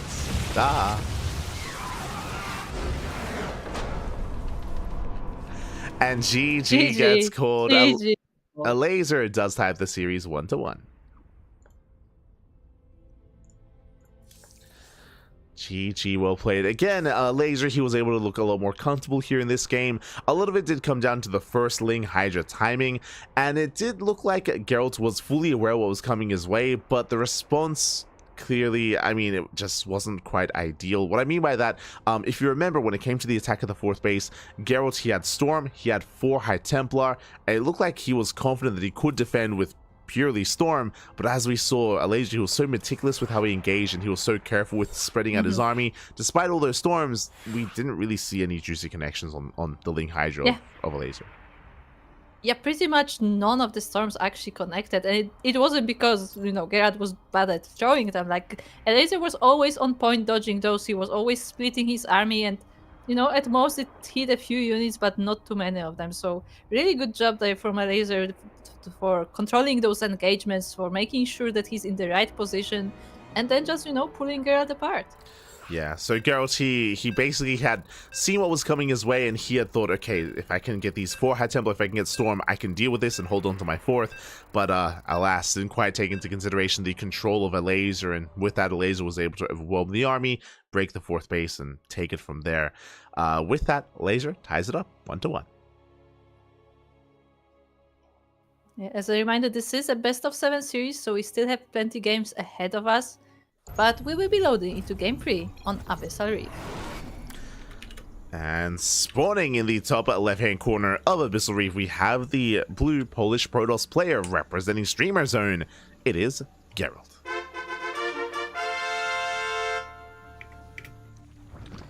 And in the bottom right corner, we have the red Zerg player representing Team Liquid. It is Elazer. And we'll see how Gerald does adjust from here. This is where I do prefer Krystianer's style of play. We saw it once, and we saw it in the group stage as well, where Krystianer rushing into Archons instead of Storm can be much more effective against the Ling Hydra composition of Elazer. That is where Krystianer did excel. Against Storms, they have their place to get us wrong, but clearly if there's no support for the High Templar, if there's no support for the Storms, then that early on, then your army's just that much more exposed and that much more vulnerable. The Protoss army, I mean. Yeah, and I mean, it's also important to point out that, like, Elazer is also really on top with dodging the storms as well. He's not like Spirit, who decided to brace all the storms today. No. See, Spirit, he just wanted to get washed. He wanted to take the storms. And, let's go. The storms washed over him. Exactly, they purified him. He's clean. He's clean now. Yes. But no, like, Elazer is like doing a really good job dodging those, so indeed maybe it's not the best approach for this specific player because of the way he plays. But also, I mean, Gerald also really likes going Storm, and he doesn't like making a lot of robo units recently, so I mean, we'll see how it goes. We'll see how Gerald does adjust as well. Welcome one and all to Abyssal Reef. Now, if you recall, we spoke about this in the Krystianer series. This map is known for its longer later game, and we were curious at the time if Elazer would adjust because of that, and he did. If you recall against Krystianer, I guess we kind of saw it in that last game, but Elazer got ahead initially, is that Elazer, he's much more willing to slow things down, to sure go into fast Hydras, but then into fast infestation, into lurker tech. Like, this is a map where you do want to be working towards lurkers a lot faster, because it is more difficult to break a player with purely Ling Hydra. Yeah, definitely. Meanwhile, shout out to Kashim in the chat, who's bringing the hype to our channel. Let's go. Shout to Kashim. For those who are unaware, he is the main admin of the event. He is the man behind the scenes, and I'm sure he's been enjoying some of the papi cocktails out there. I'm sure. He's at the event, right? He is at the event, but I don't know if you would do that during work. Yeah. He's still working technically. Kashim, have you been enjoying some of the player drinks? Have you been enjoying them? No, the question is, which one is the best one? Which one is the best one? And if you don't know, then you need to try each one. That will not end well, will it? No. It's gonna be Indy's one, right? It's gonna be the pineapple one. Like, that's gonna be good. Indy's is the most fancy, I feel like. It's got a little umbrella. It's got some pineapple. Like, it's gotta be good. It's gotta be. It's the most expensive, I think, as well. No, Spirit's what it is. No, spirits. But actually, he should try spirits so we know what it is. Yes, get Spirit's drink. We need to know what's happening with Spirit. We need description. We do. For now, though, you have Gerald setting up back at home and going for his third expansion. Again, just as an opener, Stargate into a third base with his oracles, of course. Meanwhile, our eyes are on Elazer. But Gerald is actually getting 2 oracles this time, not oracle into Phoenix as he did in previous games. Yeah, second oracle is on the way, so much more standard play out of Gerald into a Twilight Council. We're keeping an eye out for a Forge alongside this, as Gerald is, there we go, Forge is on the way, and Elazer has yet to go into his own lair. Not this time. Oh, he's doing it again. We saw nothing. Don't worry about it. It's fine. Yeah, it's fine. It's fine. Don't worry about it. Don't worry about it. It's fine. This is fine. This is fine. It's like, okay.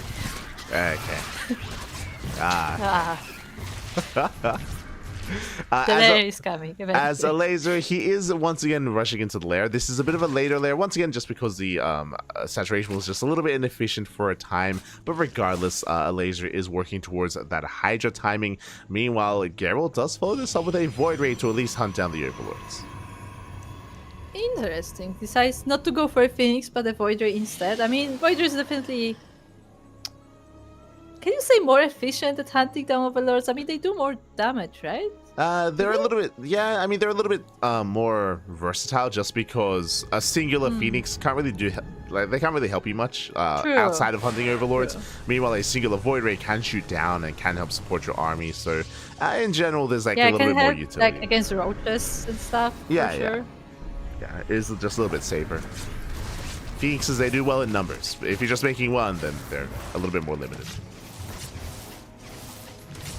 Meanwhile, these oracles are trying to get some damage done. Unfortunately, they don't get the queen, but they come back for it. Oh my god, they do come back. They get 2 more drones, not too bad. At the same time, 4 Adepts going to be threatening a shade towards that natural base. Elazer is somewhat in position. The Lings are ready, and the Hydra Den is almost done.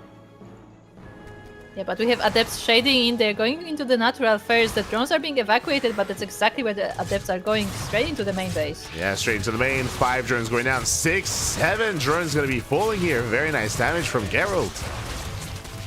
Yeah, nice damage there, and he's still potentially getting more, but it looks like the Lings will finally be able to get with this, to deal with this aggression.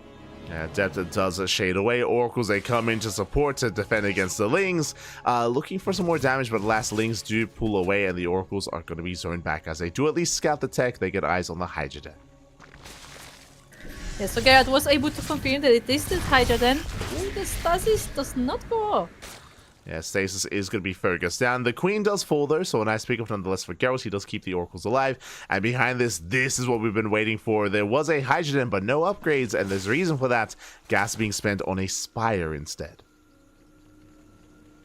Do you think that was the plan, or it was because Geralt scouted it? I think it was the plan. Otherwise, we would have already seen like Hydra speed being researched. Like I think intentional here from Elazer, and it does throw it down after the Oracles leave. Now the pressure is on Geralt here. The pressure is on. He needs to try to get in, whether it's with Adepts, whether it's with Oracles, whether it's Hallucination, to figure out what Elazer's up to. Yeah, and I don't know if Geralt is planning to do so. I mean, he scouted the Hydra, and so he may be confident that it is Hydra's, but in the end, it may not be so. Yeah, exactly. I mean, there is still the Hydra speed upgrade here, so it looks like when it comes to these mutants, it's only going to be enough to harass. We're feeling maybe 10 mutants at most, if that, just to go for the mineral lines, just to pick up some workers here, and Elazer will most likely commit to Ling Hydra as the main army. Yeah, looks like as we already have Hydras out and ready. There is that Void Ray patrolling on the base of Geralt, so it will be at least alerted to the mutas. I don't think it can deal with the mutas though. Yeah, not on its own. You know, nice catch here. Link's going to be going down. The Spire is done, and Elazer has yet to commit. He does have minerals and gas for muta production. There it is. Plus, an air attack has begun. Meanwhile, the main armies do clash. Where are the storms? Oof. The storm on the Lings, but they also damage the Stalkers a little bit, and they don't deal with the Hydras. Yeah, last Gerald, he got caught out of position. He was forced to storm in a bit of a panic. Only one storm on the Hydras, and with that, Gerald, he is in a lot of trouble. The Hydras are now at his doorstep, and they will be destroying this wall as well, so opening up the base of Gerald for the next attacks. Let's say the Hydras are quite damaged. They did tank a few shots there, but they will be regenerating soon. Yes, we do see him trying to break through that wall. He does break down the rocks at least. From here, Elazer, he backs up, but he has momentum on his side. And there we go, we have 6 mutas on the way. Elazer, he is going to be harassing with those mutas. The question is Gerald expecting that harassment? Because I'm not sure if he is. I don't know if he knows that the mutas are part of the play. His Void Ray is also in front of the army. The mutas just barely passed the army. Ooh, 12 mutas actually here for Elazer. Does make his way towards the mineral line. He's going for that item. He gets 1, he gets 2, he gets 3. Oh my god. Yeah, the mutas get stormed, but it's not enough, and they still survive. They're still sniping important units, and yeah, they basically fulfilled their purpose. Yeah, they snipe 3 High Templar and the Void Ray as well. They're going to be denied entrance in towards the natural, but the Mass Hydra can clean up from here. Yeah, they will be dealing with this base. Cancel is forced on Gerald. There is not enough Hydras to break this position as they are being eventually cleaned up, but I mean, this is not the last wave. Yeah, very nice storm on the Hydras, by the way. We did have a storm on these mutas as well. And mutas, they are going to be getting picked off here. Nice trades from Gerald, but he lost the base. He lost the expansion. The 5th base was denied, was cancelled, thankfully, not killed. And Gerald, he's going to be stuck at home as a result, but he does have Mass Stalker, and he's going for the Fleet Beacon. He lost the base. He also lost a lot of the important units. He lost the High Templars. He lost the Oracles. It's purely Stalker army versus these mutas now. Yeah, it is purely Stalker, but Phoenix production has begun, and Elazer is switching to pure Ling Muta. He's not making any more Hydras, just Mass Muta Ling. Yeah, we'll see how that works out. As you said, that Stargate is currently in the works, and first units will be coming soon, but not before this mutas attack. Once again, this base will be forced to cancel, and the Stalkers are starting to fall. Yeah, Stalkers are getting picked off. Expensive losses here for Gerald's Mass Muta, catching out the Phoenix. Yeah, Phoenix does fight a little bit too close to the sun there. Forces a big recall as well, trying to get away, but as the mutas, they are overwhelming. They're overwhelming, and the rest of the Stalkers is being trapped by the Zerglings. At least there are still some Stalkers in the natural, so they will be coming to help out, but yeah, the situation is starting to get dire.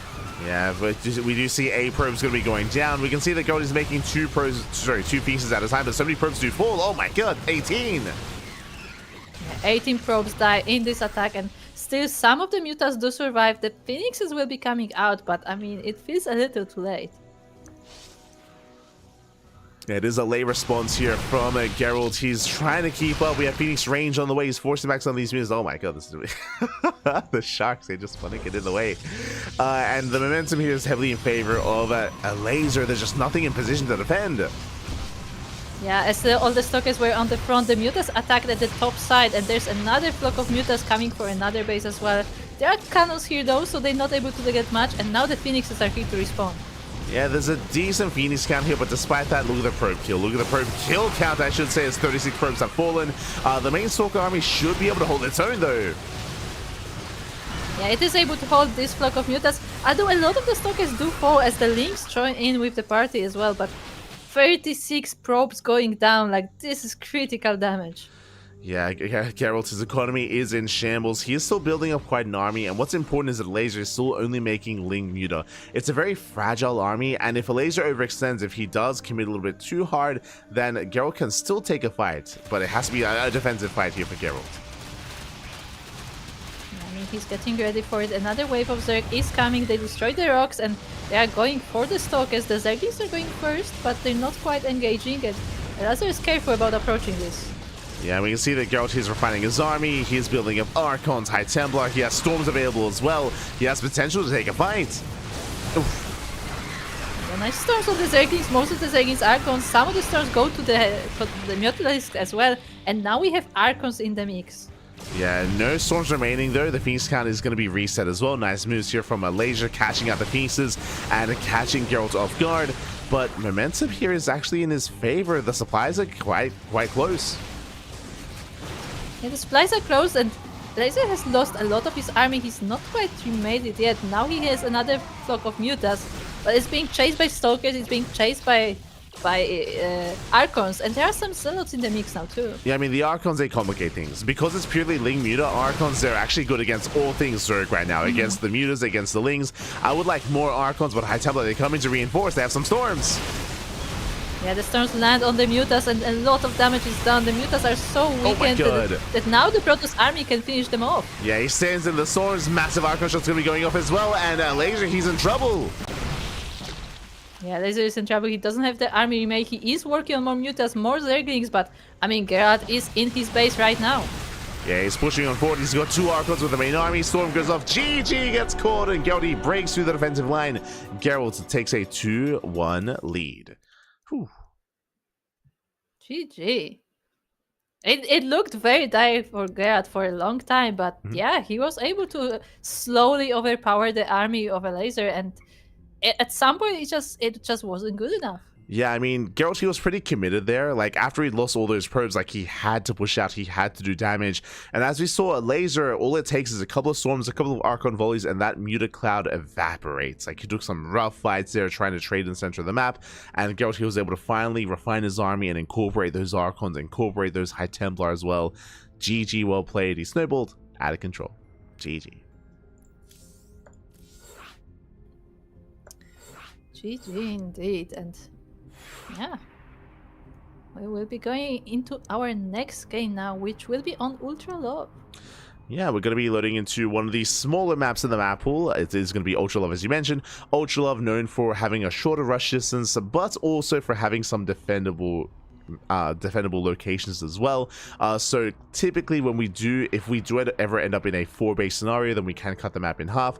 Otherwise, before that, all-ins can be quite effective here on Ultra Love.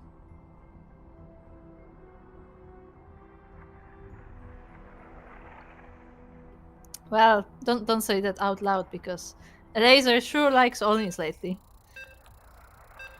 Here we go. I mean, yeah, he has been very aggressive, very all-in. We'll see how Geralt does approach that here. Again, we saw that he did struggle when he rushed into Storm. Like, rushing into Storm, I don't think is the correct answer to this kind of style from Elazer. We'll see if Geralt has something else as a response.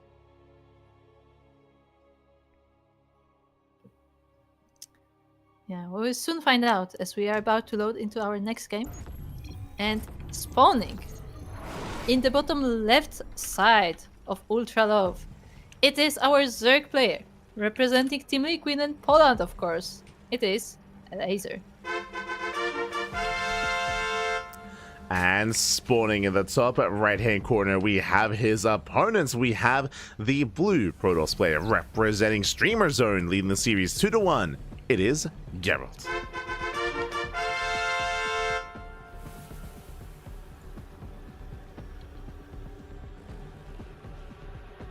Here we go. As again, we are going to be settling in. Elazer, this time opening up in a little bit of a different way here, going for a extractor trick, but still forced to take the unnatural natural.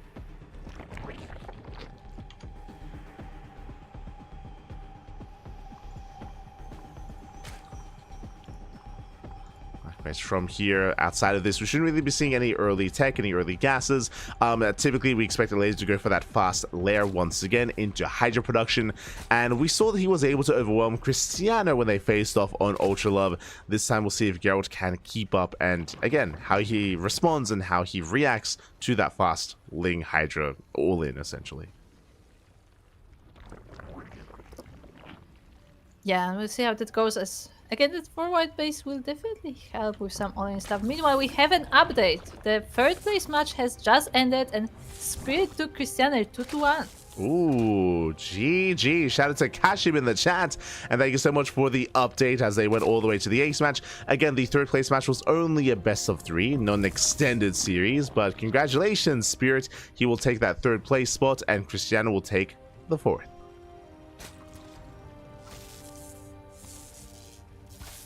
So yeah, that's settled already. The score for the third place match, as you know, we did have that first place match happening at the same time as the finals. Meanwhile, the finals still have a long way to go, as this is a best of 7 series, and Gerald is currently in the lead, but he still has a long way to go. Does have a ways to go.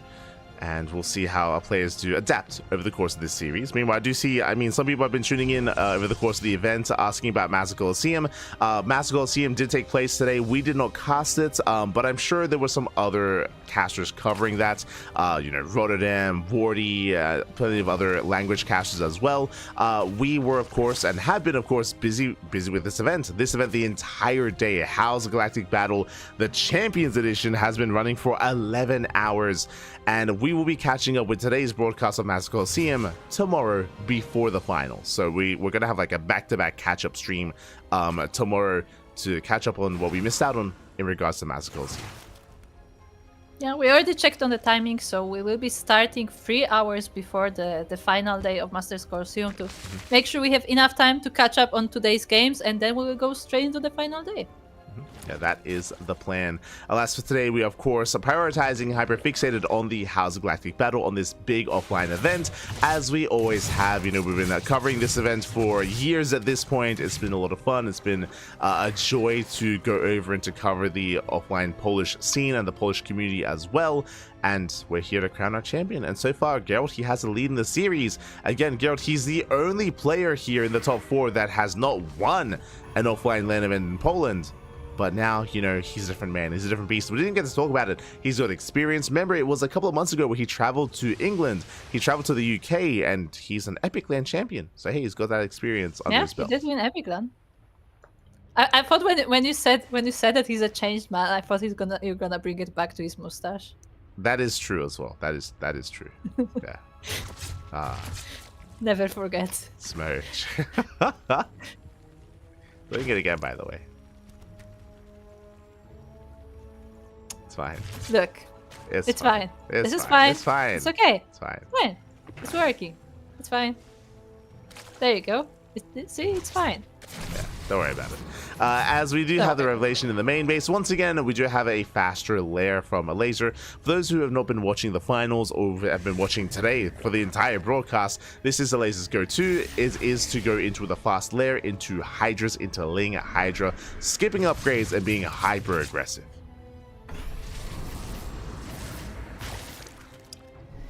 Yeah, so we'll see how that works out. For now, we have this Oracle from Gerald trying to get some damage done, but it's not quite able to do so. The Adepts are now helping in, though. Yeah, the Adepts, they have arrived. We do have 4 Adepts to poke in to threaten the mineral line. Alas, there are plenty of Lings here to defend, and Elazer should be able to keep up as Lings, they come in for a surround.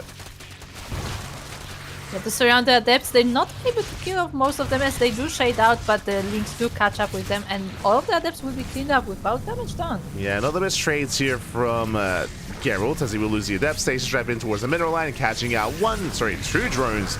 2 workers get caught out in the void ray. He does get an Overlord. Oh no. Oh no, get out, up! Hey, not bad. Another stasis goes off, catching out 3, catching out 5 drones in total. Likewise, Void Ray does pull away in time. Lings, they attempt a counterattack, but last Gerald, he is ready back at home with his Depths, with his Stalkers.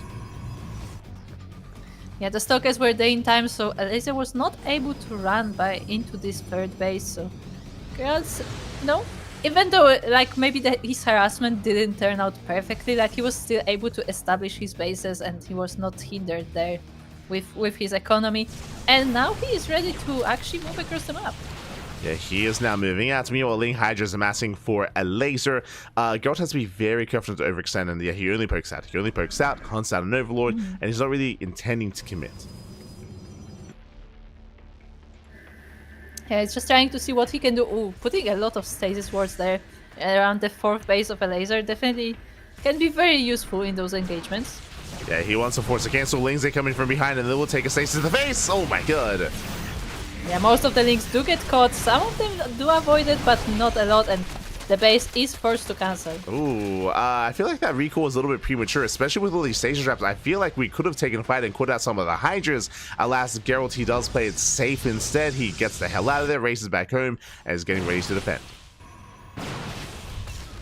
I mean, I feel like Gerald just wants to be safe. He doesn't want to accidentally, run into the army of Elazer. He doesn't know how much exactly there might be. And this army is now counter-attacking. He has to be careful with his position. His own Nexus may be cancelled. Yeah, the fourth base is exposed. It's going to go down. Nice pick up here from Elazer, containing Gerald on 3 bases. Likewise, trading well here against those Stalkers. The Lings are out of the stasis. They can buffer, they can support, but Elazer should not try to push up this ramp. Yeah, he probably shouldn't, but he has more Hydra still. He is reinforcing and he is continuing to press on this army. He does deal with the Void Ray, but there are still so many Stalkers left Yeah, over. without the Link support, these Hydras are exposed. These are going to be some rough losses here for Elazer as he bleeds out Lings, bleeds out Hydras as well, and he is going to be forced back, losing almost everything. Yeah, Elazer is getting completely cleaned up here. Grooved Spines has only just finished, still needs 1 second more, so not perfect timing there for the attack, but nonetheless, Elazer decided to try it, and now Gerald is on a counter-offensive. He knows that he destroyed most of the Hydras, so there shouldn't be that many reinforcements. Yeah, Elazer, he's in a lot of trouble here. He's going to be forced back. Nice stuff stepping out of Elazer. Reinforcements are coming in, and he is trading well against these Stalkers, but Zealots have arrived to reinforce, and with that, they can buffer, they can get on top of the Hydras. Alas, Elazer, he should hold. Yeah, he has just enough to hold here, so this will not be a deciding engagement here for either of our players, but Gerald still wants to push the advantage. He's still trying to poke at that base. He's trying to keep Elazer, in his base and not counter-attacking.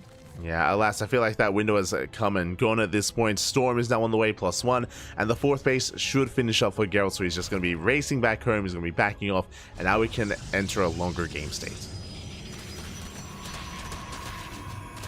Yeah, they're still trying to get in, still trying to try to keep those Lings somewhere there, but the Stalker is actually facing the army of Elazer, facing the Lings, and they have to escape here. Yeah, Gerald, he should not be here. He has to get the hell home. He has to get the hell out of here. There's that recall. Will escape with the Stalkers at least. At the same time, Zealots will hit the right-hand side. Elazer, his base count is solid, and Elazer, he's not droning. He's not droning up the 4th or the 5th base, and no drones whatsoever. Purely Ling Hydra. Yeah, purely Link Hydra, and the entire Link Hydra is being rallied across the map. There are no stops, no regrouping, just going straight across the map, forcing as much damage as he can, but Gerald is ready. The storms are blanketing the army. There were no dodges there. Yeah, we have some decent storms. The first Archon's going to morph in, but the target fire here, the Archon goes down, and Elazer is going to try to break this location here and now and try to end the game.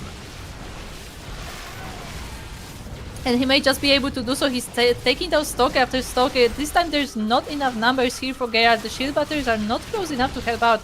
Now he's moving closer to the shield battery, closer to the mineral line. The probes are pulled off the line, but so many of them are going down. Yeah, and this is critical damage. It's going to be 15. It's going to be 16 probes going down. The base does survive, though. It is fully saturated. So Gerald, he still has enough of an economy to maintain himself. Yes, indeed. He saves the base, but he loses the mineral line, and I mean that's enough to keep the game going. But it was definitely a painful blow. Yeah, Elazer, he does have momentum. Elazer, he's now finally droning. He's getting up to 4 base saturation, 82 workers. Bailing speed is on the way. No hive tech yet, though. Now would be a good opportunity for Elazer to start working towards lurkers. For now, though, Elazer is still committing to Ling Bane Hydra.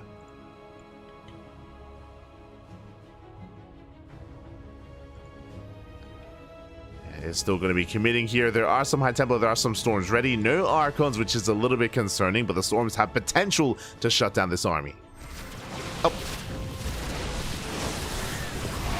Ooh, beautiful storms on the Hydras. All of the Hydras will be going down, or at least most of them. So this attack is completely thwarted, and Elazer has to go back home. Elazer has to defend, but he is planning a Bane Bust. Yeah, Bailing speed is going to finish up just in time. Bailings are making their way towards that mineral line, and how quickly can Gerald respond?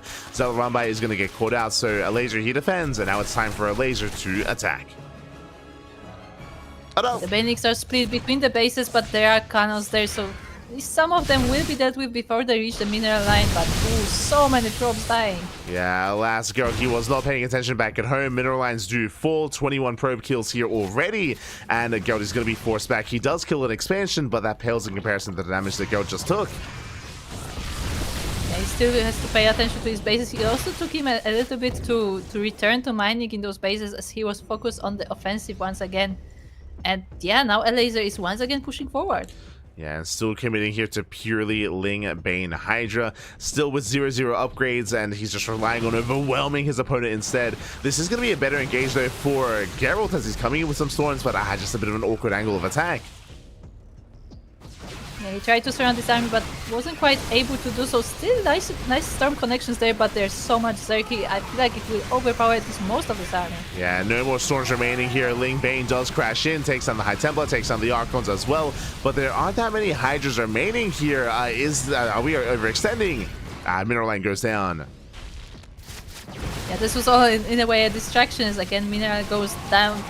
But this is a very close fight. Like, it looks like Gerald has just barely enough to hold this off, but with more reinforcements, it's starting to look tricky. I mean, the economy is really what's killing Gerald here. He cannot, he has no money to rebuild, he has no money to remax. Time and time again, mineral lines have been falling, and Elazer, he is snowballing out of control. He still has 80 workers, he's still on 5 bases, his economy is still thriving, and now he's finally taking up into lurkers.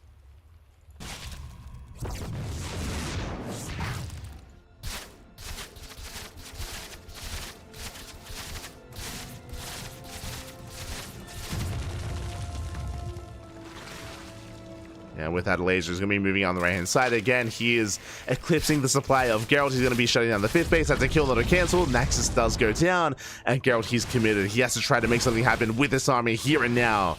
He needs these storms to connect. Yeah, he's going forward. The Banelings are crashing into mostly the Archons. The stores mostly connect, but not with the entire army, so I'm not sure if that was good enough, unfortunately. Yeah, we get some decent storms, but just barely not good enough here. At the same time, like, Gerald's going for a run-by, going for a counterattack, does deny an expansion, but he needs more damage, and he just doesn't have the supply for it.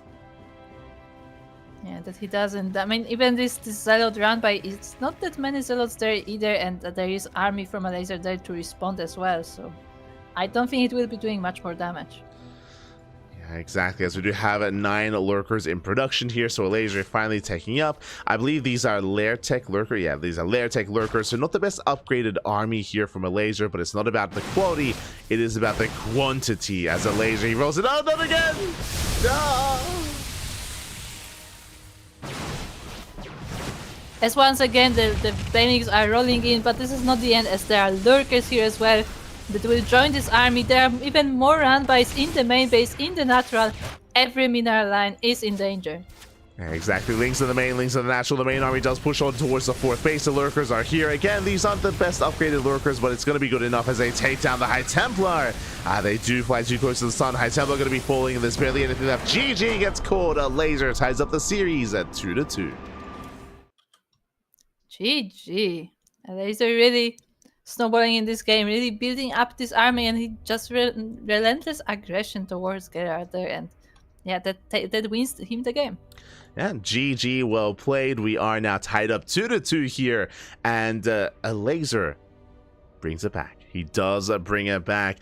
Alas, Gerald, once again, he did have a bit of a hard time keeping up with the momentum of Elazer. Once again, that's the problem with relying on storms, is if you miss a storm, if you don't quite connect with the storm, then your army does suffer as a result.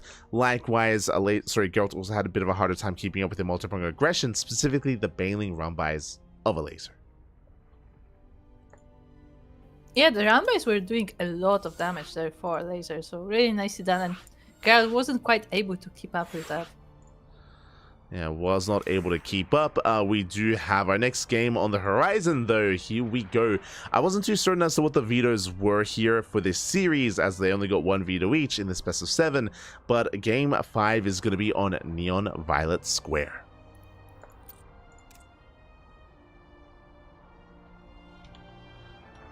It's time for the pachinko.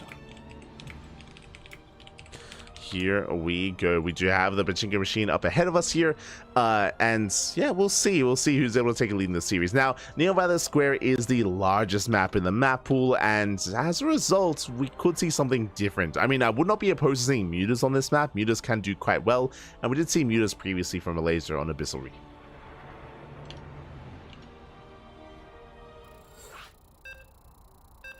Did see it previously, but here we go. We are going to be loading in. You can hear the beeps into game number 5.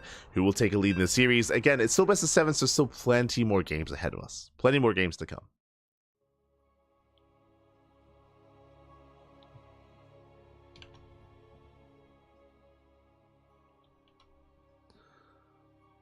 plenty more games to come here as we are going to be diving into that game. Again, the map is quite large. There's gold bases, there's pocket bases as well. A lot to really embrace, and we could be here for a while.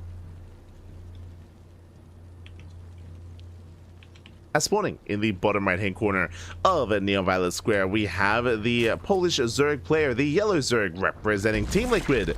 It is Elazer.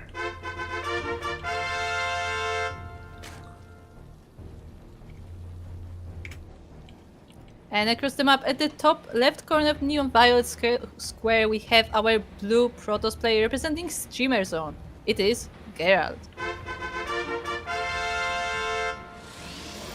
Here we go, and Elazer. Oh, okay. For a moment there, I thought it was going to be rushing into the gold, which we have seen happen in the past, but Elazer just going for the standard expansion instead. Yeah, the probe from Gerald is not quite there in time to block this base either, so Elazer will be able to get that hatchery. And I wonder really the question here is, will he oversaturate his guns again? Yes. Ah. You will. As we are indeed getting into this tiebreaker of a map. Again, we'll see who gains momentum in this series.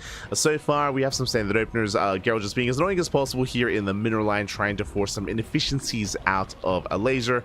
Once again, we do expect a fast layer into fast lurkers, but or into fast hydras, meant to say. But as we mentioned before, like something like Spire play is viable here. I mean, we saw it didn't quite work out well for him on Abyssal Reef, but he could try again.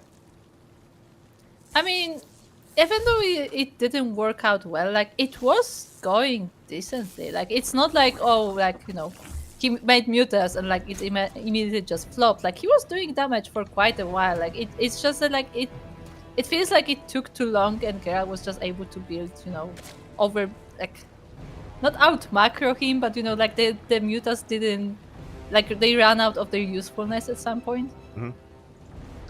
Yeah, we were just stuck with Mutatech a little bit too long, despite getting value. You know, maybe not ideal enough to commit to that, especially as Archons and High Templar build up over time. You know, someone asking in the chat about no Evo chambers, as we were emphasizing, or at least trying to previously.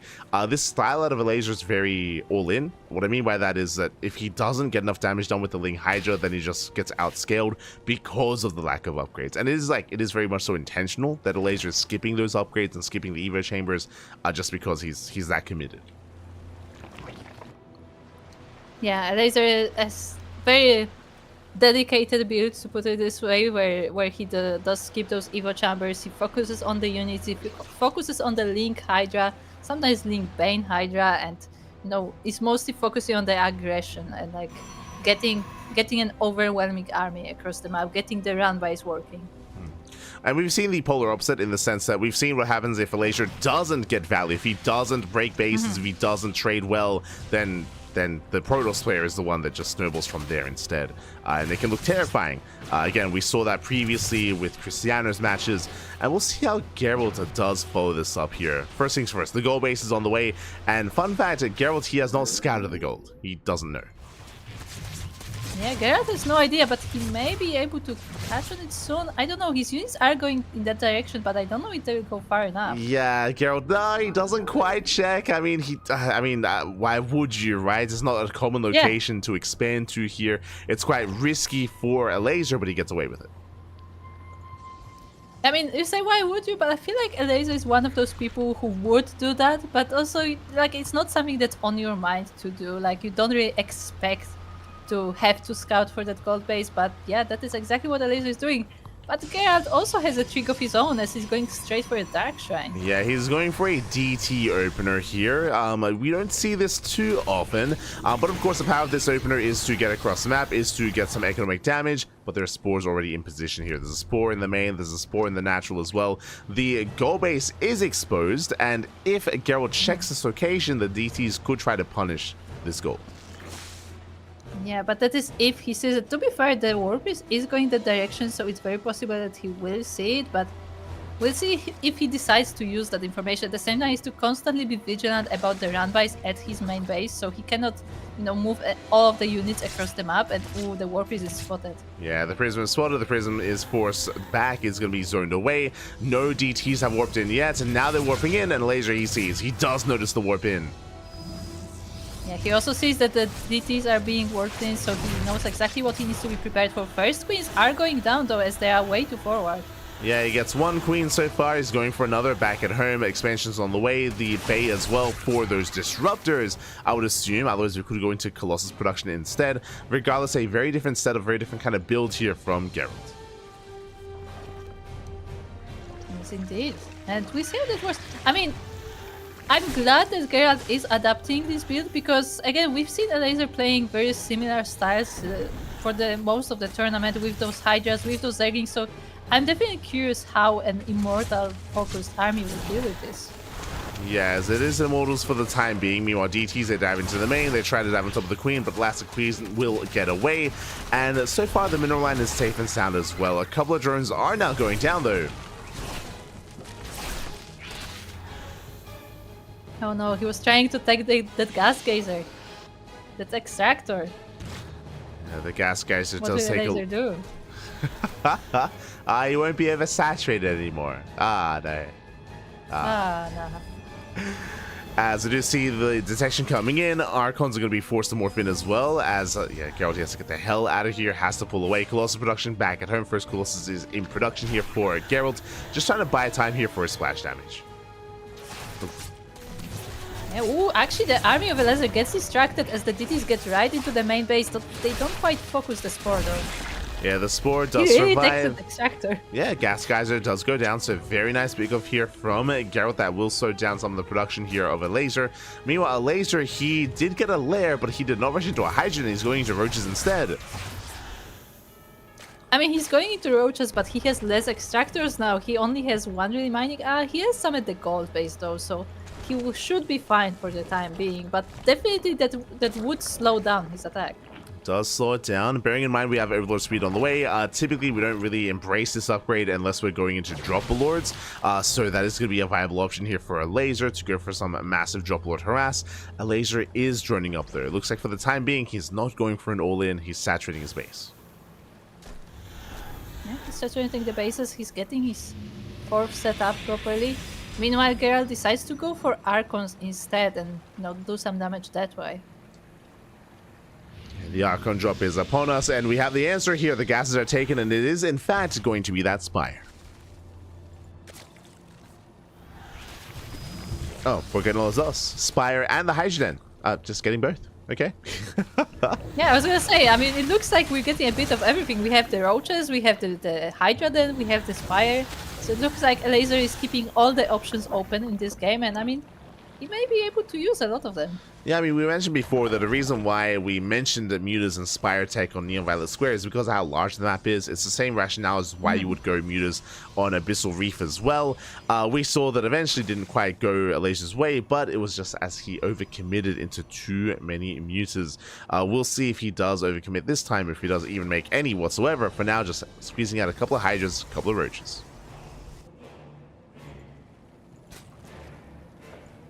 Yeah, for now, just working on making sure that he has a fighting force there, as this Archon drop is still not cleaned up. He's still trying to get some damage done, but with the Roaches present, I don't think it's really possible.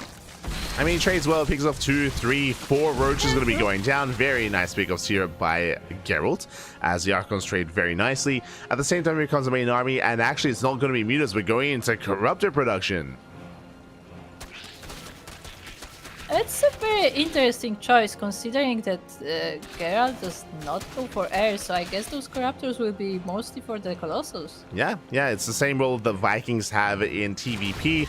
It's going to be that anti-air to deal with those to deal with the Colossus here instead, and we'll see if we can make use of that. Meanwhile, Lings, they hit the gold base. The gold is going to be denied.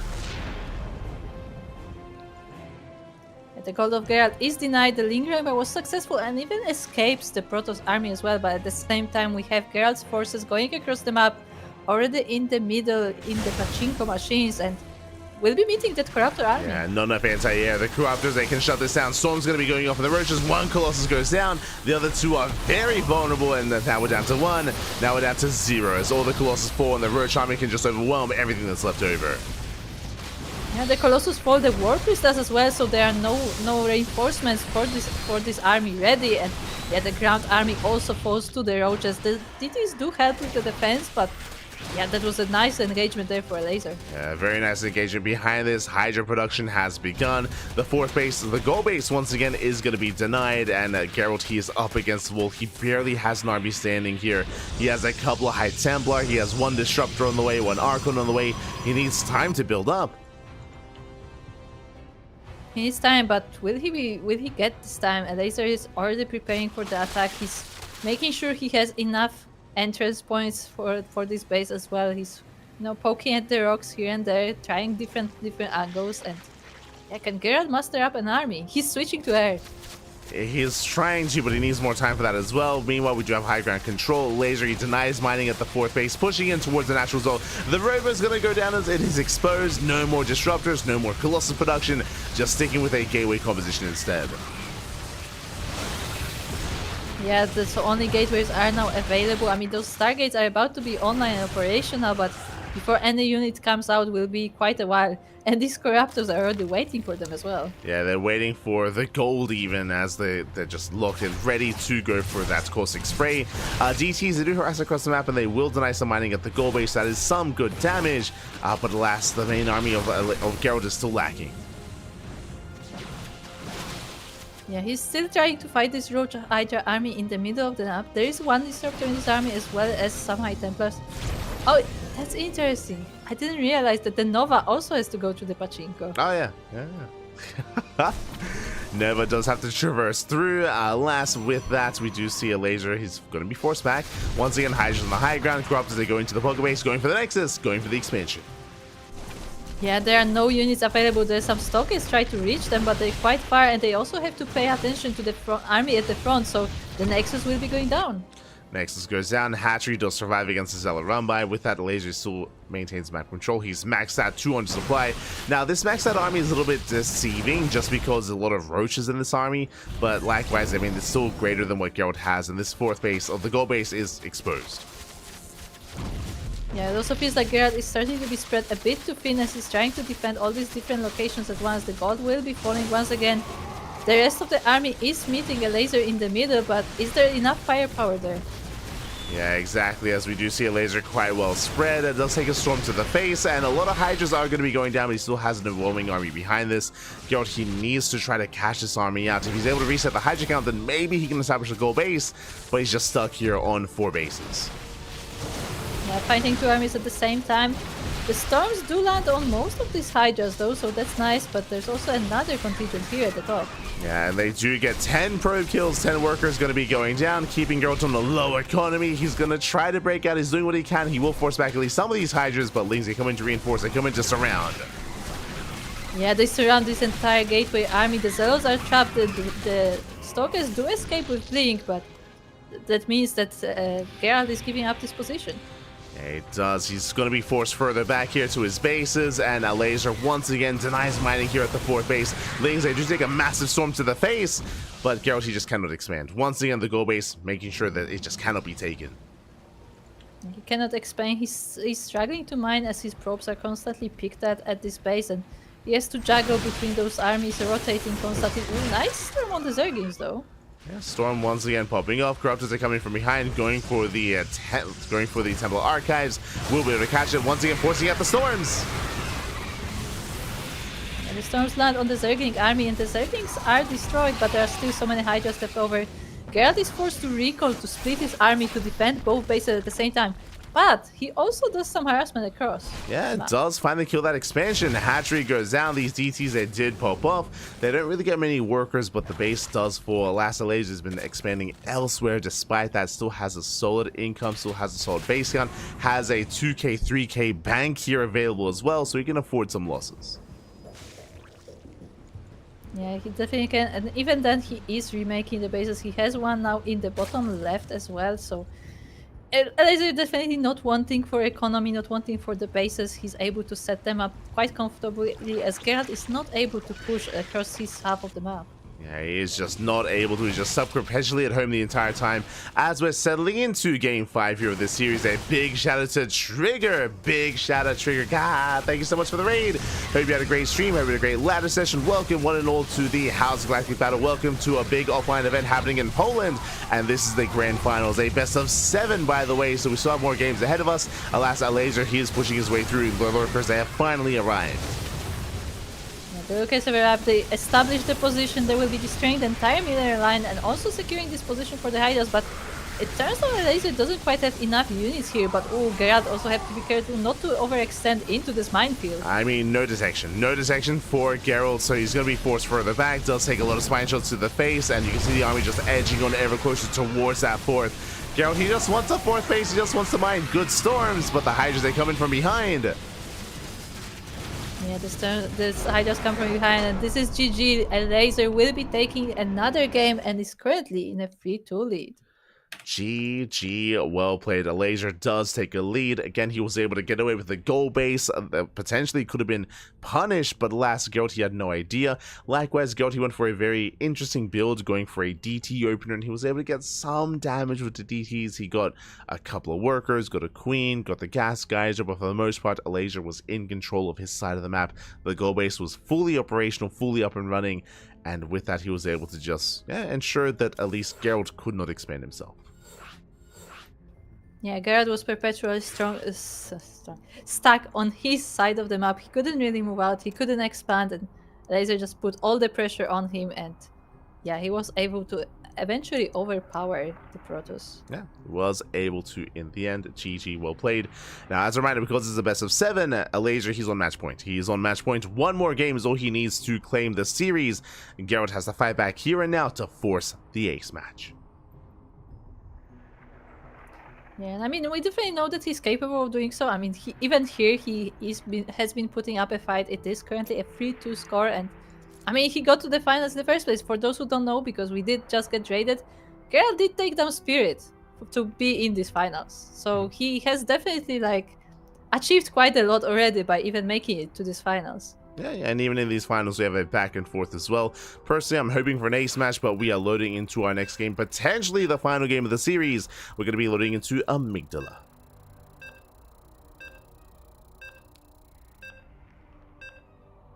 Or Amygdala, as Yako likes to call it. Oh no.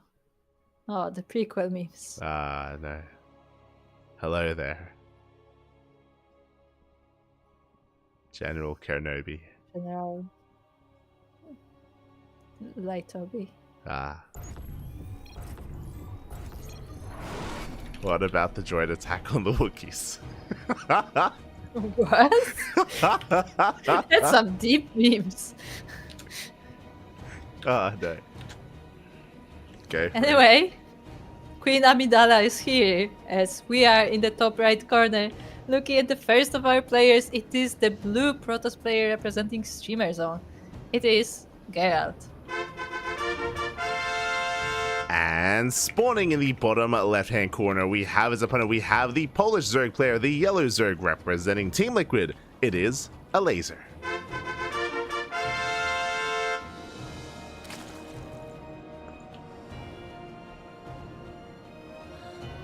Here we go again. Elazer needs one of my scenes. One more game to become our champion. Someone did you one better. What about the baning attack on the probes? Ah, true, Huh? true. Ah, no. You raise a good point. What about it, Kuro? What about it? It's tragic. Look, I don't know enough prequel memes, okay? That's a good. It's probably a good few thing. lines, It's but probably, it's probably a good thing. I that you mean, don't know. It's is fine. it though? Yes. You don't need to know them at all. It's taking away valuable brain space. It's fine. What brain space?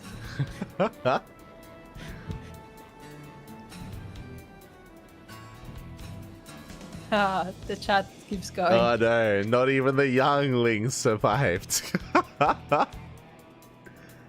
Gerald defeated Spirit. A surprise to be sure, but a welcome one. Let's go. Okay. Yes, bring the prequel memes. I know. This is getting out of hand. Now, there are 2 of them. What though? It's fine. It's fine.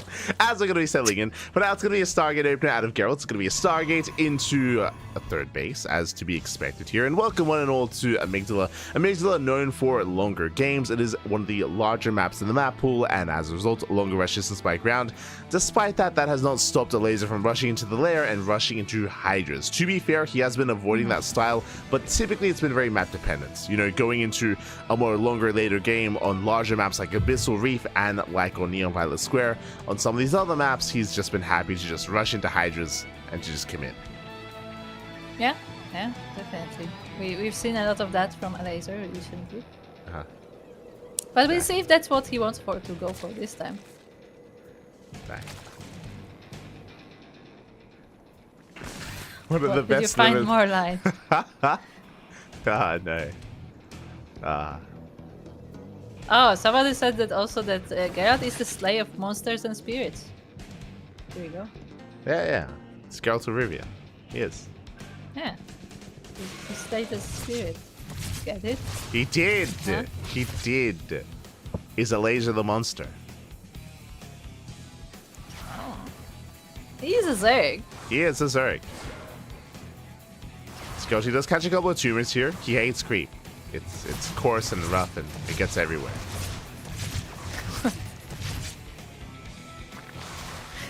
Okay. Yeah, you heard me. Oh, gets a drone. Yeah, nice catch there for Gerald. But unfortunately, we'll be losing an adept for it as well. Yeah, it does lose one undead to me while stays trapped across the map. Alas, Elazer does react in time, does pull away, only getting one drone trapped. And behind this is looking to try and delay the third. Oh. The drone is stuck in mining animation. It's so funny. Looks like it's mining. Yeah. Is going to be trapped back at home. Geralt does warp in time, does defend, does protect, and once again, fast lair out of Elazer, as we have seen time and time again throughout the course of this series and throughout the course of this broadcast, should be for fast Hydra production. We didn't look. We don't know if he oversaturated the gas. Nah, we didn't have to. We know he did. I don't know. We know he did. It's fine. It's fine. Oh, interesting. Geralt once again going for Phoenix. Yeah, it is going to be a Phoenix follow-up after the Oracle. With this, he can hunt down the Overlords, of course, and try to contain his opponent. Once again, this will deter any kind of drop play that Elazer has been known to do, especially in this matchup, has been quite successful at it. Yeah, definitely. That is something that he's been trying to utilize even today, but I mean, it doesn't always work out. It definitely did work out great in the series versus Krystianer. Was able to pop up. As the lair is about to finish, gases are being taken as we speak. Fourth base on the way for Elazer as well, as he is comfortably embracing his Hydra production. And there it is, Hydras are on the way. We also have a Dropper Lord on the way. So it looks like once again we will be going for some fast drops this time. Yeah, Maybe some Zerglings? And we'll see if the Phoenix will come across. This again, the purpose of the Phoenix opener is to deny these Dropper Lords, but alas, this Overlord was barely not seen. Lings, they do rally across the map. The Adept barely doesn't quite catch eyes on this either. And where is that Phoenix? It is on the left-hand side. Yeah, it's not quite in place to spot this Overlord, and it will be firing units over in the lateral. At the same time, though, there are depths in the base of Elazer, and 5 drones go down. Yeah, not bad. 5 workers do fall. At the same time, we do react in time. Boys are being pulled, and these Lings, they should be dealt with without losing a single probe. Yeah, very nicely done there for Gerald. He made sure that the Zerglings were not able to pass through between those two assimilators, and in that way, he was able to deal with them without receiving any damage. Yeah, at the same time, the Phoenix makes a beeline on over. The Dropper Lord has been found, and the Dropper Lord should be shut down. So nice defense here from Geralt. He will clean this up. And Elazer, he did rush into Hydras, but he's not committing. He's droning up, and that is an infestation pit on the way. So I guess we will be going into Lurkers after all much earlier than in previous games. this will not be, a committed attack with just the Link Hydra. We will actually progress the game farther. Oh yeah, exactly. He's getting ready for a Hive Tech and for Lurker Tech as well. Behind this, Elazer is up to 80, has a very comfortable economy here with 80 workers. Meanwhile, Gerald, he's getting ready for an attack that isn't really coming his way. Very defensive setup here by Gerald, and Elazer just happily just chilling back on his side, knocking down rocks and expanding. Yeah, definitely looking forward to taking that gold base, as he will be going for a bit more, economical, a bit more greedy build there, and that Lurker then is already on the way, so Lurkers will be coming soon enough. We'll see if Gerald will be ready for them. Like, I'm not sure if he has the means to deal with the Lurkers right now. There's a line in the chat. There's one There's more. an entire dialogue going on. You are on this balance council, but we do not grant you the rank of Grandmaster.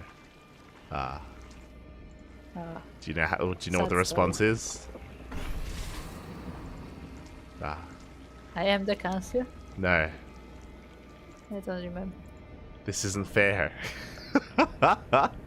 Look, I told you I don't remember prequel memes. You just said I shouldn't. No, yeah, you should. You should. Don't worry about it. Don't worry about it. You don't need to know. But now you put me on the spot and I don't know prequel memes, so maybe I should educate myself. No, you shouldn't. You should not. You do not need to watch the prequels. It's a waste of time. Oh no, I watched the prequels several times, in fact, probably. You don't need to watch them again. As here we go, Elazer does commit in. Tails take the storms to the face though. Oh, High Templar! Oh! The High Templar were barely saved there, but did get quite a few nice storms, but there's still more Zerg. There's actually two different armies coming. This one is distracting Gerald, as at the same time we have some Hydras at the top. Yeah, again, Gerald, he's struggling to hold on. It was going to be forced to recall back home. Does recall in time. The fourth base is going to be saved, and Elazer is still massing up his army. Behind this, the Hive is done. Hive upgrades are on the way. No Lurkers yet, as we are just getting ready for those upgrades, and is this time getting into Evo Chambers and 1-1. Oh my god. He's getting upgrades.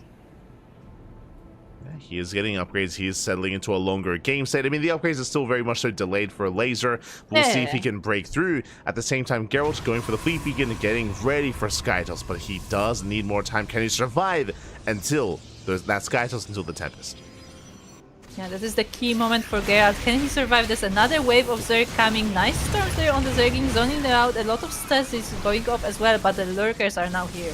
Yeah, and at the same time, we do see an attack here on the left-hand side. Once again, Lurker's also in position, and Gerald just having a really hard time splitting up his army. He does split though. He's trying to get ready for this. Oh! Yeah, he's cleaning up the Lurkers on this side, so that is nice. But at the same time, he's fighting on the other side of the map, and he has an observer there, but he doesn't quite have the army to fight with. Yeah, exactly. No Immortals, no Archons, no Storms either. The Soldiers, they are struggling, and the mineral line is under fire.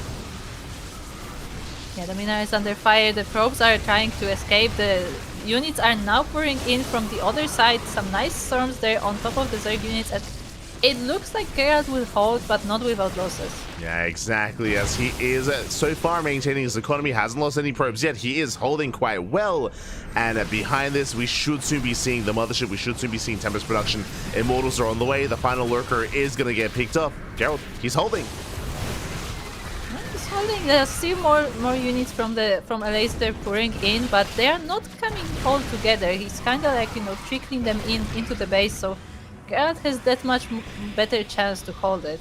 He's actually going for static defense. And again, this time there's no multiple aggression. There's no second army here on the right-hand side. It's all just mainly focused towards the top side instead. Gerald, he's ready for this. He is in position. Storms are amassing. Immortals are amassing up as well. Mothership's on the way. Show us those storms. So there's still so much Zerg from Elazer. He has to be careful about this, not to lose too many units. Storms land on the Zerglings. The Oracles are here to help out. Once again, another storm on the Hydras. And is this enough? It looks like with the Zealot it is. Yeah, the Chargeless, they do dive in. They do collapse on one of those Lurkers. Lurker does go down. Immortals have arrived. And Geralt, once again, he's barely pulling off this defense. The hatchery is, the Nexus is getting low, but still up and running. It's up and running. He still has the storm. He still has the Immortals. He's still warping in more Zealots there for the defense. The Tempest is on the way. The Mothership is about to be finished, so it should be joining soon, but there's still so many lurkers here. Yeah, he needs a little bit more time. The Immortals have arrived. They shut down 1, 2, 3, 4 lurkers going to be going down. The lurkers are exposed on the road, but there is no detection. There's no revelation, and the lurkers, they do hold. Yeah, they are actually advancing in the position as well, so the Nexus is now in danger. I mean, Gerald is still dealing with the army being rallied over here, but the lurkers are dealing real damage. They are dealing real damage. Mothership has arrived, does activate Cloak. The Overseer does get targeted down, and with that, the army is going to be safe. With that, once again, Gerald, he is barely holding on. Yeah, again, I mean, Gerald is holding, but as you said, it is barely holding, and there are another and another and another wave of Zerg coming, so he has to be very careful about how he does this. The Tempests are now out, so they should be able to help out, but the Cloak is out. Yeah, it's just the one Tempest here, though, so not too much to work with. Once again, Storm going to be zoned away. Lurkers a siege up out of range of the expansion. The High Templar is going to get picked off, and here come the wave of Hydras, once again going for the Nexus. The Immortal unfortunately walks straight into the army and does go down. The Nexus is so close to falling, and it will eventually fall. There are some reinforcements from Gerald, but yeah, he's starting to lose this battle. Yeah, at the same time, Lings, they rush into the expansion. 20 probes going to be going down, and finally Elazer has done it. He takes down the 4th base, takes down the economy, and the main army here is barely standing. Yeah, the main army is barely standing, and once again Elazer is still rallying in more units. You can look at the minimap as we have more links pouring in, and I mean, this is the standing army. This is the defense of Gerald. We have more Tempests on the way, more Immortals, but they are not here with this army. Yeah, and it's been impressive to see Gerald hold on for as long as he has, and even actually have close supplies here with Elazer at times as well, but alas, he still lost his bases, and upon losing these bases, he just cannot maintain these losses, not anymore. Elazer, he is about to max out, and Gerald, he is nowhere close, not this time. Tempest, they're helping, but he still only has one. Yeah, he only has one, and now there are Corruptors out as well, so they will be able to attack directly the Tempest and the Mothership. There are not many Stalkers in this army anymore, so they can't stop this. Yeah, they cannot stop this army from just engaging and encroaching upon the bases. We go for the dive. Mothership does activate Cloak, but there is detection, and the Corruptors are going straight for the Mothership. The Corruptors are focusing the Mothership. I mean, the shield battery is helping out a lot, but eventually it will be going down, and the ground army is no more. The last few Archons are defending these bases, but Elazer is pushing forward. Yeah, Elazer looks like he has finally done it. He breaks through the defensive line, takes down the Mothership, takes down the Tempest, and now there's only 2 Archons remaining. The base is rebuilt, but Corruptors, they're going for it, and they bring it down. Bringing down, 20 probes are going down. Gerald is trying to evacuate, trying to make the last stand, but I mean, he lost another position. He only has those 3 bases, and only 2 of them are somewhat mining. Yeah, and again, Gerald, he was the underdog. He was the dark horse in this series, or in this finals, I should say. And he did so well, so amazingly, making it to the grand finals. Remember, he took down Spirit to get here. He had a great best of 5 in the semis, but here in the grand finals, he is struggling to hold on, struggling to stabilize, and again, he's on match point. He's going to try to fight back. There isn't really much anti-air, so the Tempest are getting free damage, but here come the Corruptors. Oh. I mean, the Corruptors are quite damaged, so if they go too close to the Archons, they may be dealt with before they are able to finish all of the Tempest, but now we have some reinforcements in the air army as well for a Elazer, and yeah, this is looking very dire. He's going for the gold on the other side. He's taking Gerald's own gold base, just taking his entire half of the map, just mass expanding. And Elazer, he's already remaxed, is here once again to knock down the base and to deny the expansion of Gerald. Yeah, I mean, Gerald was able to rebuild a bit of his army. Again, he has more Tempests now, but there's so many lurkers here. They are establishing a position in his base. He tries to run by into this bottom base there, but unsuccessfully. Elazer has the high ground. Oh no, Elazer has the high ground. Don't try it. Is there lava? Is Gerald going into the lava now? No. He's gonna try to jump it. As is gonna. I just saw that in the chat.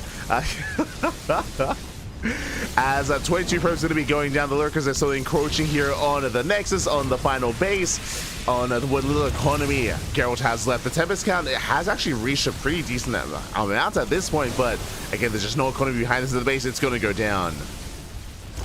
Yeah, like even though Gerald is trying to set up a defensive position here, like he doesn't have the economy to remake his army, so every unit he loses is a unit he cannot really remake. Yeah, exactly. As he's down to half a base mining at this point. There's nothing left in the main. He's long distance mining even towards the south side as well. And oh my god, Gerald's once again cutting out by these